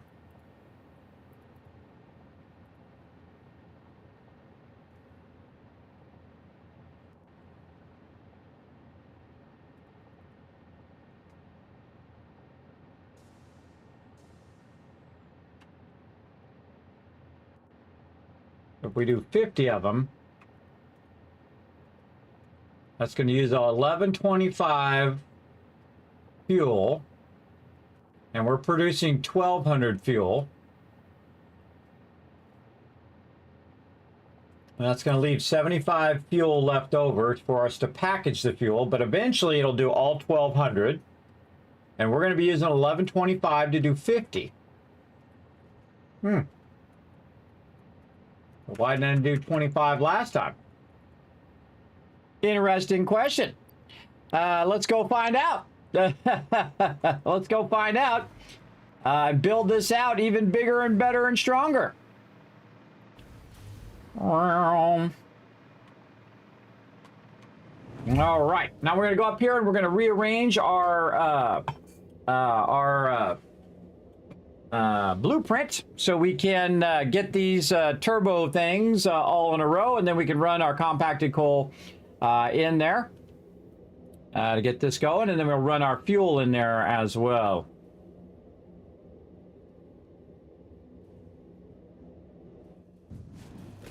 Okay, here we are, right by our compacted coal. Very nice.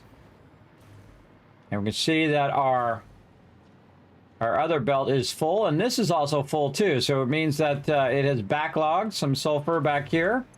Yeah, so yeah, it has a bit of backlog. Doesn't have a lot of backlog because we don't want our power to go off down there for right now. But eventually that full amount will go this way. And then I'll also divert the other sulfur up into there so that it will also go down that line. And then I'll divert one of those coal lines. How can I get the coal line over here? I'll have to bring that up and merge it with this line up here for now. Yeah. I could just bring that straight up from down there. Bring it straight up here. And then merge it in. Yeah, straight up. Merge it into the coal line. And then that should have more than 780. But again, what we want to do is we want to get our next level of stuff going. And I think we need nitrogen for that. Let's go take a look. I think that was the next thing that we needed.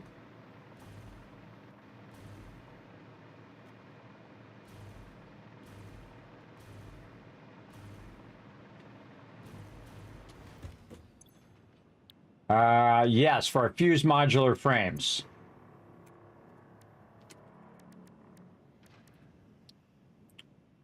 Yes, we need our nitrogen gas along with our heavy modular frames, which we have a ton of, and aluminum casing. Now, you also have other recipes, by the way, that you can find, alternate recipes. We're not going to do that until the end. We'll do a bunch of alternate recipes just for fun. But yes, we need the nitrogen gas to infuse that together in the blender to make fused modular frames. So we're going to get that with our train eventually. But for right now, I could actually go out there and package the nitrogen gas and then bring it over here and then unpackage it to make some of those. But let's not spend a lot of time doing that when we could actually get our fuel going here. And then we'll be set. So let's get over here to our turbo fuel and see what we're doing here. So we're bringing our turbo fuel in, and we need a whole lot of these all lined up. And we already have our inputs over here.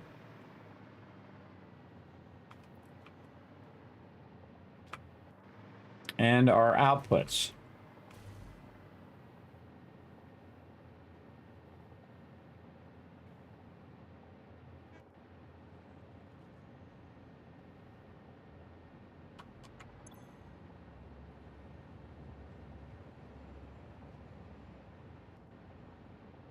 And so for our turbo fuel, we need 50 of these. So basically 25 of these set in there. Kind of feel like to do these faster, we should probably do those 4 across.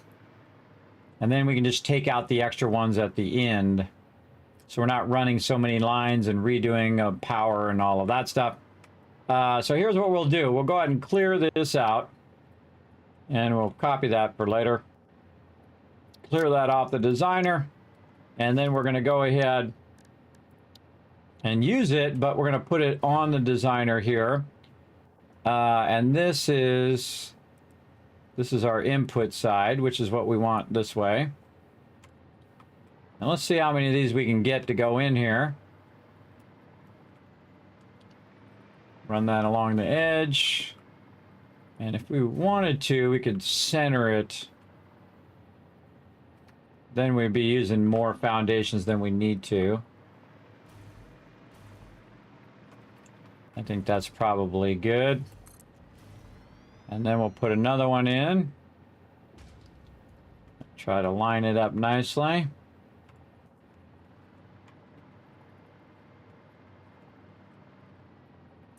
And that's going to give us 4. And that's going to go there. And then we'll get our pipes there. And our pipes here. Okay, and that's going to give us 4 turbo fuels together. let's go in and figure out what's 50 divided by 4. Oh, actually, we just do it in game. Right here. It's 12.5, so we need 12.5 of these, or basically 13 of these, and do it that way. What is it about divided by 3? No, divided by 2 is 25. Yeah,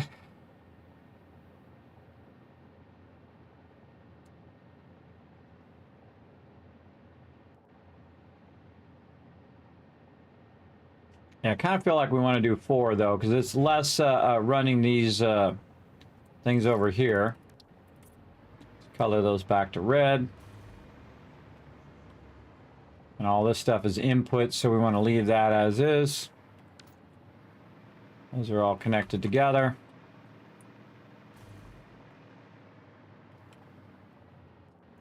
Okay, now we want to also put some walls in here and whatnot, just so we don't have to watch this run. And we'll do that, and this. And then we're going to put these down,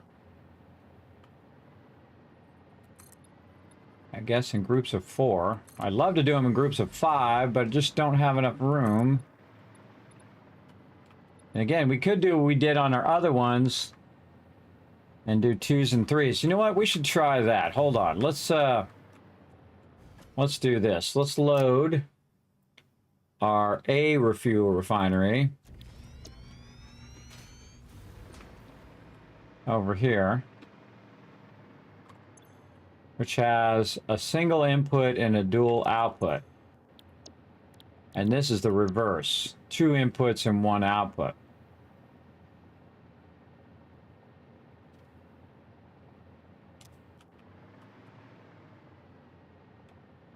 Yeah, I kind of feel like we want to do something similar as that. So let's clear that. And let's just put that back in again. The fuel refinery. These are our inputs. Then we'll do this. Do this again.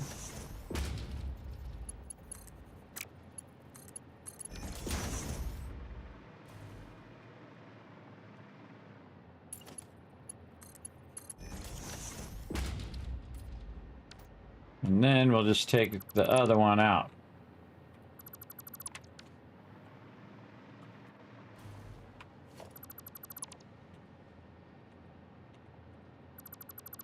Like that. Thanks for the ones in the chat. Appreciate that. There's an extra 1,000 kids caps. Okay, so now we're going to do what we did before, where we set up 3 and 2. Because I'd rather do it in groups of 5, because groups of 5 is usually a good combination. So we're going to go ahead and do what we did before, where we did this and this. And then we have our doors. It'd be nice to use the other one, but oh wait, we could use the other one and just take out the stuff in the middle and then put this down, and we'd already have all the walls and stuff.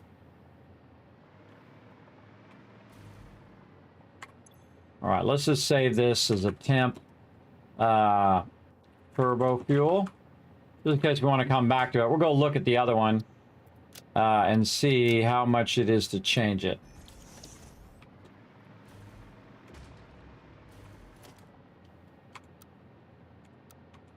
If we just want to take this out.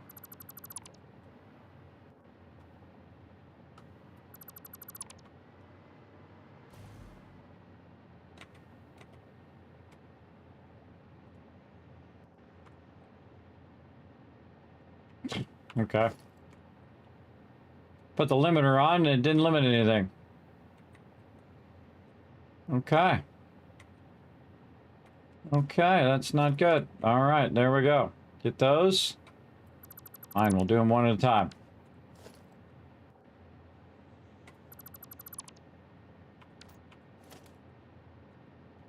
Faster if I just press control.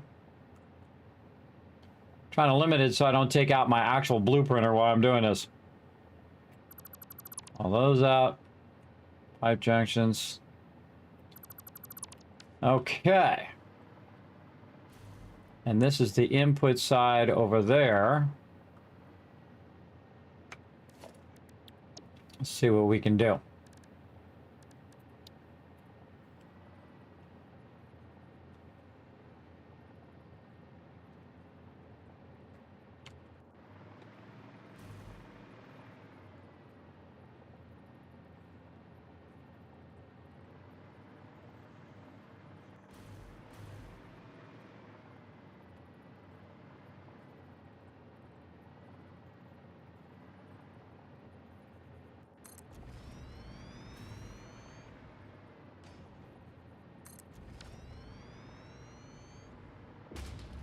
Just barely makes it there.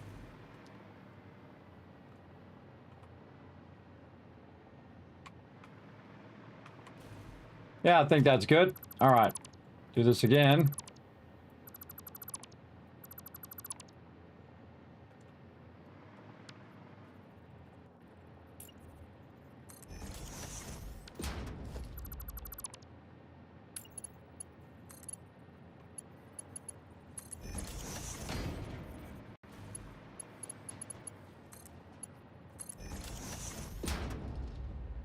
Well, nope, not good.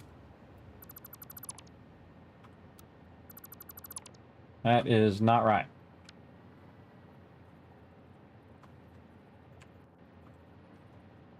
It's weird that it got offset like that.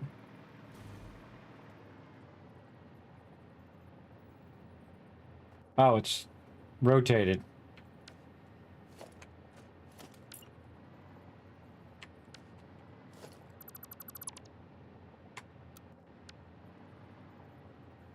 Rotated the wrong way.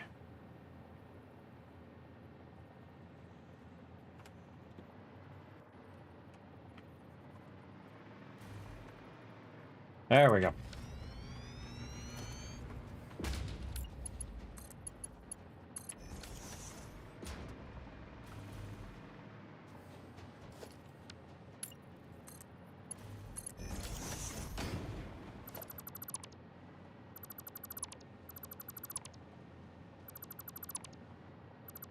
Always good to stop when you feel like something's off.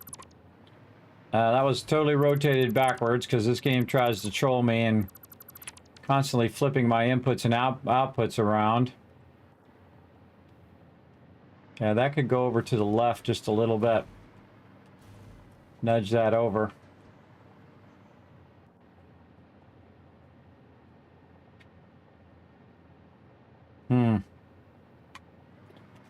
All right.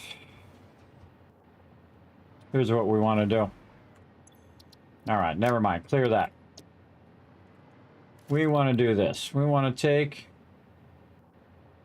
our fuel refineries and do this again.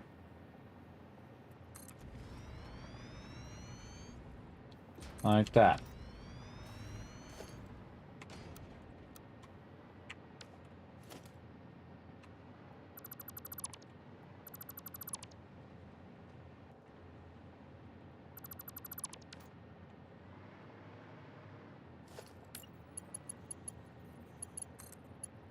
We'll get this. Just keep doing it till you get it right.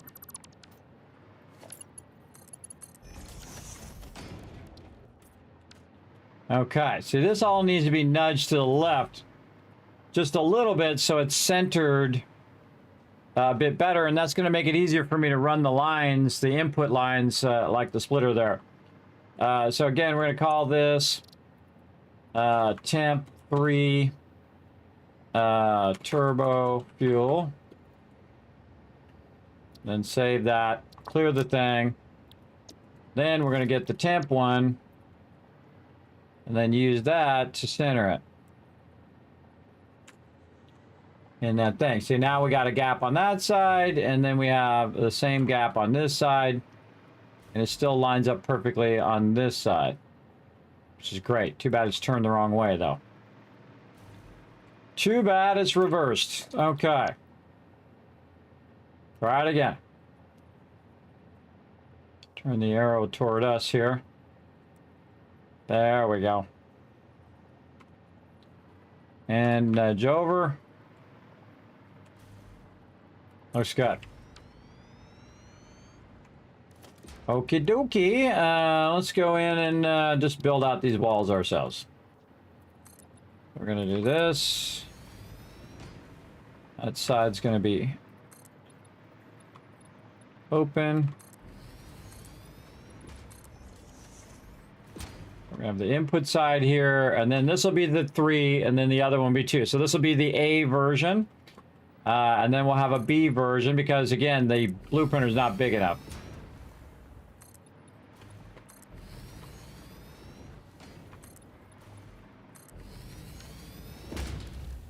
And then we'll make a walls door thing again.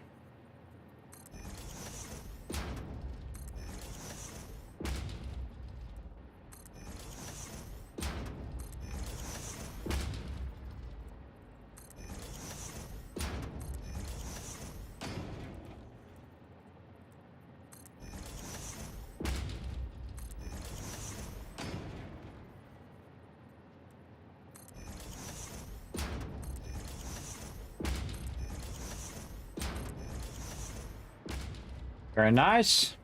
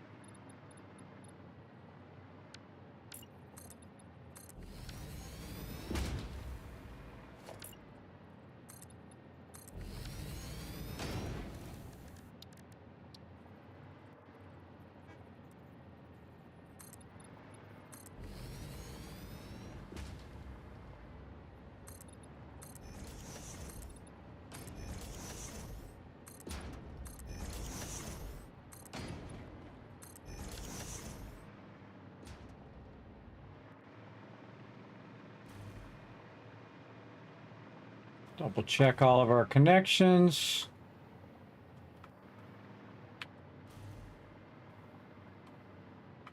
And we're going to make this one the input.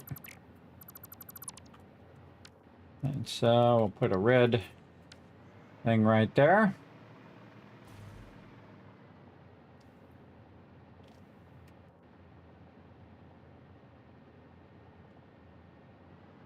Probably put the output at the in. Okay, now we need to do our power.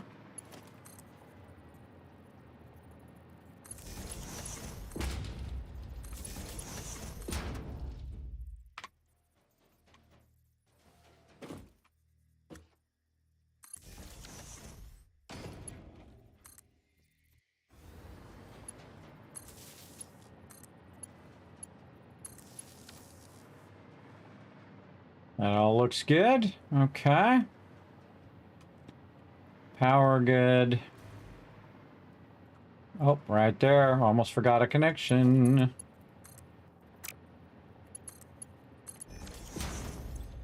So again, that's going to be our compacted coal and our fuel lines here, and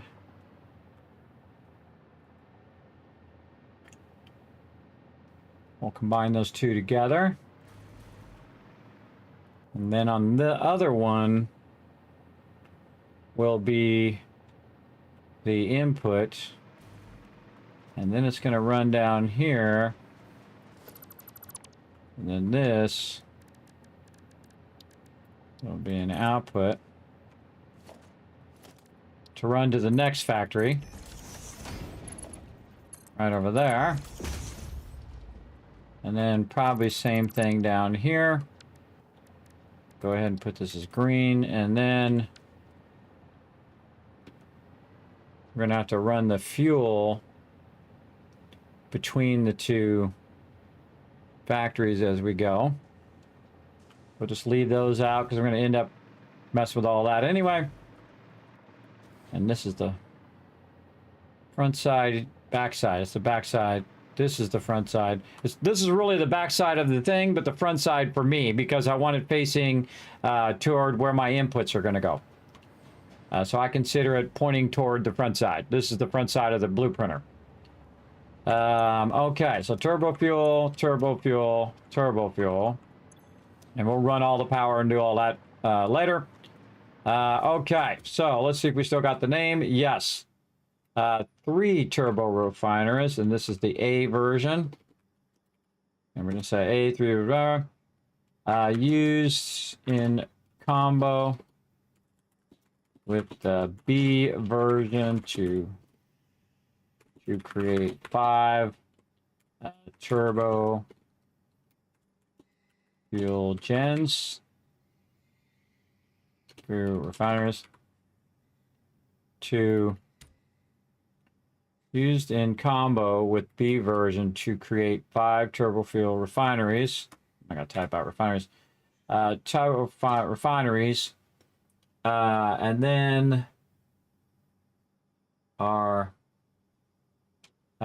input 1200 and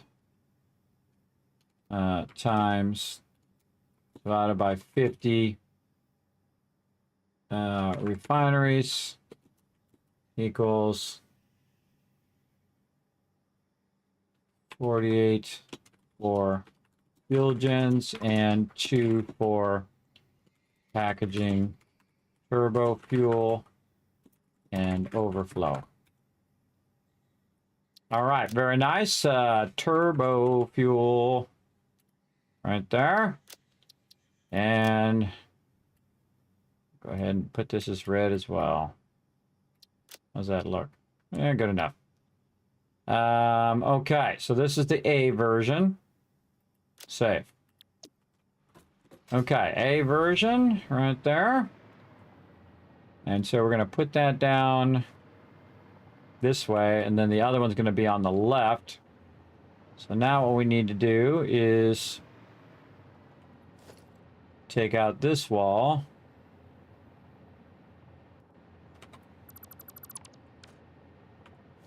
And these gates.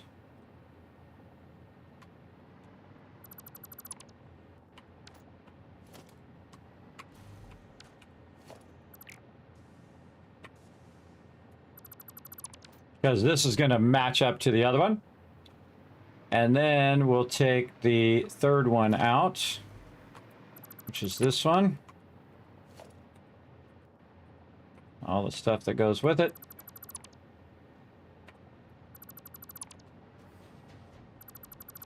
And all these walls.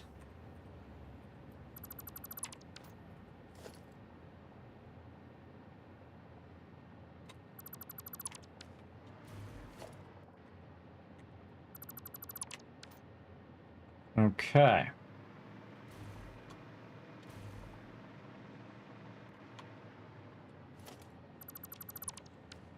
So the first one's over here, and then the second one gonna have a wall on this side. Or we should probably just take out that one and this one. Oh wait, we should have put in our thing there.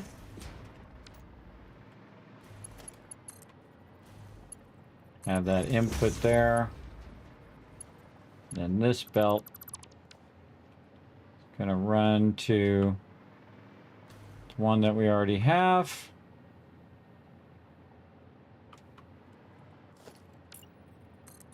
That back.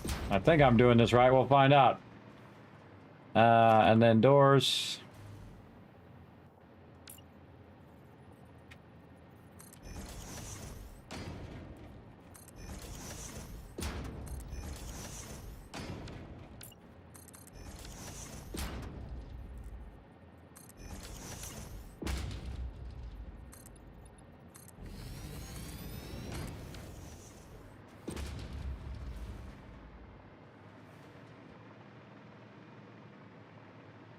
Something funky with that door right there.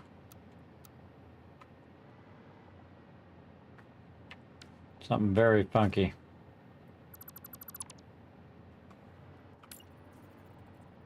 Taking it out. It's funky and I didn't like it.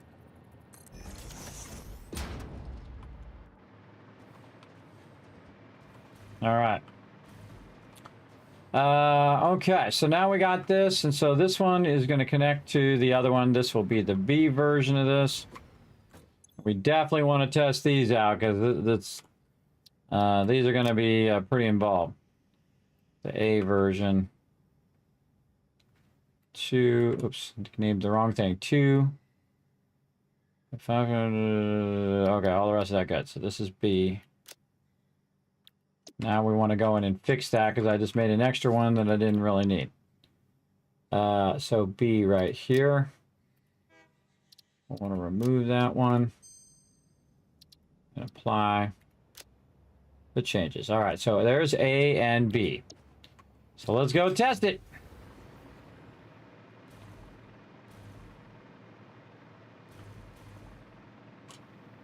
Again, I think we can do ourselves a solid by just giving ourselves maybe one more row here. Make it easier on ourselves.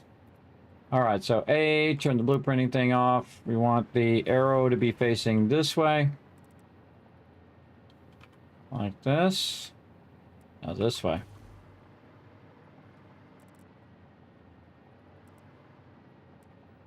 This way, yeah, like this. And where are we starting this? Right here. Looks good. All right, there's A. And then we'll do B.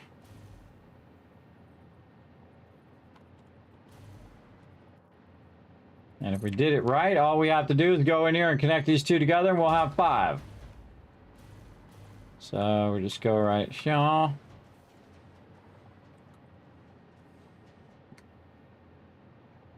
Boy. Scroll wheel does not scroll in a single direction. It scrolls back the other way on its own. It's really annoying. All right. I've been trying to fix it, but it doesn't seem to want to be fixed. Ugh. Up that. Right there. Okay, so we got all 5 of those. We can go ahead and do our power. Connect our power together. Why is that running out there?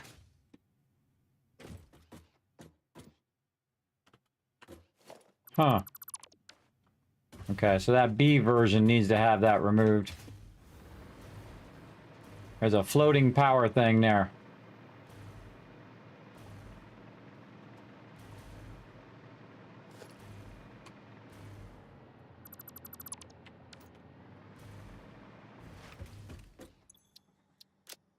We're going to end up with a bunch of those in there.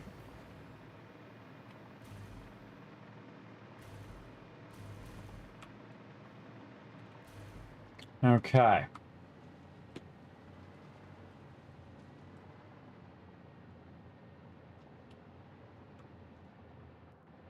Why is that outputting this way?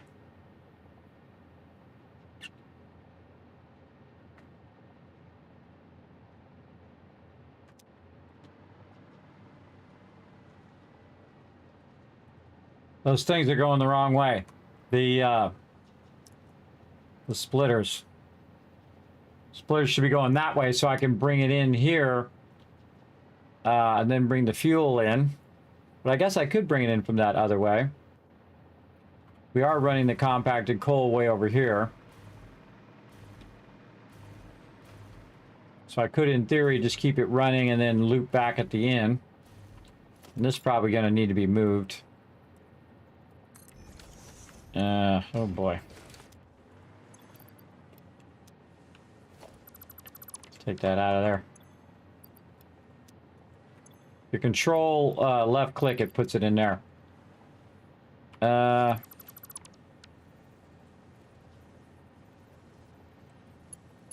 Just run that in there for now. Take this one out because it's going to be in the way of our stuff here. Keep that going that way. Way more foundations.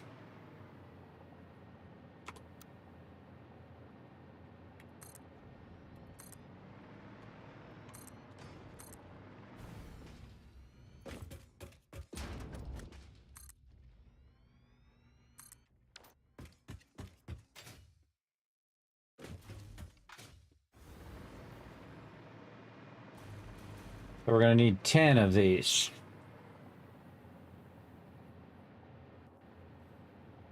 So we could do 5. Then 5 more. How many do we have here? 1, 2, 3, 4, 5, 6. So we could do 5 and 5. 2 rows of 5. I mean, we could do it 10 long if we want to do, but I like to try to keep it grouped. And then we could split the inputs on the back.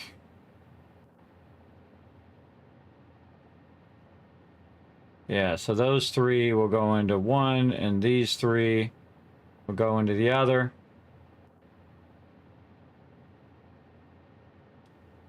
One, 2, 3, 4, 5. So actually we'll end up where the input is way back there. And then compacted coal way over there. In there.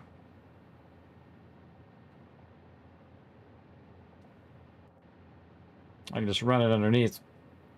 Run underneath, and I can also run the 2 pipes underneath and do it that way. Okay, this seems to be working. Now what we want to do, of course, is put a priority switch on it before we get too far. So let's go over here and grab one of these priority switches. And we'll just stick it right here.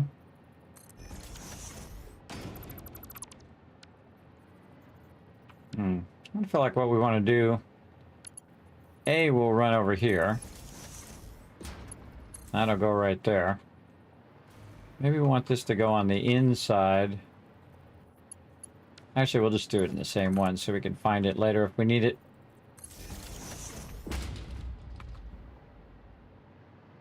Okay, and then we want to go find this here. Run that down to there. Run this to the B connector. And this is going to be our turbo fuel. Turn that on. Okay, I'm going to cover this back up. And we go see if we got our lights up here on the top. So that's why we got it like this, so we can just see if they're all lit up, and they are. Okay, so power's good. Again, it's a lot of complex systems to build without actually running it. So we'll see how this all ends up. And I'm sure we'll have to troubleshoot it potentially at the end. And then we'll run our turbo fuel this way. And then we'll have our storage for our turbo fuel at the end. We'll put some storage over here for regular fuel. For both of these fuel items, or we put the storage up on top and just put a pump there to pump it up to the top, and then it'll be on the top. We could do that as well. I kind of feel like we just put it behind the building, one on that side, one on this side, and then run it down, and then we can run it over underneath. Along with the compacted coal. We could probably put 2 pipe things in there, and then a wall hole. One that we can run in there. Yeah.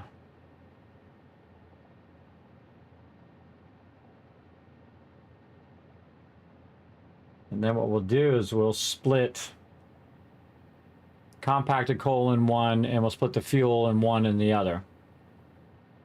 And that'll run both lines at the same time. All right, that's what we'll do. Okay, same thing as we did over on this side. Let's see if that lines up. It sure does. Same thing we did on that side. We're going to go ahead and do this. We can kind of look at where we already have it over here. And where that's going to line up.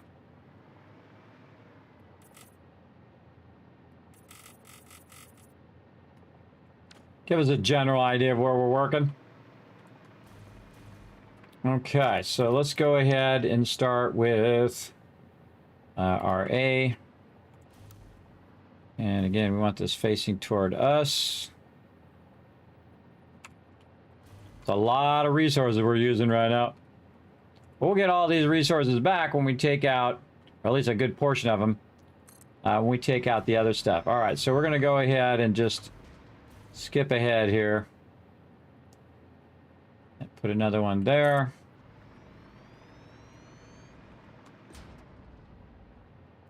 Another one there.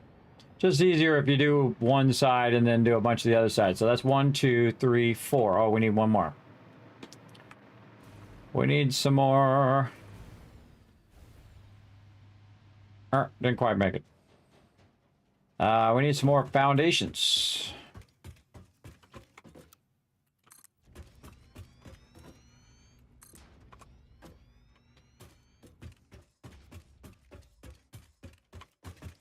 More.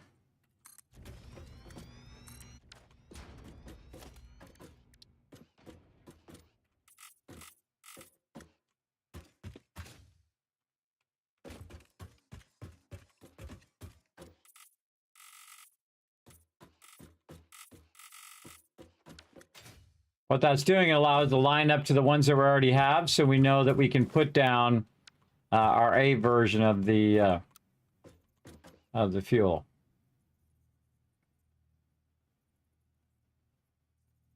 Come on. Get in there, you.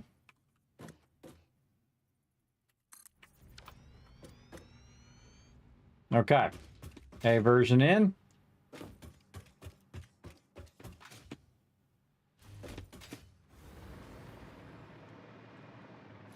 Now the B version.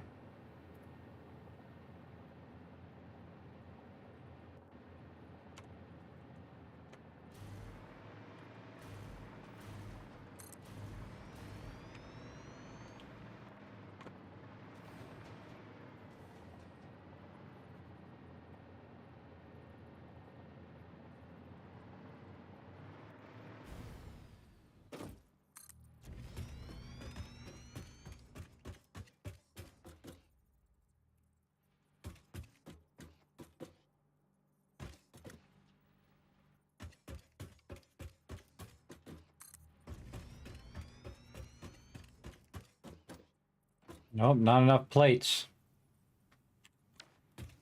Well, while we're waiting for it to put that in the dimensional depot, we used a lot of resources right there. So it takes it a minute to put it back in the dimensional depot.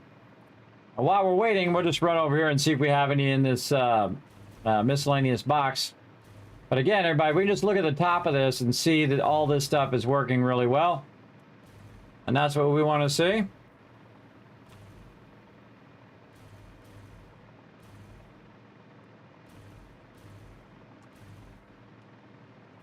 See, we have some plates laying around. We got a lot of plates. All right.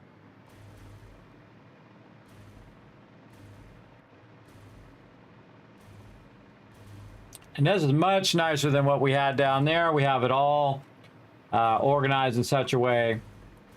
We got to do all of our inputs still on that as well. We got lots to do. Let's go put this last one in. Heck, we could just run across here and jump.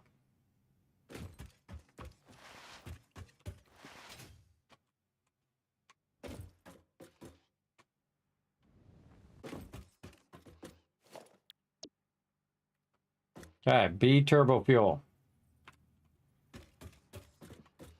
Nudge that right in position.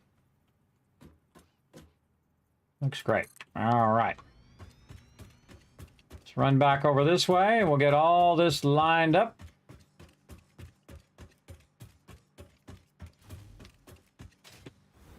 Get all of our inputs going. And again, we should probably think about how we're going to do this, because this is 5. So we could put an input on that side and put an input on the other side so they're flowing inward. Or we could put it right here in the center and it would flow both ways. So we could just combine that, run that across to the center here and run that in both directions. Doesn't really matter in the end. Thing that does matter is the compacted coal. Compacted coal, I could run to the end and just run it this way since it's all running in this direction. Oh, I didn't color this in as red, but it's okay. We know what it is. Let's go back here and work our power first. And do all of our power stuff. So we're going to go ahead and have our power transition.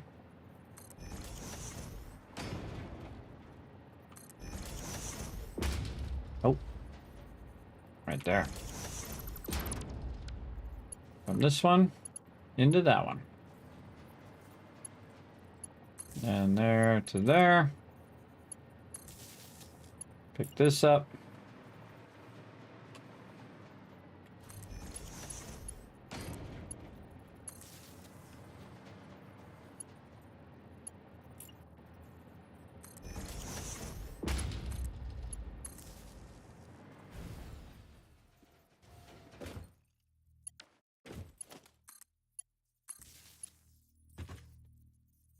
Oh, no power.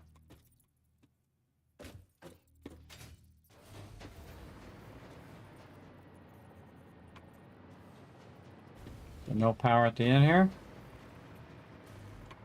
Oh, we missed the power connection somewhere.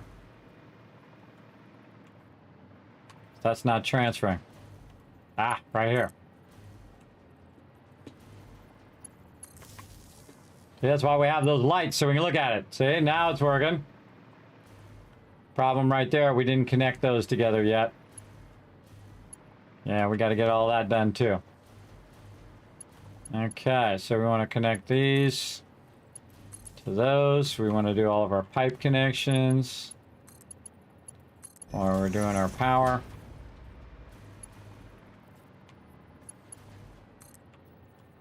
Like that. And our belt connections. Like this. And then our belt connection across there. Okay. That one's good. Same thing here. And we probably want to do our bottom connection here too.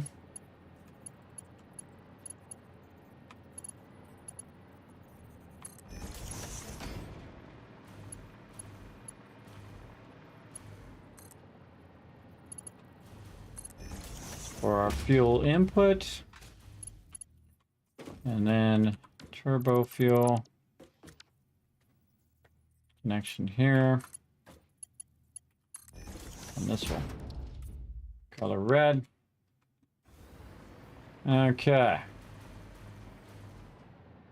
Oh, you know what we want to do? We want to do this right. Put this here, that there.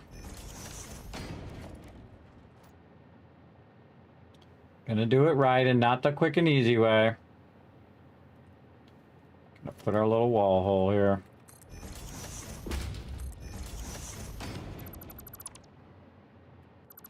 Really feel like I should put. You know what? I'm gonna start putting these doors in.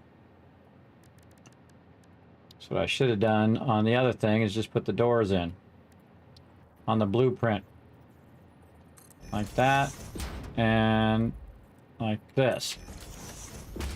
The reason why you want to do that is so that when you roll up on it and you're trying to run the line, it automatically opens up and allows you to run the line. Oh, I put it up too high.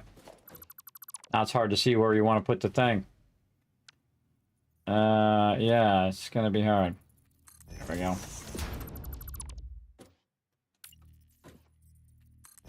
But now you can see actually if it's lined up, so that's much easier. I think I might go back and just add doors to that like that. For future reference.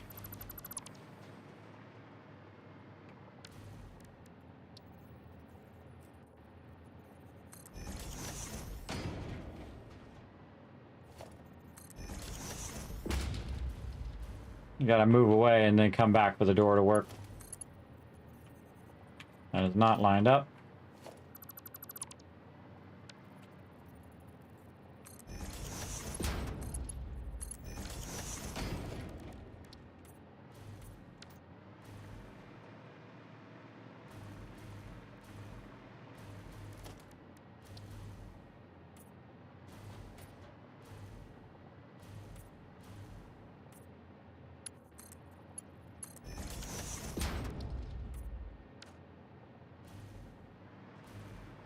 And do the same thing on this side.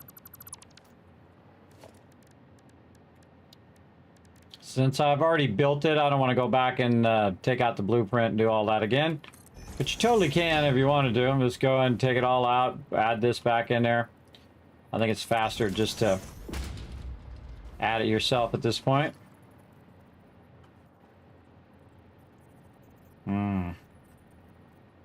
Yeah, it's offset in a different way, so I'm not going to be able to get that in there how I want it, so I'm going to do this instead. Right in the center of the door? No, off to a little bit to the left. A little bit left of center. Right there. Now I can go ahead and put that door in though. Once I have that lined up.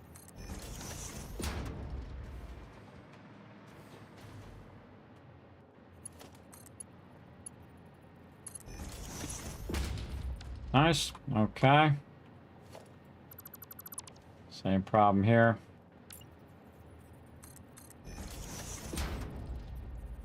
We know it's left of center now though.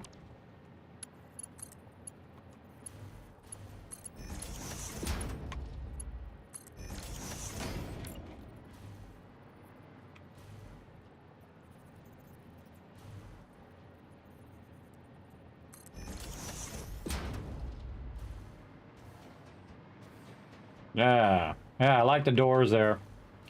That's really nice. Makes it easier to evaluate what's going on within pipes. Okay. So we got the first two going on.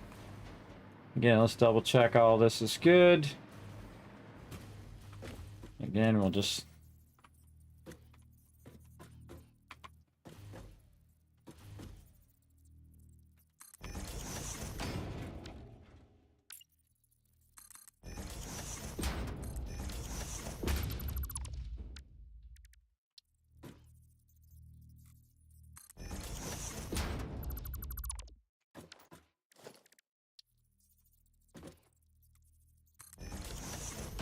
Yeah, I wish I had done that on the blueprint. But you don't really know sometimes until you really get into it. See, I can't put the wall hole there, or the pipe hole, because it'd be outside the blueprint. But I could have put the door. And that would have made it way easier to line at least this part up. All right, let's go in here and finish these connections.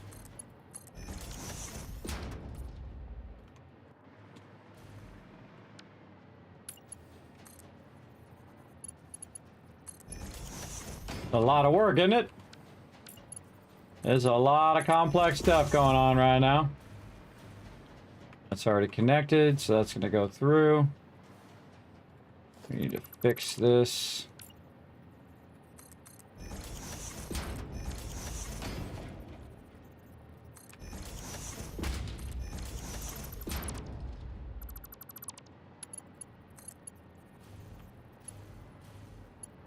Oh, not lined up.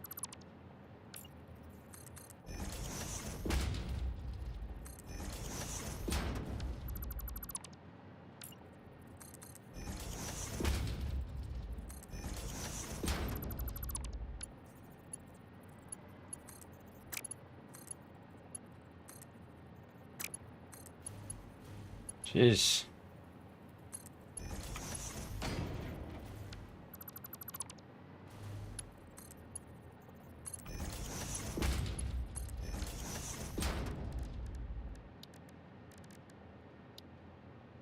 Walls.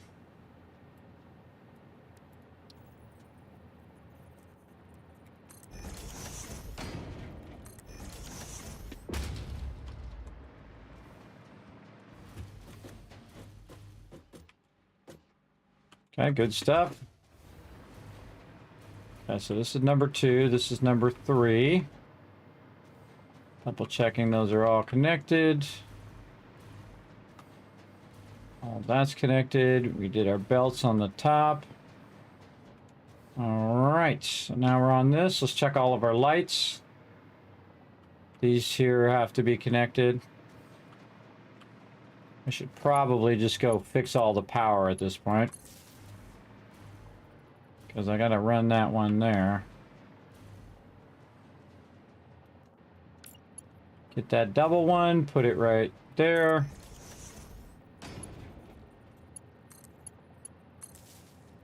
And I did get the one in the center. All right. Double one across to here.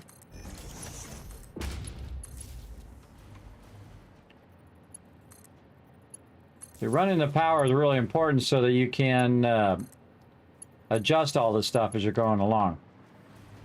Okay, we're on number 3. Did that. All of this good. We gotta do the outside here.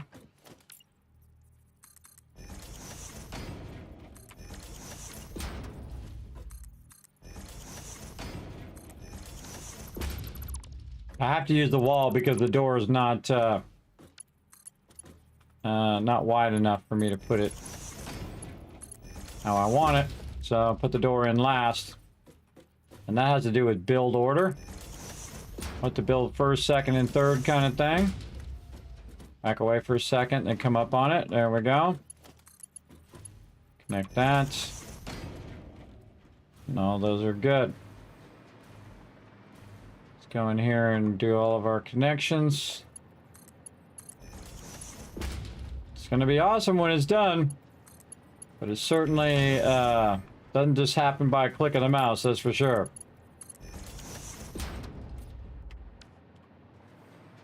And we got to do our fuel transfer here.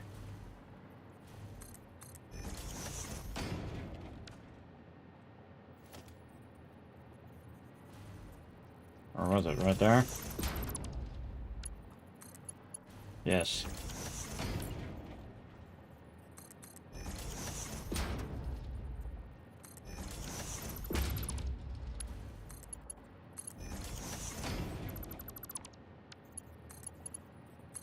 Really annoying when it does that. I keep all my turbo fuel in red. And I'm going to grab the gate from up there. Even easier.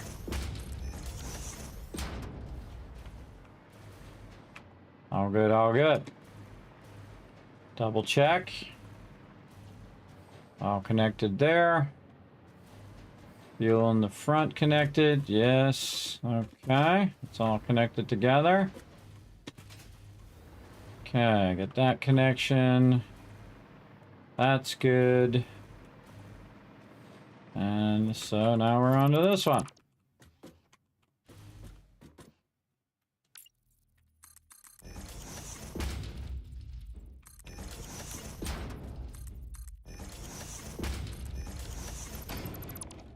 The front ones and back ones are offset differently, so gotta accommodate for that.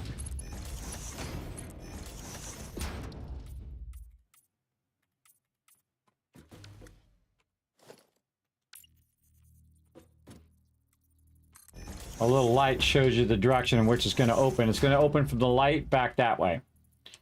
So that's why you want to make sure you're watching which way that little light is, so it's opening in the right direction. All right, same thing over here.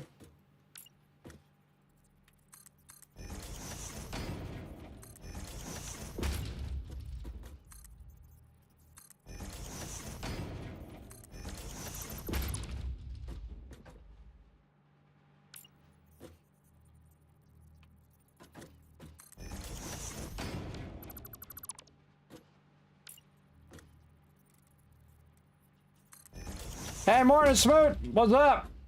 I'm doing pretty good. I'm running a lot of pipes right now. We're redoing all of our turbo fuel. And as you can see, I'm running lots of pipes and power and all sorts of goodies to make this all work. We're almost done with this part. And then we're going to get to the real fun part, which will be the turbo generators here. That's going to be a lot of those. We got to get all of this going first. Make sure that we don't miss any connections, because that'll cause this not to function. There we go. All right, I think we're good there. We need to connect our power here at the end. And I think we still have to do a cross through there. We did this one. Okay, yes, we got to get this going. I see we got that all the way down. And there. That's why I have all these doors, so I can transition between one factory and another. And we're just chaining all these factories together. Just reduces a lot of work, by the way, if you're chaining all of these nicely.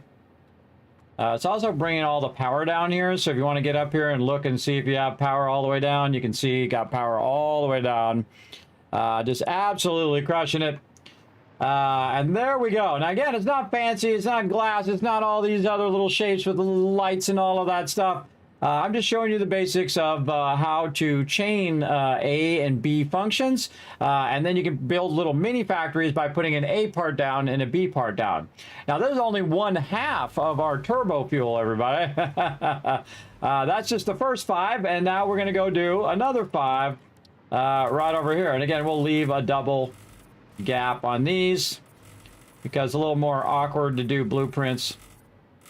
Sometimes I like to have at least a 1 gap, but sometimes I do a 2 gap on this larger stuff.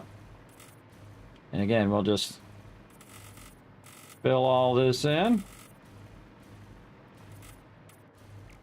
like so. And we also know, oh, that one we want to go back. Factory, oh, factory foundation. There we go. Make sure that we know where our center lines are. So when we're placing down our other ones, that's going to be nice and easy. We done messed up over here.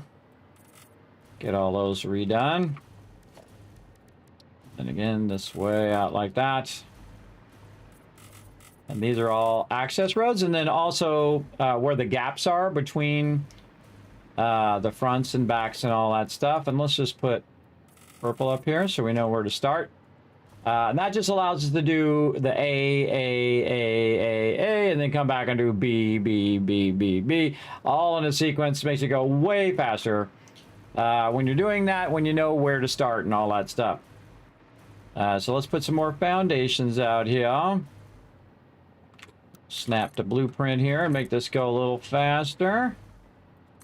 Very nice. Filling this in very nice. Like so. And again, this is our turbo fuel that we're doing.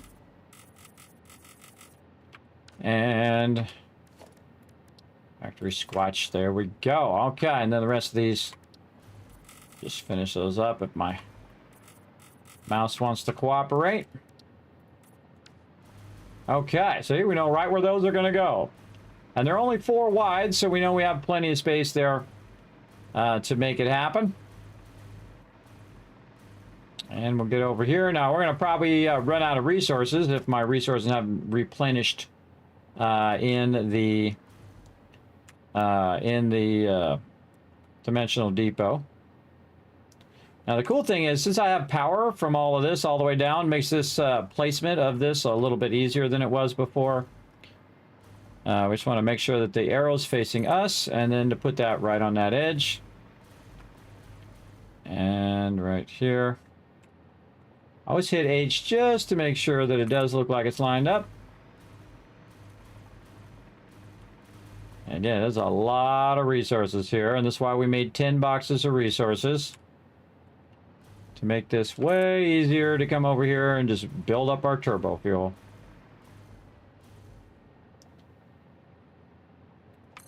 There we go.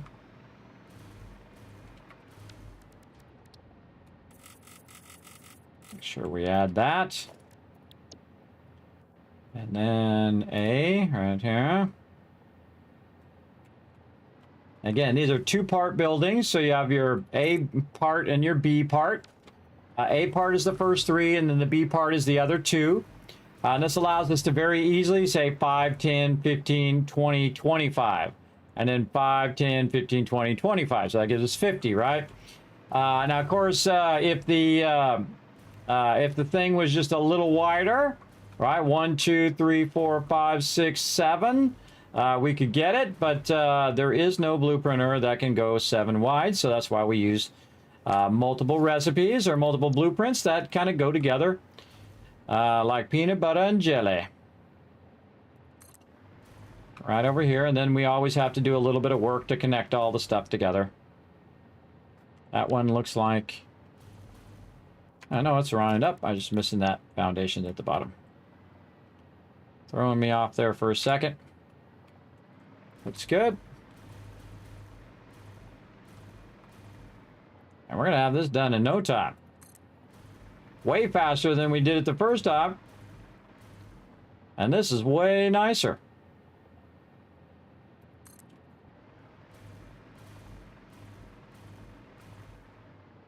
What are we missing? What a surprise. Plates. Just like happened on that other row. Now we can wait for the plates to go in there. But we can also run over here and just find some plates.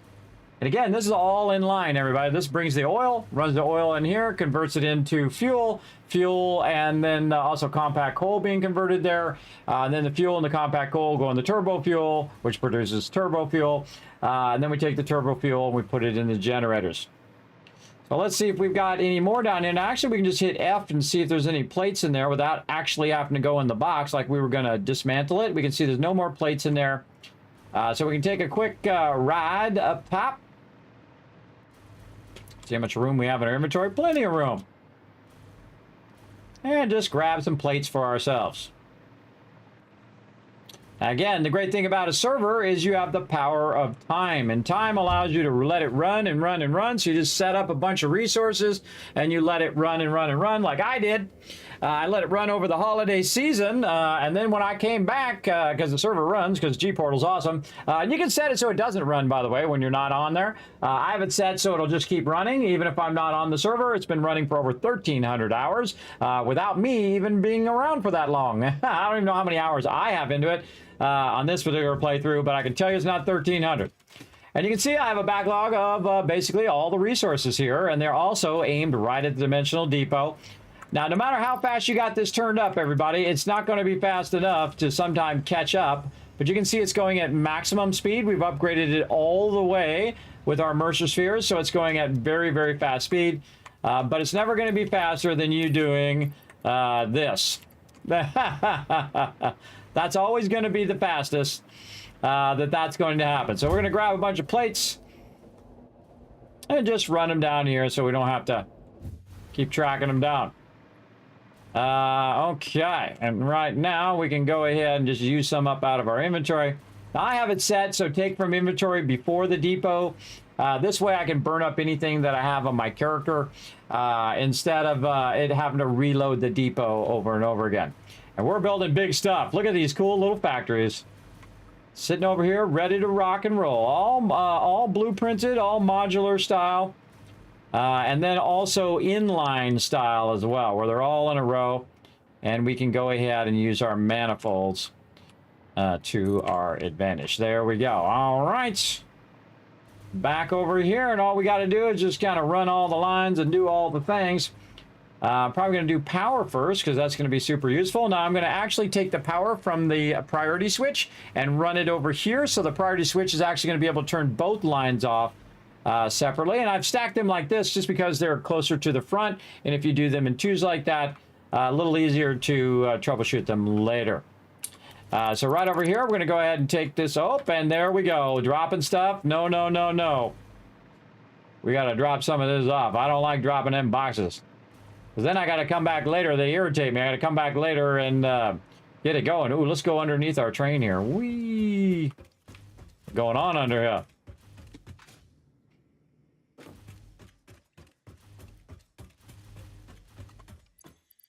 Oh, there we go. We'll drop off some of these plates for some building later on. There we go.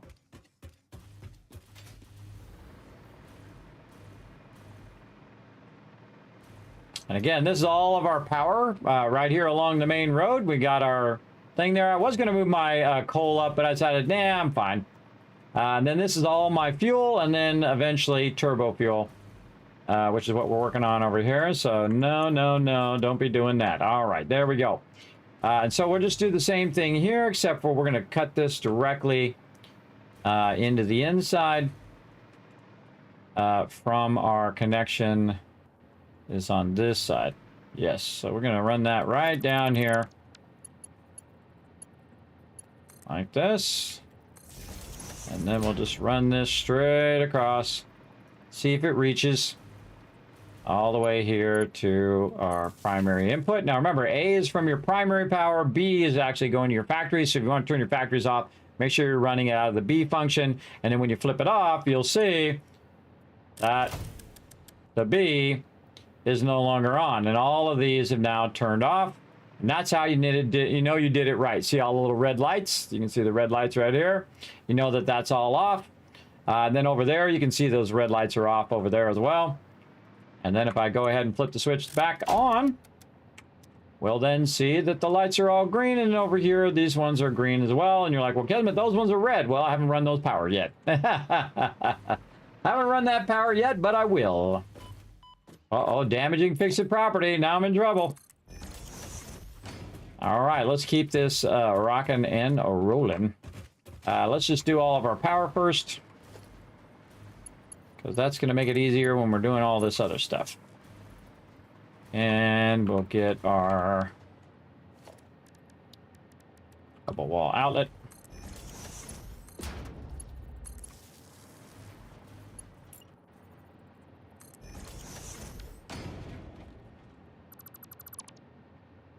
Be even easier if we just put all of our double wall outlets in. Let's just go do that first. Put those on both sides first. And then get all this connected. That's good. Again, it'd be nice to add these in your blueprint, but again, your blueprinter would have to be bigger. I probably could have done it on one side, which is only 2 of these. But or I could have centered the 3 one as well, but just as good as it gets done. I'll just get in here and make it happen. Let's put these on both sides.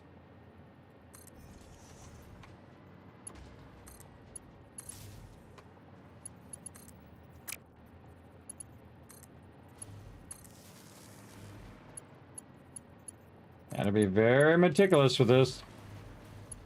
You miss one and there'll be no power. Miss one belt and it's not going to run. We'll know though.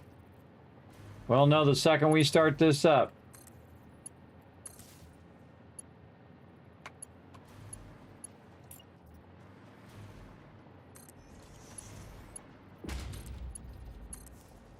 And we got all that. Very nice. And I feel like I want to do that side. Then that side.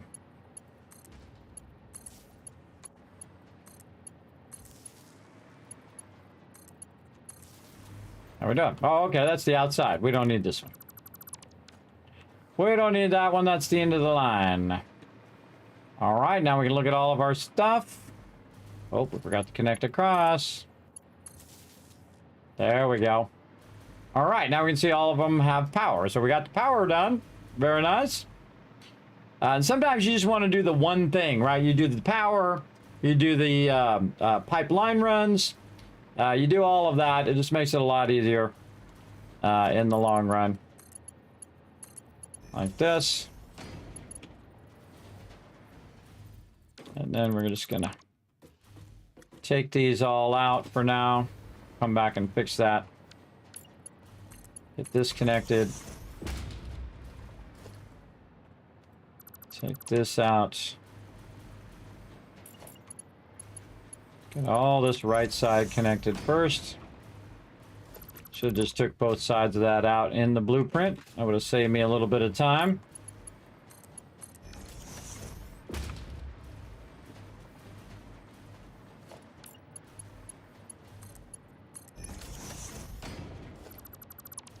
Yeah, much easier just to fly in there and take it out like that. Okay, and that's the back. Okay. And we'll go ahead and color these in on the way back.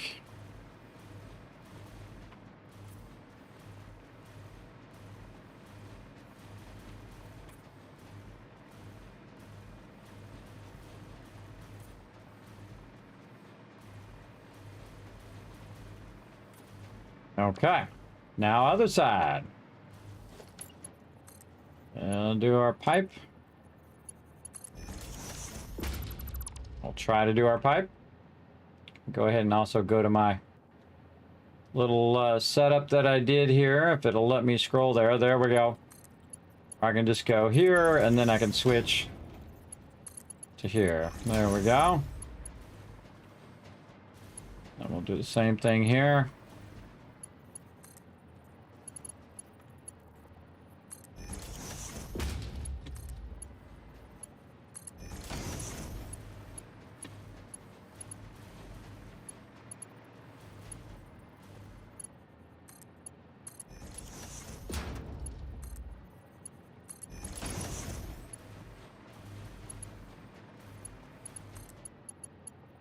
I feel like it's easier to go that way than it was the other way. The other way is really awkward.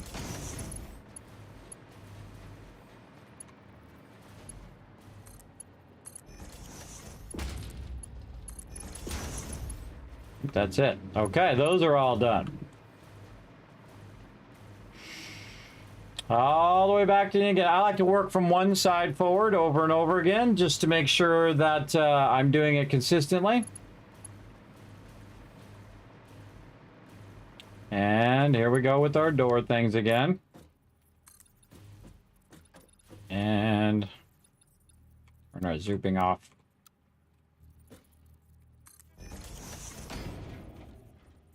Our wall things.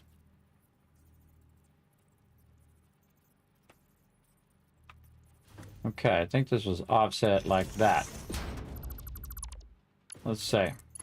Yep. That's exactly right.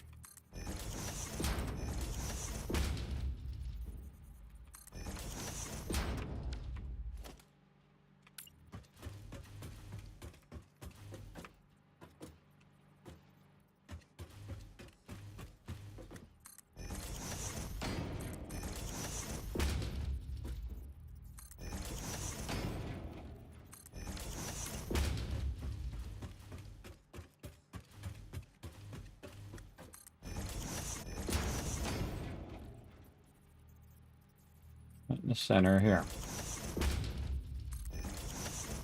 Nope, wrong side. There. Let's just double check this one to make sure. Yep, this one. Yes, okay.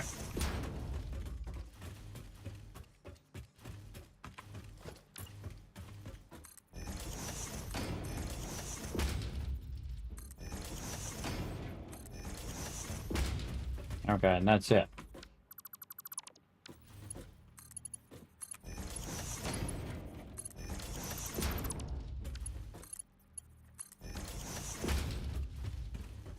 Slit underneath that one.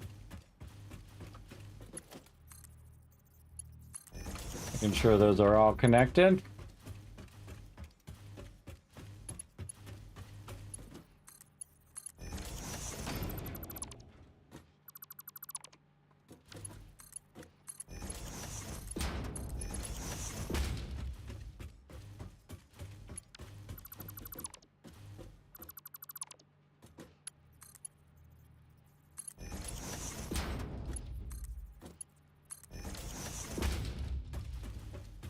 Okay, I think we got all of our stuff connected now. We can go in and put the doors in on this side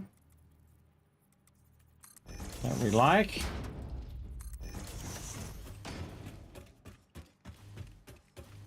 Again, you notice that I'm doing a whole bunch of the same thing over and over. Like I'm doing all the same side of pipes. I'm doing all the doors at the same time and walls and all of that. Much more efficient to do it this way. Because then you're just doing that one repetitive thing and it goes way faster than switching back and forth between this thing and that thing and this thing and that thing. I find it goes way faster. Well, I just made a door where I don't want it. Try that again. Usually it goes way faster. Okay, now we got all of our doors over there. And then this one is on the inside, I believe. Let's just double check. Connect that forward. Yes, so that's on that inside wall. Right in that middle spot. Now, of course, you want to make sure you get this right before you just go and do a bunch of these. Because then you'll be back later doing a whole bunch more of those again. We get this last one at the right height. Yes, we did.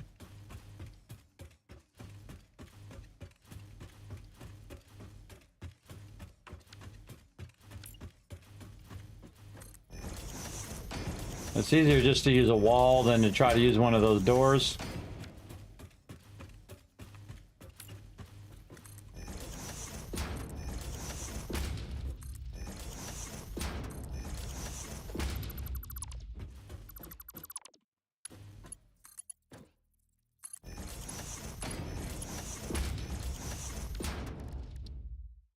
Might as well color it in while we're at it. Come back and do the doors later. Notice I walked on the inside to make it easier for me to see the connections. Like this.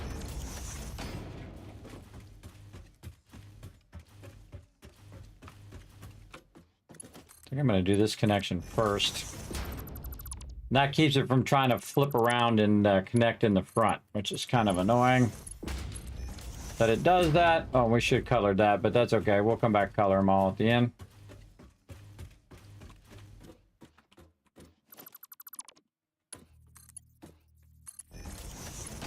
Alrighty. I think we're good. Yep. Okay, that's all good. Let's put our doors in. On the way back. Oh, wait, let's color it first. Color all of this. And then we'll put our doors in.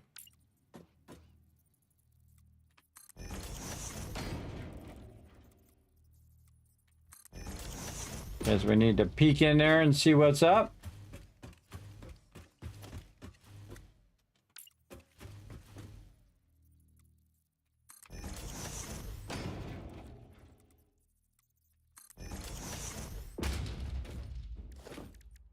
Okay. Back away a little bit so the door opens. There we go. Now, if you're rolling over it, it'll change it to that color, but it's not actually changed until you click.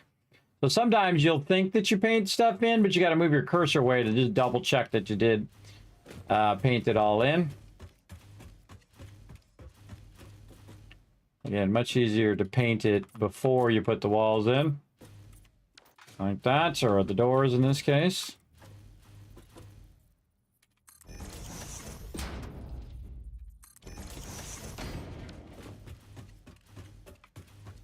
Again, I have the doors up here, so I'm middle mouse buttoning.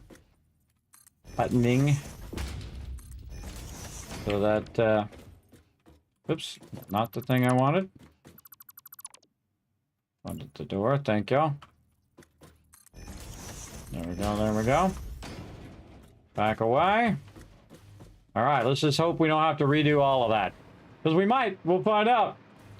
Okay, now we got that done. We have 50 fuel generators. So 5, 10, this would be 20. Or let's just do 5, 10, 15, 20, 25. 25 and 25 is 50. That should be all good. And we'll run our... Yeah, we should run our 2 different fuel things down the 2 separate lines. Over there. We'll just have all the input on this side. And then also our backlog of fuel over here. And maybe we'll run our turbo fuel that way, and we'll have turbo fuel come around the front. Or we could just have them both back here. Have the turbo fuel come this way and then cut over. And then kind of get both of those lines of turbo fuel. The problem with the turbo fuel is that it's the output of the turbo fuel is 900, which is more than one of the pipes can do. So that's why you want to split that into two separate ones, which is why I have this as two separate groups. So I have 5 on one group and 5 on the other, so that it doesn't exceed the pipe speed. A very important part of what you're doing, everybody. Very, very important part. The same thing with my output of my fuel. The output of all this fuel over here is 1200, which is faster than 600 because 600 is the maximum speed of the belt. And that's why I've split them into two separate lines. And so I can run them separately, you know, 600 on this side and 600 on that side. Makes it very, very nice. And then, of course, some of it I will siphon off for some packaging as well, and not that much because this is not really going to be the primary packaging that I'm going to use later on. It's just used for what we're trying to do right now. Right there, we got this down. We got this part down. Put that like that so I can do that, and then door. Let's get a little hot in here, everybody. Be right back.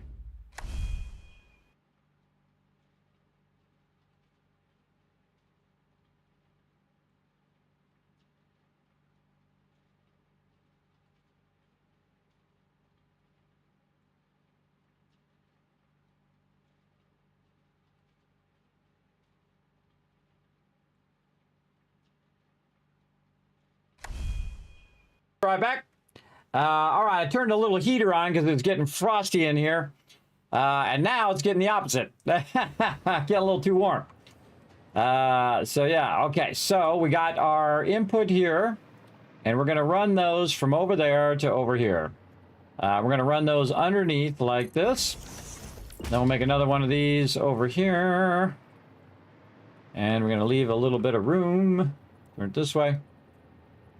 And hit H. Line those up like so. Very nice. Put this out here.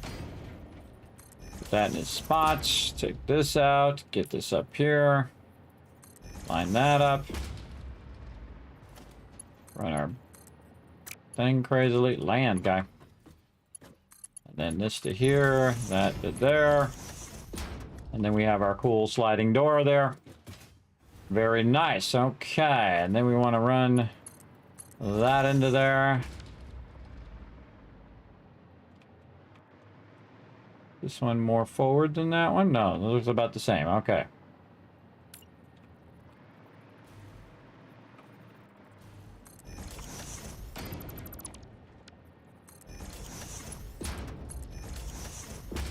Okay. Do we want to run our turbo fuel out here? Good question. I think I want to run my turbo fuel down, run it over here, and then run it up into one of these. Now, every time you run something down and then try to run it back up again, you're going to need a pump. So keep that in mind. I put a lot of extra pumps, everybody. The fluids work very oddly, and sometimes they don't work like they should. And they also have a thing called hammering, where if you're pushing the water and it hammers into the side of the thing, that causes a problem as well. So if you create a looped system, that works a bit better. But what we want to do is get a lot of fuel to go in here. And then we also want to get our other stuff here. And actually, this pipe is in the way of doing this. So what we want to do is probably offset this input here just a bit. Maybe we can sneak it by. No, we want to just offset it. Let's say out here.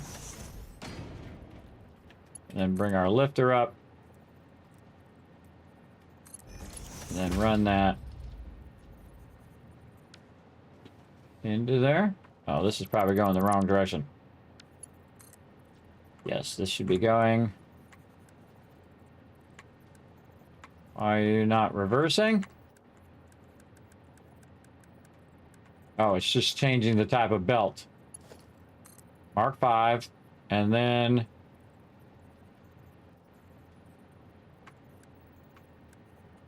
I'm hitting E. I thought I was hitting R. R. There we go. I was hitting E instead of R. My bad. Okay, so that's coming out of there and running into there. And then we'll do the same thing here. And I had to offset a little bit so the belt would fit. That's what we want to do. And where do we put that? We put that just a little bit like in the corner. Right, like that. Okay, same thing here, up and out of there. And into there. Okay, so that's going to put our fuel in and our compacted coal. We'll run our lines underneath. And again, I feel like I'm just going to run these underneath as well. And we'll just put some pipes like this.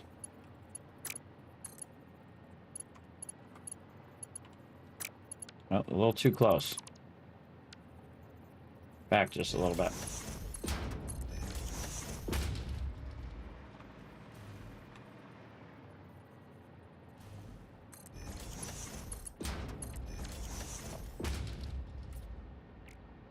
Since I color that in, when I go underneath there, it'll be real obvious as to which one is the actual turbo fuel and which one is the actual fuel that I want to run. Yes.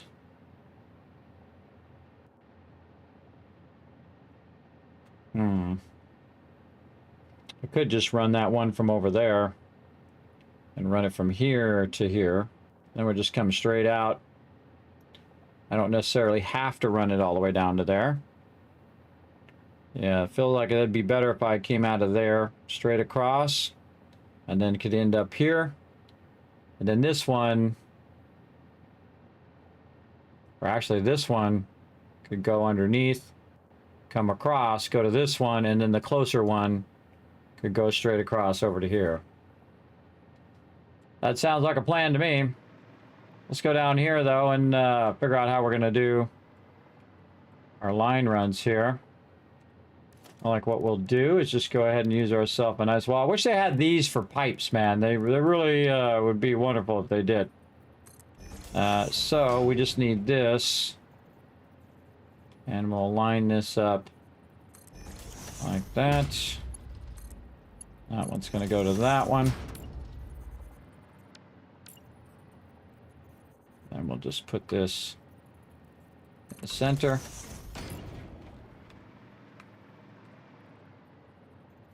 Go to there. Again, trying to keep our line runs nice and clean. And this one's just going to be offset just a little bit. All right, there we go. Lots of fuel going to go there. So again, I feel like what we'll do here is just go ahead and split it there instead. This will be... Now remember, pipes flow in both directions. We colored that one. That back to factory. And so we'll decide to take that out. Like that, and then this will run under. Like so. Alrighty. Our goal is to get those two fuel lines over here. Oh, we gotta be real careful. We're gonna fall if we don't have enough power. So let's go ahead and run this across. Oop, zoop it. Zoop it. Maybe we'll have the one from over there come down and cut across. Yeah.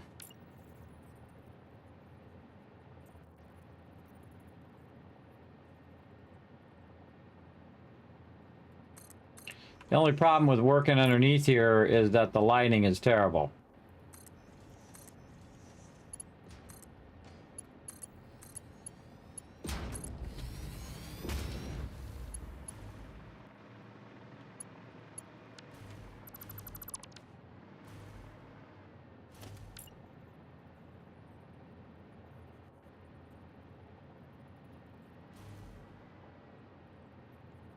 Kind of lining this up, eyeballing it right here.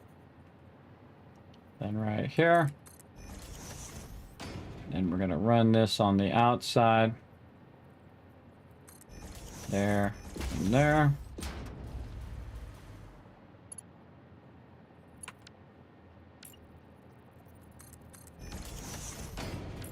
Again, this is where the straight thing would really be handy right now. But we'll just do that, and that should end up just fine. Just so we can get that nice corner in there. I could go in and try to make it 90, and you could work on it, but I'm not going to. It's good.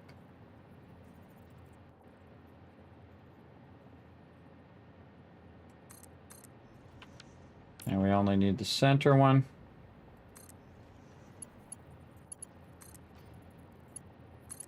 Make sure we do all these line runs and stuff. Gonna help us a lot. 1, 5, 6. I count every 6.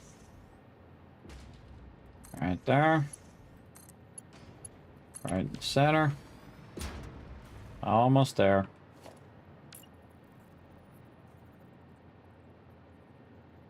That's probably good enough. From there. To there. Out of here into there. And now we have our 2 line runs. Beautiful. All right. I should have colored this one green though. So that we know that this is actually the output of this whole side. That's the output there, and then that's the output over there. Very nice, and of course now we have both of those run. And then I think what we'll do is we'll switch our merging to over here. So we'll go ahead and get our merger. Roll down. I'm trying to scroll down and it goes up instead. Really irritating. All right, merger there.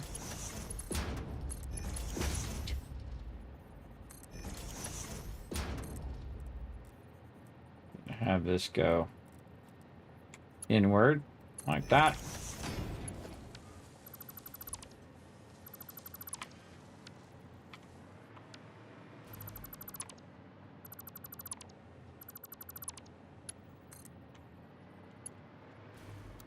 A straight function. Okay.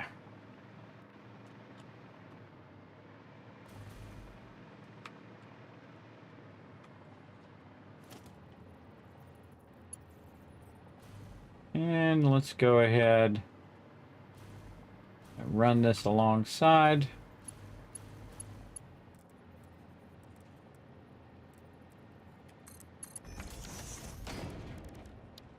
Our other stuff that we got here. Nope.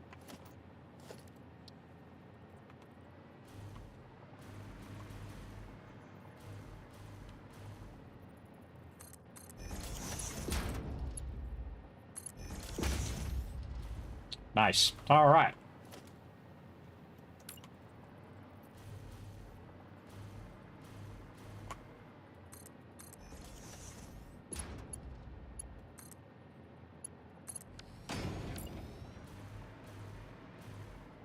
Just to match up here, we'll match up the walls, even though it's going to add a little extra, but we'll just match it up nicely.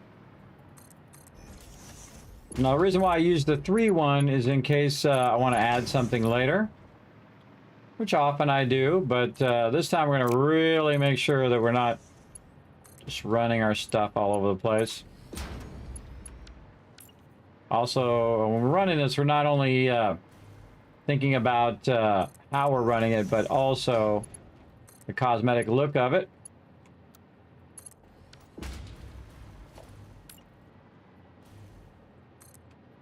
Whether you do it on the inside or the outside or whatever, it doesn't matter how you do it, eventually you're going to block yourself. And you'll have to fix it. It's inevitable. Like Thanos.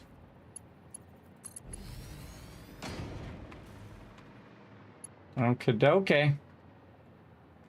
Now we have our input there. Where's our other input? Right there. Okay. So we've got our input here, and then we want to run it straight down to there. So we want to kind of feel like we might want to go this way. And then yeah, kind of hard to get a splitter in there.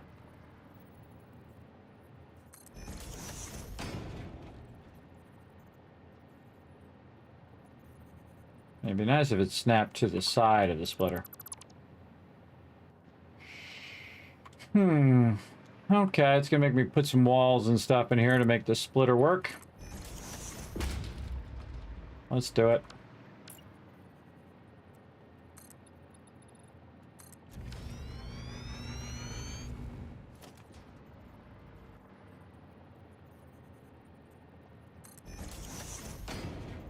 Nope.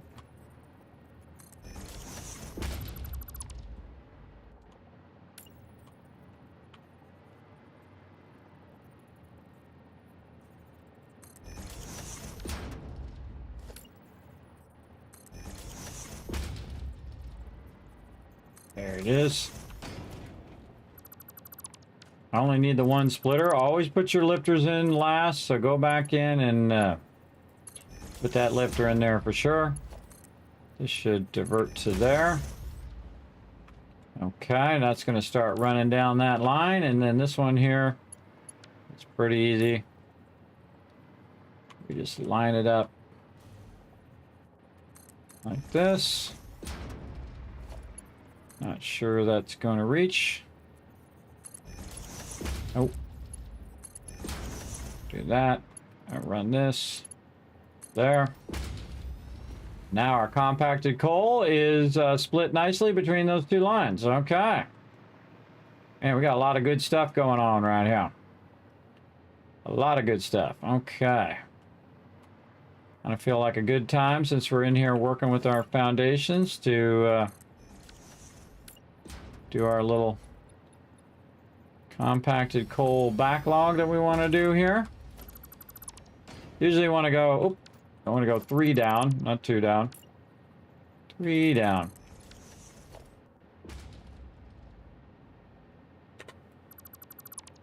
No, it did it anyway, whatever. Because I had my cursor rolled over it.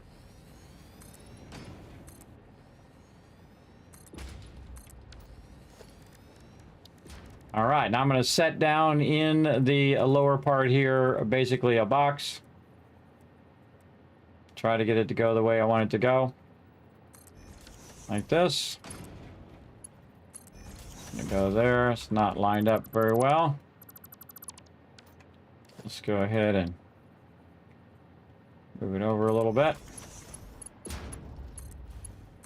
We can also create other backlogs under there.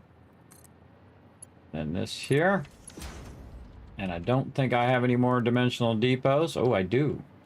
Oh, no, I don't. But I would go in and also make that into a dimensional depot there. I can also take the backlog of compacted coal that I have over here and just automatically infuse it in there as well. Like this.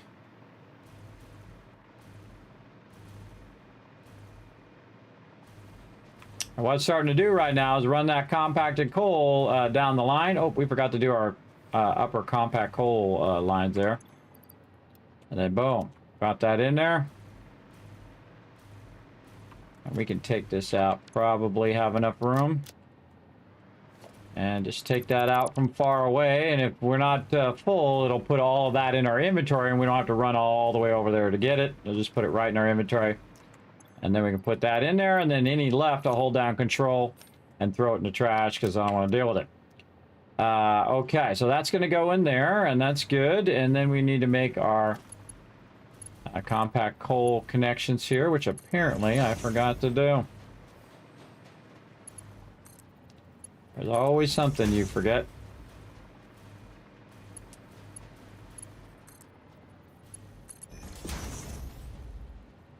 Very nice. Over there. That one I got.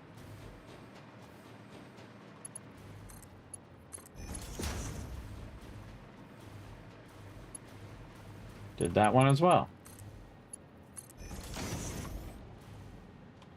Okay, now it's going to start filling it all up with compacted coal while we're doing our other stuff here. And start to use up that sulfur that we have as a backlog and start to fill that with compacted coal so we can start that up when we're ready. We don't have any backlog of fuel right now, so that's not going to help us. We're not going to backlog any of that. And our goal is to basically fill up with a bunch of fuel and turbo fuel and all of that stuff. And then in the end, eventually turn the generators on. But we're going to have the generators off for a while we go ahead and backlog that. And then a lot of this down here will still run until it runs out because we're going to divert all of the resources that are going to this right now up here instead. So we're going to have to run some stuff. I think we're ready for our next stage. Now, again, who knows how many things I missed, lines I didn't do, how many pipes I missed, or power runs. The power seems to be fine because I can see all the power's on. But ultimately, we will find out the second we start this up. That is for sure. We'll come back and we'll double check it and we'll look at every single thing and make sure that it is transferring between each of these and that all of these are functioning at 100%. That's the most important part. Oh, I see a problem already.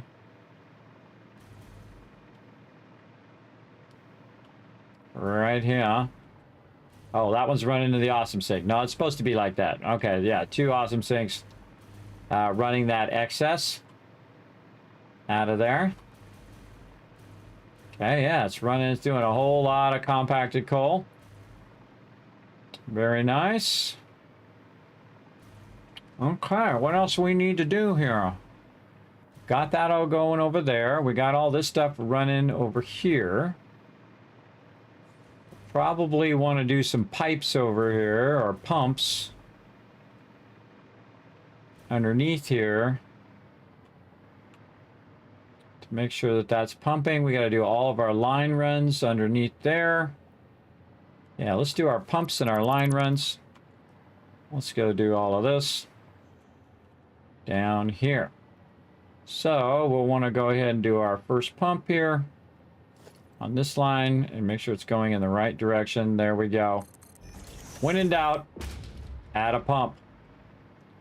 All right, where is our power connected? Way back there. Okay. So we'll take this one out and we'll just connect it off to the side there. And we'll run that pump over there. Okay, that pump is ready to rock.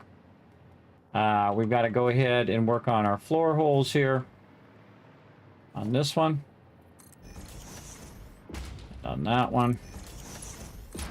Again, this is going to take it time to get up to speed. Hope I have this one back further. Let's try to be somewhat consistent here. Though I kind of like it out like that, but... actually, I think we'll just save space by doing that. All right, there we go. And then we need to take this and run that over to there. So let's go ahead and do all our pipes over here where we're going to be infusing these into the center. So we're taking the first one and we're running it to those two. And then we're going to run it to these two is going to be the second one. And what am I doing there? Oh, I'm out just a little bit further.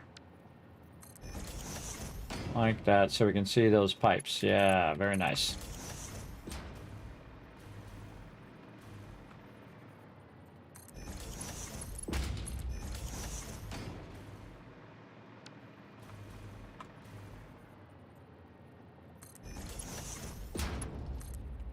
That is not it.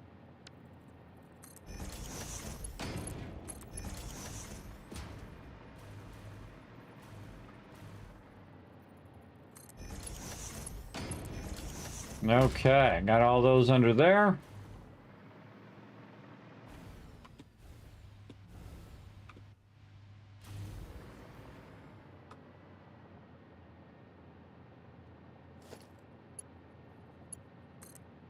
Could just do this. Make this job a little easier.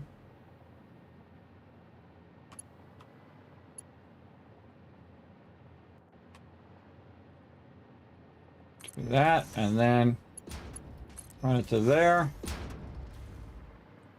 Kind of find the center of that. Ah, right where I put that thing. Bummer. That thing's going to be in the way if I'm trying to split it, so I want to back this up just a little bit there. And then reconnect this over to there. And then I can just put this right here in the center. So that'll split nicely.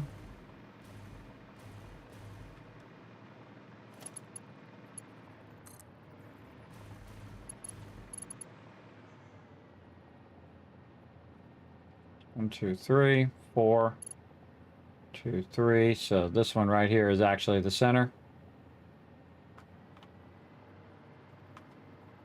I know that other one might not be the perfect center, but that's okay. We'll roll with it.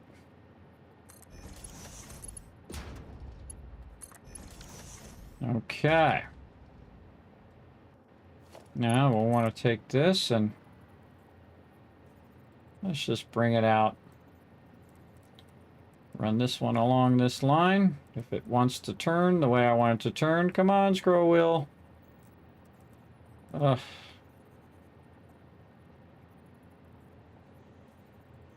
To put it back or to put it forward? I'll put it forward a little bit. Okay, back to the other one. We know that one's going down the center there, so we'll put this one down the center of this.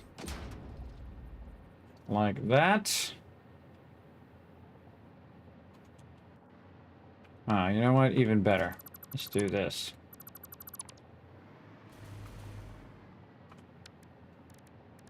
Well, I could have probably just left it there, but we'll do a basic wall. And then we'll go center here. Left there. We'll just do that.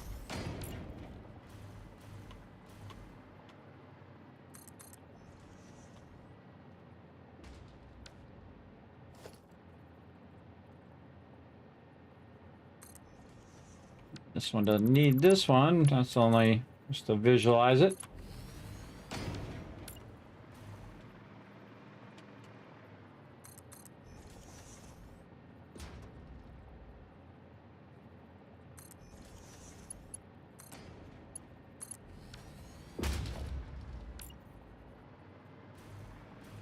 Wow, perfect. Because it passed that one to make our job a bit easier here. And then this one. And on the inside, take this out. Can make our line runs as nice as we can.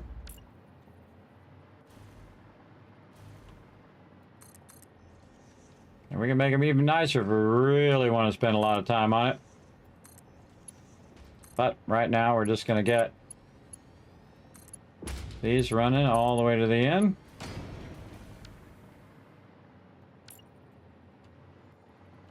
Where is our 2 here? Right there and right there. Probably be able to reach these. So this one to there. That one to there. Definitely go with that. All right, so there we go. Button-us. And then pump. And power. And pump.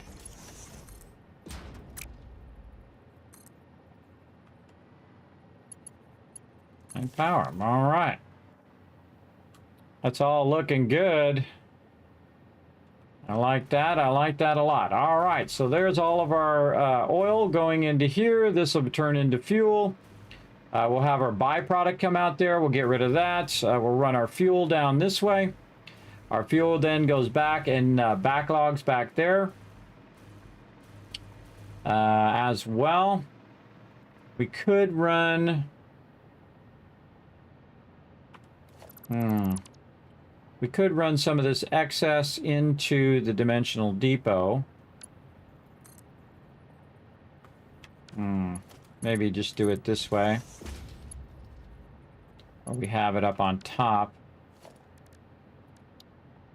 I'm going to go ahead, and just to remind myself, I'm going to go ahead and put a little storage container up there like this. And then just run some up there until it fills. Reason why I'm going to do that is so that I'll go up there. Oh, wait, no, better idea. Because sometimes the box doesn't split properly, so we're going to actually put a splitter right here. And then I'll put a little box over here to remind me that I need to add a dimensional depot there.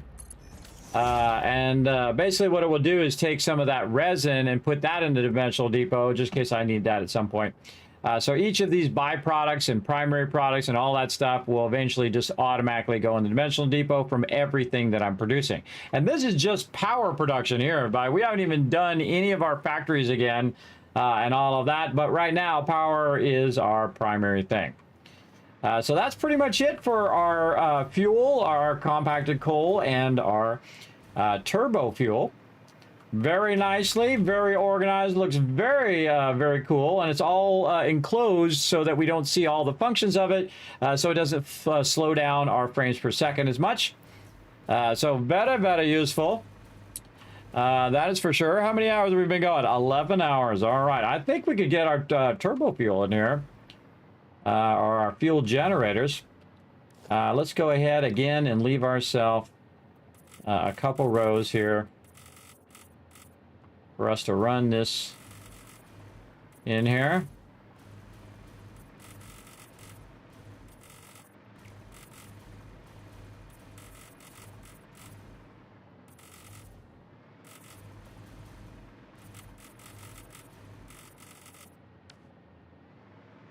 Okay, now how do we want to do our fuel generators? Because we're going to do 120 is what it was. Yes, 120. So 900 turbo fuel.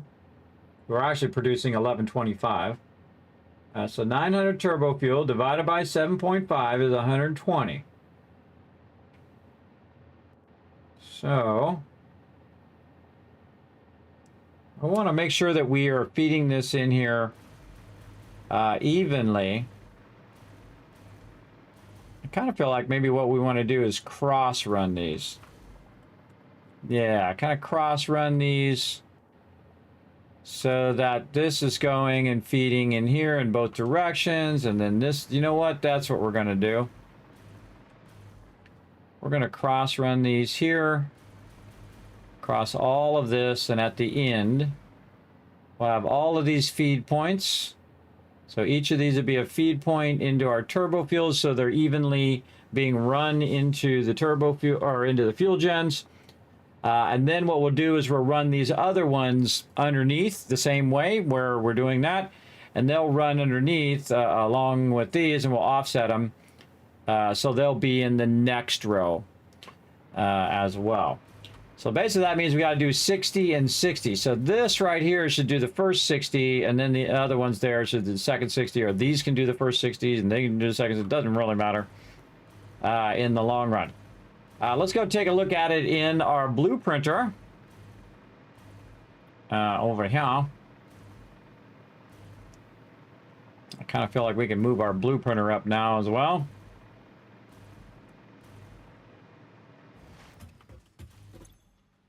All right, let's see if we got anything in here we can take out. I should have cleared it first and then looked in there.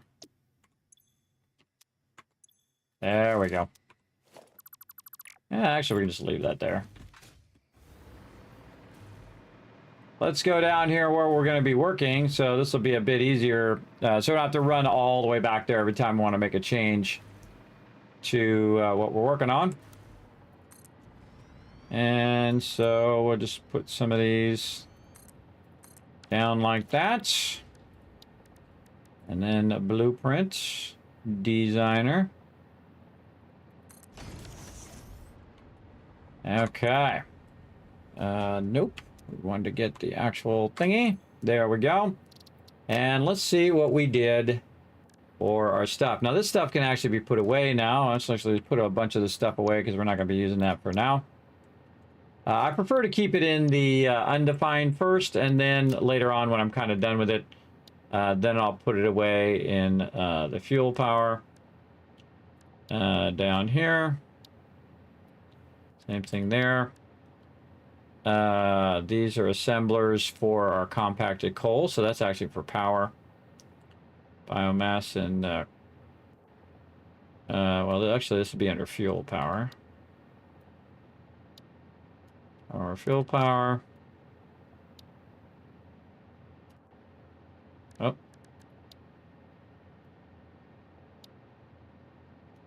Drop it in there.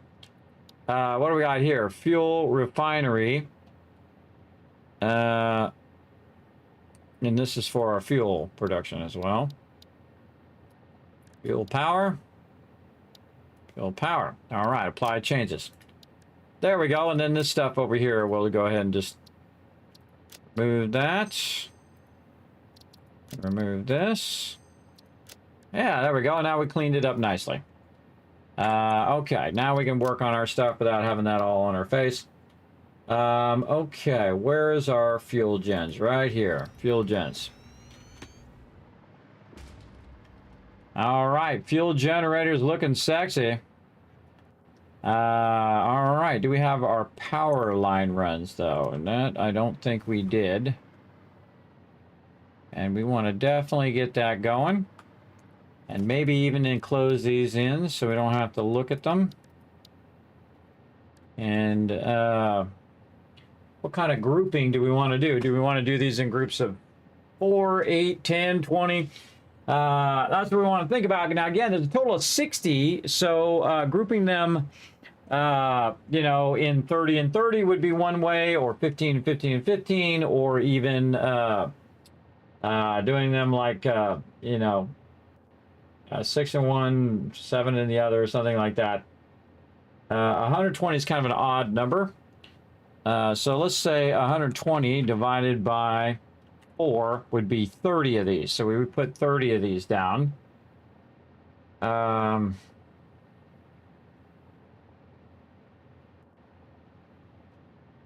do we want to do this? Let's go look at it over here when it's in place where we're going to run these lines. So it's already got the foundations in there, which is going to help us a lot in this particular case. So power, fuel gens. I'll turn the blueprinting thing off. Or actually, yeah, no, turn it off. So we're going to align it how we want to align it. So say 8 of these together. Yeah, see the way that it hits right there, it's not good.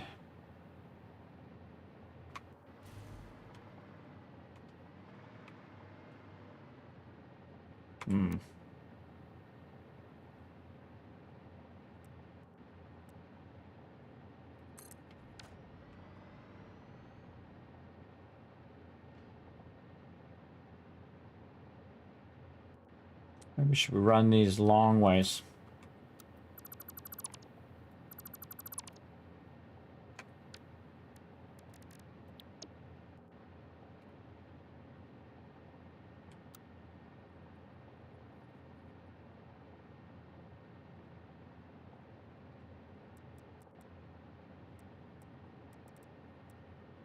Come on.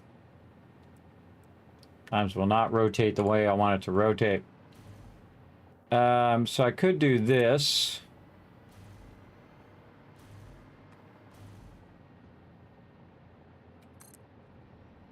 And then we would just set these ones behind those.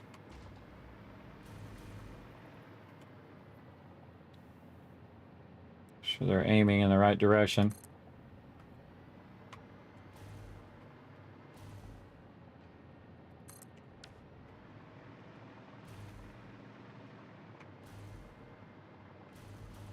So bring this across, split it, one there, one here, and then create a loop. And then same thing here. I really like a gap in here.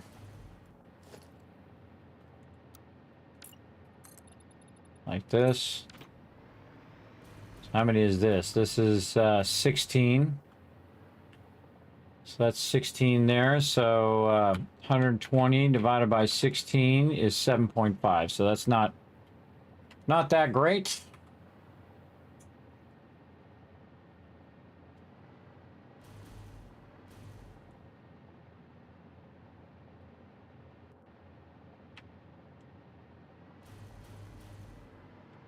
Oh, 8. So 120 divided by 8 would be 15.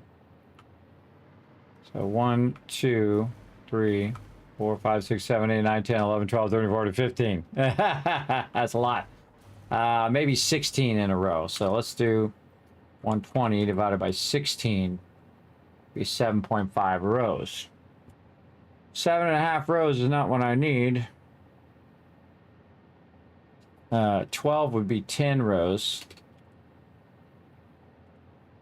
Yeah, so if this was 12, it'd be 1, 2, 3, 4, 5, 6, 7, 8, 9, 10. So it'd be much better.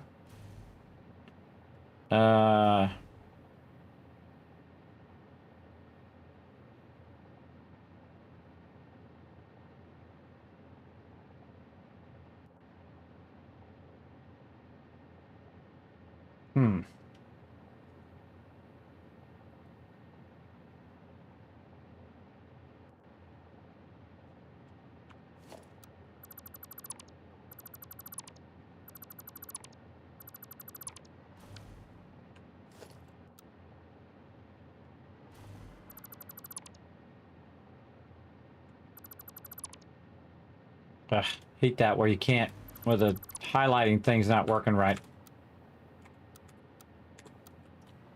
Okay, and then we'll take this, run that one out,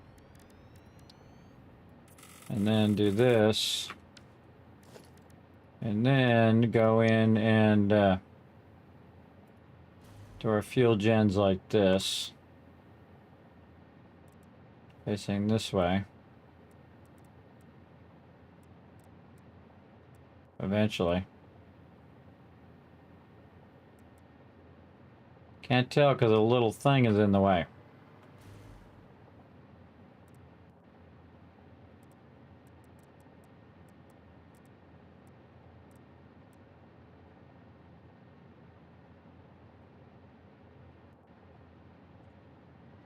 Like that.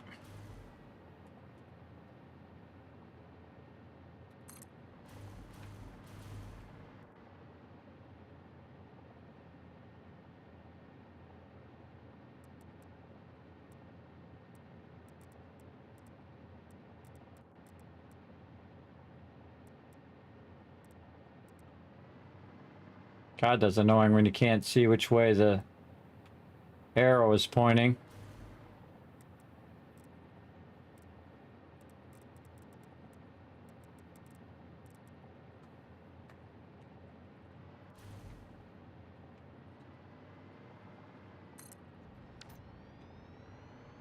That would be great, because then you could run this out and split this in half.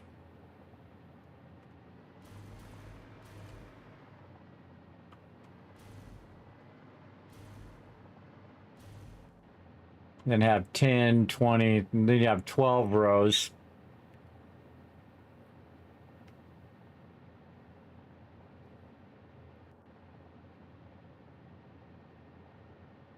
Have a split and then run and then split again.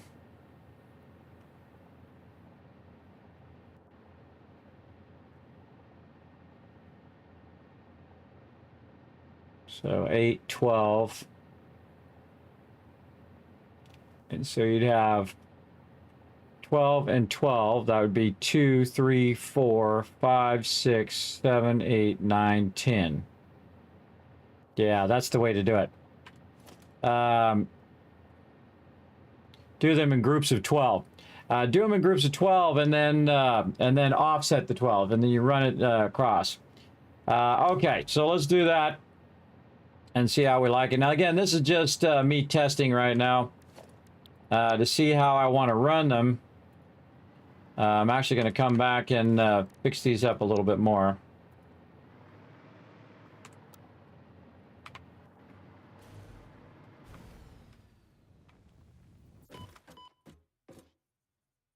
And it happens.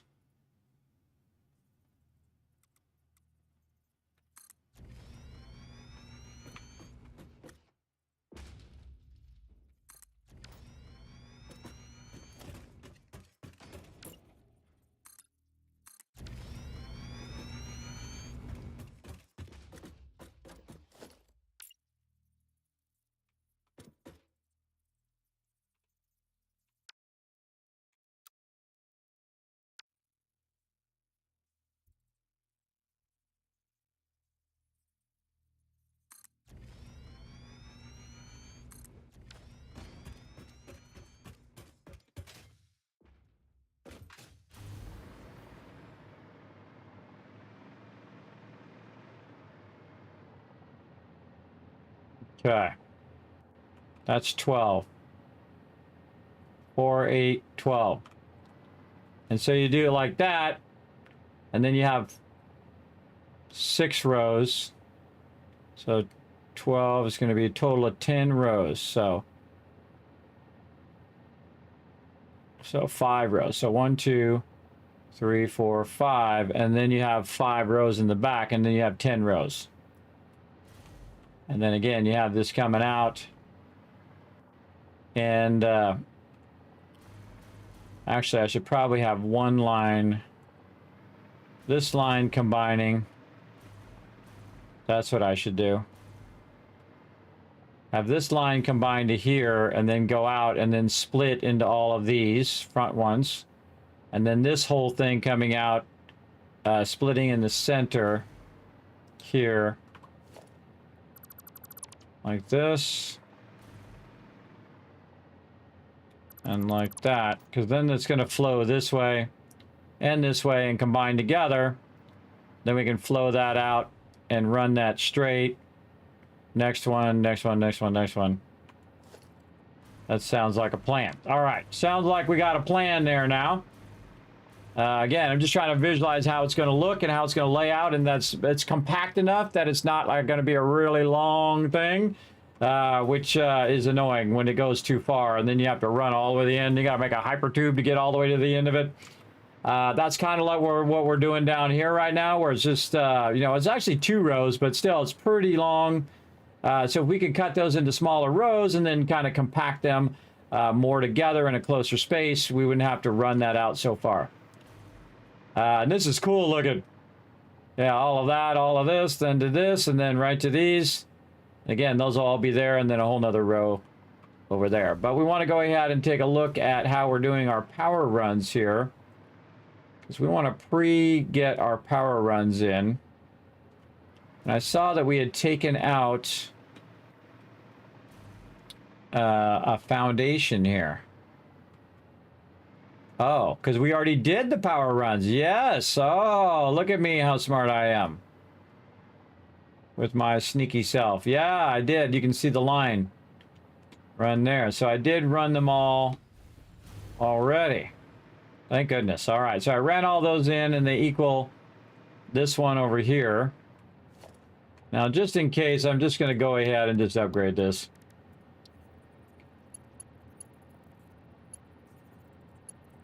I'm going to try.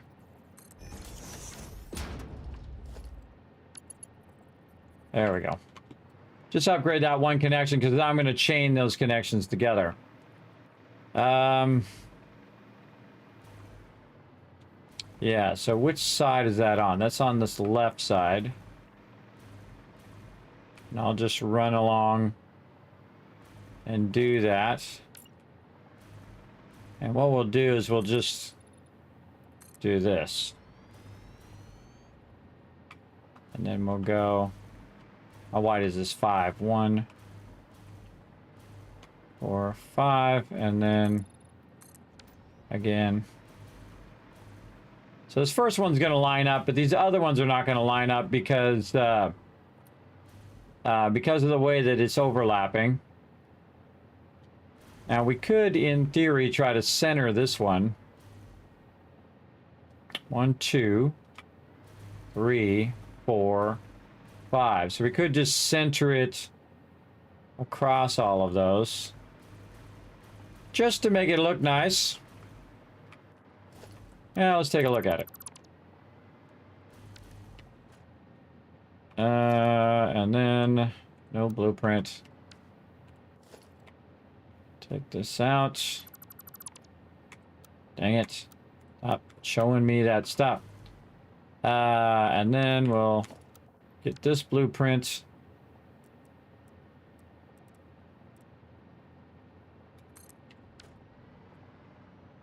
And we'll center it instead. Then we can have a double run down the center. Like that. This is really going to be a wide thing. Why did I make that so wide? Probably because I kind of set it up to the foundations. Do I really need that to be that wide? Probably not. But if I don't do it like that, then the road part, if I'm running more stuff, is going to be awkward. All right, let's take these back out. I feel like what we're going to do is just center these and have a lot of room on the side, so we don't have to worry about it. So this is going to be inset by 1 off of the thing here. So we're going to get this, run that like that. Run this one here. Run that one.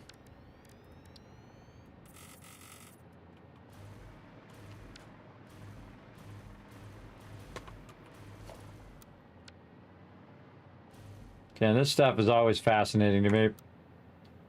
Getting this stuff to do what you want it to do. Bend it to your will. And then also make it look nice at the same time, because that's what we're really worried about.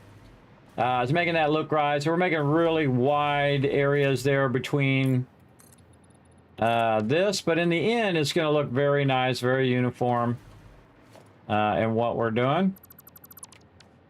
And so let's do the same thing here, because these are all equal here. So we're just going to do this. Kind of know where we're going with this now.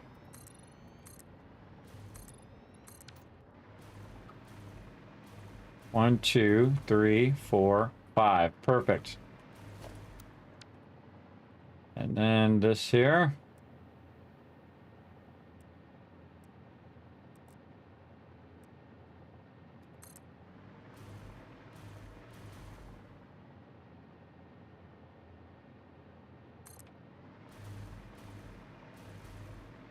Yeah.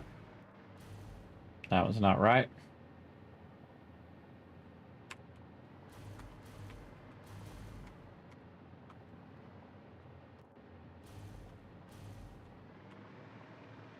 Kind of hard to see.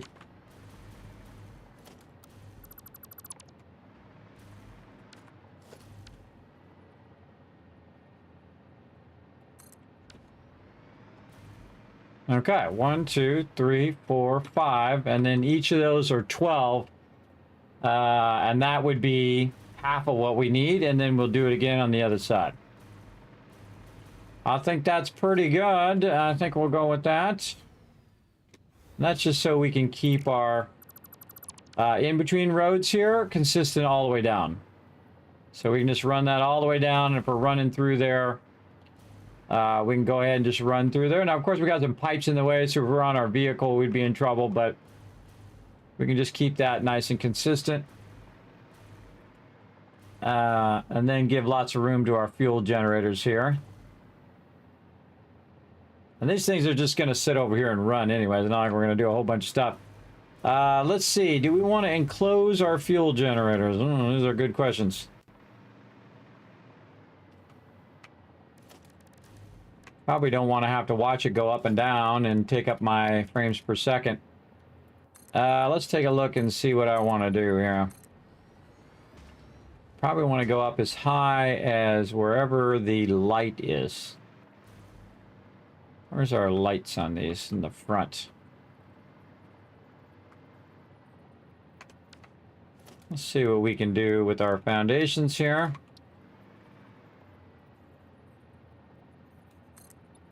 Yeah, we still see the light there.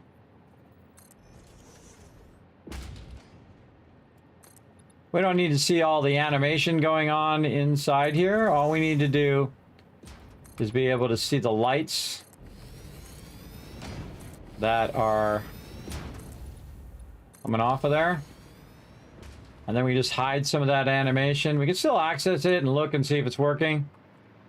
But I do, at some point, start hiding all the animations so that it doesn't drag all my frames down. Of course, the further away you get, also, the easier it is. Because it reduces the overall view of it. These are down too low. Hate it when it does that. Down too low. Do the top ones first this time. Did you screw me over here too? No, those look fine. Just double checking.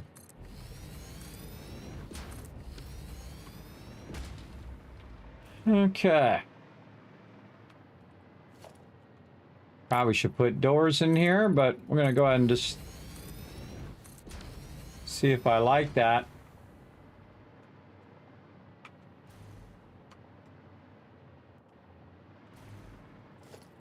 We should put a power plug on the top. And then connect it across the top. Where did our one go down here?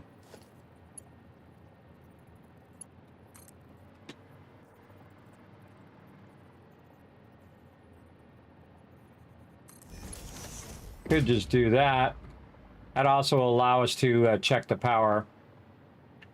And then just connect them together across the top, or in this case it would be, which way would it be going? It'd be going this way, so we would connect it that way to each other. So I have to go connect it at the bottom, but we would see the wire though. We connect it at the bottom, we won't see the wire. Kind of an awkward spot to have to go in there and connect that inside there. That would kind of suck. Let's also look at our overall input, which is going to be right there. So we should probably put our door right where our inputs are, which we've now fallen in love with. Oh, walls. It's our little slidey door. Just go like that. So we can just put our thing down the center.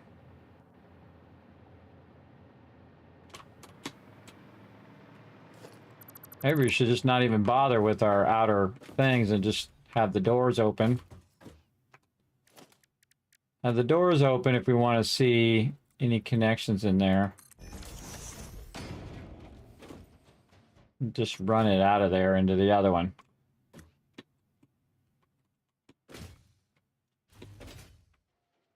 Not bother with the things. Kind of like that, but I think I would put another one up here at the top just to make it a little less awkward going in and out of there.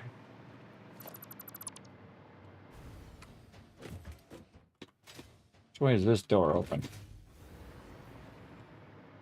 That opens from the right that way, and this one opens.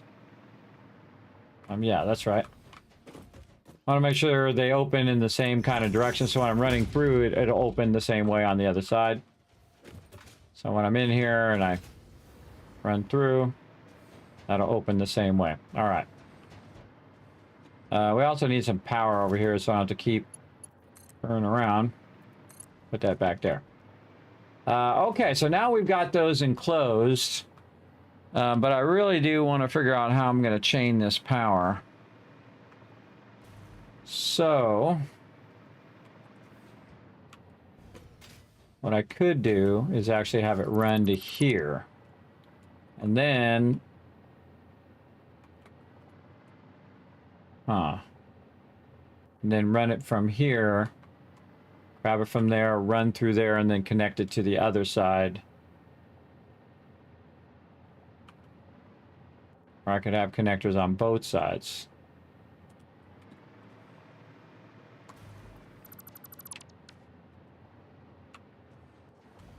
Yeah, on both sides in the middle right there. So let's go over here to this one.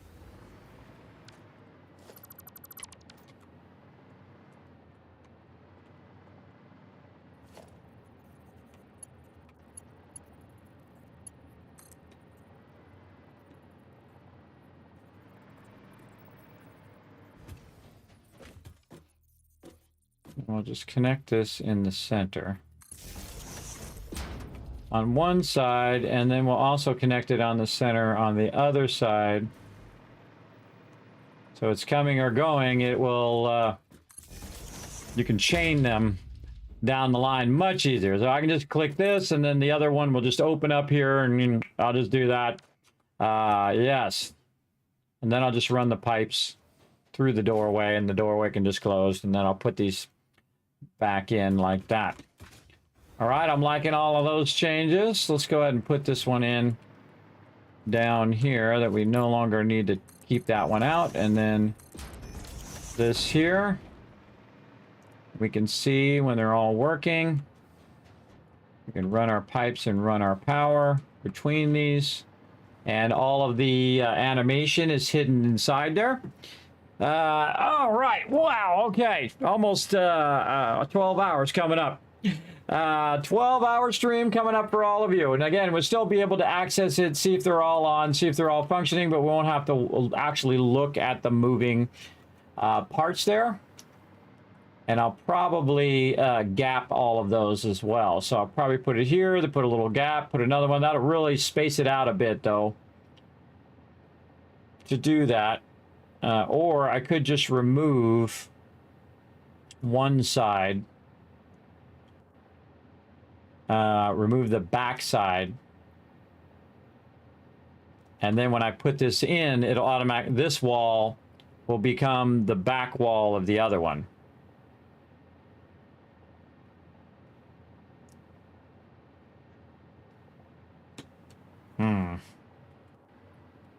Or just take out the front and back walls all together, put them all together, and then just put the walls in at the end. I kind of feel like that's a better idea. Let's just do that.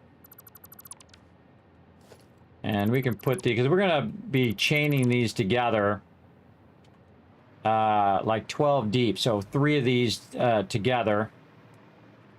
And I could make alternate like A and B like I was doing earlier, but what we really want to do is just take these out. Get these gates. Just chain them all. Fill in the things. Put 3 of them in a row.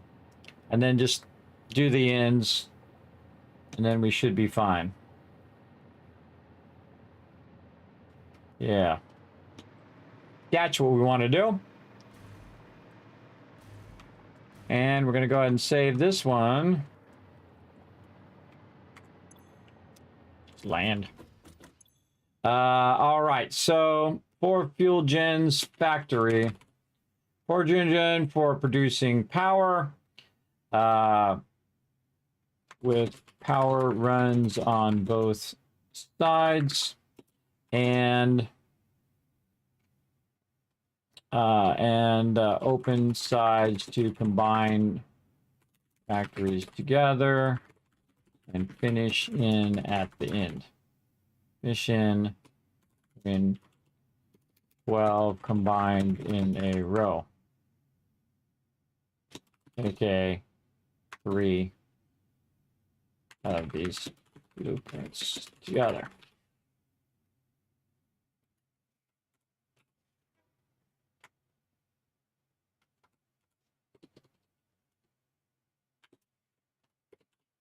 Finish him and 12 combined thing. Okay, I'm just leaving myself some notes and potentially my Patreon peeps who try to use these. Yeah, let's go with that.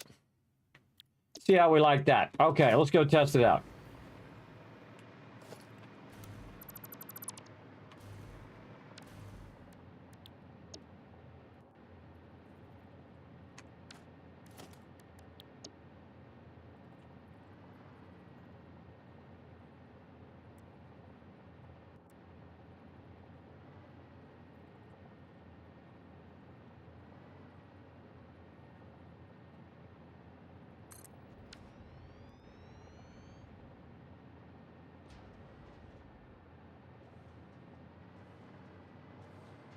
Maybe we should have done them that way. This way is easier when we're running the fuel out, though. Run it out and then run it up to all of these.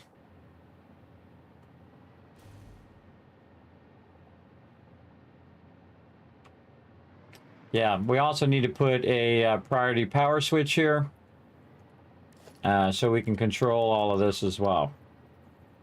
So we're just going to put that right there. And again, do our power runs this way. B this way. B is going to go right into there. And then we'll chain this across this way too. So we'll chain it that way and then we'll chain it backwards. And then this will control all of our fuel gens. Right there. Turn that on. And then put this back in.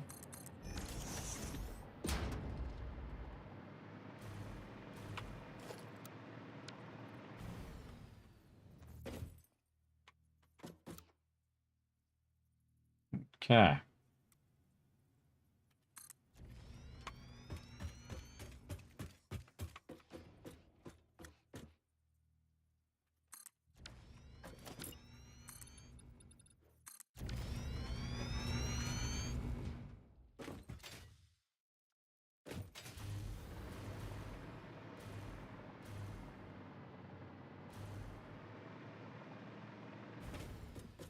Oh, we don't have power.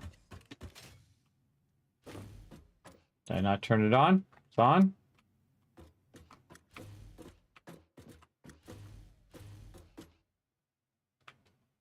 How does that back one not have power?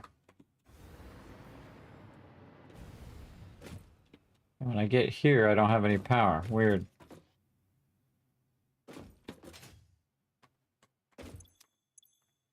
No fuel, no power. Something has gone horribly wrong. It's our power stuff.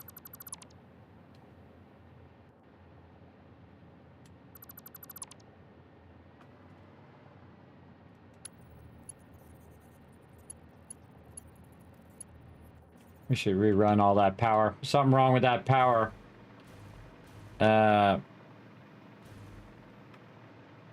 Whatever I was doing with this over here.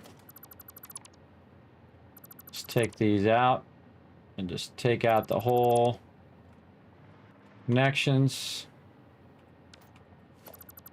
Take out all these connections down here. Let's not fool around with it. It's gonna act funky.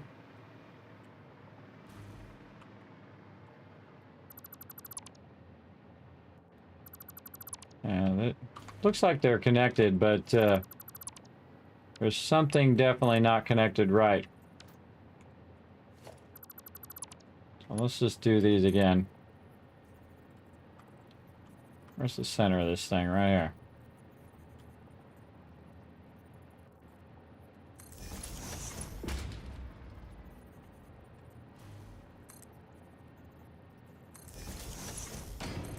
These are connected together. And this is connected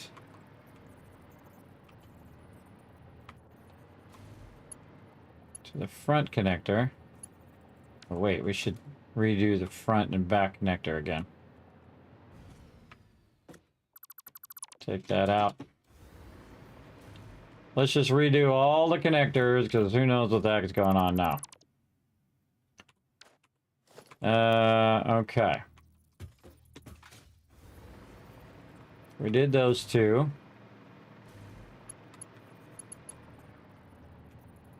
And we'll do this one. And that one. These two connected together. And let's just make this go across here. Or we could just connect it into the central one. Yeah, let's take this one back out again. Take this. Redo the way we got this going. That to that one.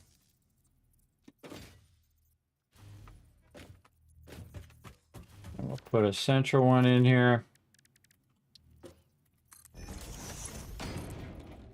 Run that one to the back.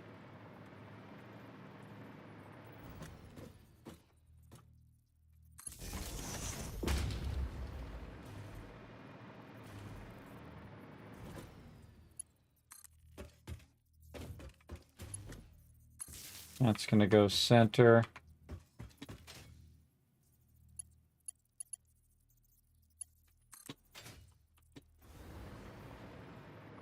That's going to go center.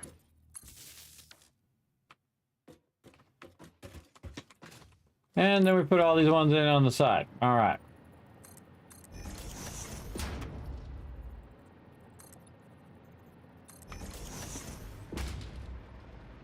I don't know what's going on with those little switches, but they weren't working, so we want to definitely take them out, put them back in, and make sure that they work. Okay, so now we got the front and the back out so we can chain those. Okay. Let's try that again. Resave over that blueprint.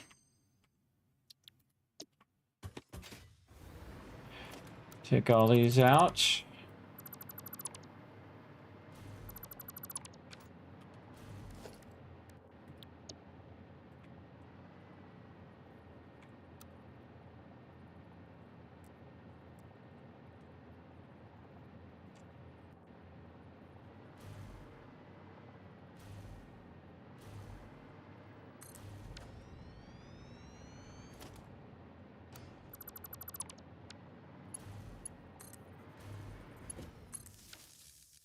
Our B power, yes. Operate. I don't see any power coming in here. Oh, maybe that was fine. It just wasn't run. What the heck? Forgot to run the A power. All right, I did probably have those run correctly, but that's okay. We cleaned it up even nicer than we had it before. Because we should be seeing power coming through here. There we go. Yes, we didn't have the A connector connected, but that's okay. Again, we want this to be nice, so actually we'll leave all that out. We cleaned that up, and so the line runs are way better with less connectors. All right, and we're gonna go ahead and get this going. Get that arrow going in the right direction. Any day now, arrow.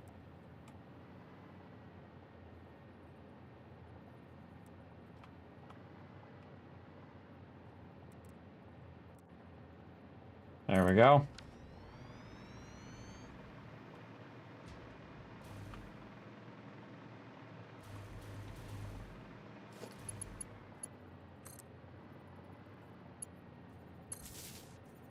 As we move backwards, you should still have power. Yes, okay.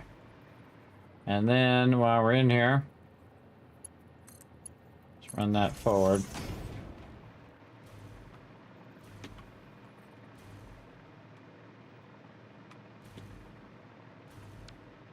What I'm doing is I'm hitting the F, by the way, then blueprint mode, middle mouse button, and it will pick up the current blueprint. Helps a little bit.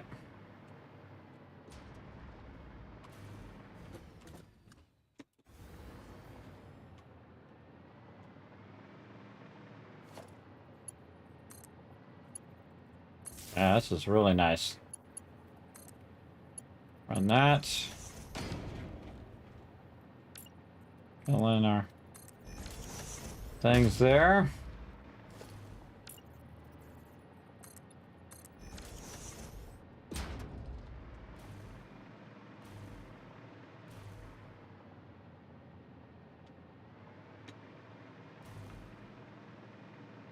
They're all red lights. These are red lights because they don't have fuel.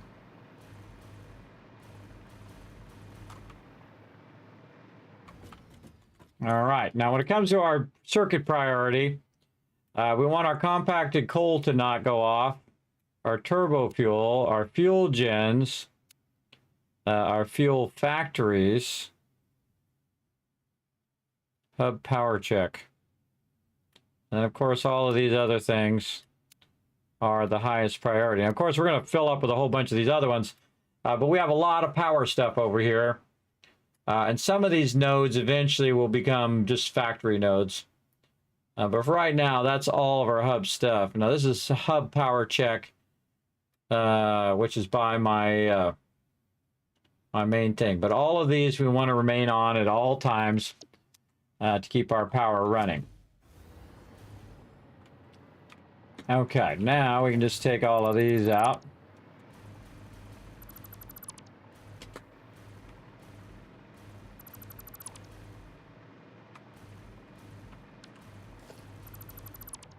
Like that. Okay, so that's row number 1, 2, 4, 6, 8, 10, 12. Okay. And then we'll have a cross row.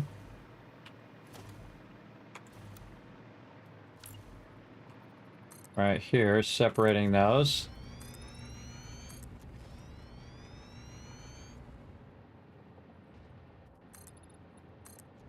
You can go out here a long way, everybody. Really long way. Plenty of room. Again, instead of having these go this way, way out that way, I'm going to have them go out this way because I'll be building other stuff over that way. So I want to just have these fuel generators all in a row.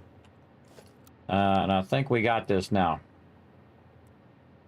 Whether we're going to have enough resources to do it is another question.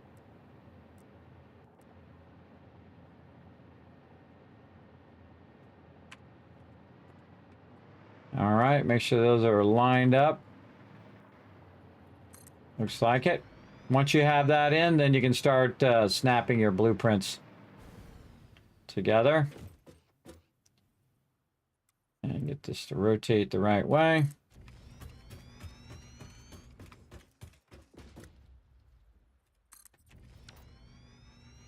Very nice.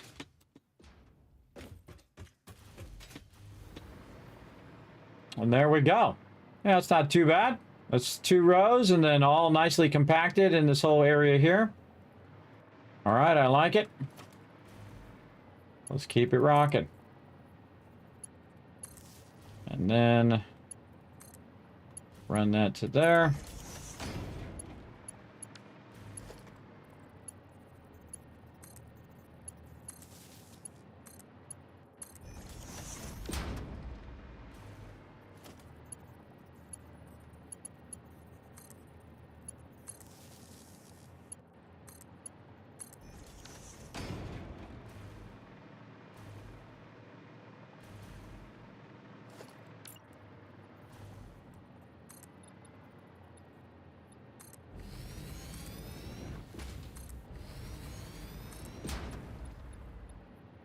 Build a bit of a perimeter around it here, so in case we need to walk out here or whatever, we'll have an edge.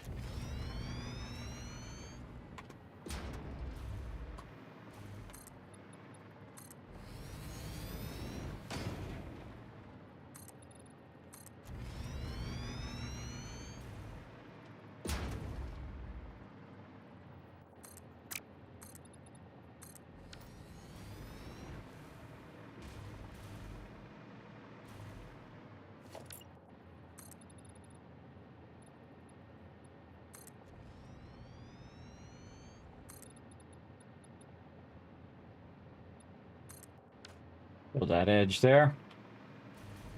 Okay, this is cool. A lot of cool turbo fuel thingies. And we'll want to run our turbo fuel in there. We could probably just do something like this, or we're not even going to see the input. And then just run it in like that. And then we'll put some walls here with a couple doors, or probably walls and then door on the top side, so we can run in there and check it. And that's going to run 12 of those, and then 12, 12, 12, and 12, and 12 in the back. Now, do I want this to run all the way through? Probably not. I probably want to split the pipe here, just to load balance a bit of this piping. So it's splitting and running separately into each of these. So we'll do something like that. And again, we'll run the pipe underneath, and then we'll split it into the first one, into the second one, and the third one, and so on and so forth. You get the idea. You get the overall idea.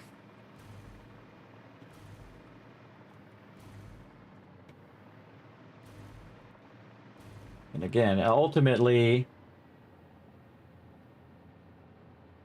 this needs to go 450 and 450. Oh, we need to think about that. Well, it's just half of these. So half of these would get one thing, and half of these would get the other. And again, there's 120 of these, so this would be 60.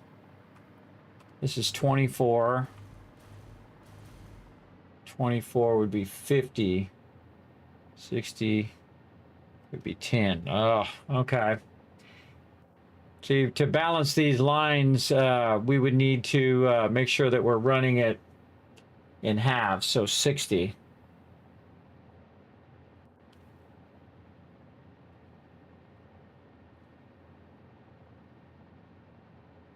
So 12 divided, 60 divided by 12. 60 divided by 12 is 5. Okay, so 5 groups of those. So 1, 2, 3, 4, and then say the front one would be number 5, and that would be fed by this. Yes, or no, well, we got to have 5 in the front. 1, 2, 3, 4, 5. Yeah, so that's what I was going to do. I was going to take this one and do the first 5, and then take the next one and do the other 5. Or I could just do, 1, 2, 3, 4, 5, and then 1, 2, 3, 4, and then 5. However, I feel like running that. But yeah, I think I just do the front 5, and then run the other one underneath, and then split it. I'll probably have one long line, one line down the center.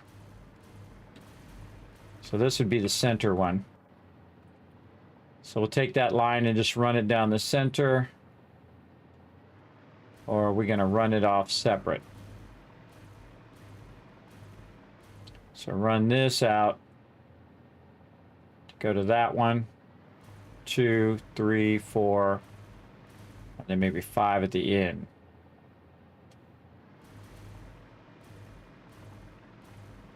Yeah, so each one comes out and hits the one next to it. That one. That one, that one, and that one. Yeah, so each one of these factories will run one of these things. And this one will run that one, and that one will run this one, and that one will run that one, and so on and so forth. And then these over here, same thing. I'll take this and run this underneath to there.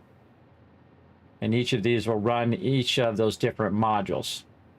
All right, that works out perfect. Wow, okay. Doing a lot of logistics there. But ultimately, it's all about how we're going to run the fuel and how do you make it where it's evenly running the fuel. So we're load balancing the fuel. One of the most important things to load balance, everybody, is running your power into your fuel, or your fuel into your power, or however you want to put it. All right, we got a lot more to do here. We got a lot of these to put down. All right, so let's start with that. We're going to go this side so it's easier for us to put these down. Like this. Arrow facing that way. All right.